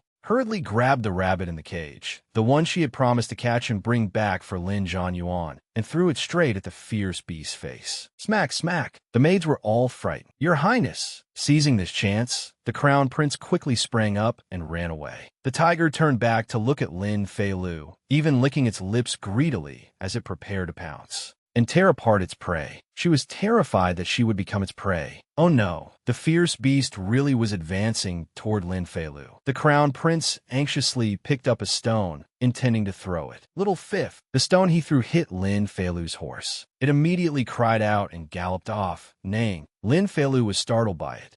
It ran off quickly, making her panic. Slow down. She tried to calm herself and control the horse. All the horses had been frightened into running away. The Crown Prince and the others would have difficulty escaping the tiger's attack. She was extremely tense. "Your Highness, this servant will protect you and escort you away." The Crown Prince let out a breath of relief. Fortunately, little Fifth was fine, but the fierce beast had already changed its target to the Crown Prince. It lunged forward and bit one attendant's arm. The remaining attendant stepped out to block the tiger's path. "Your Highness, run!" The Crown Prince ran, but his heart was extremely uneasy. This place was still some distance from the temporary palace. There was no time at all to ask for reinforcements. He feared he would die here today. He gripped his sword tightly, preparing to draw it. Since there was no way to escape anyway, he drew the sword. He might as well risk his life against it. Instead of fleeing, he charged straight at the tiger. The fierce beast roared.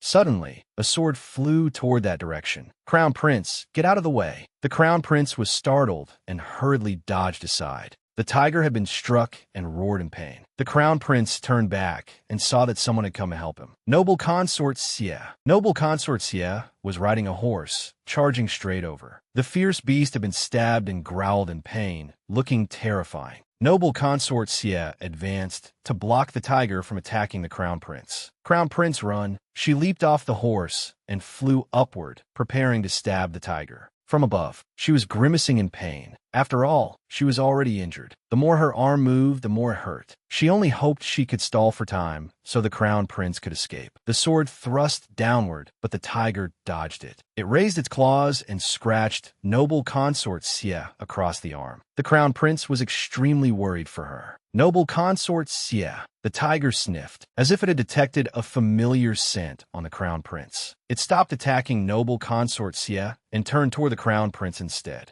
Noble Consort Xie grabbed its tail and tried to hold it back, shouting at the Crown Prince, "What are you standing there for? Run!" But the Crown Prince did not run. If he left, Noble Consort Xie would certainly lose her life. She had come to rescue him, yet he would abandon her? He lifted his sword, ready to fight. Such heartless, cowardly behavior, clinging to life and fearing death, would make everyone under heaven laugh at him. Noble Consort Xie saw this and immediately realized his intention. The Crown Prince charged straight at the tiger. "Your ladyship, I will help you." Noble Consort Xie was extremely worried. The Crown Prince was the foundation of Great Lin. If anything happened to him, turmoil would surely arise in the court. She pulled the tiger's tail even harder. "I was born into a family of generals. Even if I lose my life, I cannot allow this to happen." The tiger was enraged by her. With a snarl, it immediately turned back and attacked Noble Consort Xie. Noble Consort Xie fell to the ground, still gripping the sword straight in front of her. The tiger lunged at her, and by chance it was struck by one powerful blow. Blood sprayed everywhere. The tiger finally collapsed completely to one side. Noble Consort Xie stood up and asked, "Is the Crown Prince injured?" He was still dazed because everything just now had happened too quickly. He answered haltingly, "No." Just then, Lin Feilu's rescue party arrived on horseback, but everything was already over. She called out, "Crown Prince brother, Noble Consort Xie."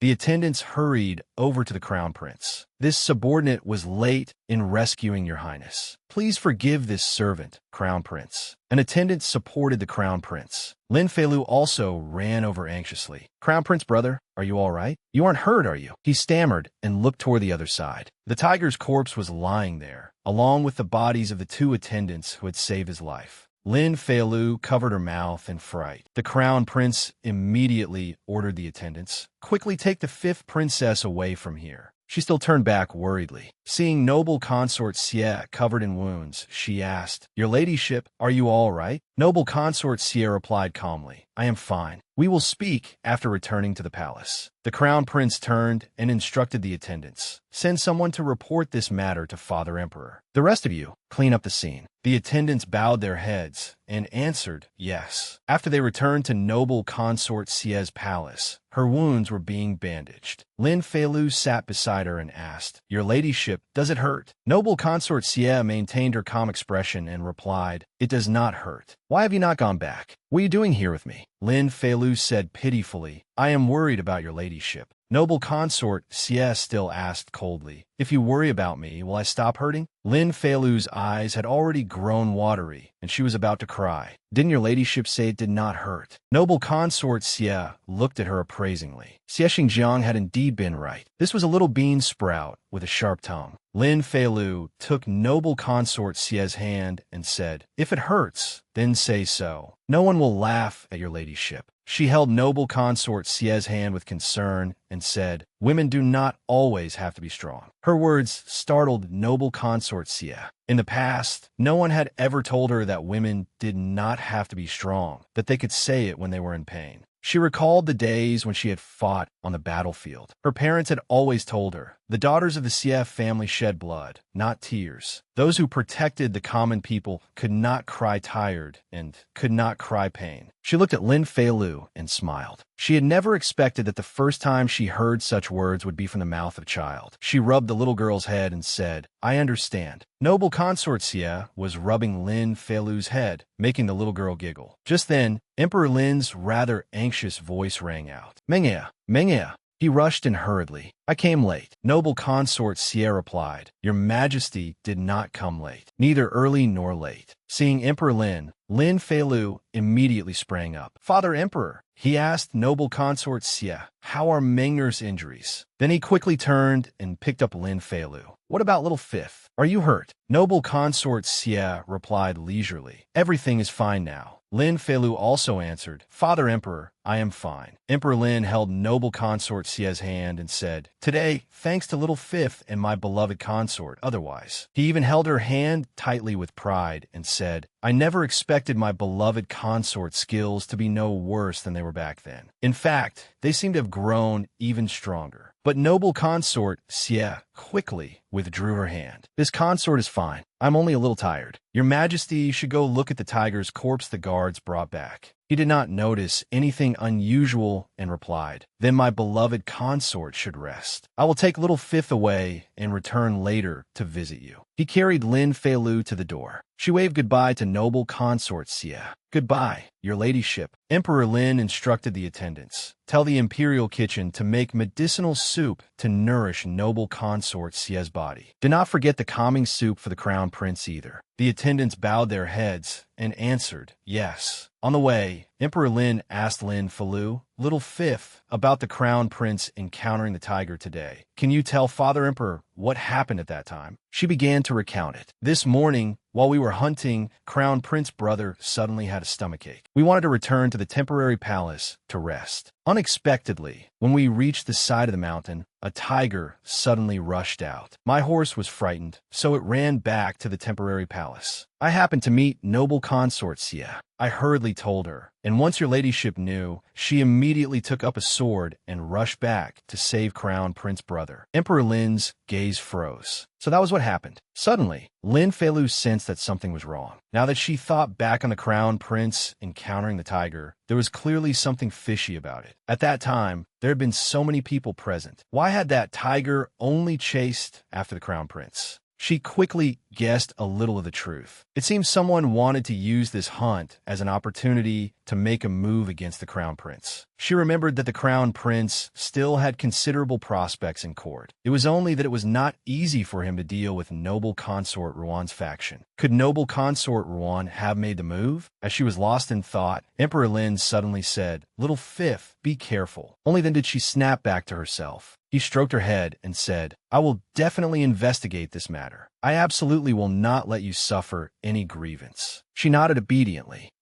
An attendant brought medicine over and reminded the crown prince, "Your Highness, it is time to take your medicine." As the crown prince drank the medicine, he questioned him, "How was the matter? I ordered you to investigate." The attendant bowed his head and answered, "Reporting to your Highness, this subordinate investigated the food from that day. There was no poison. It is only that." This surprised the crown prince. "What?" The attendant reported, "This subordinate took the food your Highness ate yesterday to an imperial physician. The imperial physician said that the small fruits and the vegetables are cold in nature. Although they are not poisonous, if eaten together, their cold properties are strengthened, which can lead to abdominal pain." The crown prince pondered. The food at the temporary palace was all managed uniformly by the imperial kitchen. These two items were not rare either. If someone had deliberately wanted to make him suffer stomach pain, it was not impossible. He angrily clenched the front of his robe. He just happened to have a stomachache, then just happened to encounter a tiger, and that tiger only chased after him to bite him. How could there be such a coincidence in the world? The attendant asked, "Your Highness, do you wish to report this to His Majesty and have it investigated?" He asked in return, "Have him investigate? How would he investigate?"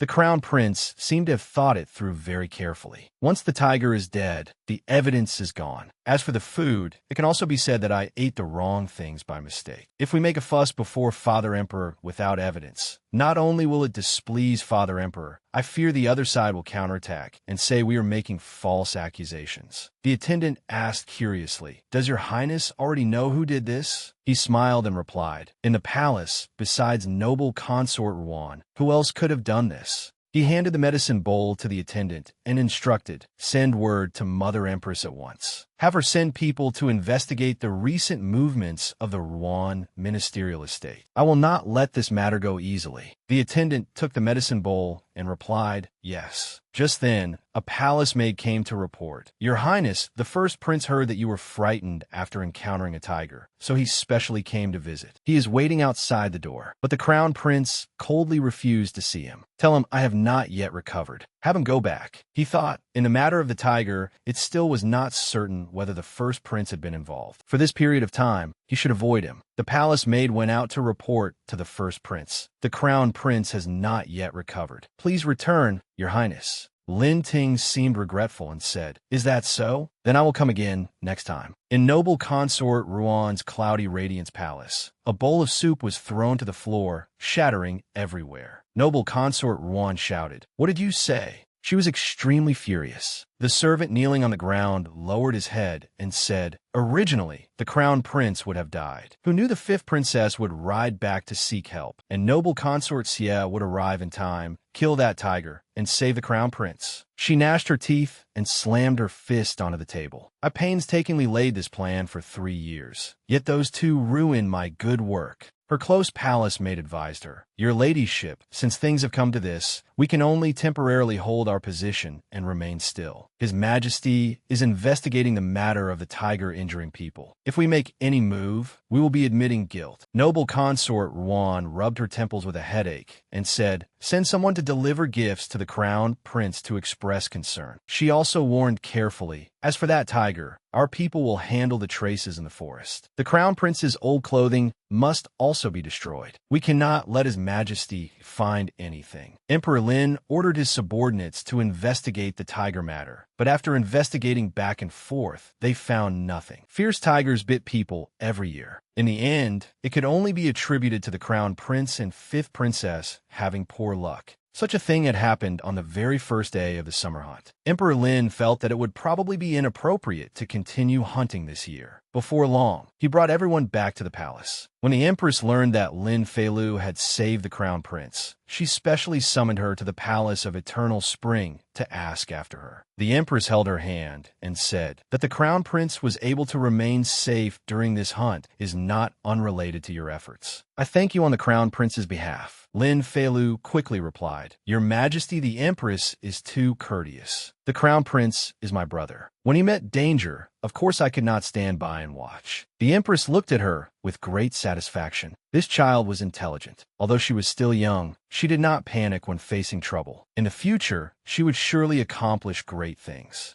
An idea had already arisen in the empress's mind. She had to think of a way to draw this child to her side. The empress picked up a piece of cake and said, "His Majesty has been worrying about this summer hunt. So this consort specially ordered the imperial kitchen to make chrysanthemum glutinous cakes, which can calm the nerves and nourish the heart." She placed it in Emperor Lin's bowl and said, "Your Majesty, please taste it." He replied politely, "The Empress is thoughtful." She began to remind Emperor Lin, "Your Majesty, the matter of concubine Mei and consort Hui has already passed long ago. In the end, the 4 consort positions in the inner palace cannot remain vacant for too long. Why not promote 1 concubine? That would better accord with the ancestral rules." Emperor Lin listened and felt that what she said was reasonable. The Empress speaks sensibly. In that case, has the Empress already chosen someone? She thought for a moment, then said, "Among the concubines in the palace, the lowest-ranking ones all have princes or princesses. Only Lady Feng of bright deportment is a little lacking in status." Then she said brightly, "The 5th princess is intelligent, and the 6th prince is innocent and pure. Both children are beloved by the Empress Dowager. Lady Feng has raised 2 such outstanding children for your Majesty. In both sentiment and reason, she ought to be promoted." Emperor Lin seemed worried and said, "In the past, when I promoted her from noble lady to lady of bright deportment, it was already not in accordance with the rules. If I directly promote her to consort again, I fear it will lead to criticism." The empress said, "Rules are set by people. This is your majesty's inner palace, so naturally your majesty's word is what counts. How could those beside you be qualified to criticize?" She also picked up more food for Emperor Lin and reassured him. Moreover, Lady Feng is gentle, virtuous, and kind by nature. She can sit firmly in a consort's position. Not only would this fill the consort's seats in the palace, it would also count as reducing one worry for your majesty. After hearing this, he felt it was quite reasonable. "Very well, then we will do as the empress says." The empress smiled in satisfaction, having achieved her goal. If she wanted to win over the fifth princess, merely rewarding her with gold, silver, and jewels would be meaningless. Only a practical reward, the position of consort, would move her heart. Next, she would see how the fifth princess reacted. Emperor Lin quickly issued an imperial decree, newly promoting Lady Feng of bright deportment to consort Feng and granting her Bright Moon Palace, one of the four main consort palaces. The newly vacant consort positions in the palace were also redistributed. Respect this. After receiving the emperor's decree, Xiao Lan was dazed, while the palace maids were extremely excited, their eyes brimming with tears. "Congratulations, your ladyship. After hardship comes happiness. You have become one of the four consorts." Lin Feilu stood behind and observed. She heard that Xiao Feng's promotion to consort had been personally recommended to Emperor Lin by the empress. The empress had taken the initiative to send over an olive branch. She could not refuse it. Lin Feilu was also calculating. In any case, if nothing unexpected happened, the crown prince would become emperor in the future. If she wanted to ensure that Xiao Feng and Lin Zhanyuan remained safe and unharmed, she had to build a good relationship with the empress now. She suddenly remembered that she had heard the empress liked worshipping Buddha. Why not start from there? After making up her mind, Lin Feilu began to take the initiative to draw closer to the palace of Eternal Spring. She followed Xiao Feng to pay respects to the empress. When she was free, Lin Feilu also accompanied the empress to the Buddhist hall to worship Buddha and pray for blessings. Seeing her recite Buddhist scriptures attentively, the empress was quite pleased. At such a young age, she already had reverence in her heart. Her future was surely promising. While she was busy building ties with the Palace of Eternal Spring, Lin Feilu also keenly noticed that the Crown Prince's attitude toward Lin Ting had become somewhat different. When Lin Ting sent him gifts, he did not accept any of them and pushed them all away.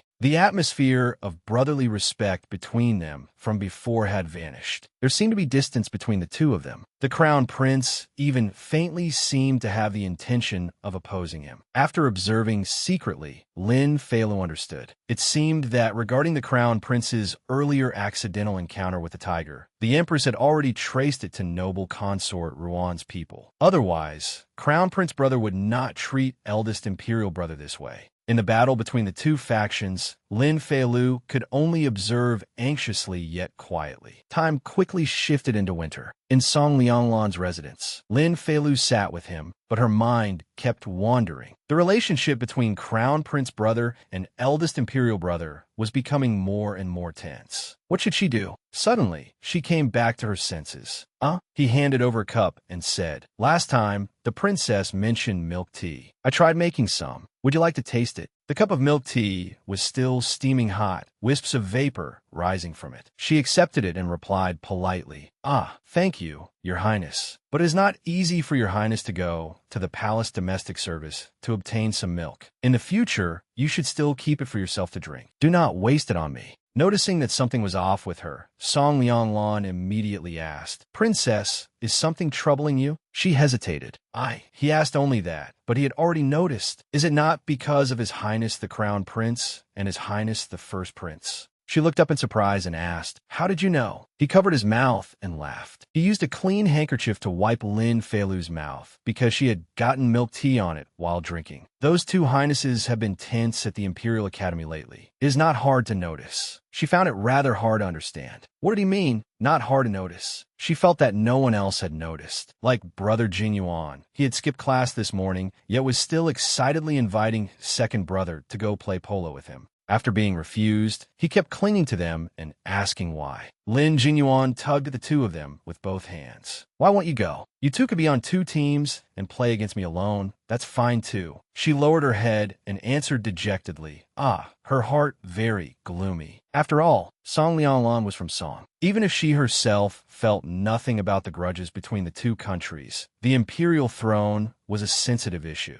Discussing it face-to-face with someone from an enemy state felt strangely awkward. Song Lianlan poured more milk tea for Lin Feilu and said, "Both highnesses are outstanding. Once one steps onto this path, contention is inevitable. Everyone wants victory. Rather than worrying yourself at a time like this, Princess, you might as well think about what to do next to ensure victory." She thought it over. He was right. She did not care which older brother became emperor. She only hoped that each of them would be safe. She then called softly, "Your Highness." Thinking of those brothers and sisters in the palace, she had never cared about anyone before. Only after coming here had she gradually gained the affection and childhood years she had once lost. It was clearly the imperial palace, yet it held cold, lonely feelings. She lowered her head and asked, "Then, Your Highness, can you tell me what I should do?" Song Lianlan rubbed her head. He said, "Princess is so clever. I believe Princess will know what to do." He looked outside and said, "It is snowing, Princess." Lin Feilu looked out with delight.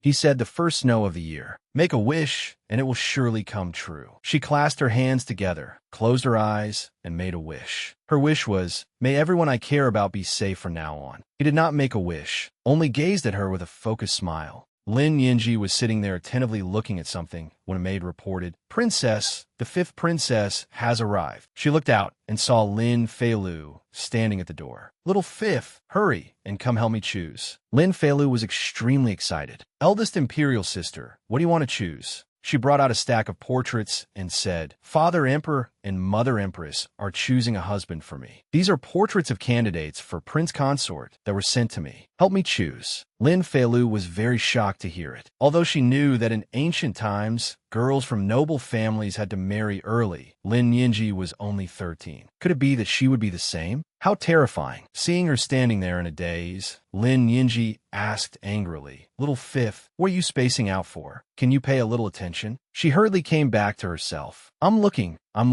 She picked up one portrait and asked, "Eldest imperial sister, who is this?" There's a mole at the corner of his eye. He looks very charming. Lin Yinji looked at it and replied, "This is the legitimate son of the Minister of Rights, Du Jingruo. He is now a scholar of the Imperial College." Looking at the portrait, Yinji was a little uncertain, saying that does make him sound a bit frivolous. But then again, Lin Yinji did not forget to mention his good points. "I heard that his literary talent is outstanding. He entered the Imperial College at a young age. Thinking about it, he must have some true ability and learning." Lin Feilu smiled and said, "Then he is very good." Lin Yinji said hesitantly, "Actually, I think all of these are quite good. Why can't I be like Father Emperor and take them all?" Hearing this, Feilu was startled, but she only thought in her heart, "Wait, eldest imperial sister, that idea is very dangerous." Seeing her in a daze, Yinji pinched her cheek and laughed.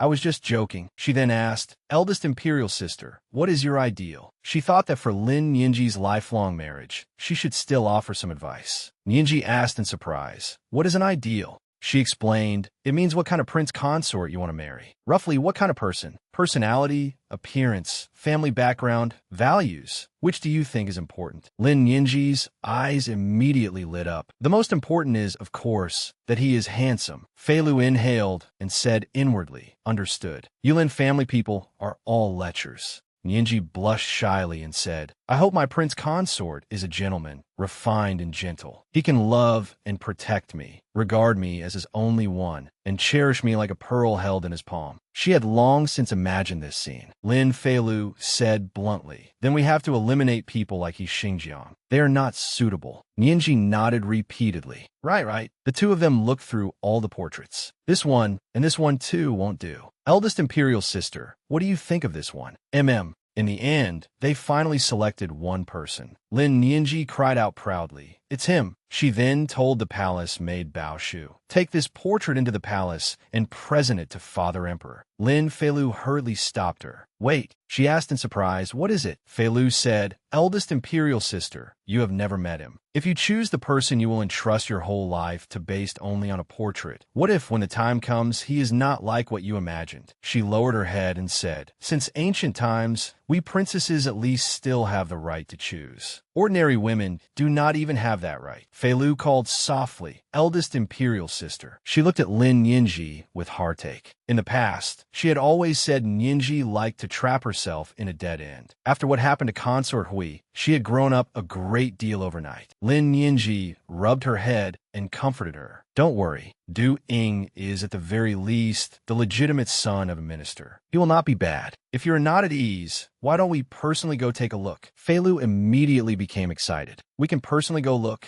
Yinji blinked mischievously and replied, openly and above board, of course not. We can peek. She took Lin Feilu's hand and pulled her away. Come on, let's go tell Father Emperor that we are leaving the palace to play. The two of them left the palace and went outside. Lin Feilu asked curiously in a low voice, eldest sister, aren't we going to the minister's residence? Why have we come to a restaurant? Lin Yinji replied, there is still time anyway. It will not be too late to go after lunch. The shopkeeper greeted them extremely warmly. Honored guests, please come in. Lin Feilu pointed to a seat by the window. Eldest sister, I want to sit there. Lin Yinji said, by the window there's a lot of wind and dust. People come and go. What is good about it? Lin Feilu acted spoiled. Usually people with status sit there. She only said the next words softly in her heart. For example, righteous heroes of the martial world or demon sect leaders. Lin Yinji answered helplessly, fine, fine, then sit there. Lin Yinji called the waiter. Bring up every delicious dish in your shop, 2 portions of each. The waiter happily bowed and answered yes. Lin Feilu sat by the window and happily looked outside. Ancient streets were indeed as lively as she had imagined. She loved it. Suddenly, outside, a girl was being dragged by a group of men and cried out, let go of me! Help! Help me! Lin Feilu immediately grew excited. Seizing a common woman by force? I knew it. Sitting in this spot, something like this was bound to happen. Lin Yinji could not help becoming angry as well. How can they be so unreasonable? At the feet of the Son of Heaven, there are actually people so insolent. They simply do not put Father Emperor in their eyes. She ordered her maids, what are you all still standing there for? But Lin Feilu hurriedly stopped her. Wait, she said cunningly. At a time like this, there will usually be someone who plays the hero and saves the beauty. Lin Yinji was helpless with her. Fifth sister, have you been reading too many storybooks? Just then, a man's voice rang out. Stop! Looking down, they saw a man coming to save the person. Lin Yinji could hardly believe it. There really is someone like Fifth sister said. That person shouted sternly at the men. In broad daylight, how dare you act so wildly? Come with me at once to see the capital magistrate. Lin Yinji's eyes widened in surprise. The mole on that person's face looks very familiar. The arrogant man was still gripping the young lady tightly and shouted, who wants to go see the capital magistrate with you? He even asked rudely, do you know who I am? How dare you meddle in our affairs? This young master who was saving the girl was not afraid at all. He answered boldly, no matter who you are, you should not bully a woman on the street. This violates Chapter 12, Article 15 of the Great Lin Code. According to the law, you should be punished with 80 heavy strokes. The man asked his underling in shock, what is this bookworm saying? His underling was also bewildered. I don't know either. He pulled the girl to his side. Miss, come here quickly. The vile man shouted angrily. You want to die? Get him. The young man did not bother with him and simply pulled the girl away. The man became furious and chased after him. Stop right there. Lin Yinji said to her maids, you too, go help. The two of them jumped out from the window and blocked that group of people. They were shocked and stunned. Who are you? The two said nothing and directly rushed forward, beating them until they were battered and bruised. They collapsed onto the ground, groaning in pain. Ouch, ouch. That thug was still stubborn and shouted, You want to die? Do you know who my aunt is? He loudly spouted nonsense. She is the currently favored Lady Lawn. My aunt is the 5th princess. If you dare humiliate me, I will throw you all into prison. Lin Feilu was startled when she heard this. What? This has something to do with me? That young man replied without the slightest fear. As a member of the imperial clan, one should abide by the rules and observe hierarchy and order. Otherwise, even if it were the empress or an imperial consort, she could not save you. The man grew even angrier and shouted, "Shut up! What does a bookworm like you know?" He pointed at the girl who had been bullied earlier. "Her father owes me a heap of money and has yet to repay it, so he is using her to offset the debt. A father incurs a debt, and the child repays it. That is only natural." The young man, righteous and chivalrous, said, "Even so, how can you compare a person to money? Her father owes you. She can earn money to repay you. Why must you seize her?"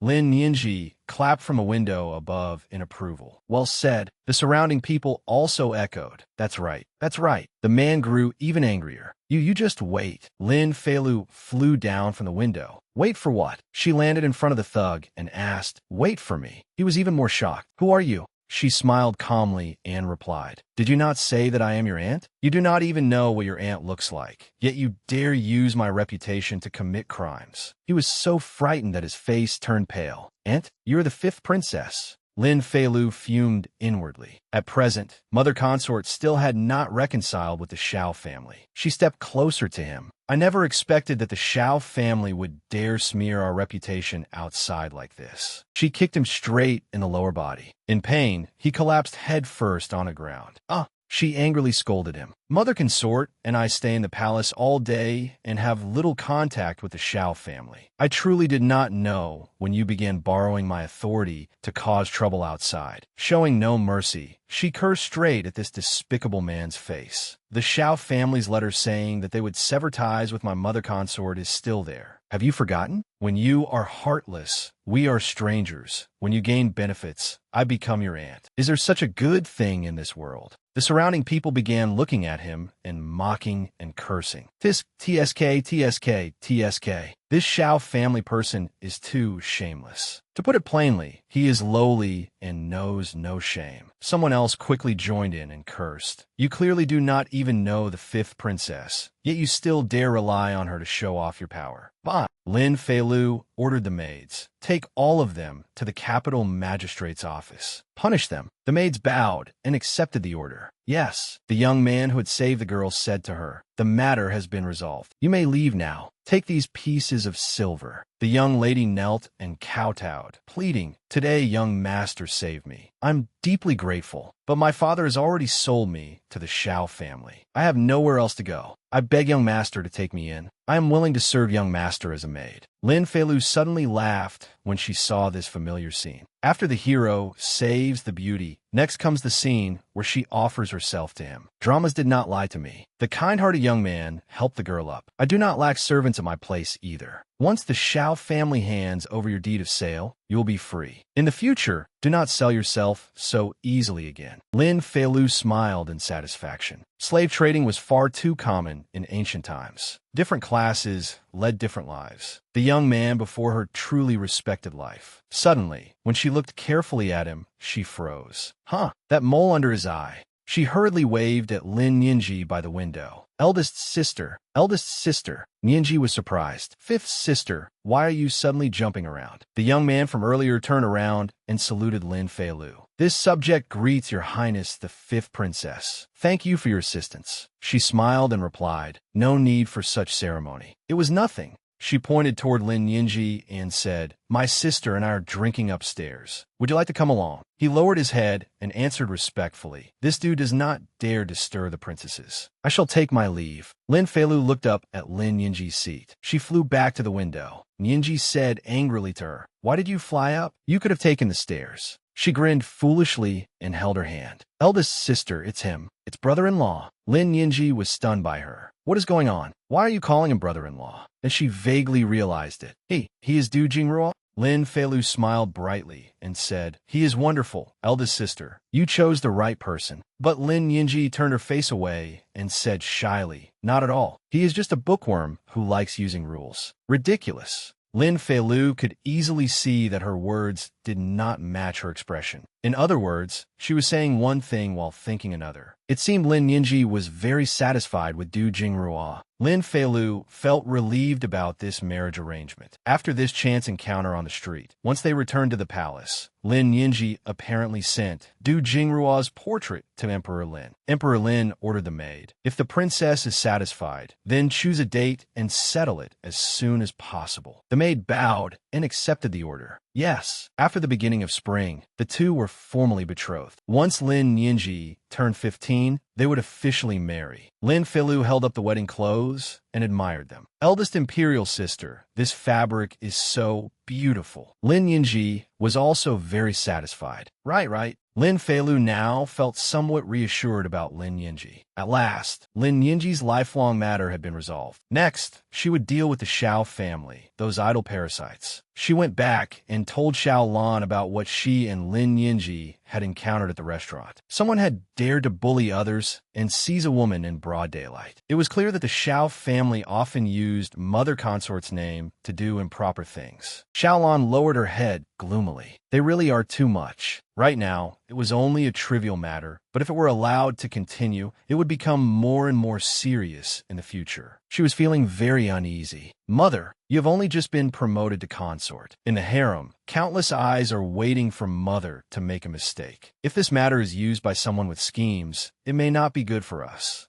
Lin Feilu immediately continued, so we must take the initiative. It would be best if, later, you enter the palace and explain this matter clearly to Father Emperor. She held Xiaolan's hand and said earnestly, admit fault first, then state your position. His Majesty understands reason. I believe Mother Consort will not anger him. Xiaolan naturally listened to Lin Feilu. Luer is right. Mother will enter the palace. Xiaolan did as Lin Feilu said and went to see Emperor Lin to confess her fault. Emperor Lin was very moved and promised that he would discipline the Xiao family severely. Even so, Emperor Lin's affection for Xiao Lan did not lessen at all. The consorts in the harem all saw it and were filled with disappointment. After the Xiao family matter was resolved, before long, Lin Feilu's 7th birthday arrived. This year's birthday banquet no longer invited people indiscriminately. Only close ministers, the princes, and the princesses were invited to celebrate together. Song Yu accepted gifts on Lin Feilu's behalf, smiling so widely her eyes curved. Although the princess's birthday celebration was held simply, the gifts from the various palaces were not only not lacking, they were even more plentiful than last year. She was busy arranging the pile of gifts, while Lin Feilu did not care at all and just sat there in a daze. She looked out the window and thought, the whole day has passed,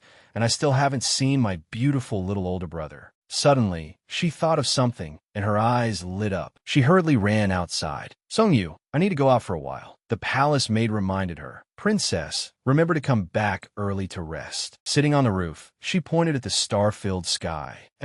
Ursa Major. She happily gazed at the sky. This era had no smog or exhaust fumes, so the stars were very bright. Suddenly, Song Lianglan flew over to her and called, Princess. Beneath the bright moonlight, he was even more beautiful than the moon. Lin Feilu asked in surprise, How did your highness know I was here? There was a reason she was sitting here. She had originally planned to hide in this spot and watch him. She had knocked on the window for a while, but no one was there. Song Lianglan sat down beside her and jokingly replied, I heard the princess's voice. Lin Feilu was startled by his teasing. What kind of amazing martial art had little beauty used? But he quickly corrected himself. I was only teasing you. It is because the late-night moon is too bright today. The princess is very easy to see sitting here, so I came up. She gave a soft, oh, then reached out her hand toward him and asked, Where is the fruit? He took out a book. She was immediately dumbfounded and secretly grumbled, No way. He's giving me a book? Is Song Lianglan stupid or what? She took it and even foolishly said, This is fine too, but if I do not want this gift, you have to change it for something else. He smiled and replied, All right. She opened the book to take a look. A second later, she was extremely surprised. This is, Song Lianglan said calmly. Princess, did you not say last time that you wanted to learn martial arts? These are my drawings of martial skills and some exercises. She hesitated before replying, This is fine too. In truth, she felt very grateful to him. In ancient times, martial arts had to be learned from master. But Song Lianglan's martial ability at such a young age was immeasurable. It was clear that the uncle who had taught him was no ordinary person. How could he so easily pass on his unique skills to an outsider like her? She asked him, Your Highness is so formidable. So Uncle sure must be very formidable too, right? Can he teach me to run faster and fly higher? She secretly thought that he had remembered the joke she made back then and had even drawn a hand-illustrated set of martial arts suited for her. but a warm feeling welled up in Lin Feilu's heart. It was simply the feeling of being cherished. Suddenly, she asked Song Lianglan, "Your Highness, if I kiss you now, you would not object, would you?"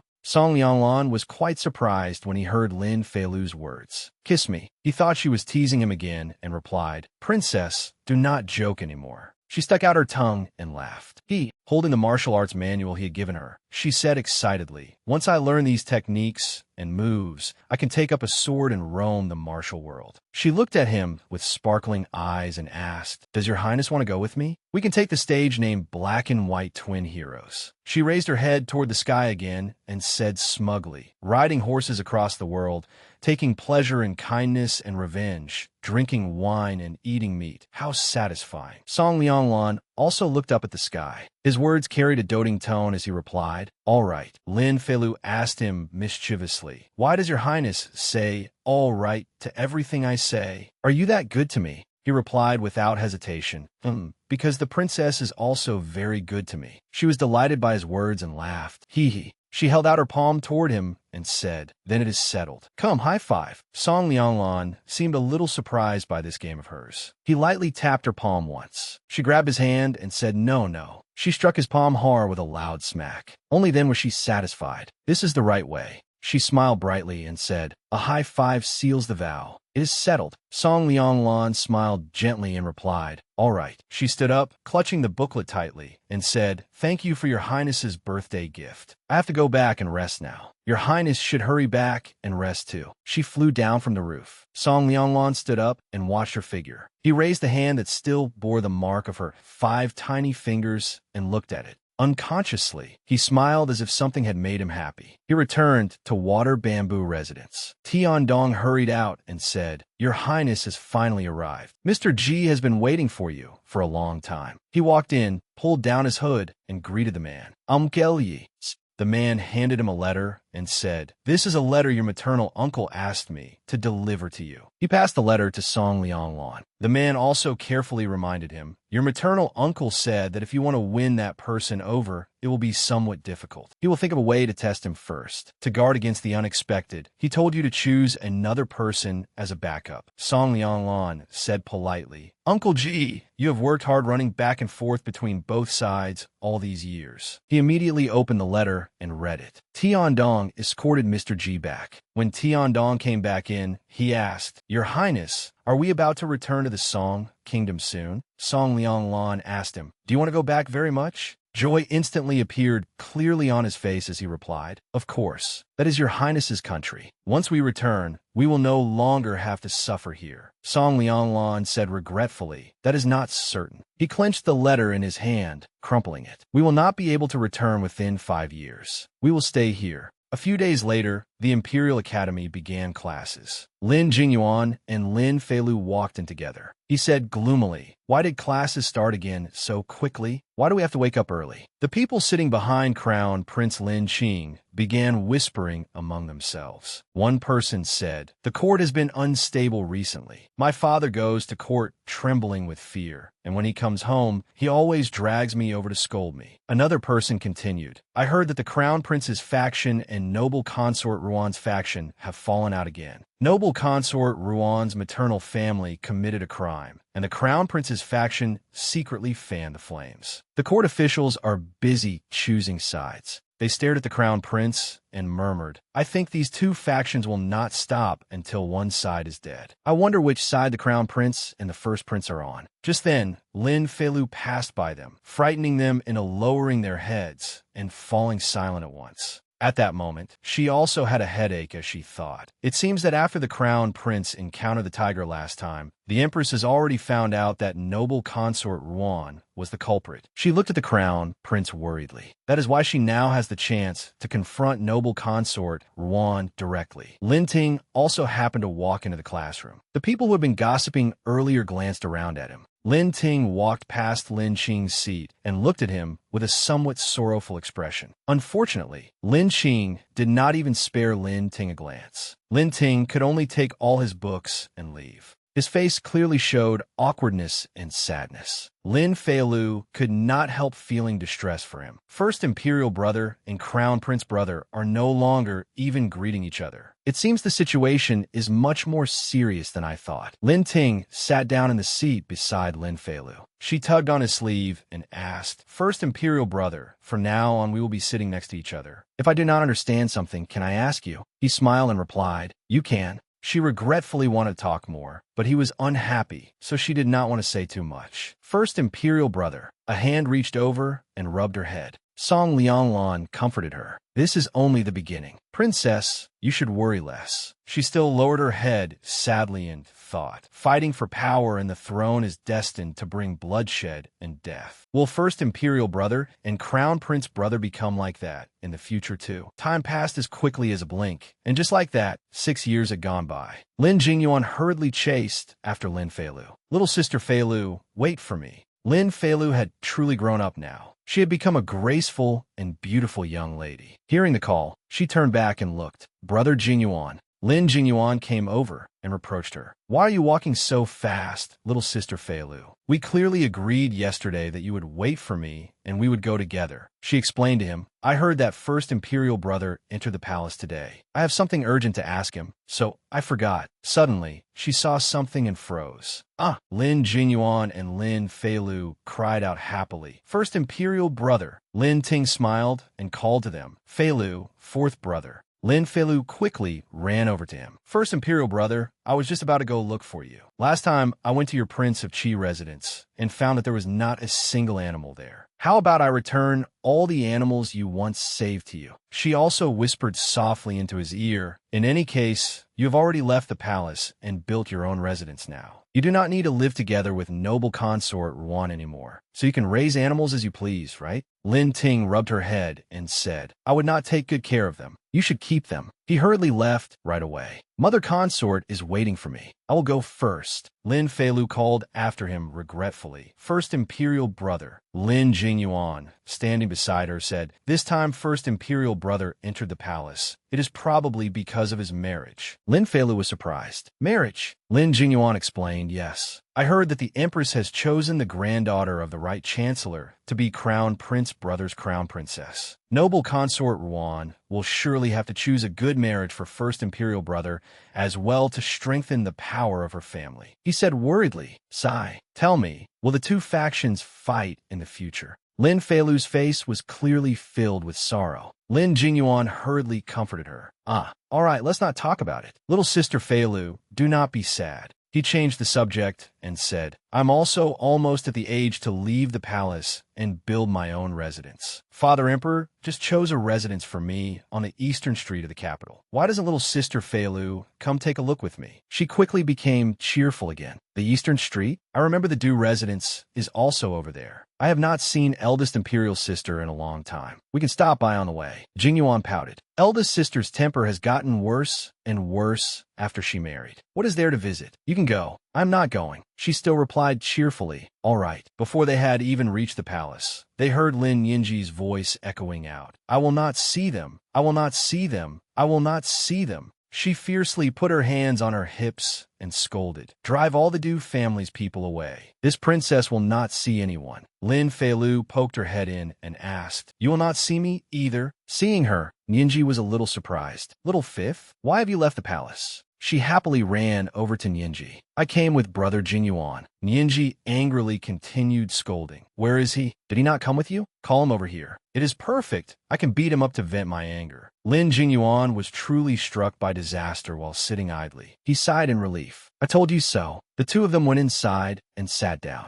Feilu said, Brother Jingyuan went to look at the land he was granted. I was passing by, so I came to visit you. Brother-in-law said that a few days ago, you moved back to the princess residence. She asked in confusion, Eldest sister, did brother-in-law make you angry again? Nianji grew furious again. Do not call him brother-in-law. I hereby declare that from now on, he is no longer your brother-in-law. I'm going to separate from him. Lin Feilu teased. You say that once every day. She did not hold back at all and said directly, this time it is true. Do you know what his mother said? She said I cannot give birth to children and wants to take a concubine for him. She even said I should be more magnanimous. If I cannot give birth myself, I should let someone else give birth. Hearing this, Lin Feilu also became angry on her behalf. That is too much. How can she say that? Nianji immediately continued. Exactly. Since when can I not give birth? I clearly do not want to. If I wanted to, I could give birth to an entire team. Lin Feilu burst out laughing. There's no need to go that far. She asked again, then does brother-in-law think the same? Nianji lowered her head, no longer as angry as before, and replied, he does not. He said as long as I'm happy, it is fine, and he will not take concubines. Lin Feilu asked in surprise, then why are you angry at him? Nianji said unreasonably, if I had not married him, would I have to suffer through all this? He is the culprit. Lin Feilu was about to break out in a cold sweat because of this elder sister. All right, this logic gets full marks. Nianji pointed at Feilu's forehead and said, do not only talk about me. You're 13 this year. According to the rules, Father Emperor should also choose a husband for you. Do you have someone in your heart? She quickly waved her hands and denied it. No. Nianji lifted her chin and said, our little fifth has grown more and more beautiful. Even I am moved. I wonder who will get such a bargain in the future. Suddenly, she remembered something and brought it up. I remember, he Xingjiang has been at the border for 3 years, right? Before he left, did he not give you that jade pendant? Do you know what it means when a man gives a jade pendant? Before he left, he Xingjiang had indeed handed her a jade pendant, but she did not know what it meant at all. He Xingjiang, on the other hand, seemed to know very clearly, and he also seemed to be looking forward to something. Lin Yinji said, a few days ago, I heard Jingrua say that he Xingjiang may return to the capital this year. Could he be coming back for you? Lin Feilu denied it again. Eldest sister is overthinking it. Besides, back then, you did not think anyone was suitable. Do you think I am suitable? Nianji felt that this was true and pinched Feilu's cheek. That is right. Forget it then. How could he be worthy of our incomparably beautiful little fifth? Just then, a palace maid came in and reported, Princess, the prince consort has arrived. Duke Jingrua walked in and called affectionately, Nianyan, I have come to take you back to the residence. Lin Yinji was still angry. Seeing him come in, she turned her face away in disgust. Lin Feilu understood and left. Eldest sister, Brother Jingyuan, is waiting for me. I will go first. When she passed by Duke Jingrua, she did not forget to encourage him. Brother-in-law, do your best. He walked over to Lin Yinji and called gently, Nianyan, come back to the residence with me. She sharply replied to him, go back for what? To watch you take a concubine. Du Jingrua looked at her with gentle eyes and replied, I will not take concubines. Having Nianyan is enough. Lin Yinji stood up and shouted at him. Du Jingrua listened carefully. If you make me angry again, I will run away. Do you understand? If I run away, do not even dream of finding me. He was not angry at all and even replied gently, I will remember. He reached out and held her hand. Let us go home. She turned her face away and acted spoiled. My feet hurt. I cannot walk. I will go back in a few days. He then said, I will carry you back. She blushed shyly. Who needs you to carry me? He hesitated. Then, he quickly lifted her up in his arms, giving her no time to react.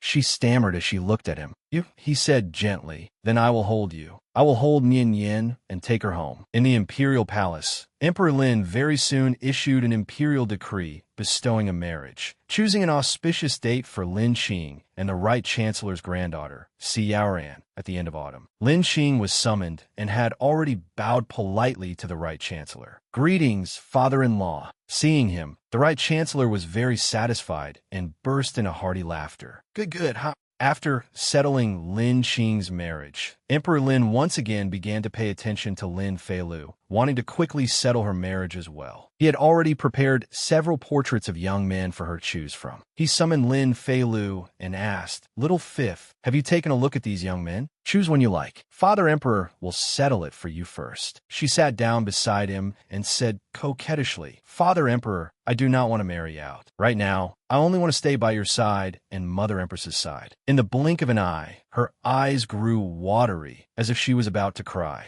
Do you want me to leave that badly? Do you not love Little Fifth anymore? Looking at those pitiful eyes, Emperor Lin could not help feeling distressed. He had no choice but to soften his voice and give in. All right, all right, all right. We will talk about it again in 2 years. In any case, the matter of her marriage was pushed aside by her coquettish pleading. The sky today was clear, and the sunlight was warm. Lin Feilu carried a basket of ice cream as she walked beneath the shaded path. She thought worriedly, I can hide from the first day, but I cannot hide from the 15th. In 2 years, it will be my birthday. I am afraid Father Emperor will not let it go so easily then. As she thought, she walked to Water Bamboo Residence to find Song Lianglan. But if I can avoid it for even a moment, that is still good. The future can be dealt with later. I will think about it when that day comes. She rose onto her toes, intending to jump up and relax on the roof. Sitting on the roof, she mischievously called, Your Highness, come out and eat ice cream. Hearing the familiar voice, Song Lianglan opened the door. He hurried over to her. Princess, you have come. She took out 2 cold ice cream bars and said, Aloe flavor. Try it. The 2 of them sat leisurely and ate the ice cream, savoring its refreshing flavor mixed with the scent of sunshine and the cool breeze. She turned to ask him, Is it good?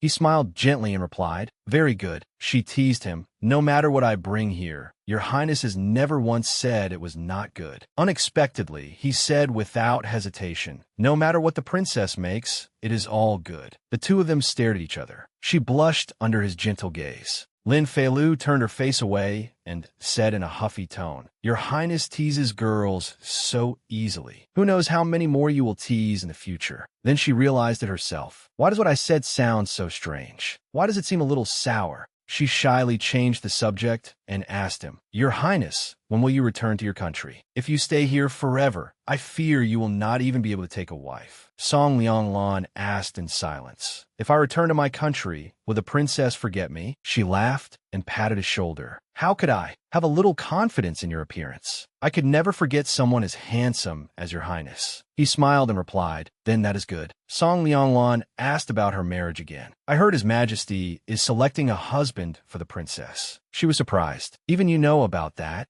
There seemed to be a hint of regret in his eyes as he asked, Then, Princess, do you already have someone you fancy? His question made her blush before she realized it. He still smiled very faintly and gently, waiting for her answer. She hesitated, her mind going blank. She sucked on her ice pop and answered softly. No, suddenly her heart screamed, That's not right. Although the little beauty has now grown into a great beauty, my mental age is clearly much older. How can I get shy in front of him? Have I lived in this body too long and gotten too deep into the role? She hurriedly put her hands on her hips and declared loudly, No. Her expression amused him so much that he laughed. He rubbed her head and said, All right, I know. Tiandong was walking below, grumbling, You're eating one ice pop, yet you keep changing places. This garden isn't big enough for you two to roll around in. From the roof, Lin Feilu immediately replied, I heard that. Startled, he fell backward with a cry. Ouch! Tiandong was so frightened that he ran away as fast as he could. She even mischievously stuck out her tongue to tease him. Oomph! Her hand was sticky with melted ice pop, making her uncomfortable. Why is it so sticky? Song Lianglan took her hand and said, Let me. He used his own handkerchief to carefully wipe away the ice pop stains on her hand. She once again asked the question she very much wanted to know. But, Your Highness, when exactly are you returning to your kingdom? He seemed rather regretful as he answered, Very soon. The two looked at each other like that. Lin Feilu thought to herself, I don't know what procedures are needed for an exchange of hostages. When the time comes, if Father Emperor refuses to release him, I'll have to think of a way to help the little beauty. Lin Feilu said to the palace maid, Song Yu, I'm going to the Water Bamboo Residence. I'll be back later. The palace maid replied, Yes. A little girl sat leisurely on a chair, eating an ice pop, and asked, Fifth sister, are you going to the Water Bamboo Residence again? She nodded. This was Lin Wei, who was now 8 years old. The little girl asked innocently, I heard Father Emperor is planning to discuss your marriage. Could the person fifth sister likes be that hostage prince? Lin Wei continued without hesitation. Then that may be a little difficult. I don't think Father Emperor will agree. Lin Feilu looked at the little girl with a frown. Wei Wei quickly realized something was wrong and stammered. What is it? Before Lin Wei could steady herself, Lin Feilu grabbed her with one hand and dragged her away. The little girl screamed in fear.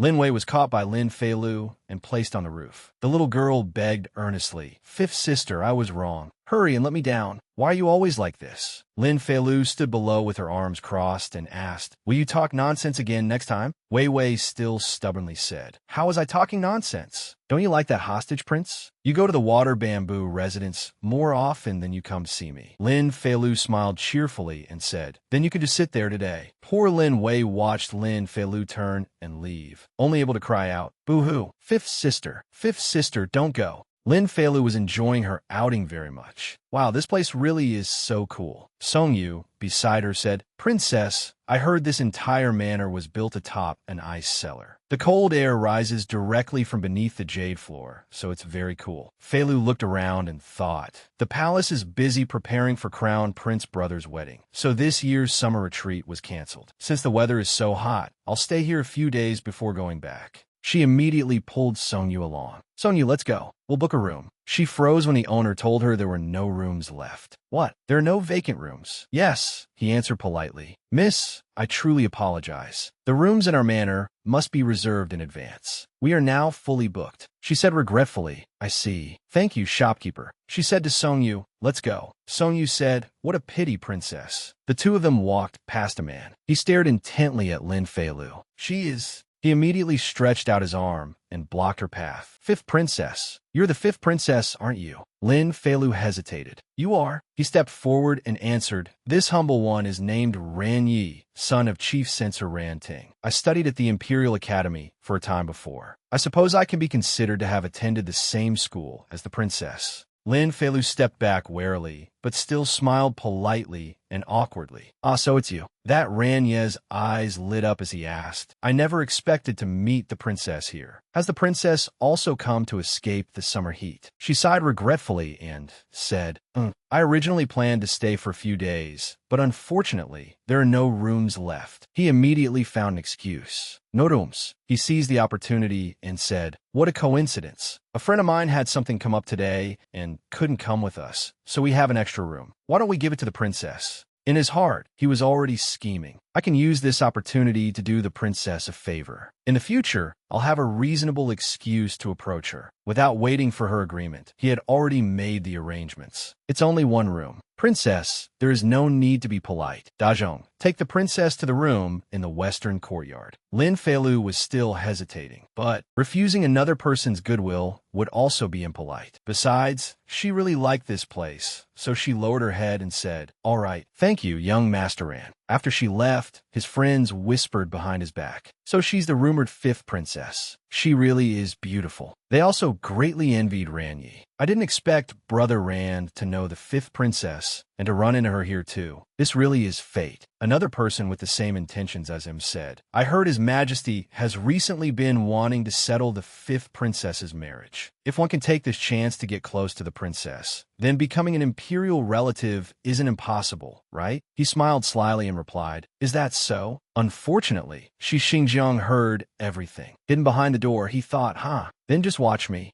Lin Feilu was sitting and drinking tea, admiring the beautiful view outside the window. Suddenly, someone knocked on the door from outside. Knock, knock. That Ran Yi had come to look for her again. "Fifth princess, a few days ago I bought a parrot. It can say many things. Would you like to come over and see it?" She smiled and answered, "I'm coming." In truth, she was thinking of settling the debt of gratitude. Ran Yi had just helped her. It would not be good to refuse him, so she might as well repay the favor. Suddenly, there was a scream outside.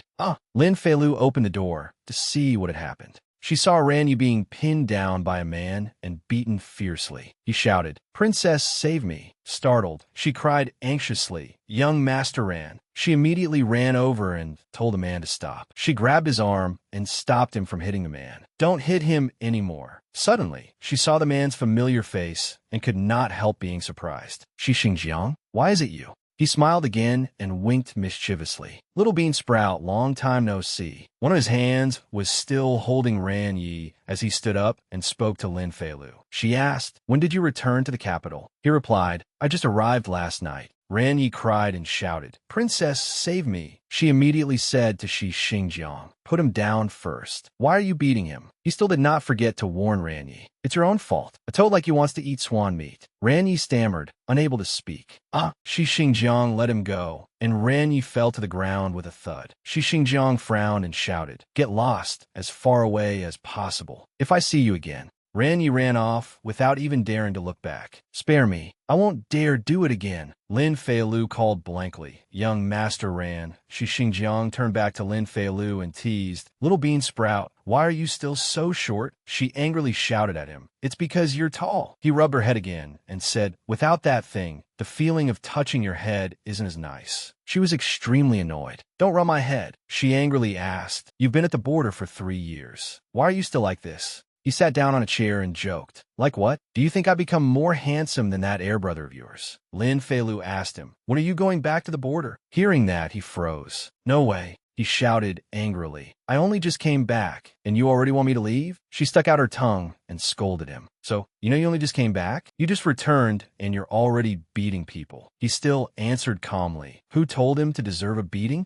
If I meet him again next time, I'll still beat him. Suddenly, he called out seriously, making Lin Feilu pause. "Oh, right, little bean sprout." He propped up his chin and looked at her. "Do you still have the jade pendant I gave you before?" Lin Feilu answered calmly. "The jade pendant is gone." When Shi Xingjiang heard this, he became furious. "What?" He slapped the table and anxiously asked, "How did it get lost? Didn't I tell you to keep it carefully?" She still said calmly and indifferently, "You told me to keep it carefully, so I have to keep it carefully? I have lots of jade pendants. I'm not lacking one like yours." He said anxiously, "How can they be the same? That one was given to me by my mother." Hearing his words, Lin Feilu froze. It was meant to be given to your future wife. He had not controlled his words in anger, and only after speaking did he realize he had let slip. His face instantly turned as red as a boiled shrimp, both angry and embarrassed. She stammered too, not knowing what to say. He turned his face aside to avoid her gaze. She continued, speaking calmly. "You're really dreaming big, aren't you? You could even think that far ahead. Why didn't you keep it yourself?" Shi Xingjiang was angered by her again and turned back to look at her. She even bluntly said, "It can only be said that you were too useless." He lowered his voice, regained his composure, let out a breath, and said, "Didn't you say you wanted to go out and play? Just you wait." Startled, she grabbed an orange. "What are you talking about?" She threw the orange at him, but he easily caught it. He tossed the orange in his hand and even laughed teasingly. "Childish." She angrily turned her back. "I'm going back to the palace." He immediately followed after her. "Let me go with you." He rubbed her head again and asked, "Little bean sprout, in 3 days, it will be the Qixi festival. At night, it'll be extremely lively. There will be lanterns and floating river lamps. Do you want to leave the palace? Let this brother take you out to play." She pushed him away and even wanted to hit him as she shouted, "I'm not going. I'm not playing." She left very quickly, while he tried hard to follow, calling, "Little bean sprout, wait for me." As she walked, she angrily thought, that little bear cub will definitely grow up into a calm young man. He can't possibly become a frivolous gentleman like him. 3 days later, Lin Feilu was sitting and folding lanterns with Songyu. Songyu asked in confusion, "Princess, why are you making so many lanterns? You still can't leave the palace to play." Lin Feilu continued folding attentively and replied, "If I can't leave the palace, then I'll bring them somewhere else." She folded many lotus-shaped lanterns. When leaving the palace, Shi Xingjiang can escape, but his escape skills are better than mine. I can't. Why not try going to the water bamboo residence and invite the little beauty into the palace to play together? She tucked a few lanterns into her sleeve and said, "Songyu, I'm going out for a bit. Wait here for me to come back." She replied, "Yes." Lin Feilu went to the water bamboo residence. The moon was very bright and beautiful tonight. She flew through the doorway and landed on the ground. Seeing that Song Lianglan's room was completely dark, she was surprised. There's no lamplight. Did the little beauty go to sleep so early? Could he be sleeping early to preserve his looks? But she still stepped closer and said to herself, "Forget it. I'll knock and try. Maybe he hasn't slept yet." Suddenly, a sword flashed toward her from behind. Just as the sword reached her neck, it stopped. This was Song Lianglan's voice. "Uncle Chi, don't." The man angrily held the sword right beside Lin Feilu, making her break out in a cold sweat from fright. Song Lianglan picked her up as she stood unsteadily, lifting her into his arms. She called softly, "Your Highness." He smiled gently and replied, "It's all right now." She looked in surprise at the unfamiliar man before her. He was stern and had just been about to kill her, which terrified her. When did he enter the house? Is this the power of a master? Song Lianglan set her down and said to the man, Uncle Chi, she is still only a child. The man's expression did not change at all as he said, anyone who comes at night must have ulterior motives. From behind Song Lianglan, Lin Feilu poked out her head and retorted, What do you mean, knight? It's only a little past the hour of the dog. The man looked down at her with eyes as sharp as blades, frightening her. Big shot, you're the best. You're number one. Song Lianglan sat Lin Feilu down on a chair, then knelt on one knee and held her hand. He used his inner energy to transmit a little warmth to her. Lin Feilu asked curiously, Where did you go? He answered softly, I had matters to attend to and had to leave the palace. She was extremely surprised. You left the palace without anyone discovering you? He brushed a few strands of hair away from her cheek and then asked, No, but princess, why have you come here at this hour? She took out the lanterns from her sleeve. Today is the Qixi festival. I came to give you these. He was surprised. I was also rather startled by how lively it was outside the palace. So it turns out the Qixi festival has arrived. She replied, That's right. I heard there will also be floating river lamps tonight. He sat beside her and asked, Then why not leave the palace to play? She replied, Isn't it all because of Xinjiang? Song Lianglan took the lotus-shaped lantern from Lin Feilu's hand. He said gently, I will accompany the princess out of the palace to see the floating river lamps. Would you like that? Lin Feilu asked Song Lianglan excitedly. Ah, really? Can you fly me out? He answered, I can come and go freely myself, but I'm afraid I cannot take the princess with me. He asked gently, Can the princess leave the palace on her own first, then wait for me beneath the osmanthus tree on Eastern Street? She hesitated for a moment. At this hour, Xinjiang probably isn't hiding outside the palace anymore, right? Besides, I already said I wouldn't go. Maybe he's gone drinking with the others by now. She then happily replied, All right, Song Lianglan said, Then we will meet in a while. Lin Feilu's heart was filled with joy. I can stroll through the streets with the little beauty. The streets today were extremely crowded and lively.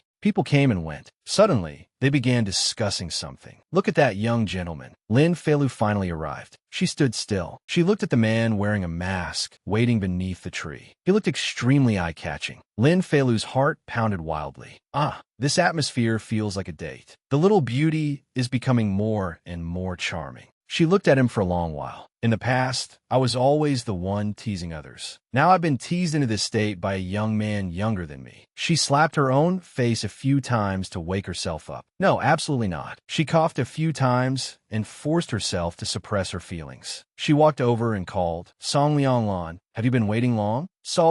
I came late. He smiled gently and replied, It's all right. I only just arrived too. She asked him, Where should we go first? He took a mask out from his sleeve. He carefully put it on Lin Feilu. Then he asked her unhurriedly, Where does little Lu want to go? Lin Feilu's heart began pounding wildly once again. This is the first time he hasn't called me princess. She took a few steps and said, Let's stroll ahead. Song Lianglan also walked with her. Seeing the lively atmosphere of the Qixi festival, Lin Feilu was extremely delighted. It's so lively. A lantern seller called out to her, Miss, would you like to play a lantern riddle? If you guess the word on this lantern correctly, the lantern will be yours. She immediately agreed excitedly. All right, she received a riddle. Looking south, a lone star dims. The moon rises. Guess one word. Her mind went completely blank. Looking south, a lone star dims. The moon rises. What word is that? The vendor said. If Miss cannot guess it, you'll have to pay. She answered firmly. Who says I can't guess it?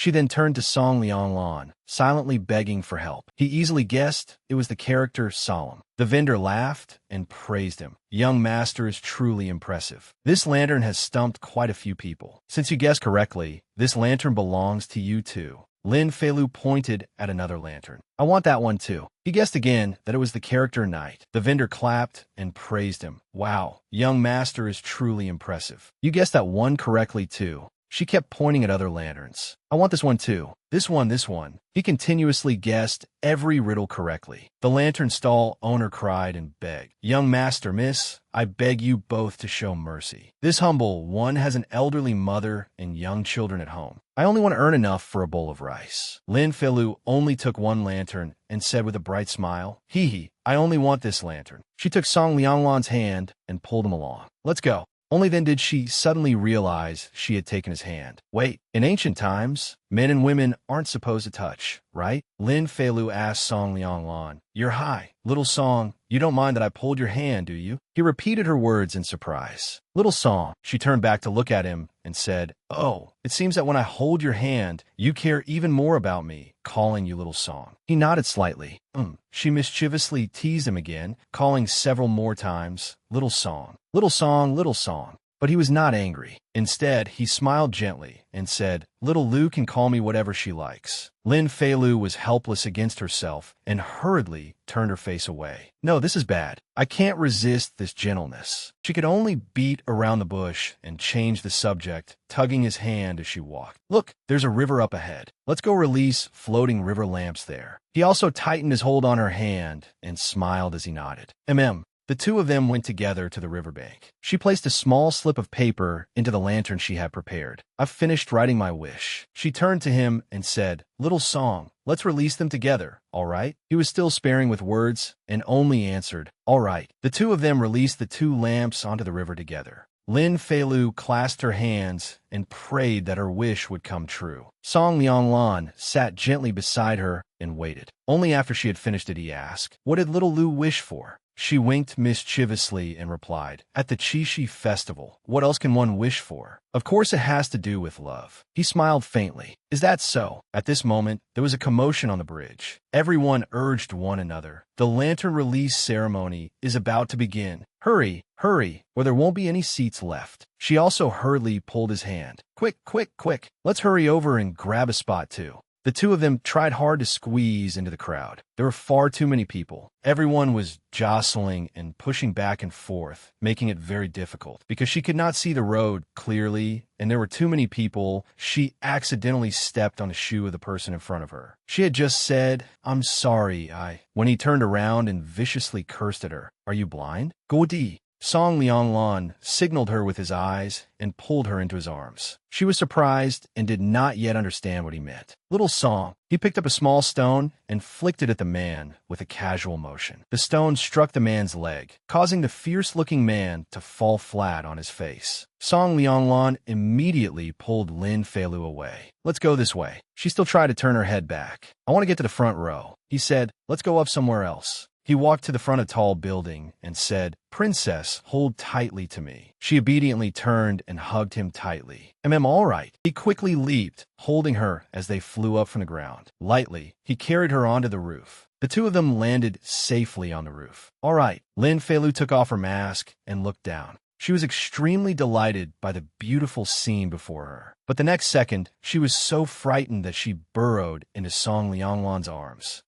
It's too high. He carefully comforted her. Princess, don't be afraid. She soon became excited again and looked down below. Your Highness, they're about to release the lanterns. The two of them sat high above and watched as lantern after lantern floated past them. It was truly beautiful. She could even reach out and touch one of the lanterns. She turned back and smiled radiantly at Song Lianglan. He also smiled gently as he looked at her. Very beautiful. Was he praising the lanterns for being beautiful or praising her? He looked at her intently and spoke very softly. Though it was somewhat indistinct, that slender figure was there. Lin Feilu shouted at Shi Xingjiang, Move farther away. Don't touch me. Even after being scolded, Shi Xingjiang still laughed heartily. Haha, what did you just say? Not bad, little bean sprout. You've even learned how to swear. Let's see if I tell your crown prince brother. She said angrily. Are you an elementary school student? Why are you still tattling? Shi Xingjiang was puzzled. What is an elementary school student? She ignored the fact that he did not understand and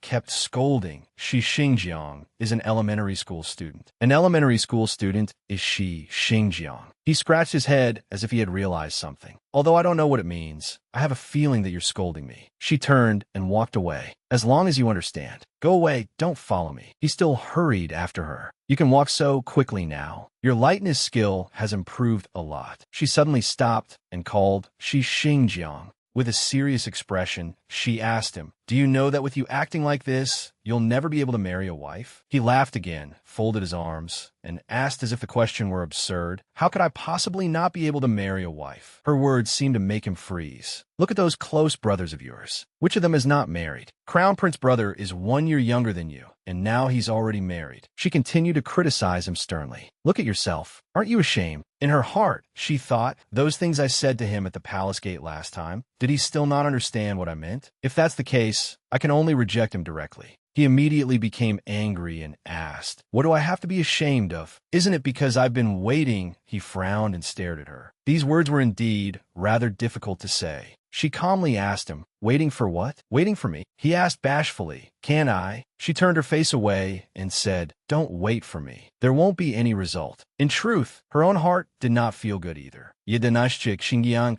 I'm sorry. For your own good, this is the only thing I can do. He held out his hand in front of her, then returned the jade pendant to me. Right now, she stammered. Right now won't do. I don't. He angrily cut her off. You have to return it right now. Otherwise, you're not allowed to return it ever again. She answered, the pendant is with noble consort Shi. You can go find her now and ask for it back. Shi Xingjiang was shocked all over again. What? She patted his hand to comfort him. Then that's settled. Don't make trouble anymore in the future. She walked straight past him, leaving him standing there in silence. He no longer hesitated and asked directly, Little Lu, do you already have someone in your heart? She was startled and thought it over. Someone in my heart. The first person she thought of when she heard the question about someone in her heart was Song Lianglan. She shook her head, trying to cast off that thought. They're only around high school age. What am I thinking? She turned back and replied, no, he still continued to ask. Then why are you rejecting me? She sighed lightly in helplessness. I didn't expect him to be this stubborn. Looks like I'll have to bring out the ultimate weapon of a green tea girl. She quickly recovered her radiant smile and used her familiar trick. From the beginning, I've only ever seen you as an elder brother. Shi Xingjiang froze in shock. Elder brother? She calmly listed,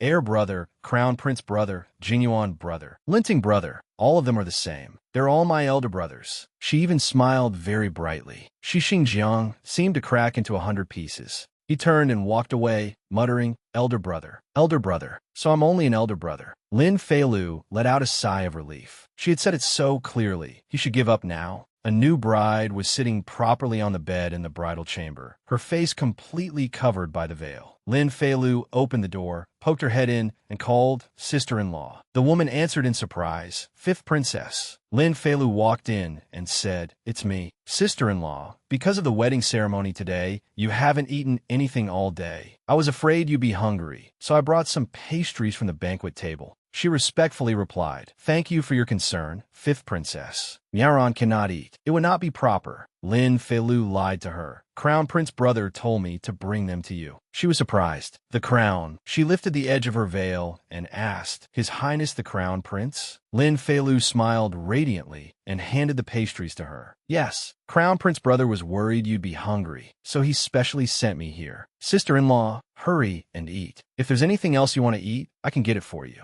Do you want pork trotters? She replied, there's no need. Pastries are enough. Miaoran held the pastry, and her heart felt very reassured. Everyone says the imperial family is heartless. Ever since I was chosen to be crown princess, I have always been afraid. She slowly ate the pastry bite by bite. Now it seems the imperial family is not as cold and stern as I imagined. Lin Feilu thoughtfully brought tea over as well. The pastries are a little dry. Sister-in-law, drink some tea to moisten your throat. As expected, Miaoran had already begun to like Lin Feilu. The crown prince worried that I would be hungry on the wedding day, and the fifth princess is so adorable and considerate too. She accepted the tea and said, I have troubled fifth princess to make this trip. Miaoran is truly grateful. Lin Feilu said something that sounded very warm. Today, sister-in-law and crown prince brother are getting married. From now on, you will be little fifth's family. Between family, there is no need to say thank you. Just then, a voice announced from outside, His Highness the Crown Prince has arrived. Lin Feilu hurriedly left through the window. Sister-in-law, I'll go first. I'll come visit you again next time. Miaoran also reminded her,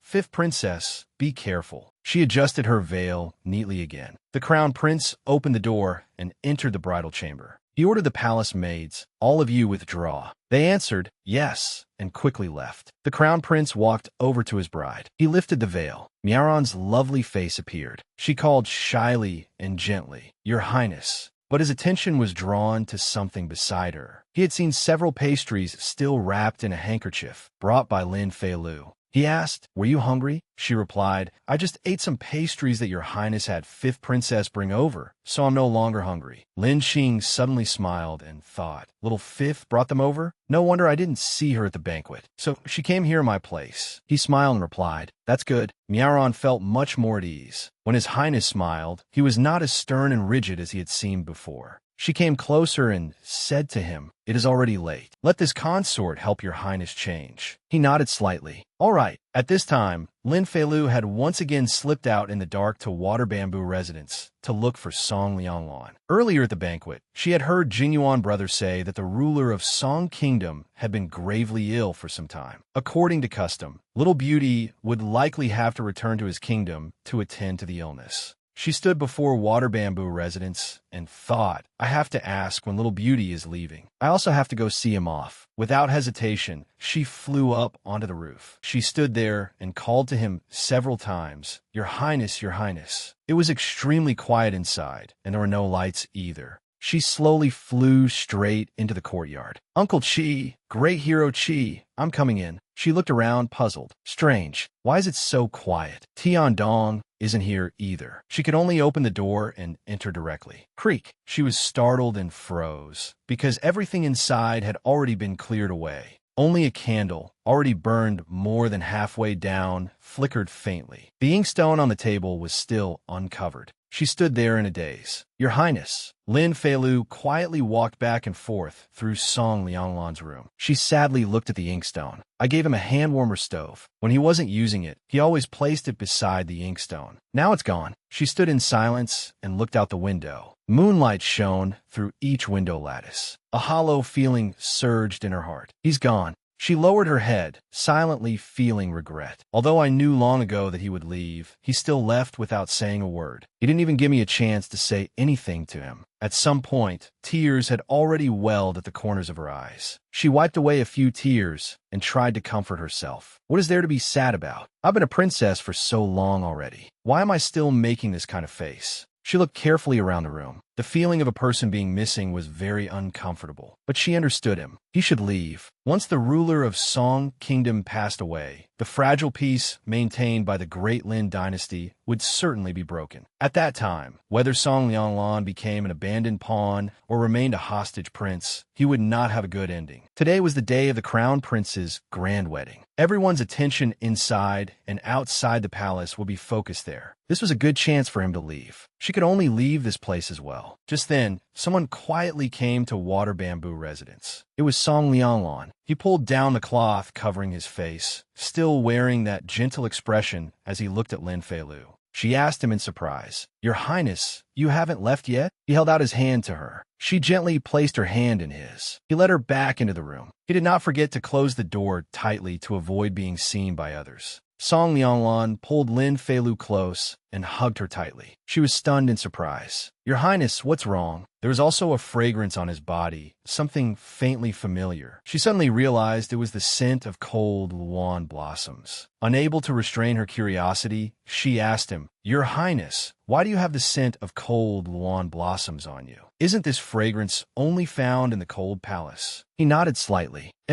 She was even more surprised and continued asking, Why did you go to the cold palace? He smiled faintly and replied, Princess, before I leave, I wanted to do one last thing for you. In his embrace, she asked worriedly, What thing? He did not answer, and only carefully reminded her, After I leave, Princess must take good care of herself. Feilu felt that something was very strange. Why do I keep feeling that the current Song Lianglan is someone I've never seen before? She hesitantly called him, her voice full of reluctance. Your Highness, she suddenly realized that his Highness had never actually intended to leave without a sound. But he really did have to go. Song Lianglan also said reluctantly, I have to leave now. He hugged her tightly once more. Princess, we will meet again. The next day, in the courtyard of Bright Moon Palace, Lin Zhanyuan was cheering on the dog. Keep going, long ears. Keep going. Then he praised it. Good puppy. Lin Feilu sat beside him with a faint smile and a melancholy expression, sighing softly. Lin Zhanyuan stroked her hair. He also praised her, good little sister. She was startled and called softly, Brother.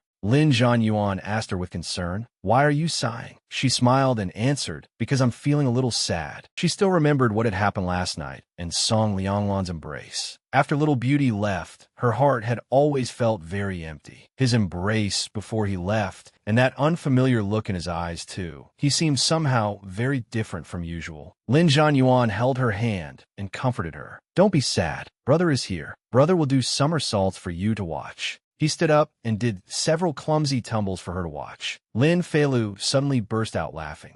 He cried out happily, "You smile." Then he continued to tumble several more times to make her happy. She laughed louder and louder until tears even gathered at the corners of her eyes.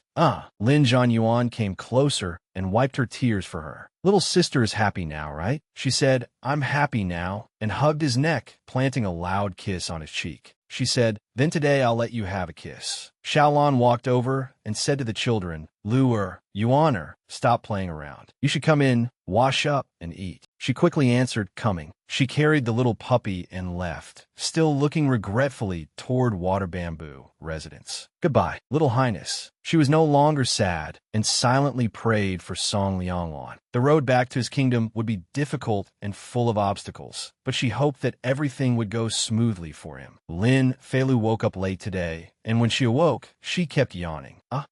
She had been sleepless all last night. When Song Yu saw that she had woken up, she asked, Princess, you're awake. You woke up later than usual today. Without saying anything else, she asked the palace maid Song Yu, did anything major happen in the palace today? Song Yu replied, no. Why does Princess ask? She brushed it off and said, I was just asking casually. In truth, she felt something was unusual. Thinking back now, something was not right. She pondered for a while. Why did Song Lianglan have the scent of cold lawn blossoms on him last night? A scent only found in the cold palace. He said that before leaving, he wanted to do one last thing for me. What was it? Suddenly, she froze as she thought of something. If I remember correctly, the only person living in the cold palace right now is concubine Mei. Could it be? Song Yu asked her, Princess, her ladyship has prepared breakfast. Will you go over and eat now? Yes. She changed her clothes, then told Song Yu, tell Mother Consort that the two of them should eat first. I have something to do, so there's no need to wait for me. Song Yu was a little surprised, but only answered yes. Lin Feilu then went to the cold palace. She jumped down from the roof and slipped inside. She carefully looked around, but did not see anyone.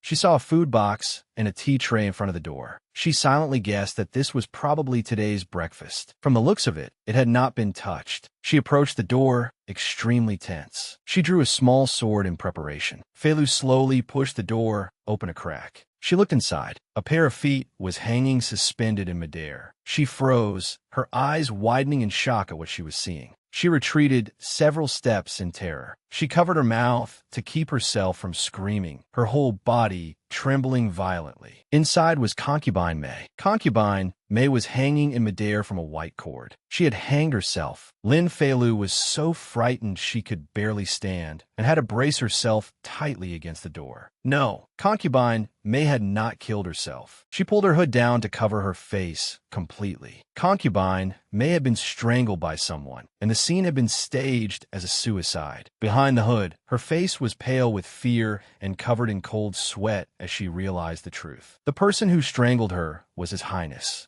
After returning from the cold palace, Lin Feilu sat before the statue of Guanyin and recited scriptures. Bodhisattva Avalokitesvara, when deeply practicing Prajna Parmitha was something like supreme wisdom. He perceived that the five aggregates are empty and thus transcended all suffering. Song Yu did not understand why she had become like this. Princess, why are you reading the scriptures so intently? She was praying to the Buddha, hoping to lessen Song Lianglan's sins. Ever since concubine Mei and consort Hui had bitten at each other and been sent to the cold palace, they had lived quietly all these years, as if merely staying alive was enough. But before Song Lianglan left, he had gone out of his way to kill concubine Mei. Her mouth never stopped reciting scriptures. Form is not different from emptiness. Emptiness is not different from form. The prayer beads in her hand were turned over and over countless times. It seemed that concubine Mei had not truly been peaceful. She must have been plotting something, and Song Lianglan had discovered it. Even at his departure, he had helped her eliminate this future threat. She recalled his calm and composed expression and his faint smile. He had just returned from killing someone last night, yet there had been no sign of anything unusual about him at all. He had still looked perfectly at ease. After finishing the long scripture, she raised her head, her heart full of doubt. Had there been something wrong with what she had thought she knew about him all these years? She hurriedly shook her head to comfort herself. No, she would not think about it. She continued turning the prayer beads in her hand and chanting, Amit Ba.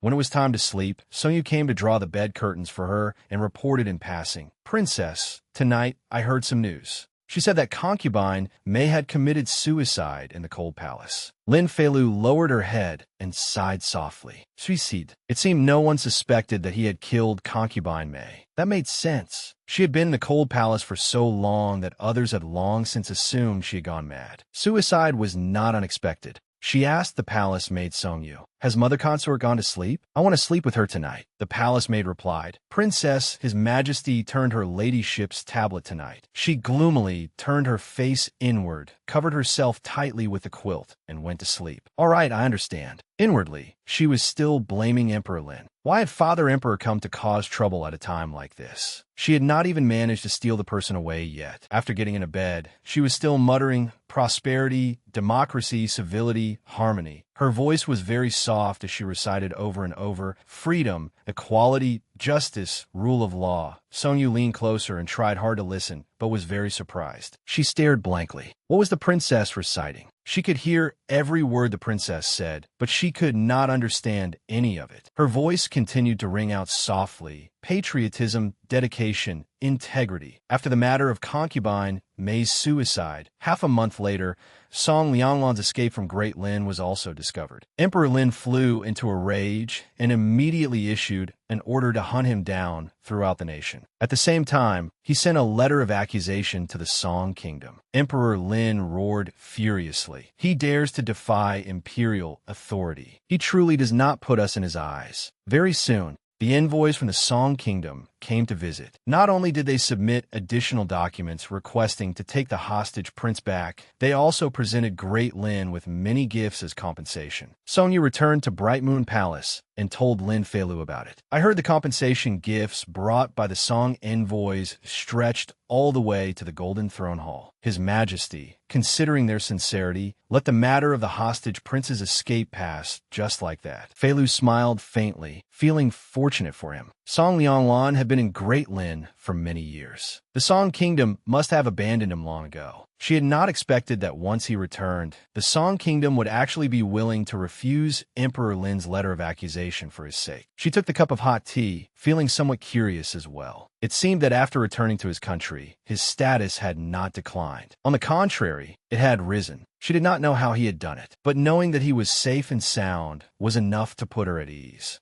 Once her mood improved, she said to Song-yu, The weather is not bad today. Song-yu, let's go for a stroll in the Imperial Garden. Song-yu hesitated and replied, Princess, the palace has not been peaceful these past few days. Recently, it would be better if you did not go out. She asked in surprise, Has something happened? Only then did Song-yu begin to explain. In the palace over the past few days, strange incidents had occurred one after another, such as a consort miscarrying and a eunuch suddenly going mad and attacking others. It was not limited to just those events. Added to the earlier matters of a consort committing suicide and the hostage prince fleeing, rumors had already begun to spread that the crown prince's marriage was inauspicious and had offended the imperial family's fortune. She said worriedly, after His Majesty found out, he invited eminent monks into the palace to hold a grand ritual. He also had people from the Imperial Astronomical Bureau recalculate the auspicious date for the crown prince's grand wedding to see if there had been a mistake. Now everyone in the palace is anxious. Lin Feilu was sharp, so of course she immediately realized it. These rumors were clearly aimed at the crown prince. Most likely, they were noble consort Ruan's doing.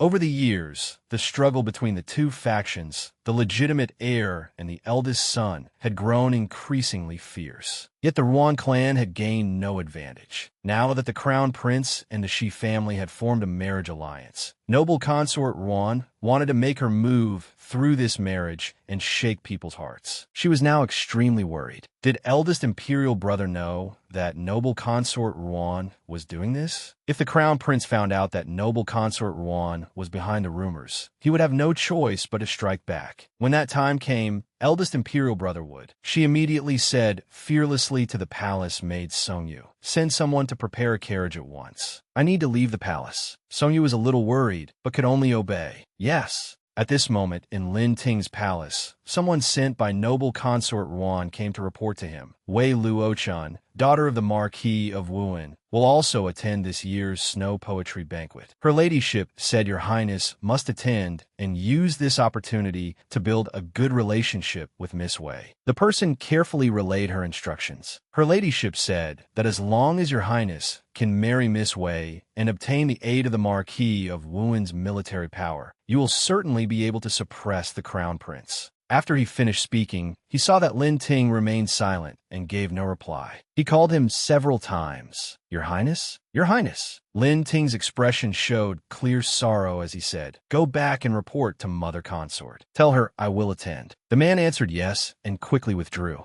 Just then, Lin Feilu arrived at Lin Ting's palace. "Eldest imperial brother, I'm here." He froze and turned to look. Then he gave a faint smile and called, "Little Lu, you're here." Seeing that he was growing more and more pale and thin, she could not help asking worriedly, "Eldest imperial brother, why have you lost weight again?" She said anxiously, "Your cheeks have become pointed. Your face is even smaller than mine." Lin Ting answered gently, "I'm fine. Perhaps I've just been eating a little less lately. I'll be better in a few days." She pointed at the servant who had just brushed past her and asked, "Eldest imperial brother, that person was from the palace, right? What did he come here for?" He replied, "Mother Consort sent him to remind me to attend this year's snow poetry banquet." She asked in innocent surprise, "With eldest imperial brother status, there's no need for you to attend that poetry gathering, is there?" The Snow Poetry Banquet was a poetry gathering organized by the nobles in the capital. Almost all the noble young masters and young ladies would attend. It was called a poetry gathering, but in truth, it was merely a matchmaking event in disguise. Noble consort Ruan wanted to choose a wife for eldest imperial brother. And then what? Lin Ting looked at the basket in Lin Feilu's hand and asked, "What is that?" She immediately became excited. "This." She carried it before him and said, "Open it and take a look." He slowly lifted the cloth. Inside were several round, adorable little rabbits. "The little rabbits I raised gave birth to babies. I'm giving them to eldest imperial brother." Lin Ting froze when he saw them.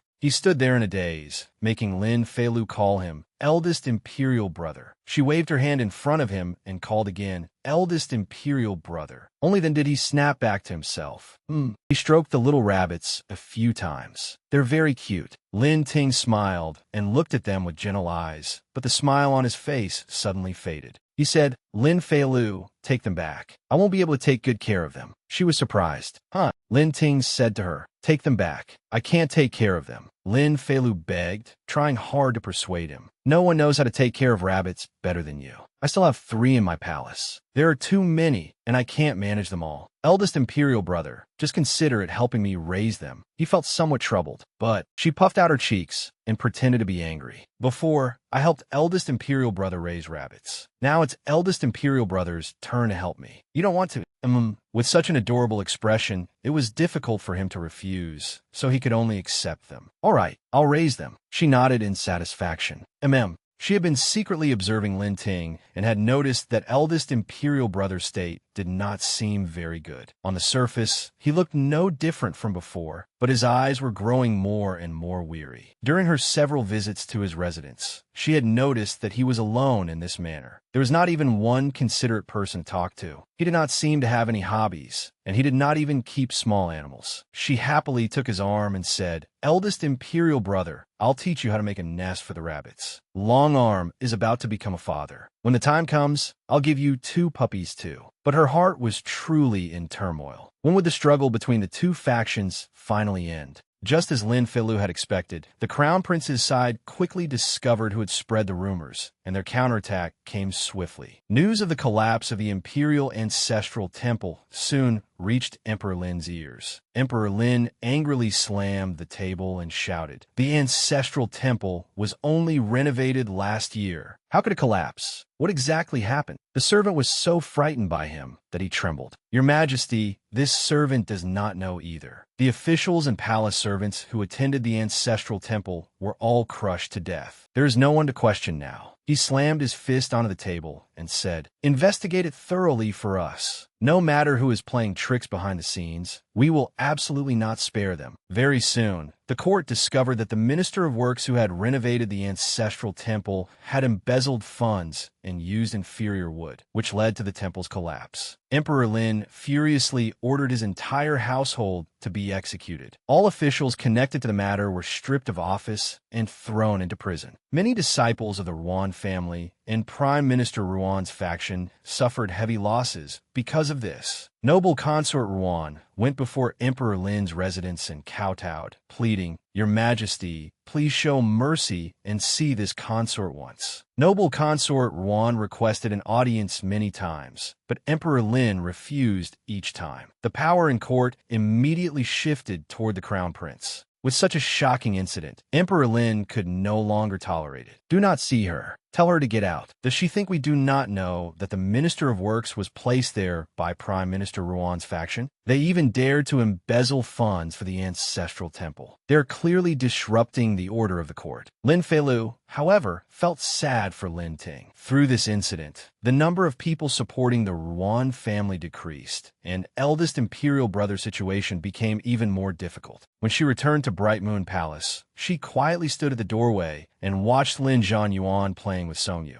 Seeing her walk in, Zhanyuan called, "Little sister is back." Songyu also called to her, "Princess." She saw that the two of them were holding several little rabbits and was immediately surprised. "Ah, these rabbits are," Songyu replied. This afternoon, Prince Shi returned the 3 rabbits the princess had given him before. Lin Feilu was startled when she heard this. Then she quickly sensed that something was wrong and anxiously asked, "When eldest imperial brother came this afternoon, was anything unusual? Did he say anything?" Songyu replied, "Prince Shi was the same as before, very gentle, and did not say anything. He only held long arm and sat for a long time before leaving." Lin Feilu's heart burned with anxiety. She hurriedly ordered the palace maid, "Songyu, go to the Imperial Medical Institute immediately and invite the imperial physicians. Tell them to hurry to Prince Chi's residence." Songyu did not understand what was happening, but she quickly obeyed. "Yes, this servant will go at once." Feilu turned and hurried away. On the way, she could only pray silently. "Eldest imperial brother, please do not do anything foolish." As soon as she reached Prince Chi's residence, she asked the servant, "Eldest imperial brother? Where is eldest imperial brother?" The servant was surprised to see her and asked, "Why has the princess come?" After dinner, His Highness said he was sleepy and went to rest. Lin Feilu said nothing and rushed inside in a panic. Behind her, the imperial physicians also quickly followed in. The servant was startled and did not understand what was going on. "Imperial physicians? You!" Lin Feilu pounded on Lin Ting's door and urgently called, "Eldest imperial brother, are you inside? Eldest imperial brother, don't do anything reckless. Open the door." Inside, it remained utterly quiet and no one answered. She stepped back several paces to get a running start. Then she kicked the door hard. The door burst open. She immediately ran inside to look for Lin Ting. Seeing him lying on the bed, she shouted, "Eldest imperial brother."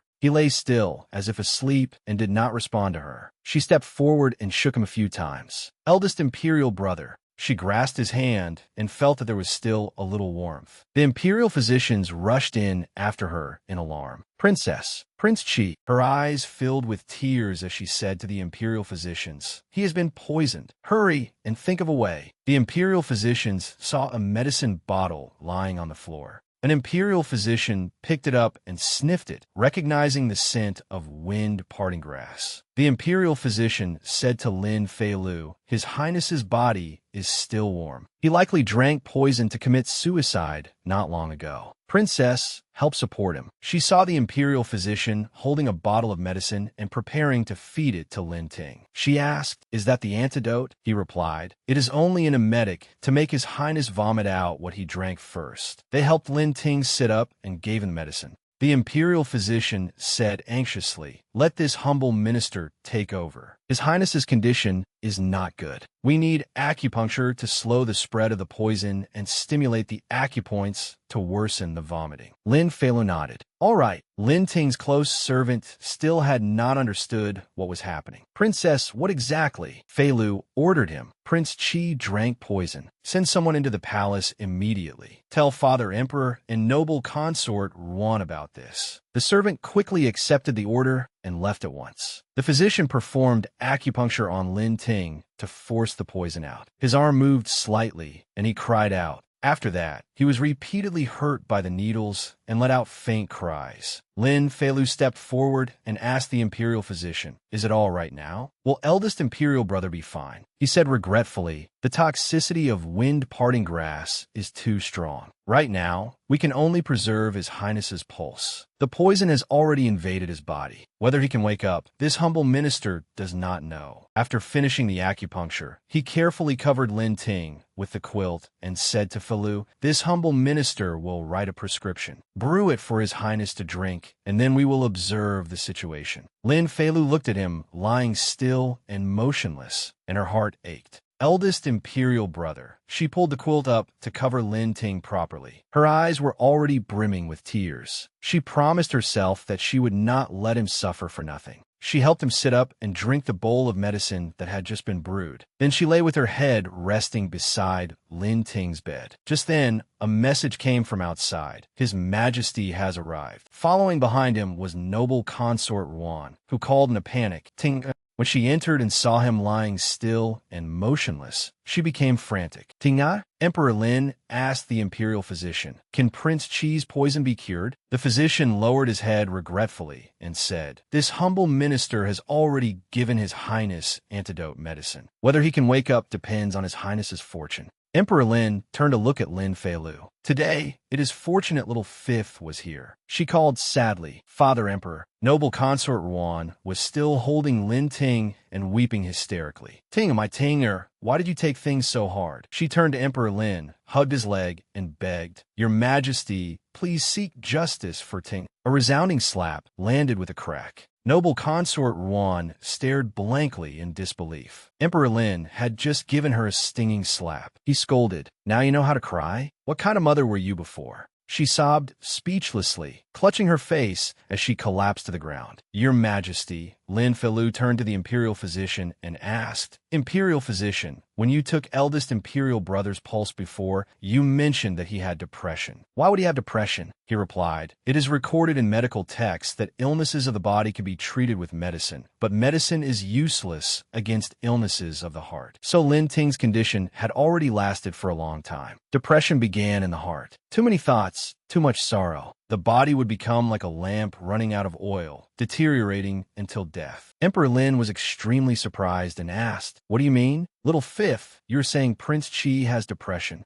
She lowered her head and said sadly, "Yes. If he did not have depression, why would eldest imperial brother drink poison and try to kill himself?" Noble consort Ruan was also shocked. How could? Lin Feilu asked her, "Why does eldest imperial brother have depression? Does your ladyship truly not know? Had she truly not realized her own mistakes?" The imperial physician said to Emperor Lin, "Prince Qi has already taken the detoxifying decoction and needs to rest. Your Majesty, please first follow this old minister outside. With noble consort Ruan and the princess here to take care of him, it will be enough." He nodded. "Let us go." Emperor Lin and the imperial physicians left. Only noble consort Ruan and Lin Feilu remained in the room. She asked noble consort Ruan directly, "Your ladyship, have you ever loved your son?" Noble consort Ruan looked at Lin Ting and answered bitterly, "Of course." Feilu slowly said, "This child was conceived in your womb, formed from your flesh and blood. He is a part of your own body." Her words seemed to wake noble consort Ruan from a dream. "Your Highness carried him for 10 months, endured suffering, and risked your life to give birth to him. Do you truly see him only as a pawn of power?" Noble consort Ruan turned back and looked at Lin Feilu in shock. Feilu continued, "If your highness still has even the slightest bit of feeling left, the feeling of a mother toward eldest imperial brother, then I advise your highness to let go now." Her eyes filled with tears. In Lin Ting's ears, a familiar voice seemed to ring out, calling, "Mother consort." When he was young, he had once told her, "This son never wants to fight for anything, nor does he want to win anything." After he grew up, he still tried to advise her, "Mother consort, let go." Noble consort Ruan's tears could no longer be held back and began to fall. She covered her face, lowered her head, and sobbed. Was it time to let go? Lin Feilu asked her one more question. "Your Highness, do you truly think Father Emperor does not know everything the Ruan family has done over the past few years?" She said, "What a ruler has always tabooed most is the relatives of the imperial consorts monopolizing power. Father Emperor has long been dissatisfied with the Ruan family's monopoly over court affairs these past years. All these years, the legitimate heir and the eldest son have been fighting. It is only that Father Emperor has watched coldly from the sidelines because he wanted to use the Crown Prince's faction to suppress the Ruan clan." She reminded her, "Your Highness, this realm belongs to the Lin family, not the Ruan family. Father Emperor cannot leave behind such a calamity of powerful maternal relatives for the Crown Prince." Noble consort Ruan was utterly shocked. "No," Feilu continued, "from the very beginning, eldest imperial brother was destined not to become ruler. Father Emperor nurtured him and valued him only to put on a false display for the Ruan family, so they would indulge in wishful thinking." Every word Lin Feilu spoke was like an arrow piercing noble consort Ruan's heart. She could not stop her tears. Feilu stood up and said, "How could your highness not understand these principles? It is only that your highness has stood at the peak of power for too long, and it is not easy for you to willingly step down." As for Lin Ting's suicide today, she said, "Eldest imperial brother knew he could not persuade you, so he could only choose to end his own life in order to end everything." Suddenly, noble consort Ruan collapsed to her knees before Lin Feilu. She tugged at Feilu's hem and pleaded, "Little Fifth, I know your relationship with Tinger is very good. Save him. Please save my Tinger. The two sides have become enemies to the death. Even if I let go now, even if the Ruan family lets go, the Crown Prince will not spare Tinger." Only now did she begin to worry for Lin Ting. Tinger was Great Lin's eldest imperial son. As long as he existed, the Crown Prince would never feel at ease. Feilu gripped her own sleeve tightly and said, "As long as I am here for even one day." She looked toward Lin Ting and said firmly, "I absolutely will not let anything happen to eldest imperial brother." He still lay there motionless, unaware of anything, like someone in a very deep sleep. Perhaps he was very peaceful. The matter of Lin Ting drinking poison to commit suicide was not spread outside. To the public, it was only said that he was gravely ill. Lin Feilu simply stayed at Prince Chi's residence to take care of him. When the various palaces heard that Prince Chi was seriously ill, they all sent people to visit. The Eastern Palace also sent gifts of consolation, but Lin Qing never came. Lin Feilu asked the servant, "Is Crown Prince brother not coming?" The servant replied, "The Crown Prince has been busy with state affairs recently. He truly has no time to come visit." The imperial physicians held consultations every day, but Lin Ting was slow to wake. Lin Feilu was extremely worried and could only try the method of talking to him. She sat beside the bed and told Lin Ting stories. Aladdin rubbed the oil lamp, and with a whoosh, a giant appeared and said, "I am the genie of the lamp. Whoever possesses me, I will obey their commands." Every day, she did nothing else but sit by the bed and tell Lin Ting stories. Even when she was so sleepy that her eyes narrowed, she still forced herself to keep telling them. Day broke. Did everyone still fail to find the beauty? She told a little more, then fell asleep without realizing it. All she could see was a stretch of snow-white foam dancing on the waves beside the boat. A few days later, she flicked open a fan with one hand, looking extremely skillful. Of course, Guijing would not do that. He only liked his younger sister, Huangrong. She sat cross-legged in an imposing posture, narrating while acting it out. His seven masters said, "You wretch, the Eastern heretic, Huang Yaoshi, is a murderous demon who kills without blinking. From now on, I forbid you from ever meeting that little demoness again." She slapped the table. Guijing immediately became anxious. She used an urgent tone as if she were truly the person in the story. "Rong'er is not a demoness. Rong'er is a very good young lady. After finishing that series of scenes, she also let out a long breath, exhausted from acting too realistically. She had to fan herself and secretly thought, if when I transmigrated, I had entered a martial arts instance instead, maybe I would have my own brother Jing by now. Suddenly, Lin Ting's voice rang out, startling her. Then in the end, did Guo Jing and his sister Rong end up together? He had woken up and was smiling very faintly at Fei Lu. She was overjoyed. Eldest Imperial Brother, you're awake. Lin Fei Lu helped Lin Ting sit up. Eldest Imperial Brother, slowly. He said gently, I'm sorry. I made little Lu worry. Her eyes reddened again, and she was about to cry. Eldest Imperial Brother, let's make a promise. In the future, don't hurt yourself anymore, all right? She hooked her little finger around his little finger, as if sealing a promise. He was so moved by her that he also wanted to cry. It turned out there was still someone in the world who was so afraid he would die. Little Lu, but he withdrew his hand and did not want to hook fingers with her. Too many people had died. Tears began to flow from the corners of his eyes. So many people died because of me. How innocent they were. Even if I die, I will never be able to forgive myself. Lin Fei Lu held his hand and comforted him. Eldest Imperial Brother, it is not your fault. It has nothing to do with you. Do you think that if you did not exist, no one would have died? Someone else would have stood in your current position and become the most important pawn in this battle for power. Her words made his heart ache even more, and his tears kept falling. She also said, moreover, it is precisely because the person standing in this position is you that many things did not happen, and many innocent people were not implicated. She wiped away a few of Lin Ting's tears and said, if it were someone else, even if it were me, they might not be as kind as you. You have kept the principles and kindness in your heart. Because of your existence, many people have been saved. He still hesitated, but she held his hand tightly and reassured him, you may grieve for those who died, but you must not feel guilty because of it. She lowered her head, because guilt cannot change anything, nor can it make things better. Then she smiled faintly again and said, even if you want to atone, you have to stay alive in order to atone, don't you? Lin Ting was deeply moved by her. Little Lu. Just then, noble consort Ruan rushed in a panic. Tinga? My Tinger, you've finally woken up. Lin Fei Lu and Lin Ting both turned toward the door in surprise. Suddenly, noble consort Ruan threw herself forward and hugged Lin Ting tightly. Tinger, Mother Consort has wronged you. Mother Consort should not have forced you. In the future, Mother Consort will never force you again. Whatever you want to do, Mother Consort will no longer stop you. He froze, unable to understand what was happening. Hearing these words from his own mother consort, his gaze suddenly sank with heartache. Lin Fei Lu stood beside them and said, Your Highness, the eldest prince has only just woken. His body is still weak. Noble consort, Ruan hurriedly let go of Lin Ting. Yes, I was too impatient. Fei Lu said to her, Eldest Imperial Brother needs to remain in bed and recuperate quietly. Why doesn't your Highness come visit again in a few days? A message should also be sent to Father Emperor. Noble consort Ruan said, Fei Lu, then I will temporarily trouble the fifth princess to take care of Ting.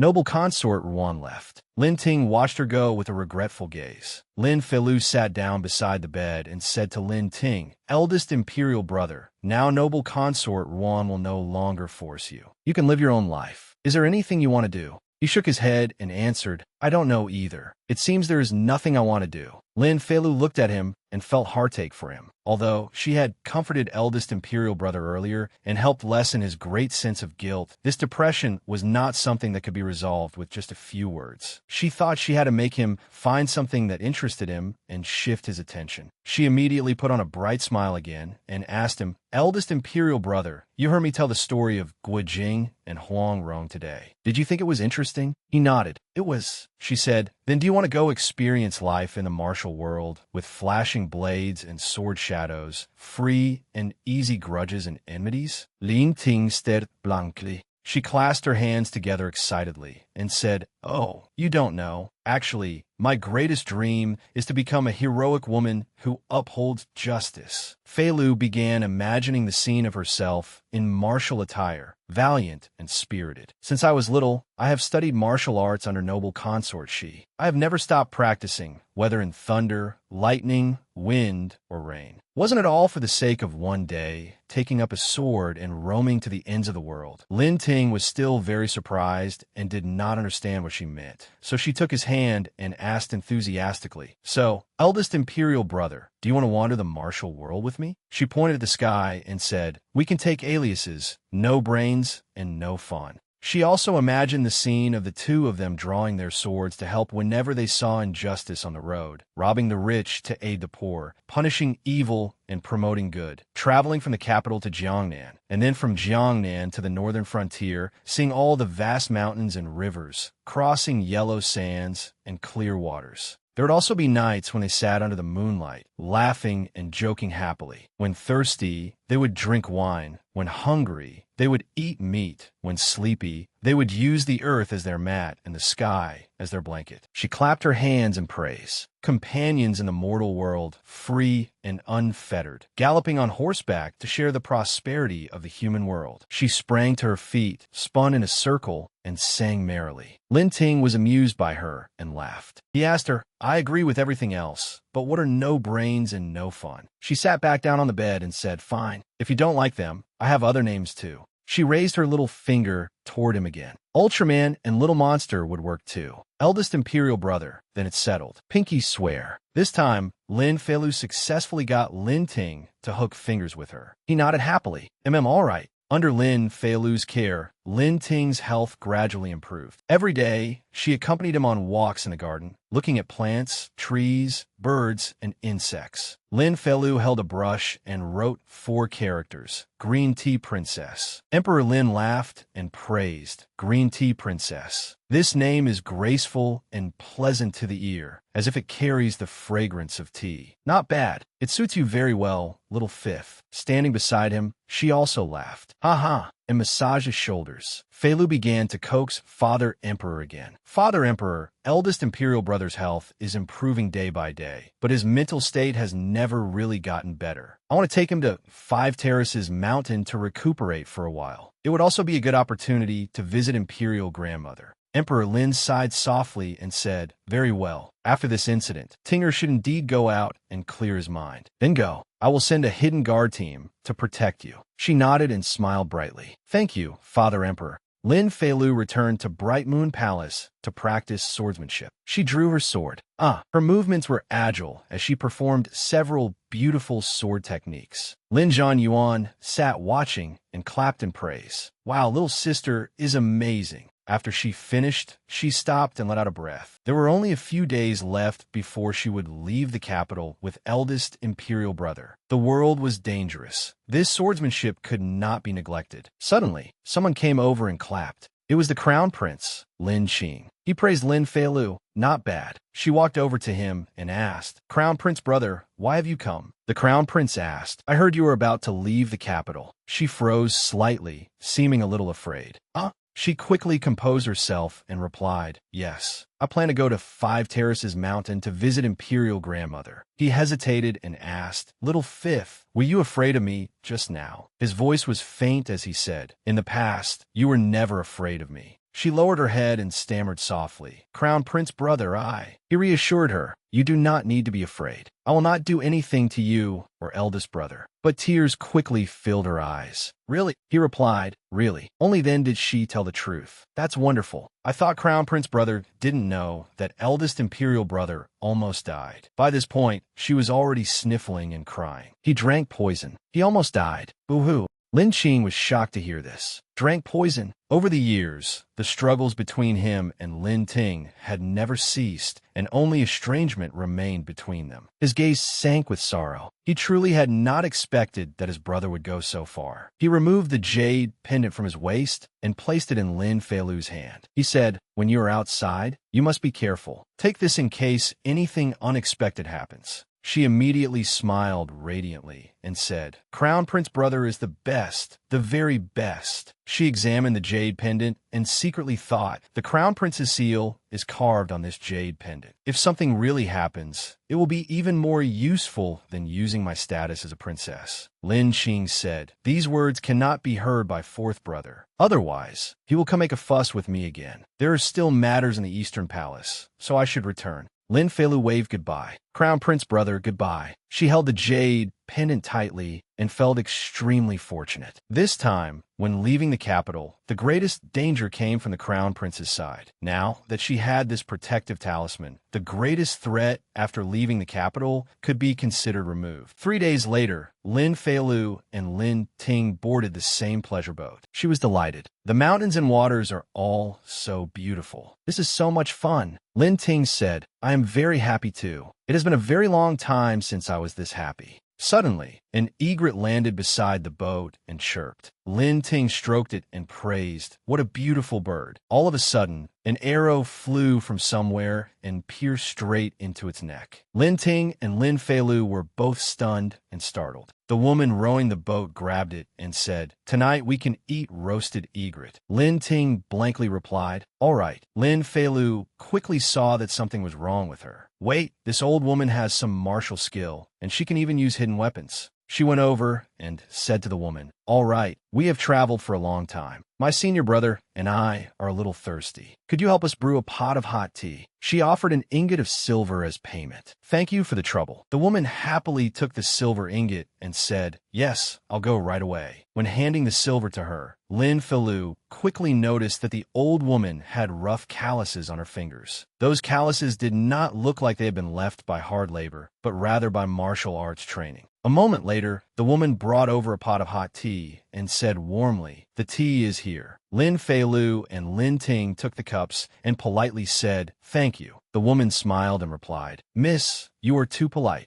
As the two of them drank, the woman's eyes darted over them in a very suspicious way. Suddenly, the teacups fell to the floor, splashing water everywhere. Lin Feilu and Lin Ting collapsed to the ground. The woman smiled slyly in satisfaction. After making Lin Feilu and Lin Ting drink the tea and faint, the woman rowing the boat was extremely pleased. Once they are hit by my knockout drug, even a supreme immortal should not think of waking up easily. She took out a rope and prepared to tie them up. These two were outstanding in appearance, with delicate skin and tender flesh. They would surely sell for a good price. As it turned out, Lin Feilu had not fainted at all. She opened her eyes and stared at the woman. The woman had her back to her and knew nothing. In one swift move, Feilu stood up and grabbed her, shocking the woman. She pressed the woman down onto the floor and held her firmly. Then she called to Lin Ting, hurry, get the rope. He also quickly sat up and replied, all right. The woman asked in shock, you clearly drank my tea. Why did it have no effect? Feilu curled her lips in a smile and replied, humph. The martial world is dangerous, so of course we had to guard against people like you. She turned back and said to Lin Ting, deliberately frightening the woman, after we tie her up, let's throw her into the river to feed the fish. The woman begged in fear, honored ones, spare my life. This boat is not easy to control. If you throw me into the river, no one will take you to shore. Lin Ting said, Feilu, she is right. Neither of us knows how to row a boat. Feilu quickly came up with an idea. I've got it. And so, they still let the woman row the boat for them. Lin Feilu even sat there singing merrily while tugging the rope and urging her, hey, row faster. It's almost dark. The woman's legs had been tied up and the rope was held tightly. Only her hands had been released so she could row the boat. Lin Ting laughed and praised, Feilu, junior sister, you really do have a way. She smiled and asked him, how about we travel like this? Punishing evil along the way, promoting goodness, and upholding justice on heaven's behalf. Would that be all right? He smiled and replied, all right. The two of them shared the same ideals. Holding hands, they laughed happily the whole way. Night had fallen. After leaving the boat and going ashore, Lin Feilu said, brother, as for that boatwoman, I've already told the hidden guards to escort her to the authorities. I believe the government office will handle this matter properly. The two walked through the bustling streets. She said, let's rest for one night in Silver Prefecture City. Tomorrow, we'll set out for Golden Mound City. As they were walking, they suddenly heard someone crying and begging for help. A young woman was being dragged away by two men. She was cursing and screaming fiercely, kidnapping a common woman in broad daylight. Help! One of the men covered her mouth and said, what nonsense are you shouting? Being favored by our prince is a blessing you've earned over several lifetimes. The other turned and shouted at the onlookers, what are you looking at? Disperse. Even with her mouth covered tightly, she still struggled to cry for help. Passers-by whispered among themselves, One young woman said, "Those two are from Prince Pingyu's residence, aren't they? Prince Pingyu loves beautiful women most. Looks like that woman is in grave danger." Her companion said, "The authorities don't dare interfere in Prince Pingyu's affairs. We'd better not meddle." Lin Feilu asked Lin Ting, "Brother, what is Prince Pingyu's background?" He said, "He is the ninth son of the late emperor. Because he was not well managed, he was never granted a proper princely title. Later, when Father Emperor ascended the throne and granted amnesty to the realm, he was made the commandery prince of Silver Prefecture." Feilu said angrily, "Not only is he ungrateful, he's even become a tyrant here. He must be taught a lesson." Lin Ting was stunned and asked, "What devilish idea have you come up with now?" She quickly pulled his hand. "Come on, let's follow them." They followed the group that had taken a young woman to Prince Pingyu's residence. Lin Feilu and Lin Ting trailed them into the estate. She stopped Lin Ting. "Wait, there seems to be some noise up ahead." Prince Pingyu's subordinates were chasing after another woman. "There's an assassin. Hurry and catch the assassin."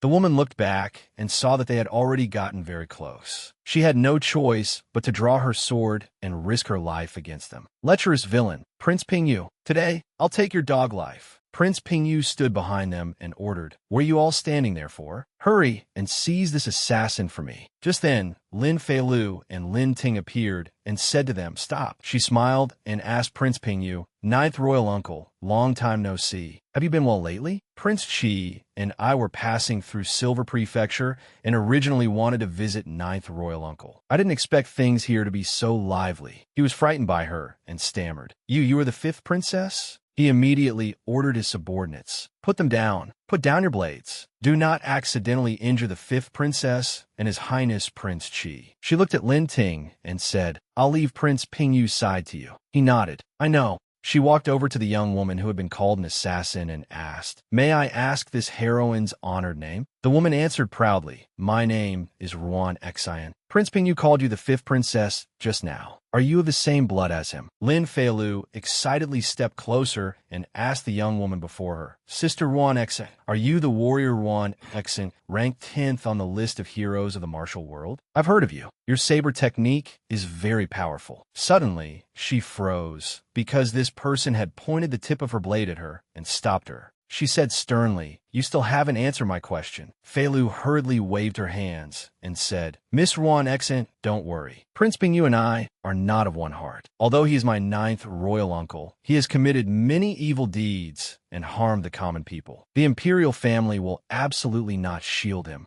Ruan Xian let out a breath in relief. She lowered her head and replied, "So that is the case. Forgive my rudeness." Lin Feilu asked curiously, "Miss Ruan Xian, why did you want to kill Prince Pingyu?" She replied, "This man forces himself upon common women and has committed many evil deeds. Since I know of it, of course I cannot stand by and do nothing." Feilu looked at her with immense admiration. Drawing one's blade to help when seeing injustice. She truly had the bearing of a heroine. Just then, Lin Ting returned and called her little fifth. She asked him, "Brother, how are things on Prince Pingyu's side?" He said solemnly, "I've had the hidden guards detain him. This man has acted recklessly. I will draft a letter to Father Emperor and clearly state his crimes. Then let Father Emperor decide." She praised him proudly. Brother is still the most thorough in his thinking. She introduced her to Lin Ting. "Right, this is Miss Ruan Xian." Then she introduced him to Ruan Xian. "Miss Ruan Xian, this is my brother, Lin Ting." Lin Ting lowered his head gratefully. "Tonight, it was fortunate that Miss Ruan Xian stepped in to help." She replied, "Your Highness is too courteous." In her heart, she was silently judging him. This prince's bearing was extremely refined, but it was hard to hide his frail condition. He was completely different from the dignified and noble prince she had imagined. Since there was nothing else to do here, Ruan Xian intended to leave quickly. "Your Highness Princess, if there is nothing else, then I will bid farewell here." Lin Feilu ran over, hugged her arm, and asked, "Hey, where do you plan to go next?" She replied, "Golden Mound." Feilu immediately said excitedly, "We're going to Golden Mound too. Why don't we travel together?" She looked rather embarrassed and troubled. This, Lin Ting immediately reassured her. "Miss Ruan Xian, there's no need to worry," he said. "My younger sister loves martial arts and merely admires your saber technique. If you are unwilling, you need not force yourself. But Lin Feilu used a pitiful gaze to plead earnestly. Sister Wan Xan, please. Left with no choice, she agreed. All right. Lin Feilu held her hand and said excitedly, Sister Wan Xan, then let's find an inn to rest first. We can leave the remaining matters here to my brother. She nodded in agreement. All right. The next morning, Lin Ting said, we've been traveling for half a day. Let's stop here for a while. I'll go buy some food and come back. Lin Feilu replied,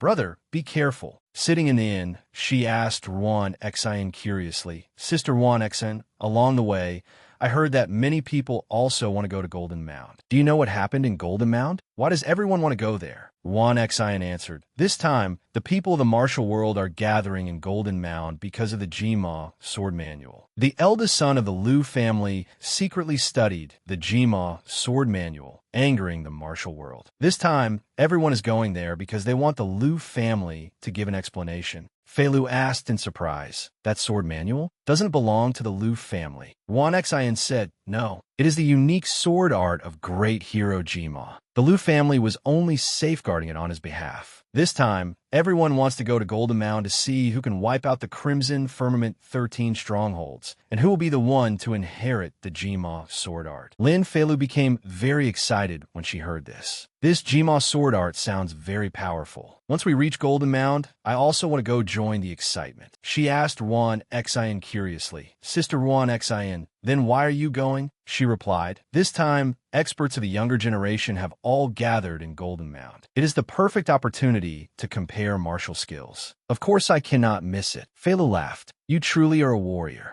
Just then, Lin Ting returned. Lin Feilu cheered, brother, you're back. He handed a portion of food to Lin Feilu and said, we won't reach Golden Mound until evening. Eat something to fill your stomach first. She stretched out both hands to take it. Thank you, brother. He handed the remaining portion of food to Wan Xan and called, Miss Wan Xan. She was surprised. For me, Lin Ting replied attentively, Miss Wan Xan, see if you like it. If you don't, I'll change to another flavor next time. She opened the box of pastries and seemed rather surprised. Lin Feilu said enthusiastically, Sister Wan Xan, you used to stay on a mountain all the time, so you probably haven't eaten these before, right? Hurry and taste them. See if they're good. Wan Xan picked up a piece of pastry and put it into her mouth. Suddenly, her eyes widened in surprise. She then happily devoured the remaining pastries. She politely said to Lin Ting, thank you, Your Highness. I like them. Lin Ting smiled in satisfaction. It's good that Miss Wan Xan likes them. Wan Xan froze, suddenly realizing, oh, his voice is so pleasant. Without realizing it, she ate the pastries while shyly thinking that compared to the senior and junior brothers who shouted about martial training every day, his voice was much nicer to listen to. Lin Feilu, observing from the side, immediately noticed that the two of them had feelings for each other.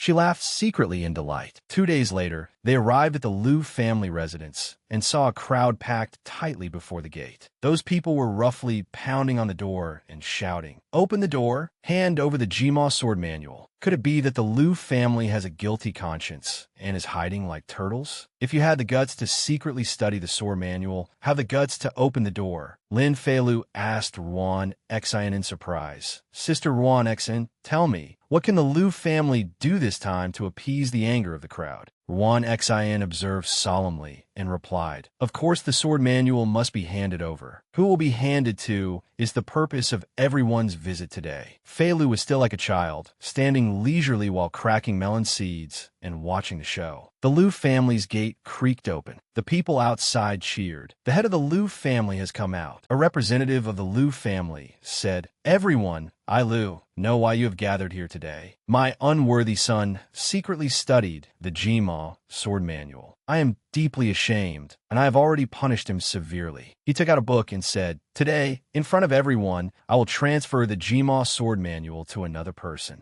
The people below immediately burst into uproar. They believed that a sword manual like this could not simply be given to someone at will. Only deciding victory and defeat through martial competition would be fair. One man among them shouted, what martial competition? I am a disciple of the #1 sect in the martial world, the best choice to receive the Jima sword manual. He was immediately refuted by someone else. Who here isn't from a renowned orthodox sect of the martial world? On what basis should it be given to you? Standing outside, Lin Feilu stuck out her tongue and complained, I thought they came to express righteous indignation, but unexpectedly, they're all here to fight over the sword manual. How is this any different from fighting over the imperial throne? Ruan Xian noticed that Lin Ting looked tired and pale, so she asked, "Are you feeling unwell?" He still smiled gently and replied, "It's nothing. I just feel a little unsteady." There was still no expression on Ruan Xian's face. She directly drew her sword. She threw it forward without hesitation. The sword whistled through the noisy, clamoring crowd.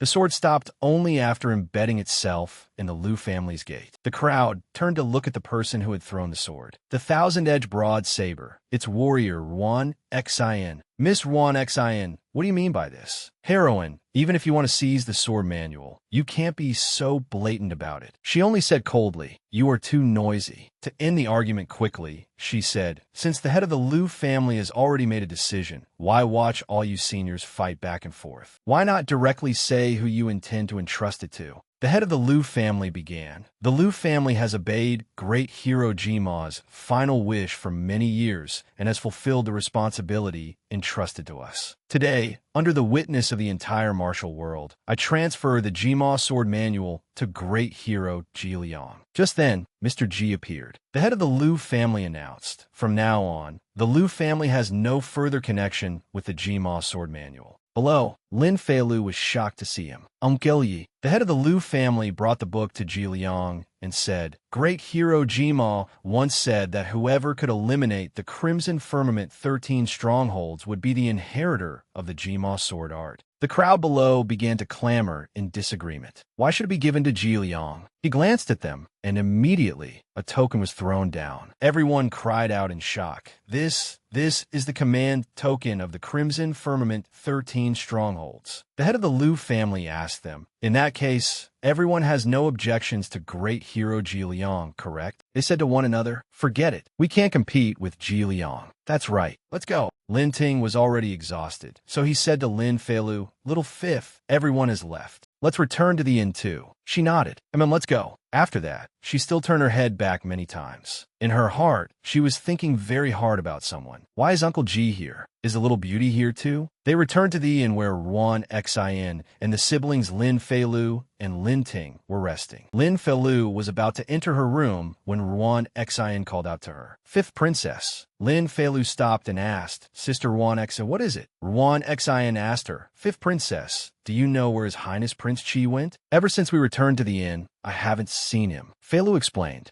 "My imperial brother was once poisoned, so his body is a little weak. As soon as he returned, he went to his room to rest." Ruan Xian was quite surprised when she heard this. "He was once poisoned?" She offered, "On Qin Mountain, there is a natural medicinal spring that is very effective for healing illness and clearing poison. If you have no other business, you can return to the mountain with me." Lin Feilu immediately liked the idea very much and replied, "All right. I heard the scenery of Qin Mountain is very beautiful. I've been wanting to go take a look anyway." Ruan Xian left, saying, "Then princess, return to your room and pack your things. Tomorrow we set out." Feilu entered her room and waved goodbye.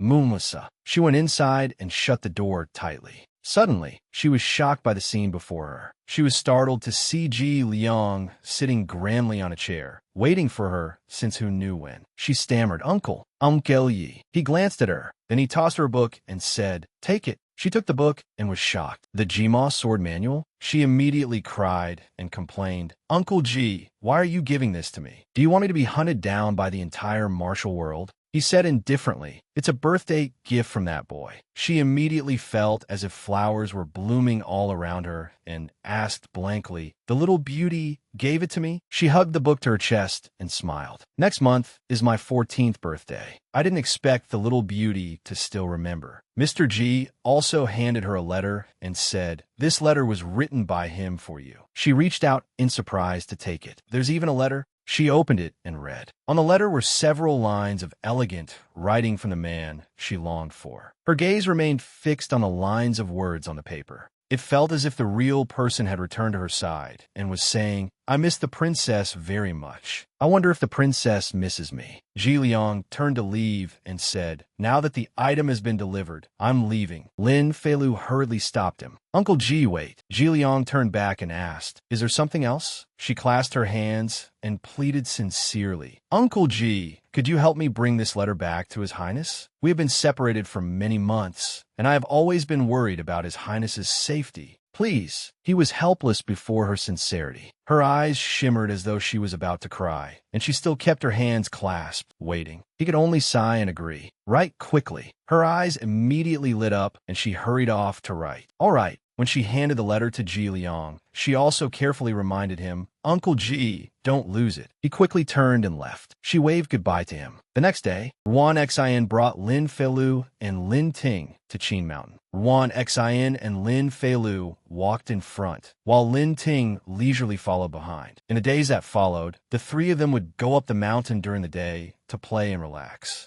In the morning, Lin Feilu stood behind them and secretly observed Ruan Xin and Lin Ting. They were getting along quite harmoniously. At night, Lin Ting soaked in the medicinal spring to remove the toxins in his body. Lin Feilu and Ruan Xin also soaked in the spring together, laughing and playing happily. Life on a mountain was truly leisurely and comfortable. In the blink of an eye, 3 months passed. On an ordinary day, Lin Ting was feeding the chickens and rabbits. Suddenly, Ruan Xin walked over and called him, Your Highness Prince Qi. He turned around and saw her holding a basket, standing behind him. He stood up and asked, Miss Ruan Xin, what is it? She opened the basket and said, These are little animals I caught on the mountain today. I'm giving them to your highness. She held 2 little foxes before him. Their tails were tied, and they were struggling desperately. Lin Ting forced a smile and took the 2 little foxes. Thank you, Miss Ruan Xin. The 2 foxes seemed to like him very much. They ran and jumped freely over his body. One even made a motion as if kissing his cheek and cried, Chirp, chirp. Ruan Xin was extremely surprised to see it. These little animals always hide when they see me. I had to spend so much effort just to catch them. Why aren't they afraid of Lin Ting at all? She tried to stroke the fox on his shoulder, but it squeaked. Chirp, chirp. Lin Ting said, Be good. Don't cry out randomly. He asked Ruan Xin, Do you want to try again? She tried to raise her hand and touch the little fox once more. It was so frightened that it trembled, but it still obeyed Lin Ting and did not cry out. Ruan Xin asked him, Do you like them? He smiled and replied, I do.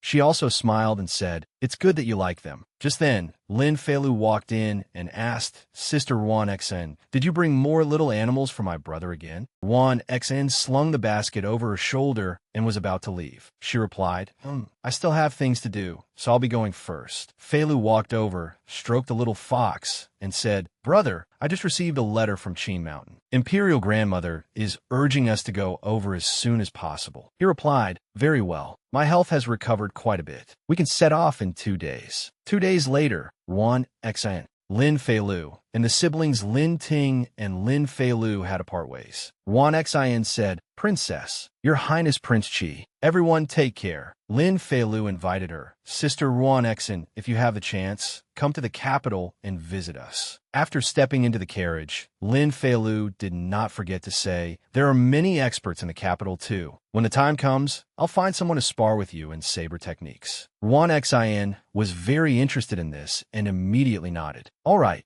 Even after Lin Ting got into the carriage, he still turned back reluctantly to look at Ruan Xin. She was the one left behind. Perhaps she would feel much sadder. At that moment, a very strange feeling rose in Lin Ting's heart. It was both empty and reluctant to leave. In the end, he turned back and said to Ruan Xin, Miss Ruan Xin, could you help me look after the little animals in the courtyard for now? She nodded and replied, All right. Then when will you come again? He smiled and said, 2 months at the soonest, half a year at the latest. I will definitely come. She smiled, her heart blooming with joy. I'll wait for you. Lin Feilu and Lin Ting continued on their journey. When they reached a post house, Feilu said, Brother, it's almost dark. Let's rest at this post house for one night. He agreed. All right. The innkeeper came out warmly to welcome them. Honored guests, please come inside. They had only just entered and had not yet sat down when they heard the guests at the nearby tables discussing something. One person said, Hey, have you heard? The Song Kingdom is about to attack Great Lin. The other person said in surprise, Fight? The ruler of Song is so weak. How would he dare go to war with our Great Lin? That person rebuked him. What? Your information is far too outdated. The guest then began explaining. Last month, the new ruler of Song ascended the throne. I heard his methods are extremely ruthless. He killed his father and murdered his brothers before he could sit upon the imperial throne. The other person was very surprised to hear this. This new emperor's methods are so formidable. I wonder which prince of the Song imperial family he is. They began to explain. This matter is even stranger when spoken of. It is actually that seventh prince who was sent to our great Lin as a hostage back then. His name is Song Lianglan. Lin Feilu was extremely shocked when she heard this. Little Beauty had become the new emperor of Song. In a short span of only 1 year, what exactly had happened? Lin Feilu and Lin Ting remained silent for a long while, listening to the two guests at the neighboring table continue their discussion. I heard that ever since Song Lianglan ascended the throne, the blood on the execution grounds of the Song kingdom has never dried. He was once sent to Great Lin as a hostage. He certainly will not let go of that humiliation. It seems the two countries are about to go to war. Lin Ting asked her, "Little Fifth, what's wrong?"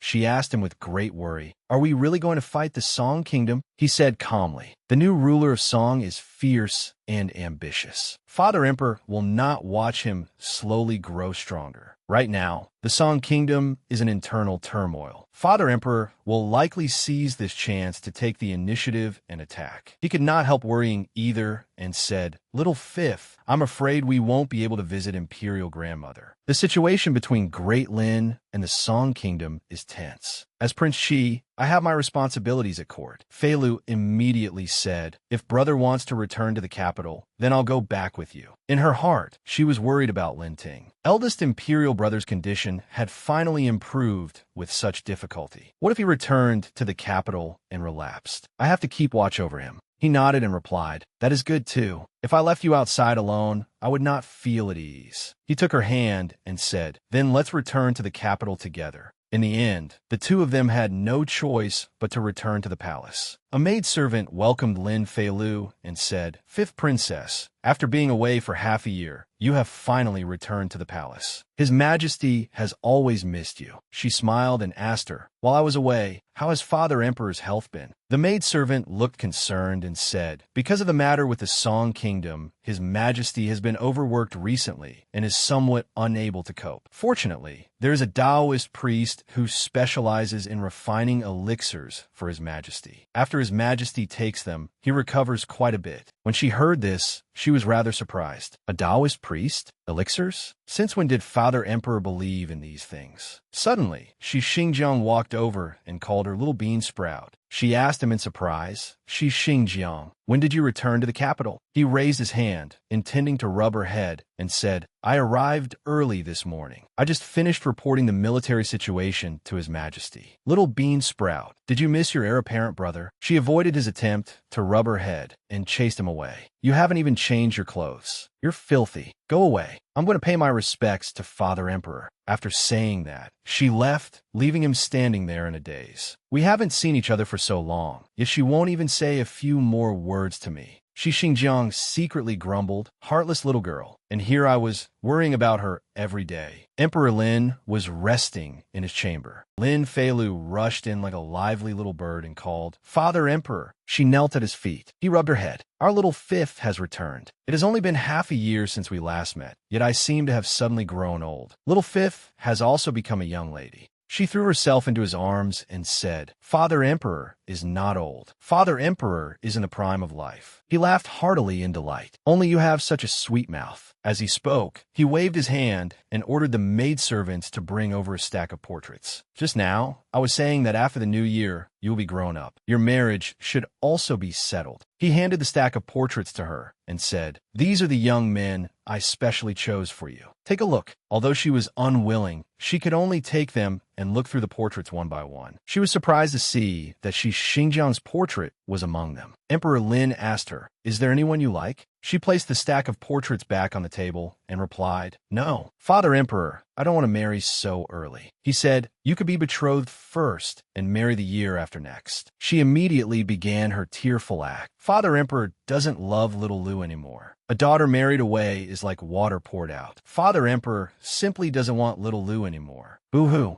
He could only say helplessly, Forget it. You know full well that I will always fall for this trick of yours. But you must marry eventually. I will give you more time. Go back and think about it. She quickly bowed. Thank you, Father Emperor. Little Fifth takes her leave. She hurriedly scampered outside. The maidservant beside Emperor Lin asked, Fifth Princess is still young. It will be fine for her to stay by your Majesty's side for a few more years. Why is your Majesty in such a hurry to arrange a marriage for Fifth Princess? Emperor Lin became silent and said, Great Lin and the Song Kingdom will go to war sooner or later. In a few years, I fear the world will no longer be peaceful. If little Fifth's marriage is settled early and someone protects her, I can feel at ease. He picked up Shi Xingjiang's portrait, examined it, and said, I think Shi Xingjiang is quite good. My most obedient princess should naturally marry the bravest young general under heaven. He ordered the servant, Peng Man, go summon noble consort Shi. I will discuss it with her. The servant replied, yes, and quickly obeyed. A few days later, news spread through the palace that Emperor Lin intended to bestow a marriage between the fifth princess and heir apparent Shi. When Lin Feilu heard the palace maids report this, she was so shocked she could hardly believe her ears. What? Bestow a marriage? Lin Feilu thought to herself. Could it be that Shi Xingjiang asked Father Emperor to marry me? But I already refused him before. Why must he force it? Shi Xingjiang was also very surprised when he heard the news. He immediately went to explain to Lin Feilu. He said anxiously, it really wasn't me. Afraid she would not believe him, he hurriedly explained, even if I wanted to marry you, I would use my own ability to make you agree to marry me. I would absolutely never use this kind of method. She waved her hand and smiled. I believe this has nothing to do with you. It was probably Father Emperor's idea. She said, wait until this matter calms down, and I'll speak to Father Emperor. Shi Xingjiang softly said, oh, but disappointment was written clearly across his face. Thanks to Lin Feilu's efforts, Emperor Lin no longer mentioned the marriage. Instead, he focused on her approaching birthday. On the day of her birthday, Emperor Lin held a grand banquet and formally conferred a title on Lin Feilu, announcing it to all under heaven. Peng Man read the imperial edict aloud. The fifth princess, Lin Feilu, is hereby conferred the title Princess Yong'an. Princess Yong'an shall be granted her own residence. Respect this. She bowed her head and accepted the emperor's investiture, smiling brightly as she replied, thank you, Father Emperor. Lin Jingyuan said, Little Lu, little sister, I specially chose your residence for you. How about it? Aren't I good to you? Shi Xingjiang also said, congratulations, little bean. You've finally grown up and can leave the palace. She laughed and replied, hee hee, thank you. That night, after the banquet ended, Lin Feilu saw Shi Xingjiang off. Thank you for coming to my birthday banquet. It's late. Hurry back. He turned away and said, Little bean, don't see me off anymore. Tomorrow, your heir-apparent brother will come play with you. He walked away, completely unaware that a dark shadow was following behind him. Lin Feilu returned to Bright Moon Palace, let out a breath, and said, I didn't expect a coming-of-age ceremony to be so tiring. Song Yu, go prepare hot water. I want to bathe and rest. The palace maid replied, yes. Suddenly, another palace maid ran in and reported, Princess, something terrible has happened. A palace servant just came to report that the heir apparent was assassinated on his way back. Startled, she immediately stood up and asked, what? Where is he? Was he hurt? The palace maid held her hand and said, the heir apparent only suffered minor injuries. The physician has already examined him. She breathed a sigh of relief. That's good. But why would Shi Xingjiang be assassinated out of nowhere? He hasn't offended anyone.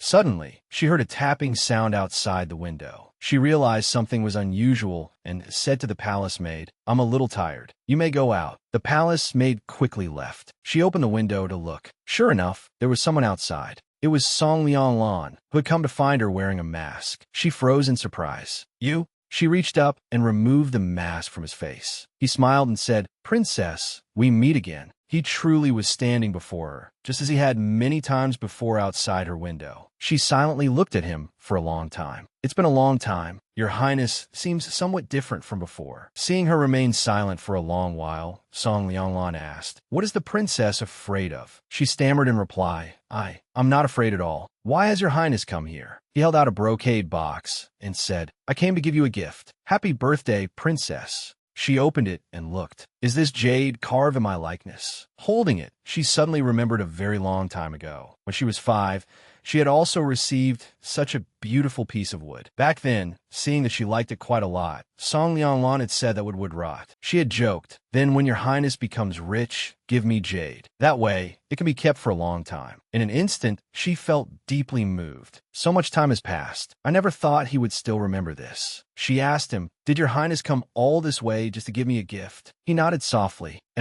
She then vaguely realized something and asked, "Then does Xinjiang's assassination have something to do with your highness?" He did not deny it and said, "He wanted to marry you. Naturally, he had to be killed." She froze at the word kill, spoken so lightly from his mouth. "Your highness," he asked her, "are you angry?" Song Lianglan wrapped his arms around Lin Feilu's neck. He pulled her into his arms and held her tightly, asking softly, "Princess, can you not bear to let him die?" But in his arms, she felt somewhat unused to it. This little beauty was so strange. Yet she still wanted to bury her head into that embrace. But it was strange, too. She did not feel afraid at all. Lin Feilu raised her head, looked at Song Lianglan, and said, "Your highness, do not kill people so casually." He moved closer to her and asked, "The princess does not want me to kill him. Then surely you know what you should do." His hand rested at the back of her neck, gently stroking her slender, fair nape. His movements made her shudder in fear, and she hurriedly denied it. "That matter is only a rumor. I won't marry him." Only then did he release her and nod lightly. "Good." She asked him curiously, "Your highness, are those rumors true? Did you kill your father, emperor?" His face showed no expression. Calm and indifferent, he gave a soft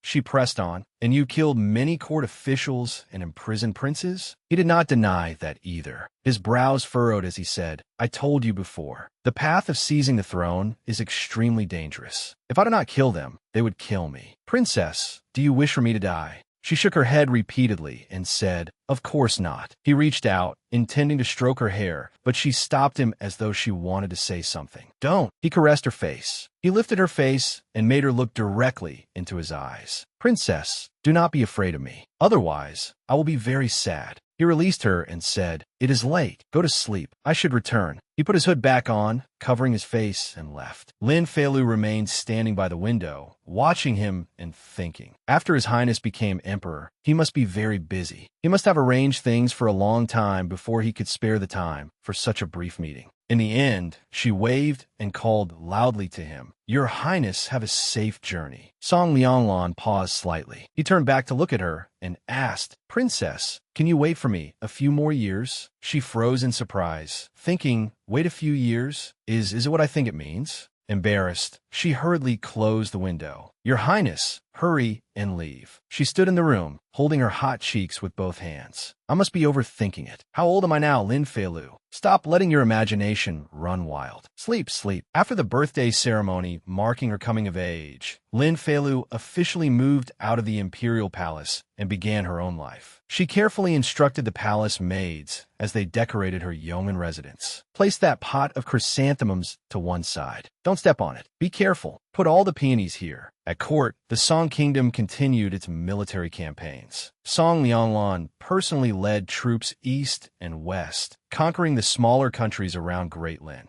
In the span of just a few short years, the Song Kingdom became powerful at an astonishing speed, forming a tripartite balance of power with Great Lin and the Yong Kingdom. Faced with the Song Kingdom's growing strength, Emperor Lin could no longer sit still, yet he could do nothing. His health worsened day by day. He could barely sit steadily and kept coughing. Lin Feilu could not help worrying and stayed by his side day and night to care for him. A person from the Taoist priest's side brought medicine to him and called, "Your Majesty, it is time to take your medicine." He took the medicine and said, "This elixir is no longer as effective as before. Pass down the order. Tell the Taoist priest to refine more. I want to increase the dosage." Lin Feilu wanted to stop him. "Wait," but Peng Man stopped her. "Princess, you must not." Peng Man lowered his voice and sighed to her. "Princess, in these years, His Majesty's illness has grown more and more serious, and his suspicion has also become more and more severe. Last time, His Highness the Crown Prince only offered a few words of advice about the elixirs, and His Majesty was furious. He said that His Highness the Crown Prince was sinister and unfathomable." Troubled, she could only nod and reply, "I understand." Suddenly, at that very moment, someone rushed in a panic. "Your Majesty, an urgent report from the secret scouts." He knelt by the bed, lowered his head, and said, "The secret scouts have discovered that the Yong Kingdom has sent a prince to conduct diplomacy with the Song Kingdom. They want to form an alliance with the Song Kingdom and attack Great Lin together." Emperor Lin was horrified when he heard this. The Yong Kingdom wants to ally with the Song Kingdom and attack Great Lin. This earth-shattering news was too much for him to bear. He was so furious that he nearly spat blood. Lin Feilu hurried to his side in panic and supported him. "Father Emperor," the imperial physicians in the court were summoned one after another to examine Emperor Lin.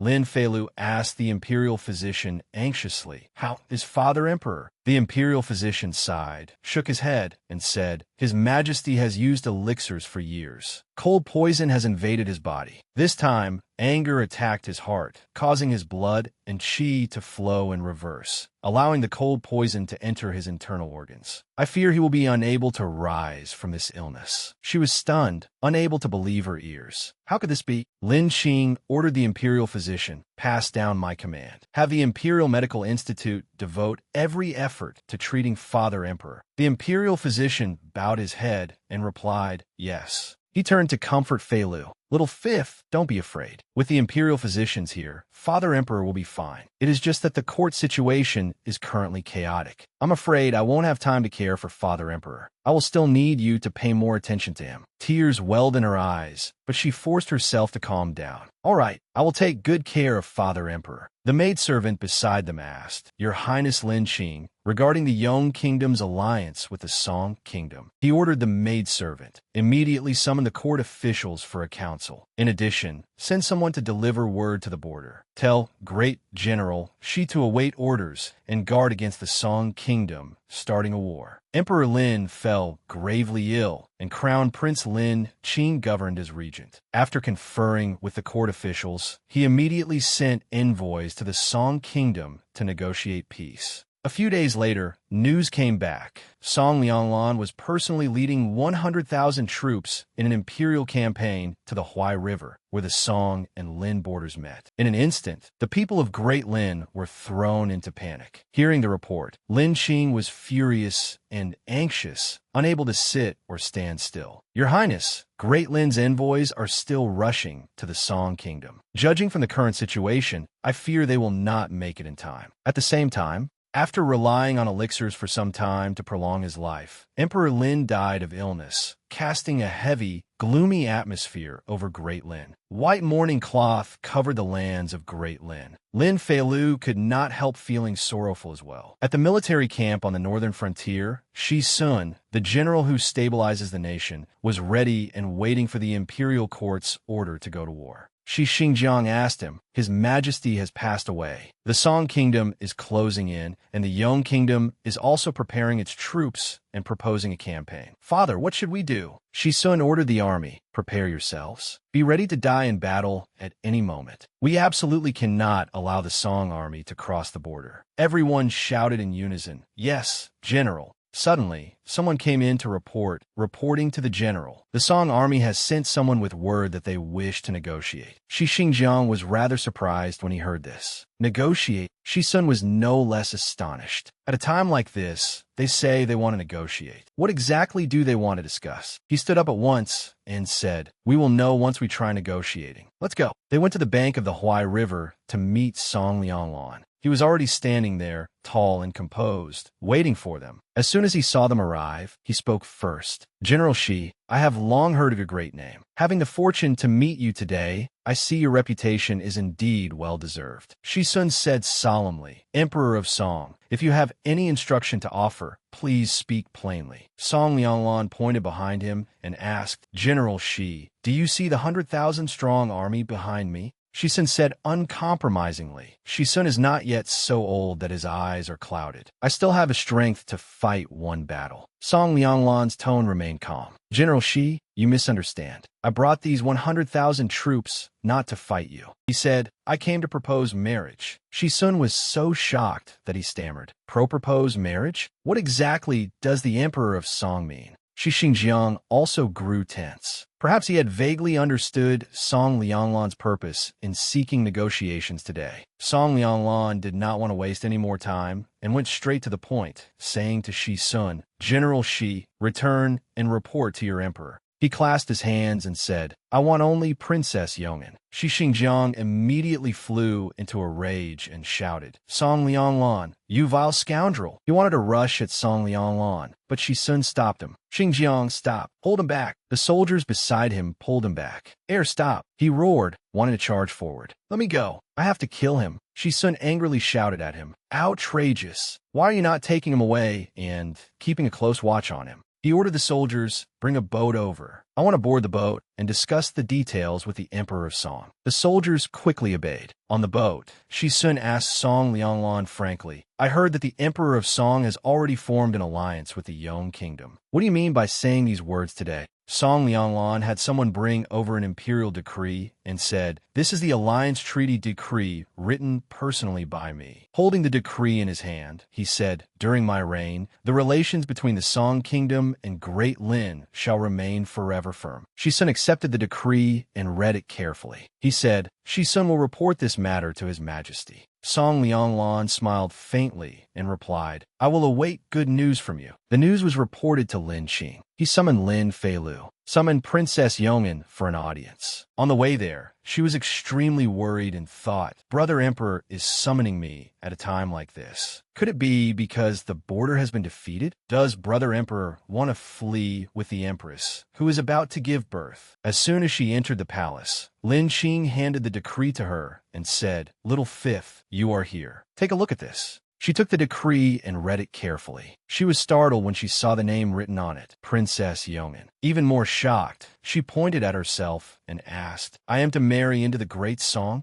Lin Qing stood up and said solemnly, This is the request of the Emperor of Song. Little Lu, do not worry. Even if I must defend the border to the death, I will never hand you over. She looked at the decree in her hand and asked softly, Every condition in this alliance decree benefits Great Lin and brings no harm. Brother Emperor, do you know what this means for you and for Great Lin? Lin Qing also fell silent and said, Of course I know, but Great Lin is not without the strength to fight. Although he knew very well that a marriage alliance with the Song Kingdom could bring 100 years of peace, enough for him to sit firmly on the throne and protect Great Lin's land. Lin Qing had his own pain in his heart. If everything had to be exchanged by sacrificing little Lu, Lin Feilu breathed a sigh of relief and said, If there is no need to fight, then why fight? She said seriously, Once war breaks out, lives are plunged into misery and the common people suffer disaster. When that time comes, corpses will lie everywhere. Whose life is not still a life? She still gripped the decree written by Song Lianglan himself. After Father Emperor passed away, she had wondered whether she should write him a letter, asking him not to join forces with the Yong Kingdom against Great Lin. But she did not know what identity she should use to make such a request. She had not expected such a coincidence. He had sent this alliance decree over first. She smiled gently, as though feeling a little happiness in her heart. Without hesitation,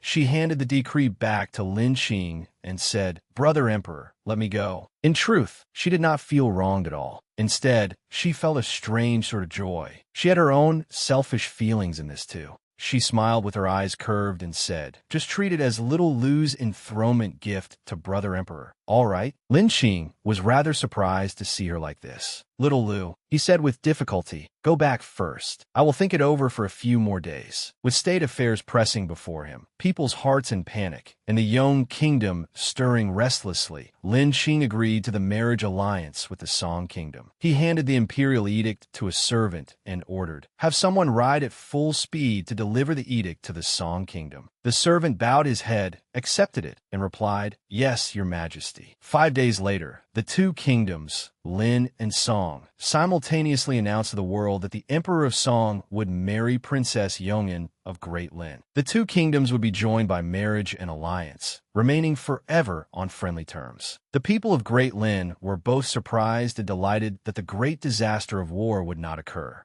Very soon, the Song Kingdom's envoy delegation arrived in the capital of Great Lin, preparing to escort Princess Yongin back to the Song Kingdom. Today, Lin Yinji, along with Lin Ting and Lin Jingyuan, also came to see Lin Feilu off. Xiaolan held her hand and said with heartache, Luer, After this farewell, the road will be long. You must remember to be careful. Lin Zhanyuan beside them was also teary-eyed. She hugged Xiao Lan and comforted her. Mother consort, do not worry. I will often come back to visit you. I am also very capable. I know how to protect myself well. A maidservant came over, bowed her head, and said, Princess, the auspicious hour has arrived. We should set out. She waved goodbye to everyone. Mother consort, brothers, brother emperor, imperial sisters, I am leaving now. Those who stayed behind waved goodbye to her, their hearts aching greatly. She entered the carriage, preparing to leave. The people all bowed and saluted, respectfully sending off Princess Yongin. The carriage had begun to move, yet the people's voices still echoed. Long live the princess, long live, long live. The sky had grown dark when the carriage bringing Lin Feilu to the Song Kingdom stopped, and tents were set up by the roadside for rest. She sat leisurely, admiring the moon and eating snacks. Song Yu asked her in puzzlement, Princess, are you truly not sad? She said calmly, what is there to be sad about? It is just like immigrating and getting a pass that lets me travel between the two kingdoms. If I want to come back in the future, I could just come back. Song Yu hesitated, but the road is so long.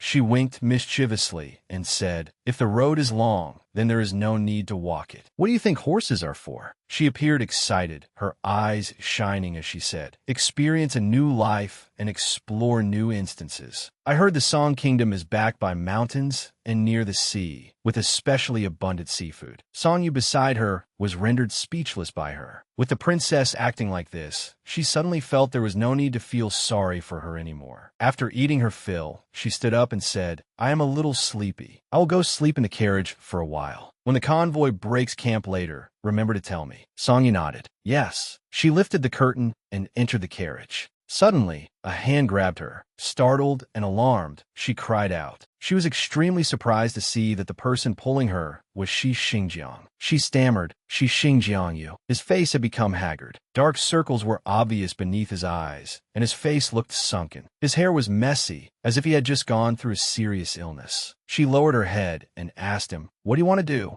He asked her only one direct question. Are you willing? She did not hesitate and answered plainly. I am willing. I like him and want to marry him. He shouted angrily, I do not believe it. She asked him in return, if you do not believe it, what can you do? Her words seemed to make him feel pain to the extreme. That was right. What would he do? He stood there in a daze. The only thing he could do was secretly chase after her and see the princess one last time. Lin Feilu called softly, Shi Xingjiang. She looked at his hand, tightly gripping hers, and said, let go. Filled with unwillingness, he did not want to release her. His brows furrowed, his expression twisted and ugly. His gaze darkened, and he replied, I understand. He slowly released her hand. Bitterness surged in his heart. Letting go this time meant letting the princess leave forever. She saw that several clear finger marks had been left on her wrist from his tight grip. She sighed wearily in relief. After a short while, Song Yu entered the carriage and called, Princess, the envoy delegation has rested enough. We can set out now. She was still rubbing her aching wrist and replied, I know. The sun was gradually rising. Dawn had arrived, and the convoy of carriages continued on its way. Sitting inside the carriage, she asked the person riding outside, Commander Chun, how many days will it take to reach the Song capital? He answered, if we travel quickly, we can arrive in 10 days. But that would be very tiring for the princess sitting in the carriage. If the convoy travels slowly, makes camp at dusk, and sets out at sunrise, it will take about 20 days. She exhaled and said, I have to sit in the carriage for that long? Suddenly, I do not want to marry anymore. Commander Chen broke out in cold sweat, thinking to himself, fortunately, that person did not hear. Lin Feilu sat in the carriage and sighed in boredom. I still have to sit in this carriage for another 20 days. For little Song, I have truly paid far too much. She slapped the table hard and cried, this is so boring. She rolled onto the bed and shouted curses. Song Lianglan, you heartless man. Song Yu carefully reminded her. Princess, you cannot directly call His Majesty by his personal name. Not only was she unafraid, she kicked up an even bigger fuss and scolded him more fiercely. Song Lianglan has changed. Song Lianglan was not like this before. Does Song Lianglan not love me anymore? Does Song Lianglan have little vixens in his harem now? Suddenly, a loud laugh rang out from outside, startling her. She instinctively looked outside. Song Yu asked fearfully, Princess, was that Commander Chen laughing just now? She lifted the curtain to see who had laughed outside. It was not Commander Chun. That person was none other than Song Lianglan, the very person she had been loudly scolding. He called to her in a fond voice, "Princess." Lin Feilu was startled and sat back inside the carriage. Song Yu asked worriedly, "Princess, what is wrong?" She stammered, I saw a ghost." Outside, there came the sound of knocking, knock, knock. The person outside called, "Miss Song Yu, there are a few matters I would like to ask you about. Please come outside." Song Yu stood up and went out. "Princess, this servant will go see what is happening." Feilu tried to calm herself. "I must have seen wrong just now. How could little Song possibly appear here?" A pair of hands lifted the curtain, and someone entered her carriage. He calmly sat down beside her. She stammered, unable to form a sentence. "You," Song Lianglan asked her seriously. "How have I changed? What was I like before?" She turned her face away and forced a laugh, wanting to avoid him. He moved even closer, leaning near her, and stroked her head as he said, "Princess, long time no see." She asked awkwardly, "When did you get here?" He answered, "I have been here all along." She asked in surprise, "You have been in the envoy delegation all along?" He nodded gently.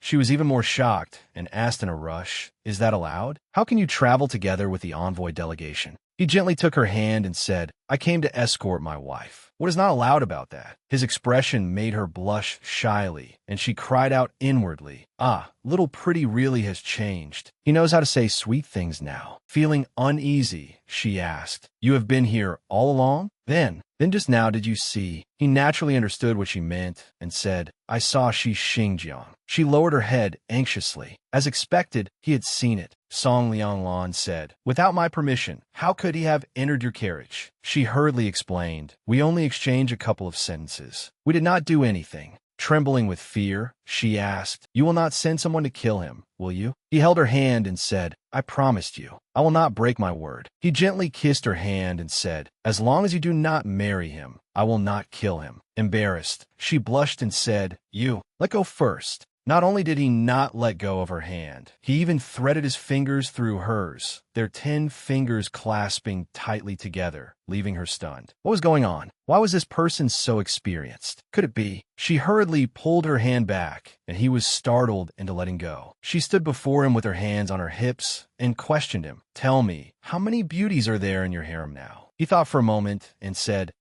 probably about 6 or 7. She was shocked by how lightly he answered. She stood up angrily and turned to leave. He asked her, "Where does the princess want to go?" She turned her face away and said coldly, "I'm not marrying anymore." Before she could take a step, he grabbed her hand and pulled her back. He pulled her into his arms, and she directly landed on his lap, startling her. "Hey!" She puffed out her cheeks, feeling aggrieved and displeased. Without saying a word, he lightly touched her chin as if giving her a faint kiss, leaving her stunned. Lin Feilu blushed and dodged away, saying, "Song Lianglan, you are not allowed to secretly kiss me." He smiled slyly and said, "I only bumped into you by accident." She said angrily, "Only a ghost would believe you." Were those 6 or 7 beauties also accidentally brought back? He buried his head in the hollow of her neck and said, "The Empress Dowager selected them to enter the palace. They have no official status, and I have never met them." She asked in surprise, "Really?" He said, "I will never deceive the princess," then planted a kiss on her cheek. Her face turned as red as a ripe tomato. She reproached him, "You kissed me again." He chuckled and replied,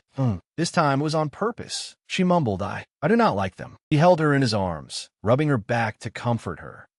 When we return to the palace, I will have them all beaten to death." Hearing him speak of killing people as lightly as a feather, she had to emphasize, "I did not tell you to kill them. Just release them from the palace." He immediately agreed as well. She drew little circles on his chest coquettishly and said, "From now on, you are not allowed to bring any beauties back. Do you understand?" Naturally, he still agreed, replying, "I understand." She asked suspiciously, "Really? As an emperor, not having 3,000 beauties in your harem, do you not feel it is a pity?" He smiled faintly and replied, "I only need you." He rubbed her small chin. His voice was as light as drifting clouds, yet possessive as he said, "Princess can only marry me as well." She flushed shyly because of him. He slipped his hand behind the back of her neck and pulled her closer, intending to kiss her. She tried to stop him and pushed at him. He did not kiss her, but lightly bit her ear and reminded her, "Do you understand now, princess?" Trembling, she lowered her head and stammered in a tiny voice, I understand. He lifted her face and looked into her eyes, asking, Princess, are you shy? She pushed him away and said, Let go of me. If others see, they will say you are a muddle-headed ruler. He gently supported her back and said unhurriedly, After not seeing you for several years, I was afraid the princess would not be used to it and would not eat or sleep well all along the way. He directly pressed her down onto the bed, caressed her face, and said, It was not easy to finally see you. I want to be a little closer to the princess. Song Lianglan came so close that they could feel each other's breath. He asked, May I not? She felt he was a little strange and wondered if she was sensing it wrong. She opened her eyes wide and looked at him, feeling that something about Little Pretty seemed a little off. He placed a finger on her lips, stroked them, and called, Princess. She used both hands to cover his mouth and said, Wait. She said shyly, Still, I should hug you instead. She wrapped her arms around his neck and hugged him. He smiled and said, Thank you, Princess. He rested his head on her shoulder. Feeling their two hearts beating wildly, Lin Feilu thought, Clearly, when we first met again, I still felt nervous. But now it feels as if we were never separated. They were still so close. She closed her eyes and felt the warm embrace from him. Only when the two of them let go did she ask, Your Majesty, you secretly ran here. What about court affairs? In the future, those people at court will scold me as a beauty who brings disaster. He took her hand, brought it to his lips, kissed it gently, and answered they would not dare. She shook her head, then poked his right hand teasingly, and said, Those great ministers probably never imagined that their emperor would give up unifying the world for the sake of a princess, and would even favor only me in the 6 palaces. She winked mischievously and said, The spring night is short, and the sun rises early. From now on, the sovereign will no longer attend morning court. How sinful! Song Lianglan repeated her words. The spring night is short, and the sovereign will no longer attend court. She asked in surprise, What is it? Did I say it wrong? He lifted her chin and said, Since the princess has already arranged our days from now on, it would be disrespectful for me to refuse. Then he immediately kissed her lips deeply. Song Lianglan's sudden kiss made Lin Feilu's eyes widen in shock. Flustered, she pushed him away and stammered, All right, that's enough. He raised a hand and rubbed his lips, asking, Can I not kiss you a little more? She shook her head repeatedly and said, No. In her heart, she was certain that he had changed. He had never been this shameless before. She turned and walked away, saying, It's too stuffy in here. I'm going out to ride. He hurried after her and said, I'll go with you. The sunset over the mountaintop was beautiful. The two rode out together to enjoy the breeze. Lin Feilu spread her arms and breathed in the fresh air with delight. Riding in a carriage isn't comfortable at all. Horseback riding is much better, Song Lianglan replied calmly. Then from now on, we'll go out riding every day. She turned back to look at him and asked, When we reach a city, can we rest for a day before setting off again? She was so excited she was almost drooling. I heard that every region in your Song Kingdom has its own special cuisine. I want to try it. Of course, Song Lianglan smiled and agreed to everything. But in her heart, she thought happily that with him beside her, eating, drinking, and having fun the whole way, 20 days did not feel that long at all. Was this not basically a honeymoon? Suddenly, she remembered something and asked him, Your Majesty, surely you aren't in a hurry to return to the palace, are you? He nodded and said, I'm not in a hurry. The princess may play for as long as she likes. She laughed and teased him. Just now you were still saying you weren't a fatuous ruler. He smiled again and answered without hesitation, I am a fatuous ruler. She complained, If you're a fatuous ruler, then what am I? You're not a fatuous ruler. He chuckled foolishly and said, All right, I'm not a fatuous ruler. She rubbed his chin with one finger and said, Little Song, can you have a bit of principle? He kissed her forehead gently and said, The princess is my principal. Their carriage stopped at an inn to rest. Guards stood all around the entrance, keeping strict watch. Lin Feilu had just come out of the bath, drying her still damp hair with a towel. After bathing, she felt extremely refreshed. They had traveled for an entire day, and after a warm bath, she finally felt alive again. Suddenly, she was startled when someone took the towel from behind her. It was Song Lianglan, who wanted to help her dry her hair. He asked, Princess, are you sleepy? Do you want to rest? Or shall we go out for a walk? She immediately became excited, like a child, and said, I'm not sleepy, not sleepy. Where are we going for a walk? He smiled and replied, not far from this courtyard is Fairy Lake. Does the princess want to go see it? She asked in surprise. Fairy Lake? Are there fairies there? He did not answer, only saying, you'll know once you go and see. She glanced at him as though another teasing idea had just come to her. She plopped back down on the chair and said coquettishly, but I don't want to ride a horse, and I don't want to walk either. I'm so tired. He quickly realized that she was acting spoiled with him. With that, he walked directly over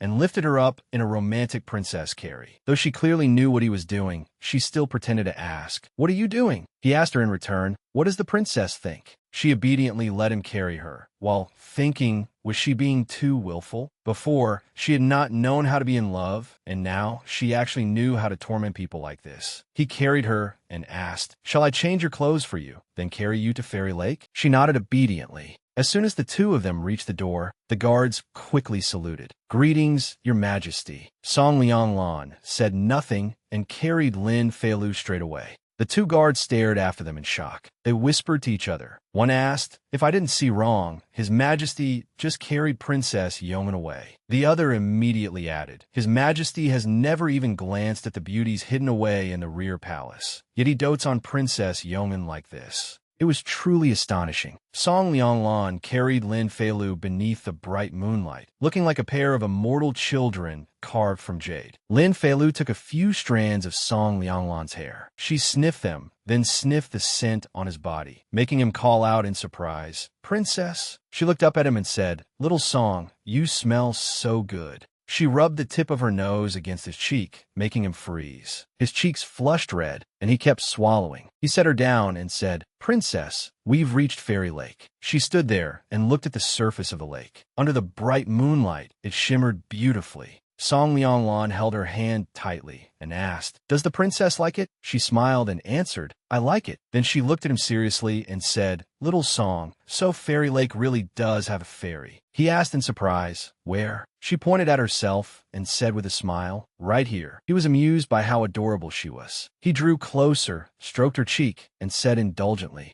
it's you. She said, I want a hug. He then gently embraced her, as if holding a treasure. In his arms, she whispered, from now on, no matter where we are, whenever I'm tired, you have to carry me. He calmly agreed to everything. She complained, this is fine, that is fine. Whatever I say, you agree to it. He stroked her cheek again and said, as long as the princess is by my side, then anything is fine. As soon as he finished speaking, the two exchanged a passionate kiss beneath the hazy, shimmering moonlight. How romantic it was. After resting for the night, the bridal escort procession continued on its way. Passing through the desolate borderlands, the procession entered the prosperous Song Kingdom. A few days later, in the study, Lin Feilu lay on the carpet reading, while Song Lianglan sat on the bed reading as well. Suddenly, he took hold of her foot. Startled, she turned back and asked, what are you doing? He did not answer, only silently fastened something around her ankle. After he finished, she looked at it and asked, what did you put on my foot? When she looked more closely, she was startled. It was a sparkling phoenix anklet, now fastened around her ankle. She looked up and asked him, what is this? He said, a birthday gift. She cried out in astonishment, but this is a phoenix. He only smiled gently and said, it is a phoenix anklet. Do you like it? She scratched her head and said, that isn't a question of whether I like it or not. I remember that only the Empress can use the phoenix. Yet he calmly nodded and said, that's right, the Empress. She pointed at herself in shock, her mind in chaos. Me? Someone like me can be Empress too? Lin Feilu pondered anxiously. Although she knew there was no one else in his rear palace, she had not expected to be directly promoted to Empress. Since when had a princess sent for a marriage alliance ever become Empress in history? The court officials of the Song Kingdom would definitely not let this go. But while she was still lost in thought, Song Lianglan asked her gently, does the princess not agree to become my Empress? She lowered her head, sighed, and said, I agree, of course I agree, but it feels very troublesome. She raised her delicate little fingers and counted them one by one. I'd have to follow so many rules, manage the rear palace, pay respects, hold audiences, and I couldn't sleep in anymore. Song Lianglan directly intertwined his fingers with hers and said, no, you don't need to bother with any of that. He held her hand and said tenderly, no one will disturb you. She puffed out her cheeks and asked, then why do I still have to be Empress? He smiled and answered, because I want to give the princess the very best things in the world. She turned her face away and said softly, fine, since you're so sincere, I'll be merciful and satisfy you.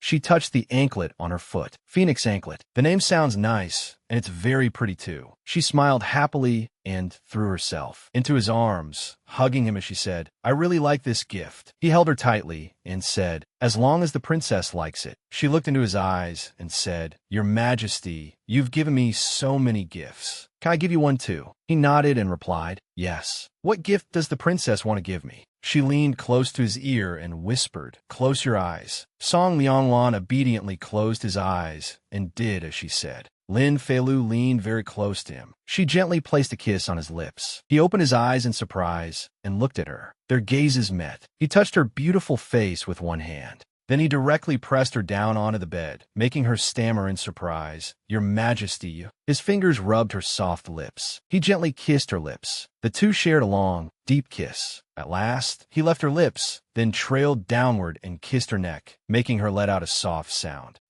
He nibbled and sucked at her fair, soft neck. She squeezed her eyes shut, enduring this uncomfortable yet strangely pleasurable feeling. He finally moved away from her and said, Thank you for the princess's gift. I like it very much. Half a month later, in the capital city of the Song Kingdom, Song Lianglan helped Lin Feilu down from the carriage. Two palace maids knelt before them and introduced themselves. This servant is Tingchun. This servant is Shixia. They saluted and said, respectfully welcoming your highness the princess. She excused them. Rise. They stood and said, Thank you, your highness. She was surprised as she looked at the palace before her. On the plaque were clearly written 3 words, Yong'an Palace. Song Lianglan supported her by the waist and said, Princess, go in and see whether you like it. She was stunned as she looked at this palace. The design of the small courtyard was exactly the same as Lin Feilu's at Bright Moon Palace. She covered her mouth in shock and said, Isn't this Bright Moon Palace? Song Lianglan stroked her head and said, I ordered people to renovate this place according to Bright Moon Palace. Do you like it? She hesitated and asked, When did you renovate it? He looked at her with deep eyes and answered, The year I ascended the throne. She was surprised once more and asked, At that time, you already knew I would marry over here? He held her tightly, kissed her lightly on the forehead, and replied, At that time, I already wanted to marry you. Lin Feilu blushed and quickly turned away. I'll go see the main hall. I'll go inside and take a look. Even Song Yu cried out in surprise, Wow. Song Yu whispered into Lin Feilu's ear, Princess, this palace is truly magnificent. Even the Empress's palace back in our great Lin is not as beautiful as this. She laughed and said, You always have something to say. Feilu pushed Song Lianglan away and said, You've been away from the palace for quite a while. Go back and handle state affairs. I can stroll around by myself and get familiar with this place. He turned away with a smile and said, Then rest well. Wait for me tonight and we'll dine together. She nodded and waved goodbye to him. Tingchun and Shixia said, Princess, you must be tired after the long journey. Should this servant have someone bring hot water for you to wash? She said, There's no hurry. Can you take me around the imperial palace? She said excitedly, I heard that the imperial palace of the Song Kingdom is the most splendid and beautiful in the world, like paradise in the mortal realm. I wanted to see it for a long time. The two palace maids happily answered, Yes. Tingchun said, Princess, your Yong'an Palace is very close to His Majesty's Linen Hall. If you follow this path, you will arrive there. Shixia added, Yong'an Palace and Linen Hall are located in the central palace area. Most of the other palaces are empty. Lin Feilu asked curiously, Then what about the Empress Dowager? Tingchun said, Her Majesty the Empress Dowager lives in Chonghua Hall, which is not part of the central palace area. They added, The beauties in the palace also live near Chonghua Hall. Usually, they do not come to the central palace area. Only the princess lives here. She nodded in satisfaction.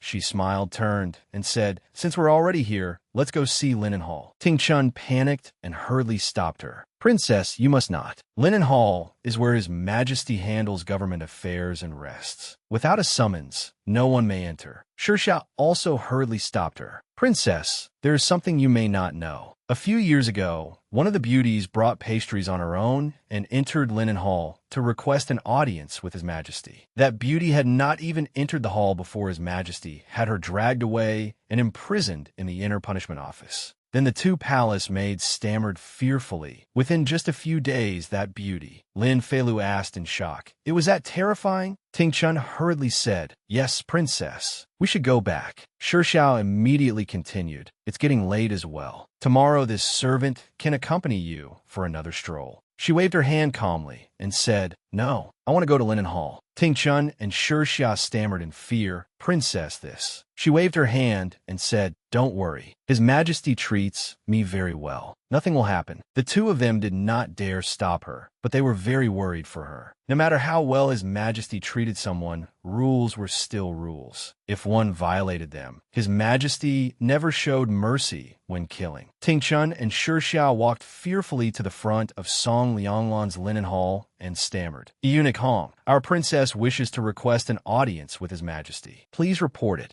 Eunuch Hong was silent for a moment, making them tremble with fear. Then he immediately bowed and paid his respects. This servant greets Your Highness the Princess. Princess, you have finally come. He invited Lin Feilu in. His Majesty has been waiting for you for a long time. Please go inside quickly. Song Lianglan was seated solemnly, practicing calligraphy. From outside came the announcement, Princess Yongin has arrived. He immediately raised his head. Lin Feilu ran in with a radiant smile and called, I'm here. Ting Chun and Shi Xiao stood outside, trembling with apprehension. Lin Feilu reached out towards Song Lianglan, and Song Lianglan opened his arms to receive her. He lifted her up and said, The princess has come. Every gaze around them fell upon the two of them. Lin Feilu stood up and asked, How did you know I would come? He said, I guessed. A palace maid brought pastries over and said, Princess, please enjoy. She looked at this palace maid and found him rather familiar. She asked, Who is he? He said, I am Tiandong. This subordinate greets fifth princess. Lin Feilu said in surprise, Tiandong, you've grown taller. I almost didn't recognize you. You really have changed so much. Tiandong also joked with her. After so many years, Princess has grown much taller too. Suddenly, she froze, widened her eyes, and stammered, W8, Tiandong, now you're not.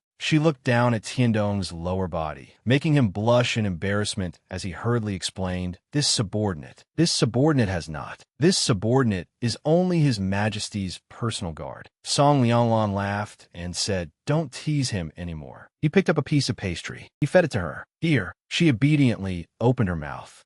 As she ate, she looked around and said, Your place is really grand. It's so beautiful. He said, If you like it here, then come live here from now on. Ting Chun and Shi Xiao exchanged a knowing look. They were both extremely happy. It seemed that from now on, life in the palace was likely to change. Eunuch Hong said, Your Majesty, the Vice Minister of the Secretariat and the Minister of Rights request an audience. Song Lianglan allowed them to be summoned. Lin Feilu turned to leave and said, Then I'll go to the back and avoid them. He immediately took her hand and said, No need. She said, That isn't very proper. He said, It's only a small matter. It doesn't matter. The two men entered, bowed their heads, and saluted. This subject greets Your Majesty. Song Lianglan ordered them to rise. Lin Feilu sat there and felt that she was somewhat superfluous. She kept eating pastries nonstop to reduce her presence there. Tiandong brought over the imperial edict written by Song Lianglan and handed it to them. Sitting above them, Song Lianglan said, I summoned you two here for the matter of conferring the title of Empress and my grand wedding. I leave it to you two to handle.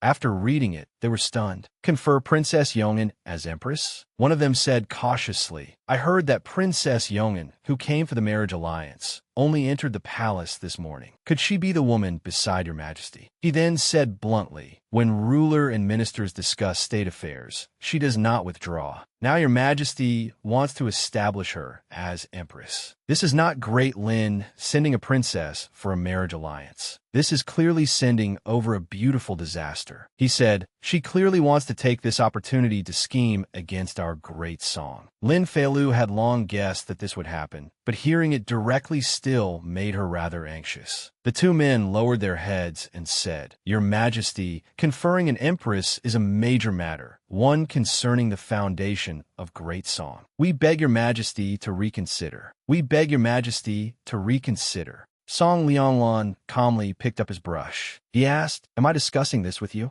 The two of them were scared half to death and stammered, but, Song Lianglan said, I will leave this matter to you two ministers. I am very reassured. You may withdraw. Though the two of them were unwilling, they still had to accept the decree and leave. Lin Feilu, standing beside him, was utterly delighted and admiring. Her pretty little darling had been so cool just now. She shook herself and sighed inwardly. As expected, I really did get the script of a beauty who brings disaster. She reached out to take another snack, but Song Lianglan stopped her. Eating too many pastries can make you bloated. Dinner will be served soon. If you like them, you can eat them tomorrow. She obediently listened. He turned to Tiandong and said, have them serve the meal. Tiandong quickly obeyed. After he left, Song Lianglan asked Lin Feilu, Princess, you said just now that you like this linen hall. After dinner, would you like to stay? She was startled and stammered, stay? He looked at her gently and said, didn't the princess say she liked staying here? She laughed, picked up a cup of tea, and declined. Better not. I haven't even stayed in Yong'an Palace yet. As she drank her tea, she thought, rolling in bed and all that. I'm not ready yet. I'll dodge it for now and talk about it later. In Lin Feilu's Yong'an Palace, the palace maids were helping her do her hair. Tingchun and Shixia praised her. Princess, you are the most beautiful person this servant has ever seen. She smiled in satisfaction as she looked at her appearance in the mirror.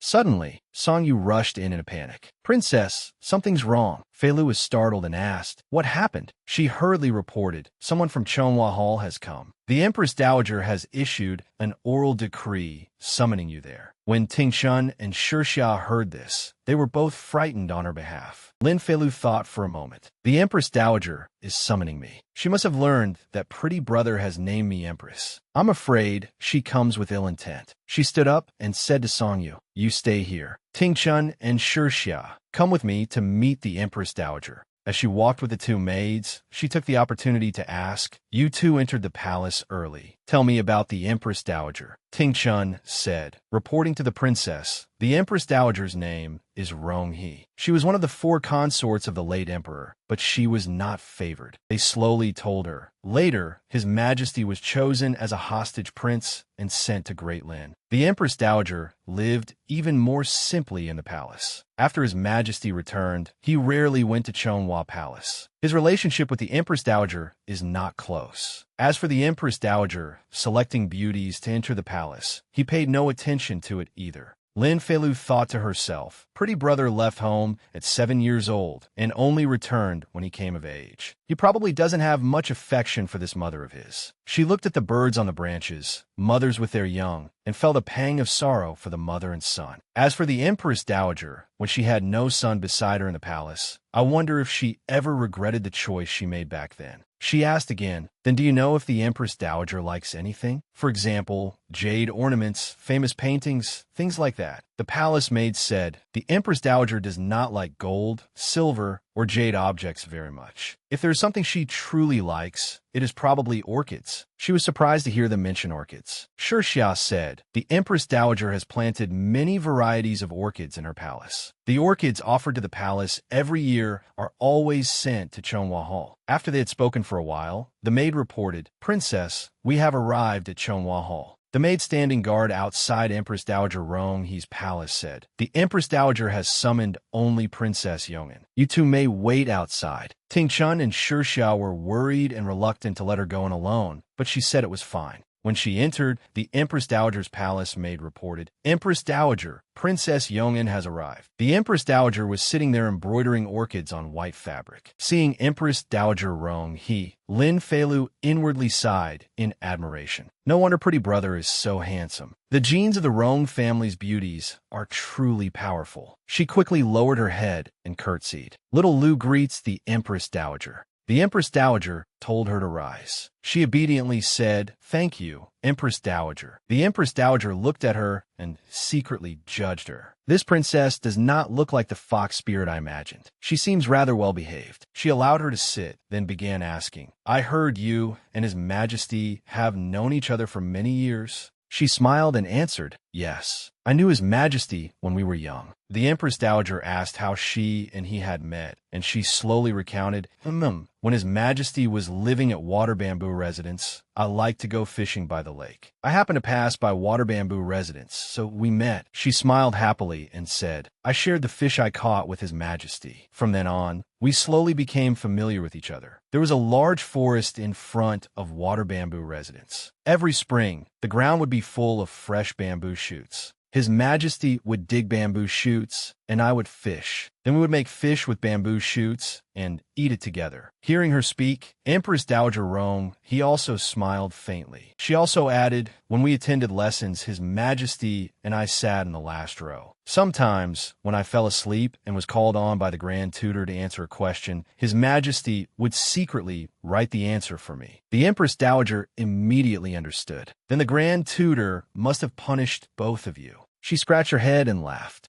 Empress Dowager Rong, he instructed the maid. The princess has spoken so much. She must be thirsty. Serve the princess tea. She politely said, Thank you, Empress Dowager. She took the teacup with both hands, showing her gratitude, which pleased the Empress Dowager. But the Empress Dowager still lowered her head dejectedly. Although the princess is trying hard to pick out amusing stories to tell me, Lanner was a hostage prince. How could his life have been that comfortable? The Empress Dowager felt pity for her son, who had been helpless and without support in a foreign land. To have such an innocent and obedient princess keeping him company was probably his only comfort in youth. She glanced at Lin Feilu, who was drinking tea, and thought, I summoned her today because I originally wanted to see what kind of woman could make Lanner break all precedent. She smiled, satisfied with Lin Feilu. Now it seems she is only a simple girl. Even after becoming empress, she will not pose much of a threat. Lin Feilu continued to display a gentle and unhurried manner. It turned out that everything had already been arranged by her in advance. The Empress Dowager had missed the most important period of Pretty Brother's life. If she spoke about Pretty Brother's childhood, it could make the Empress Dowager lower her guard. She smiled and calculated for a moment. Next will be the time to draw closer. She stared fixedly at the item on the table, making Empress Dowager Rong, he asked in surprise, What are you looking at? She pointed at the unfinished embroidery in the Empress Dowager's hands. The ink orchid embroidered on the handkerchief by the Empress Dowager is truly beautiful. The Empress Dowager asked in surprise, You know this is an ink orchid? She smiled sweetly and answered, Yes. She then showed herself off a little, pointing to the roof and saying, I also know that those on the vine are boat orchids. Those over there are Fujin orchids. While she was at it, she named them all in one breath. The Empress Dowager's clothing is embroidered with winter orchids. The Empress Dowager smiled and asked her, How do you recognize all these orchids? She answered, Because my mother consort also loved orchids very much. In the past, many were planted in the palace where I lived. The Empress Dowager seemed increasingly pleased with her. The Empress Dowager took down the orchid handkerchief she had been embroidering and said to her, Come here. She obediently walked over to the Empress Dowager, who folded the handkerchief neatly and said, If you like it, I shall give it to you. She took the handkerchief and rubbed it gently. She said softly, Little Lu likes it very much. Thank you, Empress Dowager. The Empress Dowager asked worriedly, Why are your eyes red? She looked at the embroidered handkerchief sorrowfully and said, I miss my mother. The Empress Dowager's heart suddenly trembled. The Empress Dowager comforted her. Good child, you are about to marry my imperial son. From now on, I will be your mother. She threw herself into the Empress Dowager's arms and called out, Mother. The Empress Dowager's eyes also filled with tears, brimming with affection for the little girl. She hugged her too and said, Good girl, don't cry anymore. Seeing you cry makes my heart ache. In the Empress Dowager's arms, she was satisfied that her plan had succeeded perfectly. What the Empress Dowager lacked was the most ordinary familial warmth. Starting from this angle had indeed not been wrong. Once everything was settled, she leisurely left the Empress Dowager's Chonghua Hall, accompanied by the Empress Dowager's people bringing gifts for her. Ting Chun and Shixia anxiously asked, Princess, are you all right? Lin Feilu laughed and raised the arm, wearing a jade bracelet. I'm Fine. The Empress Dowager was very good to me. Ting Chun immediately recognized it. This jade bracelet was something the Empress Dowager never parted with, and now she had bestowed it on the princess. It could be seen that she was truly very good to the princess. Shirshao also happily accepted the gifts the Empress Dowager had given to Fei Lu from the hands of the palace maid, saying, "Thank you, elder sister." Suddenly, Eunuch Hong came over and said, "This servant greets your highness the princess." She asked in surprise, "Eunuch Hong, what are you doing here?" He pointed toward the sedan chair that had already been prepared and said, "His Majesty instructed this servant to wait here and escort the princess back to the palace." She asked him, "Has His Majesty left court?" She thought the road back is far. Sitting in a sedan chair is indeed very comfortable. Pretty brother is so considerate. Eunuch Hong lifted the curtain for her to enter the sedan chair and replied, "Not yet. I'm afraid he will be busy until noon. Does the princess wish to go to Linen Hall for the meal or to Yeoman Palace?" She said, "Go to Linen Hall. When His Majesty returns, we can eat together." Lin Feilu sat in the sedan chair, yawning again and again. She had woken up too early today. She would go to Linen Hall to catch up on sleep first, then eat Pretty Brother's food. She arrived at Song Lianglan's Linen Hall and slept straight through until noon, sleeping extremely soundly and knowing nothing at all. Song Lianglan slowly walked over to the bed. He rubbed her face. Still half asleep, she murmured ah a few times. She reached out and groped around at random. Her hand touched him, then slowly moved downward toward his lower body. He hurriedly grabbed her hand and held it still. Startled, she opened her eyes wide and woke up. When she opened her eyes, she saw him lying beside her and smiling as he looked at her. She asked, "What are you doing?" He moved closer and said, "I was watching the princess sleep." She lowered her head shyly and said softly, "What is there to see about sleeping? My sleeping posture isn't good." He kissed her on the forehead. "Lunch is ready. Get up and eat." She hugged him and said, "Don't go." She burrowed into his arms and whispered, "I'm not hungry yet." She looked up at him and said, "Today I went to see the Empress Dowager. She gave me a jade bracelet." He only gave a soft She asked curiously, "You don't like her?" He answered her indifferently, "It's not that I dislike her, nor that I hate her. As long as she does not go too far, I will not touch her." He stroked her face and asked, "Does the princess dislike this side of me?" She rubbed the tip of her nose against his chin, showing her affection. She stroked his face and said, "Our little Song must have had it very hard in the past." He called her softly, "Princess." He kissed her hand and said, "With the princess by my side, it was not hard." He kissed the tip of her nose. Then he kissed her lips. Startled, she called him Little Song. All the words she had been about to say were blocked by his lips. The two of them kissed deeply. His hands began to move restlessly, pulling open her clothing. Her garments loosened, revealing her alluring collarbones and the soft curves at her chest, half hidden and half exposed. In a dazed voice, she asked, "And now?" Song Lianglan froze at the spring scenery before his eyes. Helpless, he could only smile and sit up. He said, "Get up and eat." Lin Feilu was shocked. Could it be that he was not tempted by her beautiful body? After Song Lianglan spoke, he simply turned away. She grabbed his clothing and pulled him back. Startled, he turned his head to look over. With one hand, she tugged at his clothing, and with the other, she casually held the robe over her alluring chest, calling, "Your Majesty, do you really not want to?" Song Lianglan's heart was pounding wildly, as if it were about to burst. Lin Feilu was the same. Her heart was pounding nonstop. Song Lianglan's face was burning, and his eyes could not move away from her seductive body. Frightened by his gaze, she quickly said, "Let's eat. I'm hungry." He picked up the sash and tied her clothing, calling "Princess." He tied her garments neatly and said to her, "Do not seduce me." She turned her face away casually and said, "Who knows who is seducing whom?" He coaxed her gently, "Be good. I want to give the princess a complete grand wedding." She asked happily, "When is the grand wedding set for?" He answered, "The 7th day of next month. The ceremony to confer you as empress will also be on that day."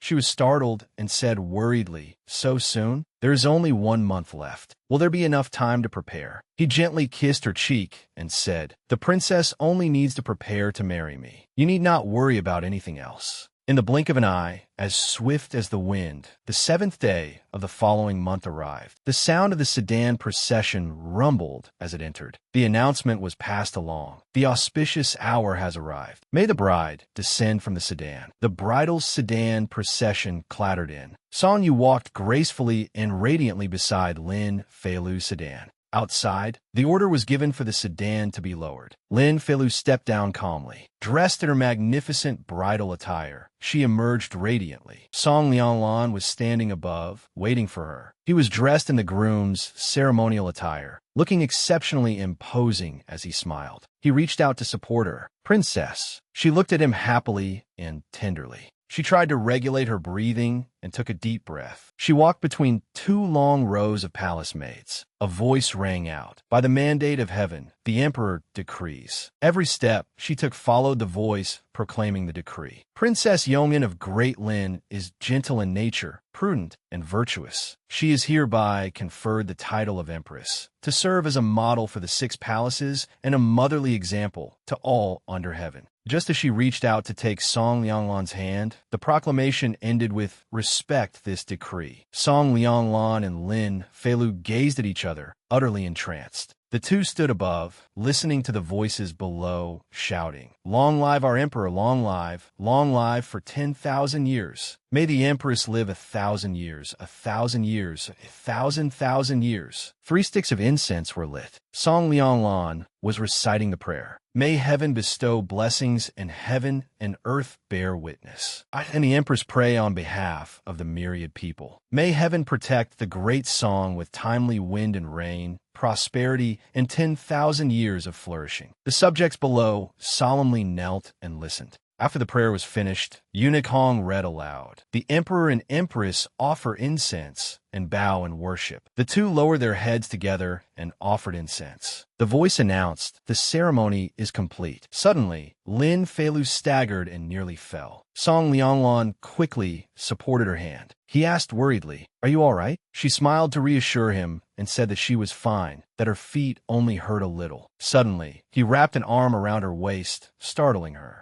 He lifted her up in a princess carry, making her jump in shock. Lin Feilu hurriedly held onto the crown on her head and asked, "Song Lianglan, what are you doing? Hurry and put me down," he said solicitously. "The ceremony of worshipping heaven is tedious and time-consuming. You must be tired. I will carry you back to the palace," she worriedly said to him. "But the phoenix robe and phoenix crown are very heavy." A palace maid carefully reminded him, "Your Majesty, this is not in accordance with the rules." He said bluntly, "It is fine." He turned back to look at them and said 2 words, "The rules." Then he turned and left. The officials behind him whispered among themselves, "He protects her like this in front of all the officials. It seems this empress holds quite a lot of weight in His Majesty's heart. In the future, we had better avoid provoking her. It would be bad if we angered His Majesty." In Yongin Palace, everything had been decorated in red today, displaying the lively atmosphere of the wedding. Lin Feilu was lying on the bed, sleeping soundly. When Song Lianglan came in, a palace maid reported to him, "Your Majesty, Her Majesty the Empress was probably too tired. After taking part in the ceremony, she fell asleep and has slept until now." Song Lianglan walked straight in and said, "I know. You may withdraw." He went to the bedside and saw Lin Feilu lying there fast asleep, completely unaware of anything. He gently loosened her wedding clothes. Still groggy, she mumbled, "Sleepy." He continued to let her lean against him as he gently helped her out of her clothes. By now, she was awake, but she still kept her eyes tightly shut and pretended to be asleep. He carefully laid her back down on the bed. He pulled the quilt over her properly. She cracked her eyes open. She peeked secretly and thought, "Why isn't pretty little darling waking me up? Aren't we supposed to do that?" Song Lianglan took off his own wedding clothes. Lin Feilu smiled faintly. She praised inwardly, "Pretty little darling really does look good in wedding clothes." After he had taken off his garments, he came to the bed and lay down. She broke into a nervous sweat. "It's coming." He kissed her cheek, making her extremely tense. Then he gently lay down beside her and held her. The atmosphere remained quiet for a very long time. Irritated, she opened her eyes and asked, "You're just going to sleep like this?" With his eyes still closed, he only gave an She sat up abruptly and shouted, "What do you mean?" With her hands on her hips, she declared angrily, "It's our wedding night, with flowers and candles in the bridal chamber. And this is what you do. This is it." He opened his eyes, propped himself up on one hand, and laughed. "Weren't you tired?" She began scolding him. "We haven't even started yet, and you're already tired? Is your stamina lacking, Your Majesty?" The smile on Song Lianglan's lips suddenly vanished. Lin Feilu suddenly realized she was done for. She hurriedly tried to leave, denying it as she said, "I'm tired. I can't." He caught her by the ankle and pulled her back. In a wickedly seductive voice, he asked, "On our wedding night, where does my empress wish to go?" Song Lianglan gently scratched Lin Feilu's foot. Uncomfortable, she said, "It tickles." Song Lianglan pressed close against her and asked if she was still tired. She could only say she was not tired anymore. He stroked her pretty little face, and she softly called his name, Little Song. He also called her fondly, Princess. His hand held the back of her neck and drew her in for a deep kiss. When he left her lips, he asked, "Princess, do you like me?" She shyly lowered her head and murmured,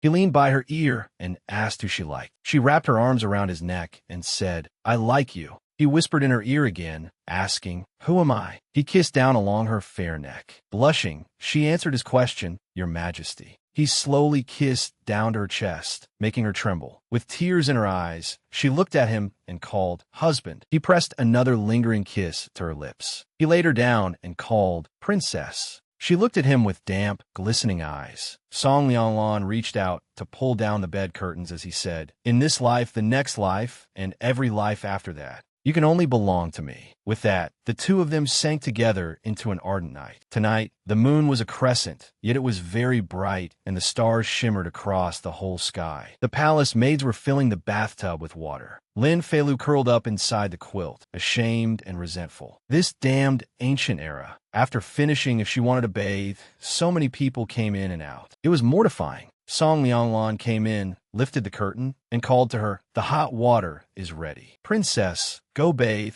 and let the palace servants change the bed sheets." Embarrassed, she shouted, "Don't call them in. I'll change them myself. Let me change them." Her adorable expression made him laugh. He gently kissed her forehead and said, "Go bathe. I'll change them." She stepped into the prepared hot bath and soaked comfortably with satisfaction. She flicked a few droplets of water with her hand and thought, after experiencing it, it seemed not as embarrassing as at first. She smiled. From today onward, she and her beautiful elder brother were truly husband and wife. She had to get used to this quickly. While she was still soaking, Song Lianglan walked in and called, "Princess." Startled, she hurriedly said, "I haven't finished bathing yet." "You." He stepped directly into the bathtub and said, "I'll bathe with Princess." Anxious, she was about to help him undress and even asked, "Aren't you taking off your clothes? They're all wet." He intertwined his fingers with hers and held her hand. He quickly took the advantage and pulled her into his arms, startling her. He lifted her up, kissed her chest, and called, "Princess." Both embarrassed and flustered, she said, wait, you want to do it here?" He leaned to her ear and said bewitchingly, "Doing it here means we don't need to change the sheets." Lin Feilu, wrapped only in a bath towel, immediately threw herself onto the bed and cried out, "No more. I can't any more." Song Lianglan walked over, stroked her hair, and asked solicitously, "Is Princess tired already?" She bluntly slapped his hand away. Sitting up abruptly, she reminded him, "Your Majesty still has court tomorrow morning." He leaned closer. With a smile, he said, "Did Princess not say that spring nights are short? From now on, this sovereign will no longer attend early court." Horrified, she covered her chest with her hands and said, "That's something only a foolish ruler would do. Does your Majesty intend to become a foolish ruler?" He pressed her against the wall and said, "Princess." Pinning her in a passive position, he said, "So what if I become a foolish ruler?" Frightened, she stammered, "Why you?" He sat up and told her, "Put on your clothes first. Don't catch cold." She picked up the clothing he spoke of. It was so thin it was practically nothing. Holding it up in front of him, she said, "It's this transparent. What difference is there between wearing it and not wearing it?" He teased her again, "Then don't wear it." She turned her face away in a petulant huff, making him laugh. She put on the night clothes, then turned back and said, "I'm changed." Song Lianglan seemed to have his soul stolen by her, staring at her without blinking. Holding himself back, he said, "Let's sleep." The two lay down on the bed together. He wrapped his arm around her and held her tightly. Before sleeping, he kissed her forehead. He held her contentedly, incomparably happy. "Feilu, you are finally mine." The next morning, in Yong'an Palace,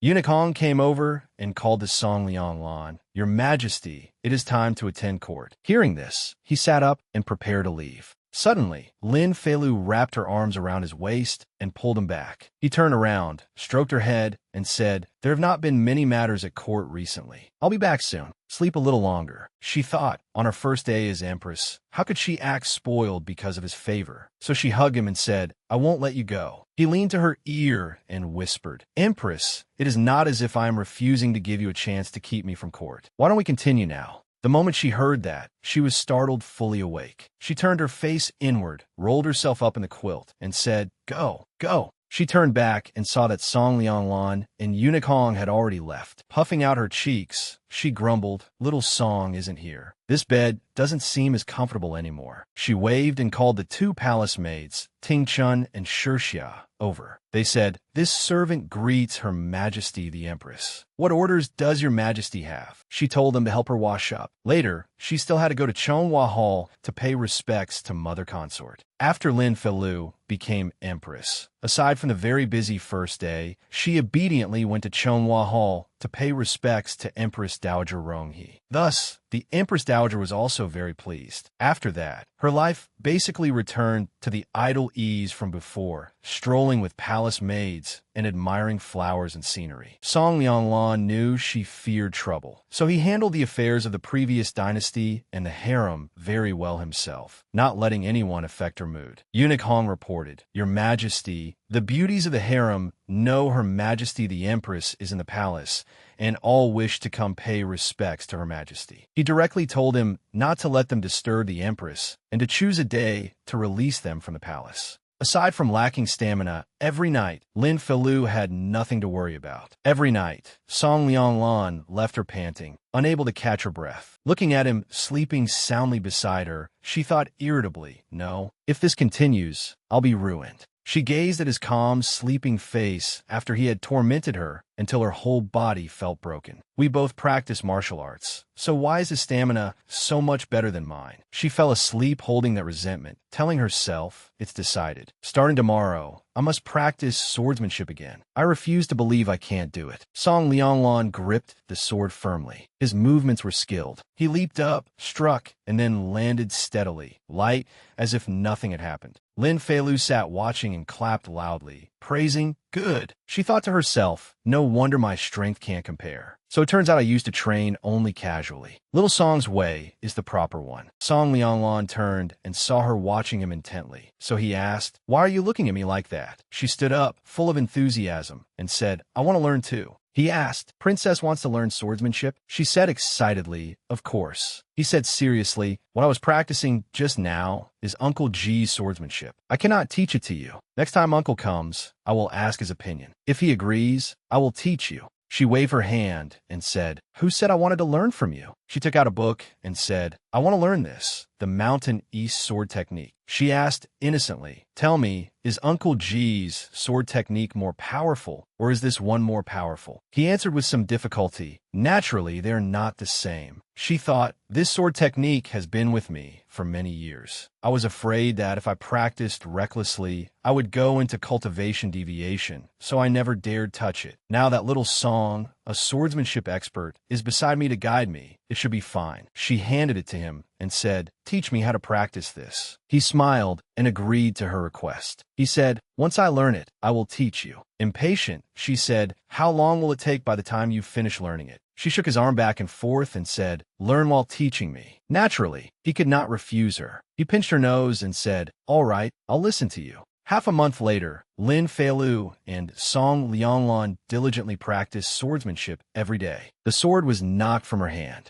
She shouted angrily, "I'm not learning anymore." She plopped down on the ground and said Song Lianglan is cheating. He asked how he had become the one cheating. She grumbled, "You've already learned the later parts. Every time, you can guess my moves. I can't block your sword at all." Song Lianglan asked innocently, "Then what should I do?" Hands on her hips, she ordered, "You are not allowed to keep learning. Wait until I catch up to your progress. Then we'll talk." He helped her up and said, "All right. Then let us continue practicing." She turned her face away, still angry. "No, in any case, I can't beat you. I don't want to humiliate myself." He stroked her head and said, "I won't use the Mountain East sword technique. I'll use ordinary moves to spar with you, all right." She turned back to look at him and asked, "Really? He smiled sincerely and said, "Really?" She held his hand, beaming, and said, "Then you also cannot use Uncle G's sword technique." Seeing her happy, Song Lianglan immediately agreed. Filled with spirit again, she told him to come at her. The two of them sparring attracted the attention of the palace servants. Ting Chun said, "Her Majesty the Empress's swordsmanship has actually improved so quickly. She can keep up." Shixia said to her, "What do you know?" Looking at the two of them, she said, "His Majesty and Her Majesty have their own way of strengthening their affection." With a crisp clang, the sword in Song Lianglan's hand was knocked down by Lin Feilu. He laughed, wiped his sweat, and said, "I lost." She panted heavily and smiled with delight. Ever since there was an empress, the atmosphere in the palace was no longer as silent and gloomy as before. The palace maids watched the two of them spar and cheered. "Her Majesty the Empress is mighty. Her Majesty the Empress, keep going." The palace maids all said admiringly, "Fighting is love, scolding is affection. The emperor and empress are so sweet." Ah, I ship them. But Ji Quan came to the palace once every year. Seeing the scene of His Majesty being chased and attacked with a sword by Her Majesty the Empress, he widened his eyes in shock. Has my disciple's swordsmanship fallen to this level? When Song Lianglan saw Uncle Ji arrive, he greeted him. "Uncle Ji, you're here." He immediately asked, "You cannot beat that little girl?" He was stunned for a moment, then laughed and said, "Uncle G, I was letting her win." He asked unhappily, "In the path of martial arts, is there such a word as letting?" Song Lianglan smiled faintly and asked, "Uncle G, do you know what marital affection is?" Mr. G pondered Song Lianglan's words for a moment. Marital affection? For someone like him, whose heart contained only the sword, he naturally did not understand. A voice announced from outside, "Her Majesty the Empress has arrived." Lin Feilu happily ran in and said, "Little Song, I came to bring you a late-night snack." She was surprised to see Mr. G was also there. She called Uncle G. She walked over and asked him, "Uncle G, when did you arrive?" Sparing with words, he replied briefly, "Just now." She said excitedly, "Uncle G, long time no see. I miss you very much." His face tightened, as if he wanted to say, "Are we very close?" She cheerfully invited him, "Since you're here, stay a few more days." She opened the food box. "These are bean cakes I made." She took one and handed it to him, saying, "Uncle G, try it." He took the bowl of bean cake. Lin Feilu looked forward to his reaction very much. The moment he took a bite, she eagerly asked, "Is it good? Is it good?" He only gave a soft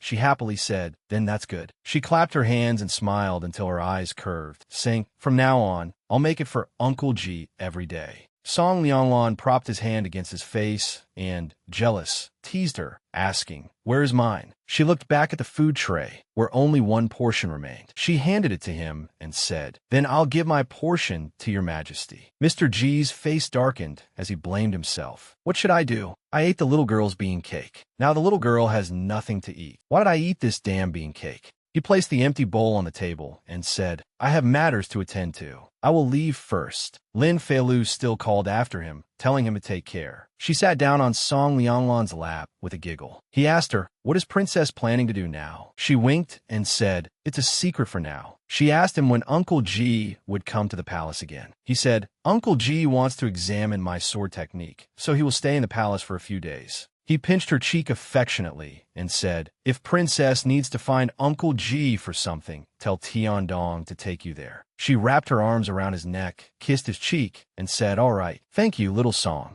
Mr. G's resting place was far from the main palace, in a quiet location. He was sitting by the bed, meditating. From outside the door came Lin Feilu's knocking and her voice. "Uncle G, I came to bring breakfast." He was startled, surprised that she had actually brought food as she said she would. When he opened the door, he saw her standing there with a bright smile. "Good morning, Uncle G. I don't know what you like to eat, so I prepared a little of everything. If there is anything you like, tell me." She handed the food box to Mr. G. He helplessly accepted it. Then Lin Feilu quickly left, saying, "I won't disturb Uncle G anymore." At noon, Lin Feilu brought food again and asked in passing, "Uncle G, which of the morning dishes did you like?" He casually answered, "Anything is fine." She then pushed a tray of food toward him and asked if he wanted to try it first. In the evening, Lin Feilu brought food again. When leaving, she even said, "Uncle G, I'll come bring food again tomorrow." For several days in a row, Lin Feilu came to deliver meals to Uncle Ji. Until the morning of the fifth day, in a mood as bright as blooming flowers, she ran in cheerfully and said, "Uncle Ji, today." Suddenly, a hand lifted to stop her, making her freeze in place. Mr. Ji said coldly to her, "Do not come to deliver meals anymore." Lin Feilu's expression fell as she asked, "Uncle Ji, do you not like eating the food I make?" He thought with difficulty for a moment. This little girl had brought him meals for several days in a row. Now, whenever mealtime came, he would unconsciously pay attention to his surroundings. Whenever he heard footsteps approaching, he would always glance around. This habit was truly not good at all.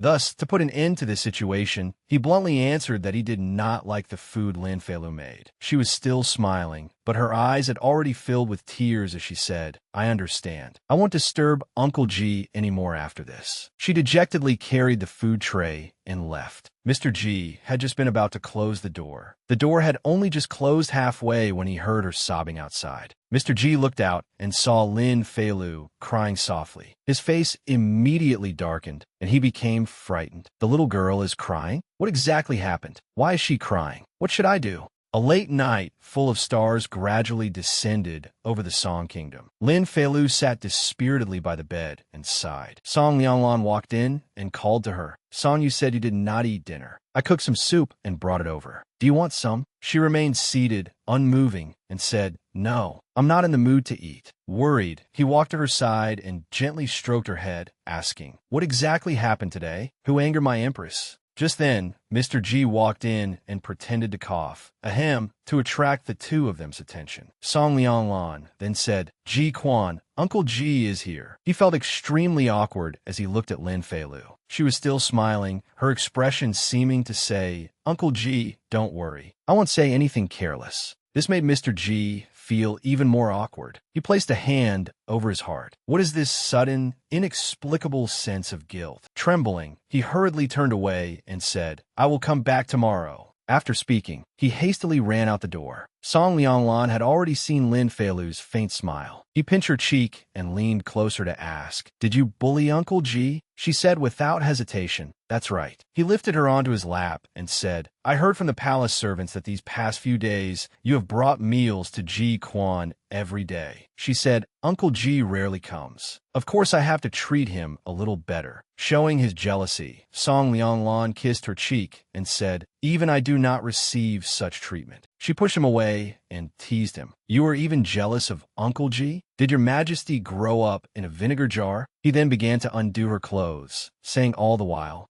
"That's right, I truly am jealous." He kissed her chest and asked, "Empress, how do you intend to compensate me?" Blushing, she tried to stop him. Don't, not here." He smiled wickedly and said, "Too late." He lifted her into his arms and whispered, "I will serve the Empress as she rests." He carried her over and sat her down on the bed. His hands skillfully pulled her clothing down, revealing her slender shoulders and fatally alluring collarbones. She shyly raised her hands to cover her chest. Don't look." Song Lianglan leaned close to her and said, "They are mine. Why can't I look?" He kissed her small shoulder, making her tremble as she called out, "Your Majesty." He nibbled at her fair, slender neck and warned her with a question. "Will you still go looking for Ji Quan?" She pushed him away, blushing as she explained, "I was wrong. I was only exchanging sword techniques with Ji Quan." He smiled and teased her. "So the Empress wants to be my junior sister?" She immediately asked in reply, "May I, senior brother?" He pressed close to her lips. She softly called him senior brother again. He pressed her down onto the bed and said, "Of course, obedient junior sister." Today, Lin Feilu went to practice swordsmanship in the green bamboo grove outside. Her sword was quick and nimble, swiftly piercing through a leaf. She was extremely serious, down to every breath in that sword strike just now.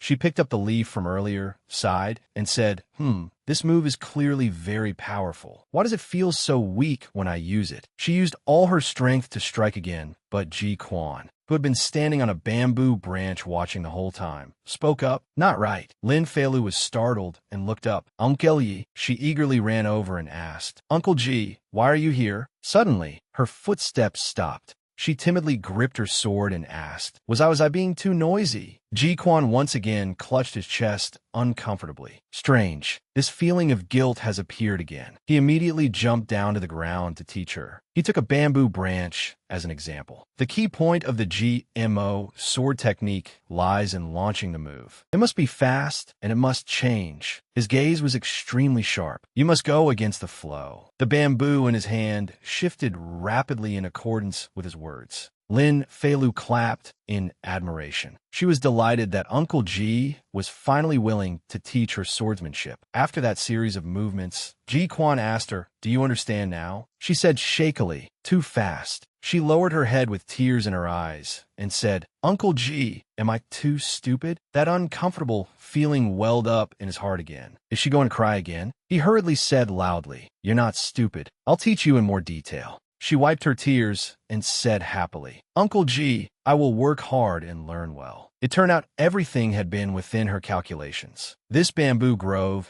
was the closest place to Uncle Ji's courtyard. Her several days of waiting had not been in vain. She had finally succeeded. Ji Quan understood swordsmanship very well, and everything he taught Lin Feilu was practical knowledge. With his careful guidance, Lin Feilu's GMO sword technique improved very quickly. At some point, Lin Feilu had started calling Ji Quan not Uncle Ji, but Master. She offered him tea and said, "Master, you've worked hard. Please drink this tea." Your disciple grew to herself. He was somewhat surprised. This child called me master, but in the end, he had no choice but to set that thought aside. "Fine, master it is." He accepted the cup of tea and thought, "If I don't let her call me that, she'll probably cry again." He took a sip of tea and unconsciously smiled faintly. Having a disciple who asked after him attentively every day did not feel bad. Ji Quan was playing chess with someone in his courtyard. The other person placed a chess piece and casually said, "I remember that you never used to stay in the palace this long. What is it this time?" He was General Gong Xing, Song Lianglan's uncle by marriage. Ji Quan was made speechless by the question when he suddenly heard a knock outside the door. He stood up and left, saying, "I'll go open the door." Gong Xing found it strange. Ji Quan had a solitary temperament and liked quiet. People in the palace never came to this place. Why would someone be knocking? When he opened the door, he saw Lin Feilu. He asked her what she needed him for. She said, "Master, I still haven't learned the final move of the GMO sword technique." He carefully explained to her, "The final move of the GMO sword technique is a comprehensive move. It places great emphasis on arm strength." Gong Xing walked up behind Ji Quan and asked, "When did you take in a disciple?" Lin Feilu was surprised to see another person in his courtyard. Gong Xing bowed and saluted. "Your Majesty the Empress."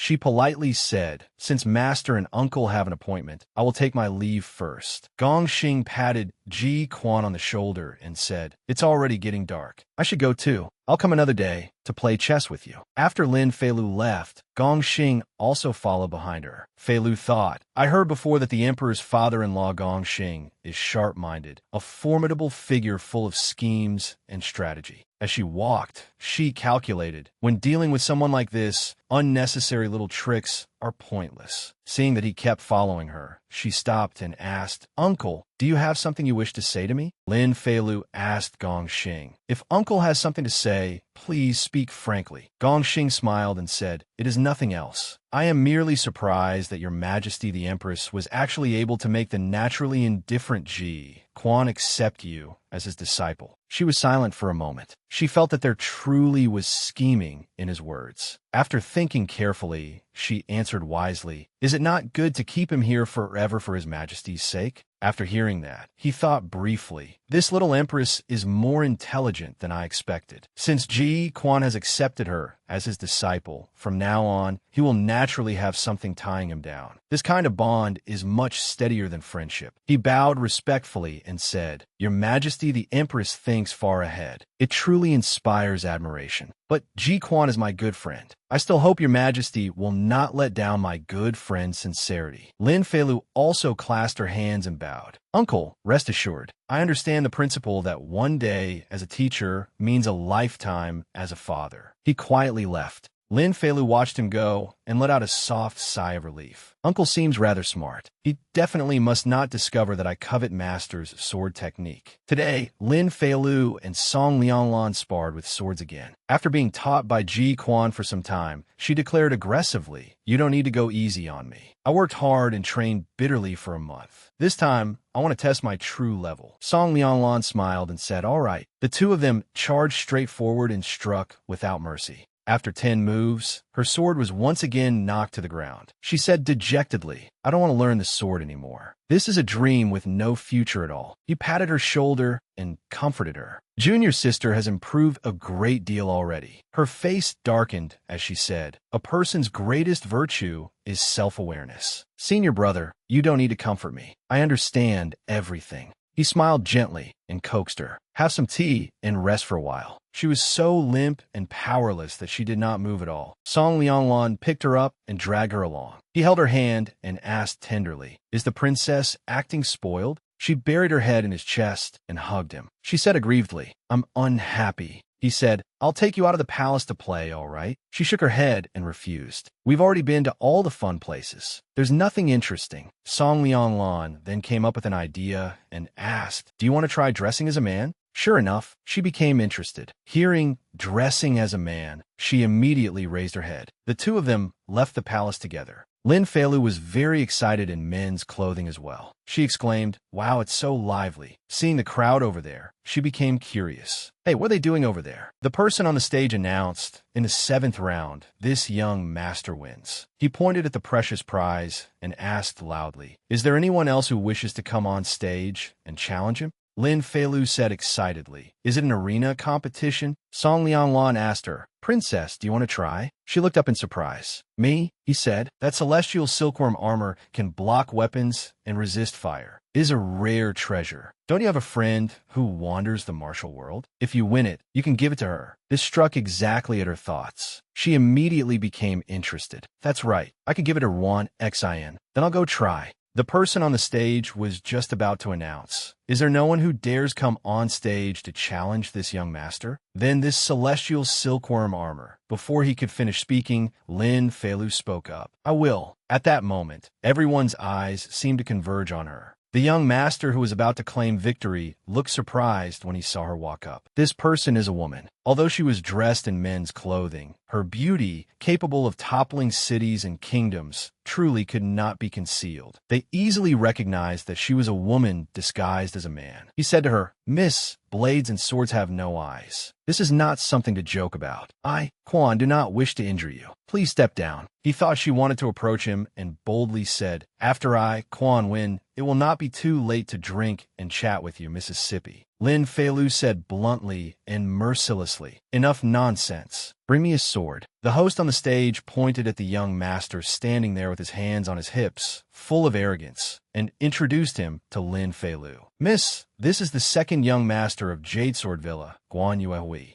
As he spoke, he handed the sword to Lin Feilu and warned, "Young Master Guan's swordsmanship is excellent. Do not bring trouble upon yourself." Lin Feilu did not take it to heart at all. She took the sword, pointed it at her opponent, and declared fiercely, "I don't care who you are. The person I want to compete against is you." Guan Yuehui was displeased at being looked down upon. "This girl speaks wildly. Don't blame me, Guan, for teaching you a lesson." Then, to show his magnanimity, he suggested, "To avoid others saying that Jade Sword Villa bullies the weak, I will give you 5 moves." Lin Feilu said, "No," then paused as if somewhat uncertain. She cast her eyes down beneath the stage and looked at Song Lianglan. He looked at her with a firm voice. "Have confidence." Song Lianglan's words immediately made Lin Feilu stop shrinking back. She rushed toward Guan Yuehui with full momentum. "No need for you to give me any moves." He also advanced. "A little girl, yet with such a big mouth. I, Guan, will still give you one." A loud bang rang out, and a sword flew into the sky as the two of them clashed. Both Lin Feilu and Guan Yuehui widened their eyes, unable to hide their surprise at the scene that had just occurred. It turned out the sword that had flown up belonged to Guan Yuehui. Lin Feilu was still in the posture of pointing her sword at him. Her instant victory made the entire stage seem to freeze. "Huh, that's all."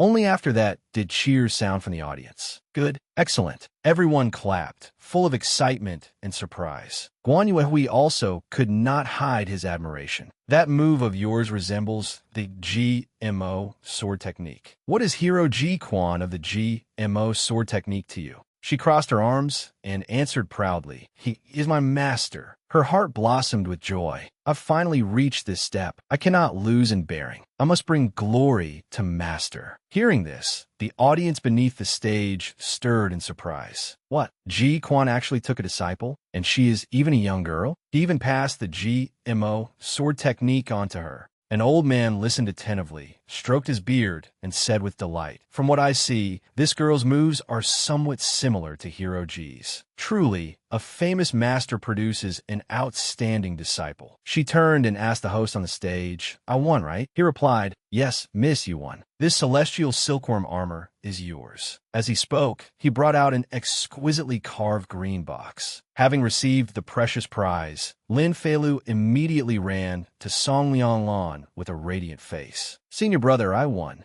Song Lianglan gently caught her and said tenderly, "I already said so. Junior sister is very formidable." She made a spoiled expression. "It's all because senior brother is too abnormal. You make me have no confidence on ordinary days." He also went along with her. "It's my fault." A few men came over from behind the two of them, trying to strike up a conversation. "Miss, may we ask about Hero Ji Quan?" Seeing that someone wanted to approach Lin Feilu, Song Lianglan immediately pulled her close to himself and glared at the man, startling him in fright. The whole group was intimidated. They immediately gave up and ran off in panic. "Sorry to bother you." Meanwhile, Lin Feilu's eyes were still sparkling as she looked at the precious prize in her hands. She thought to herself, competitions like this are very interesting. You can even receive prizes. She smiled with delight. "Looks like I'll have to come out of the palace to play often." Sometime later, Lin Feilu often sneaked out of the palace to participate in various competitions. The moves she displayed on stage all made the spectators marvel. Her fame also began to spread. "Look, on that stage, that is Ji Quan's disciple. It's Ji Quan again. The disciple he taught is truly amazing." In winter,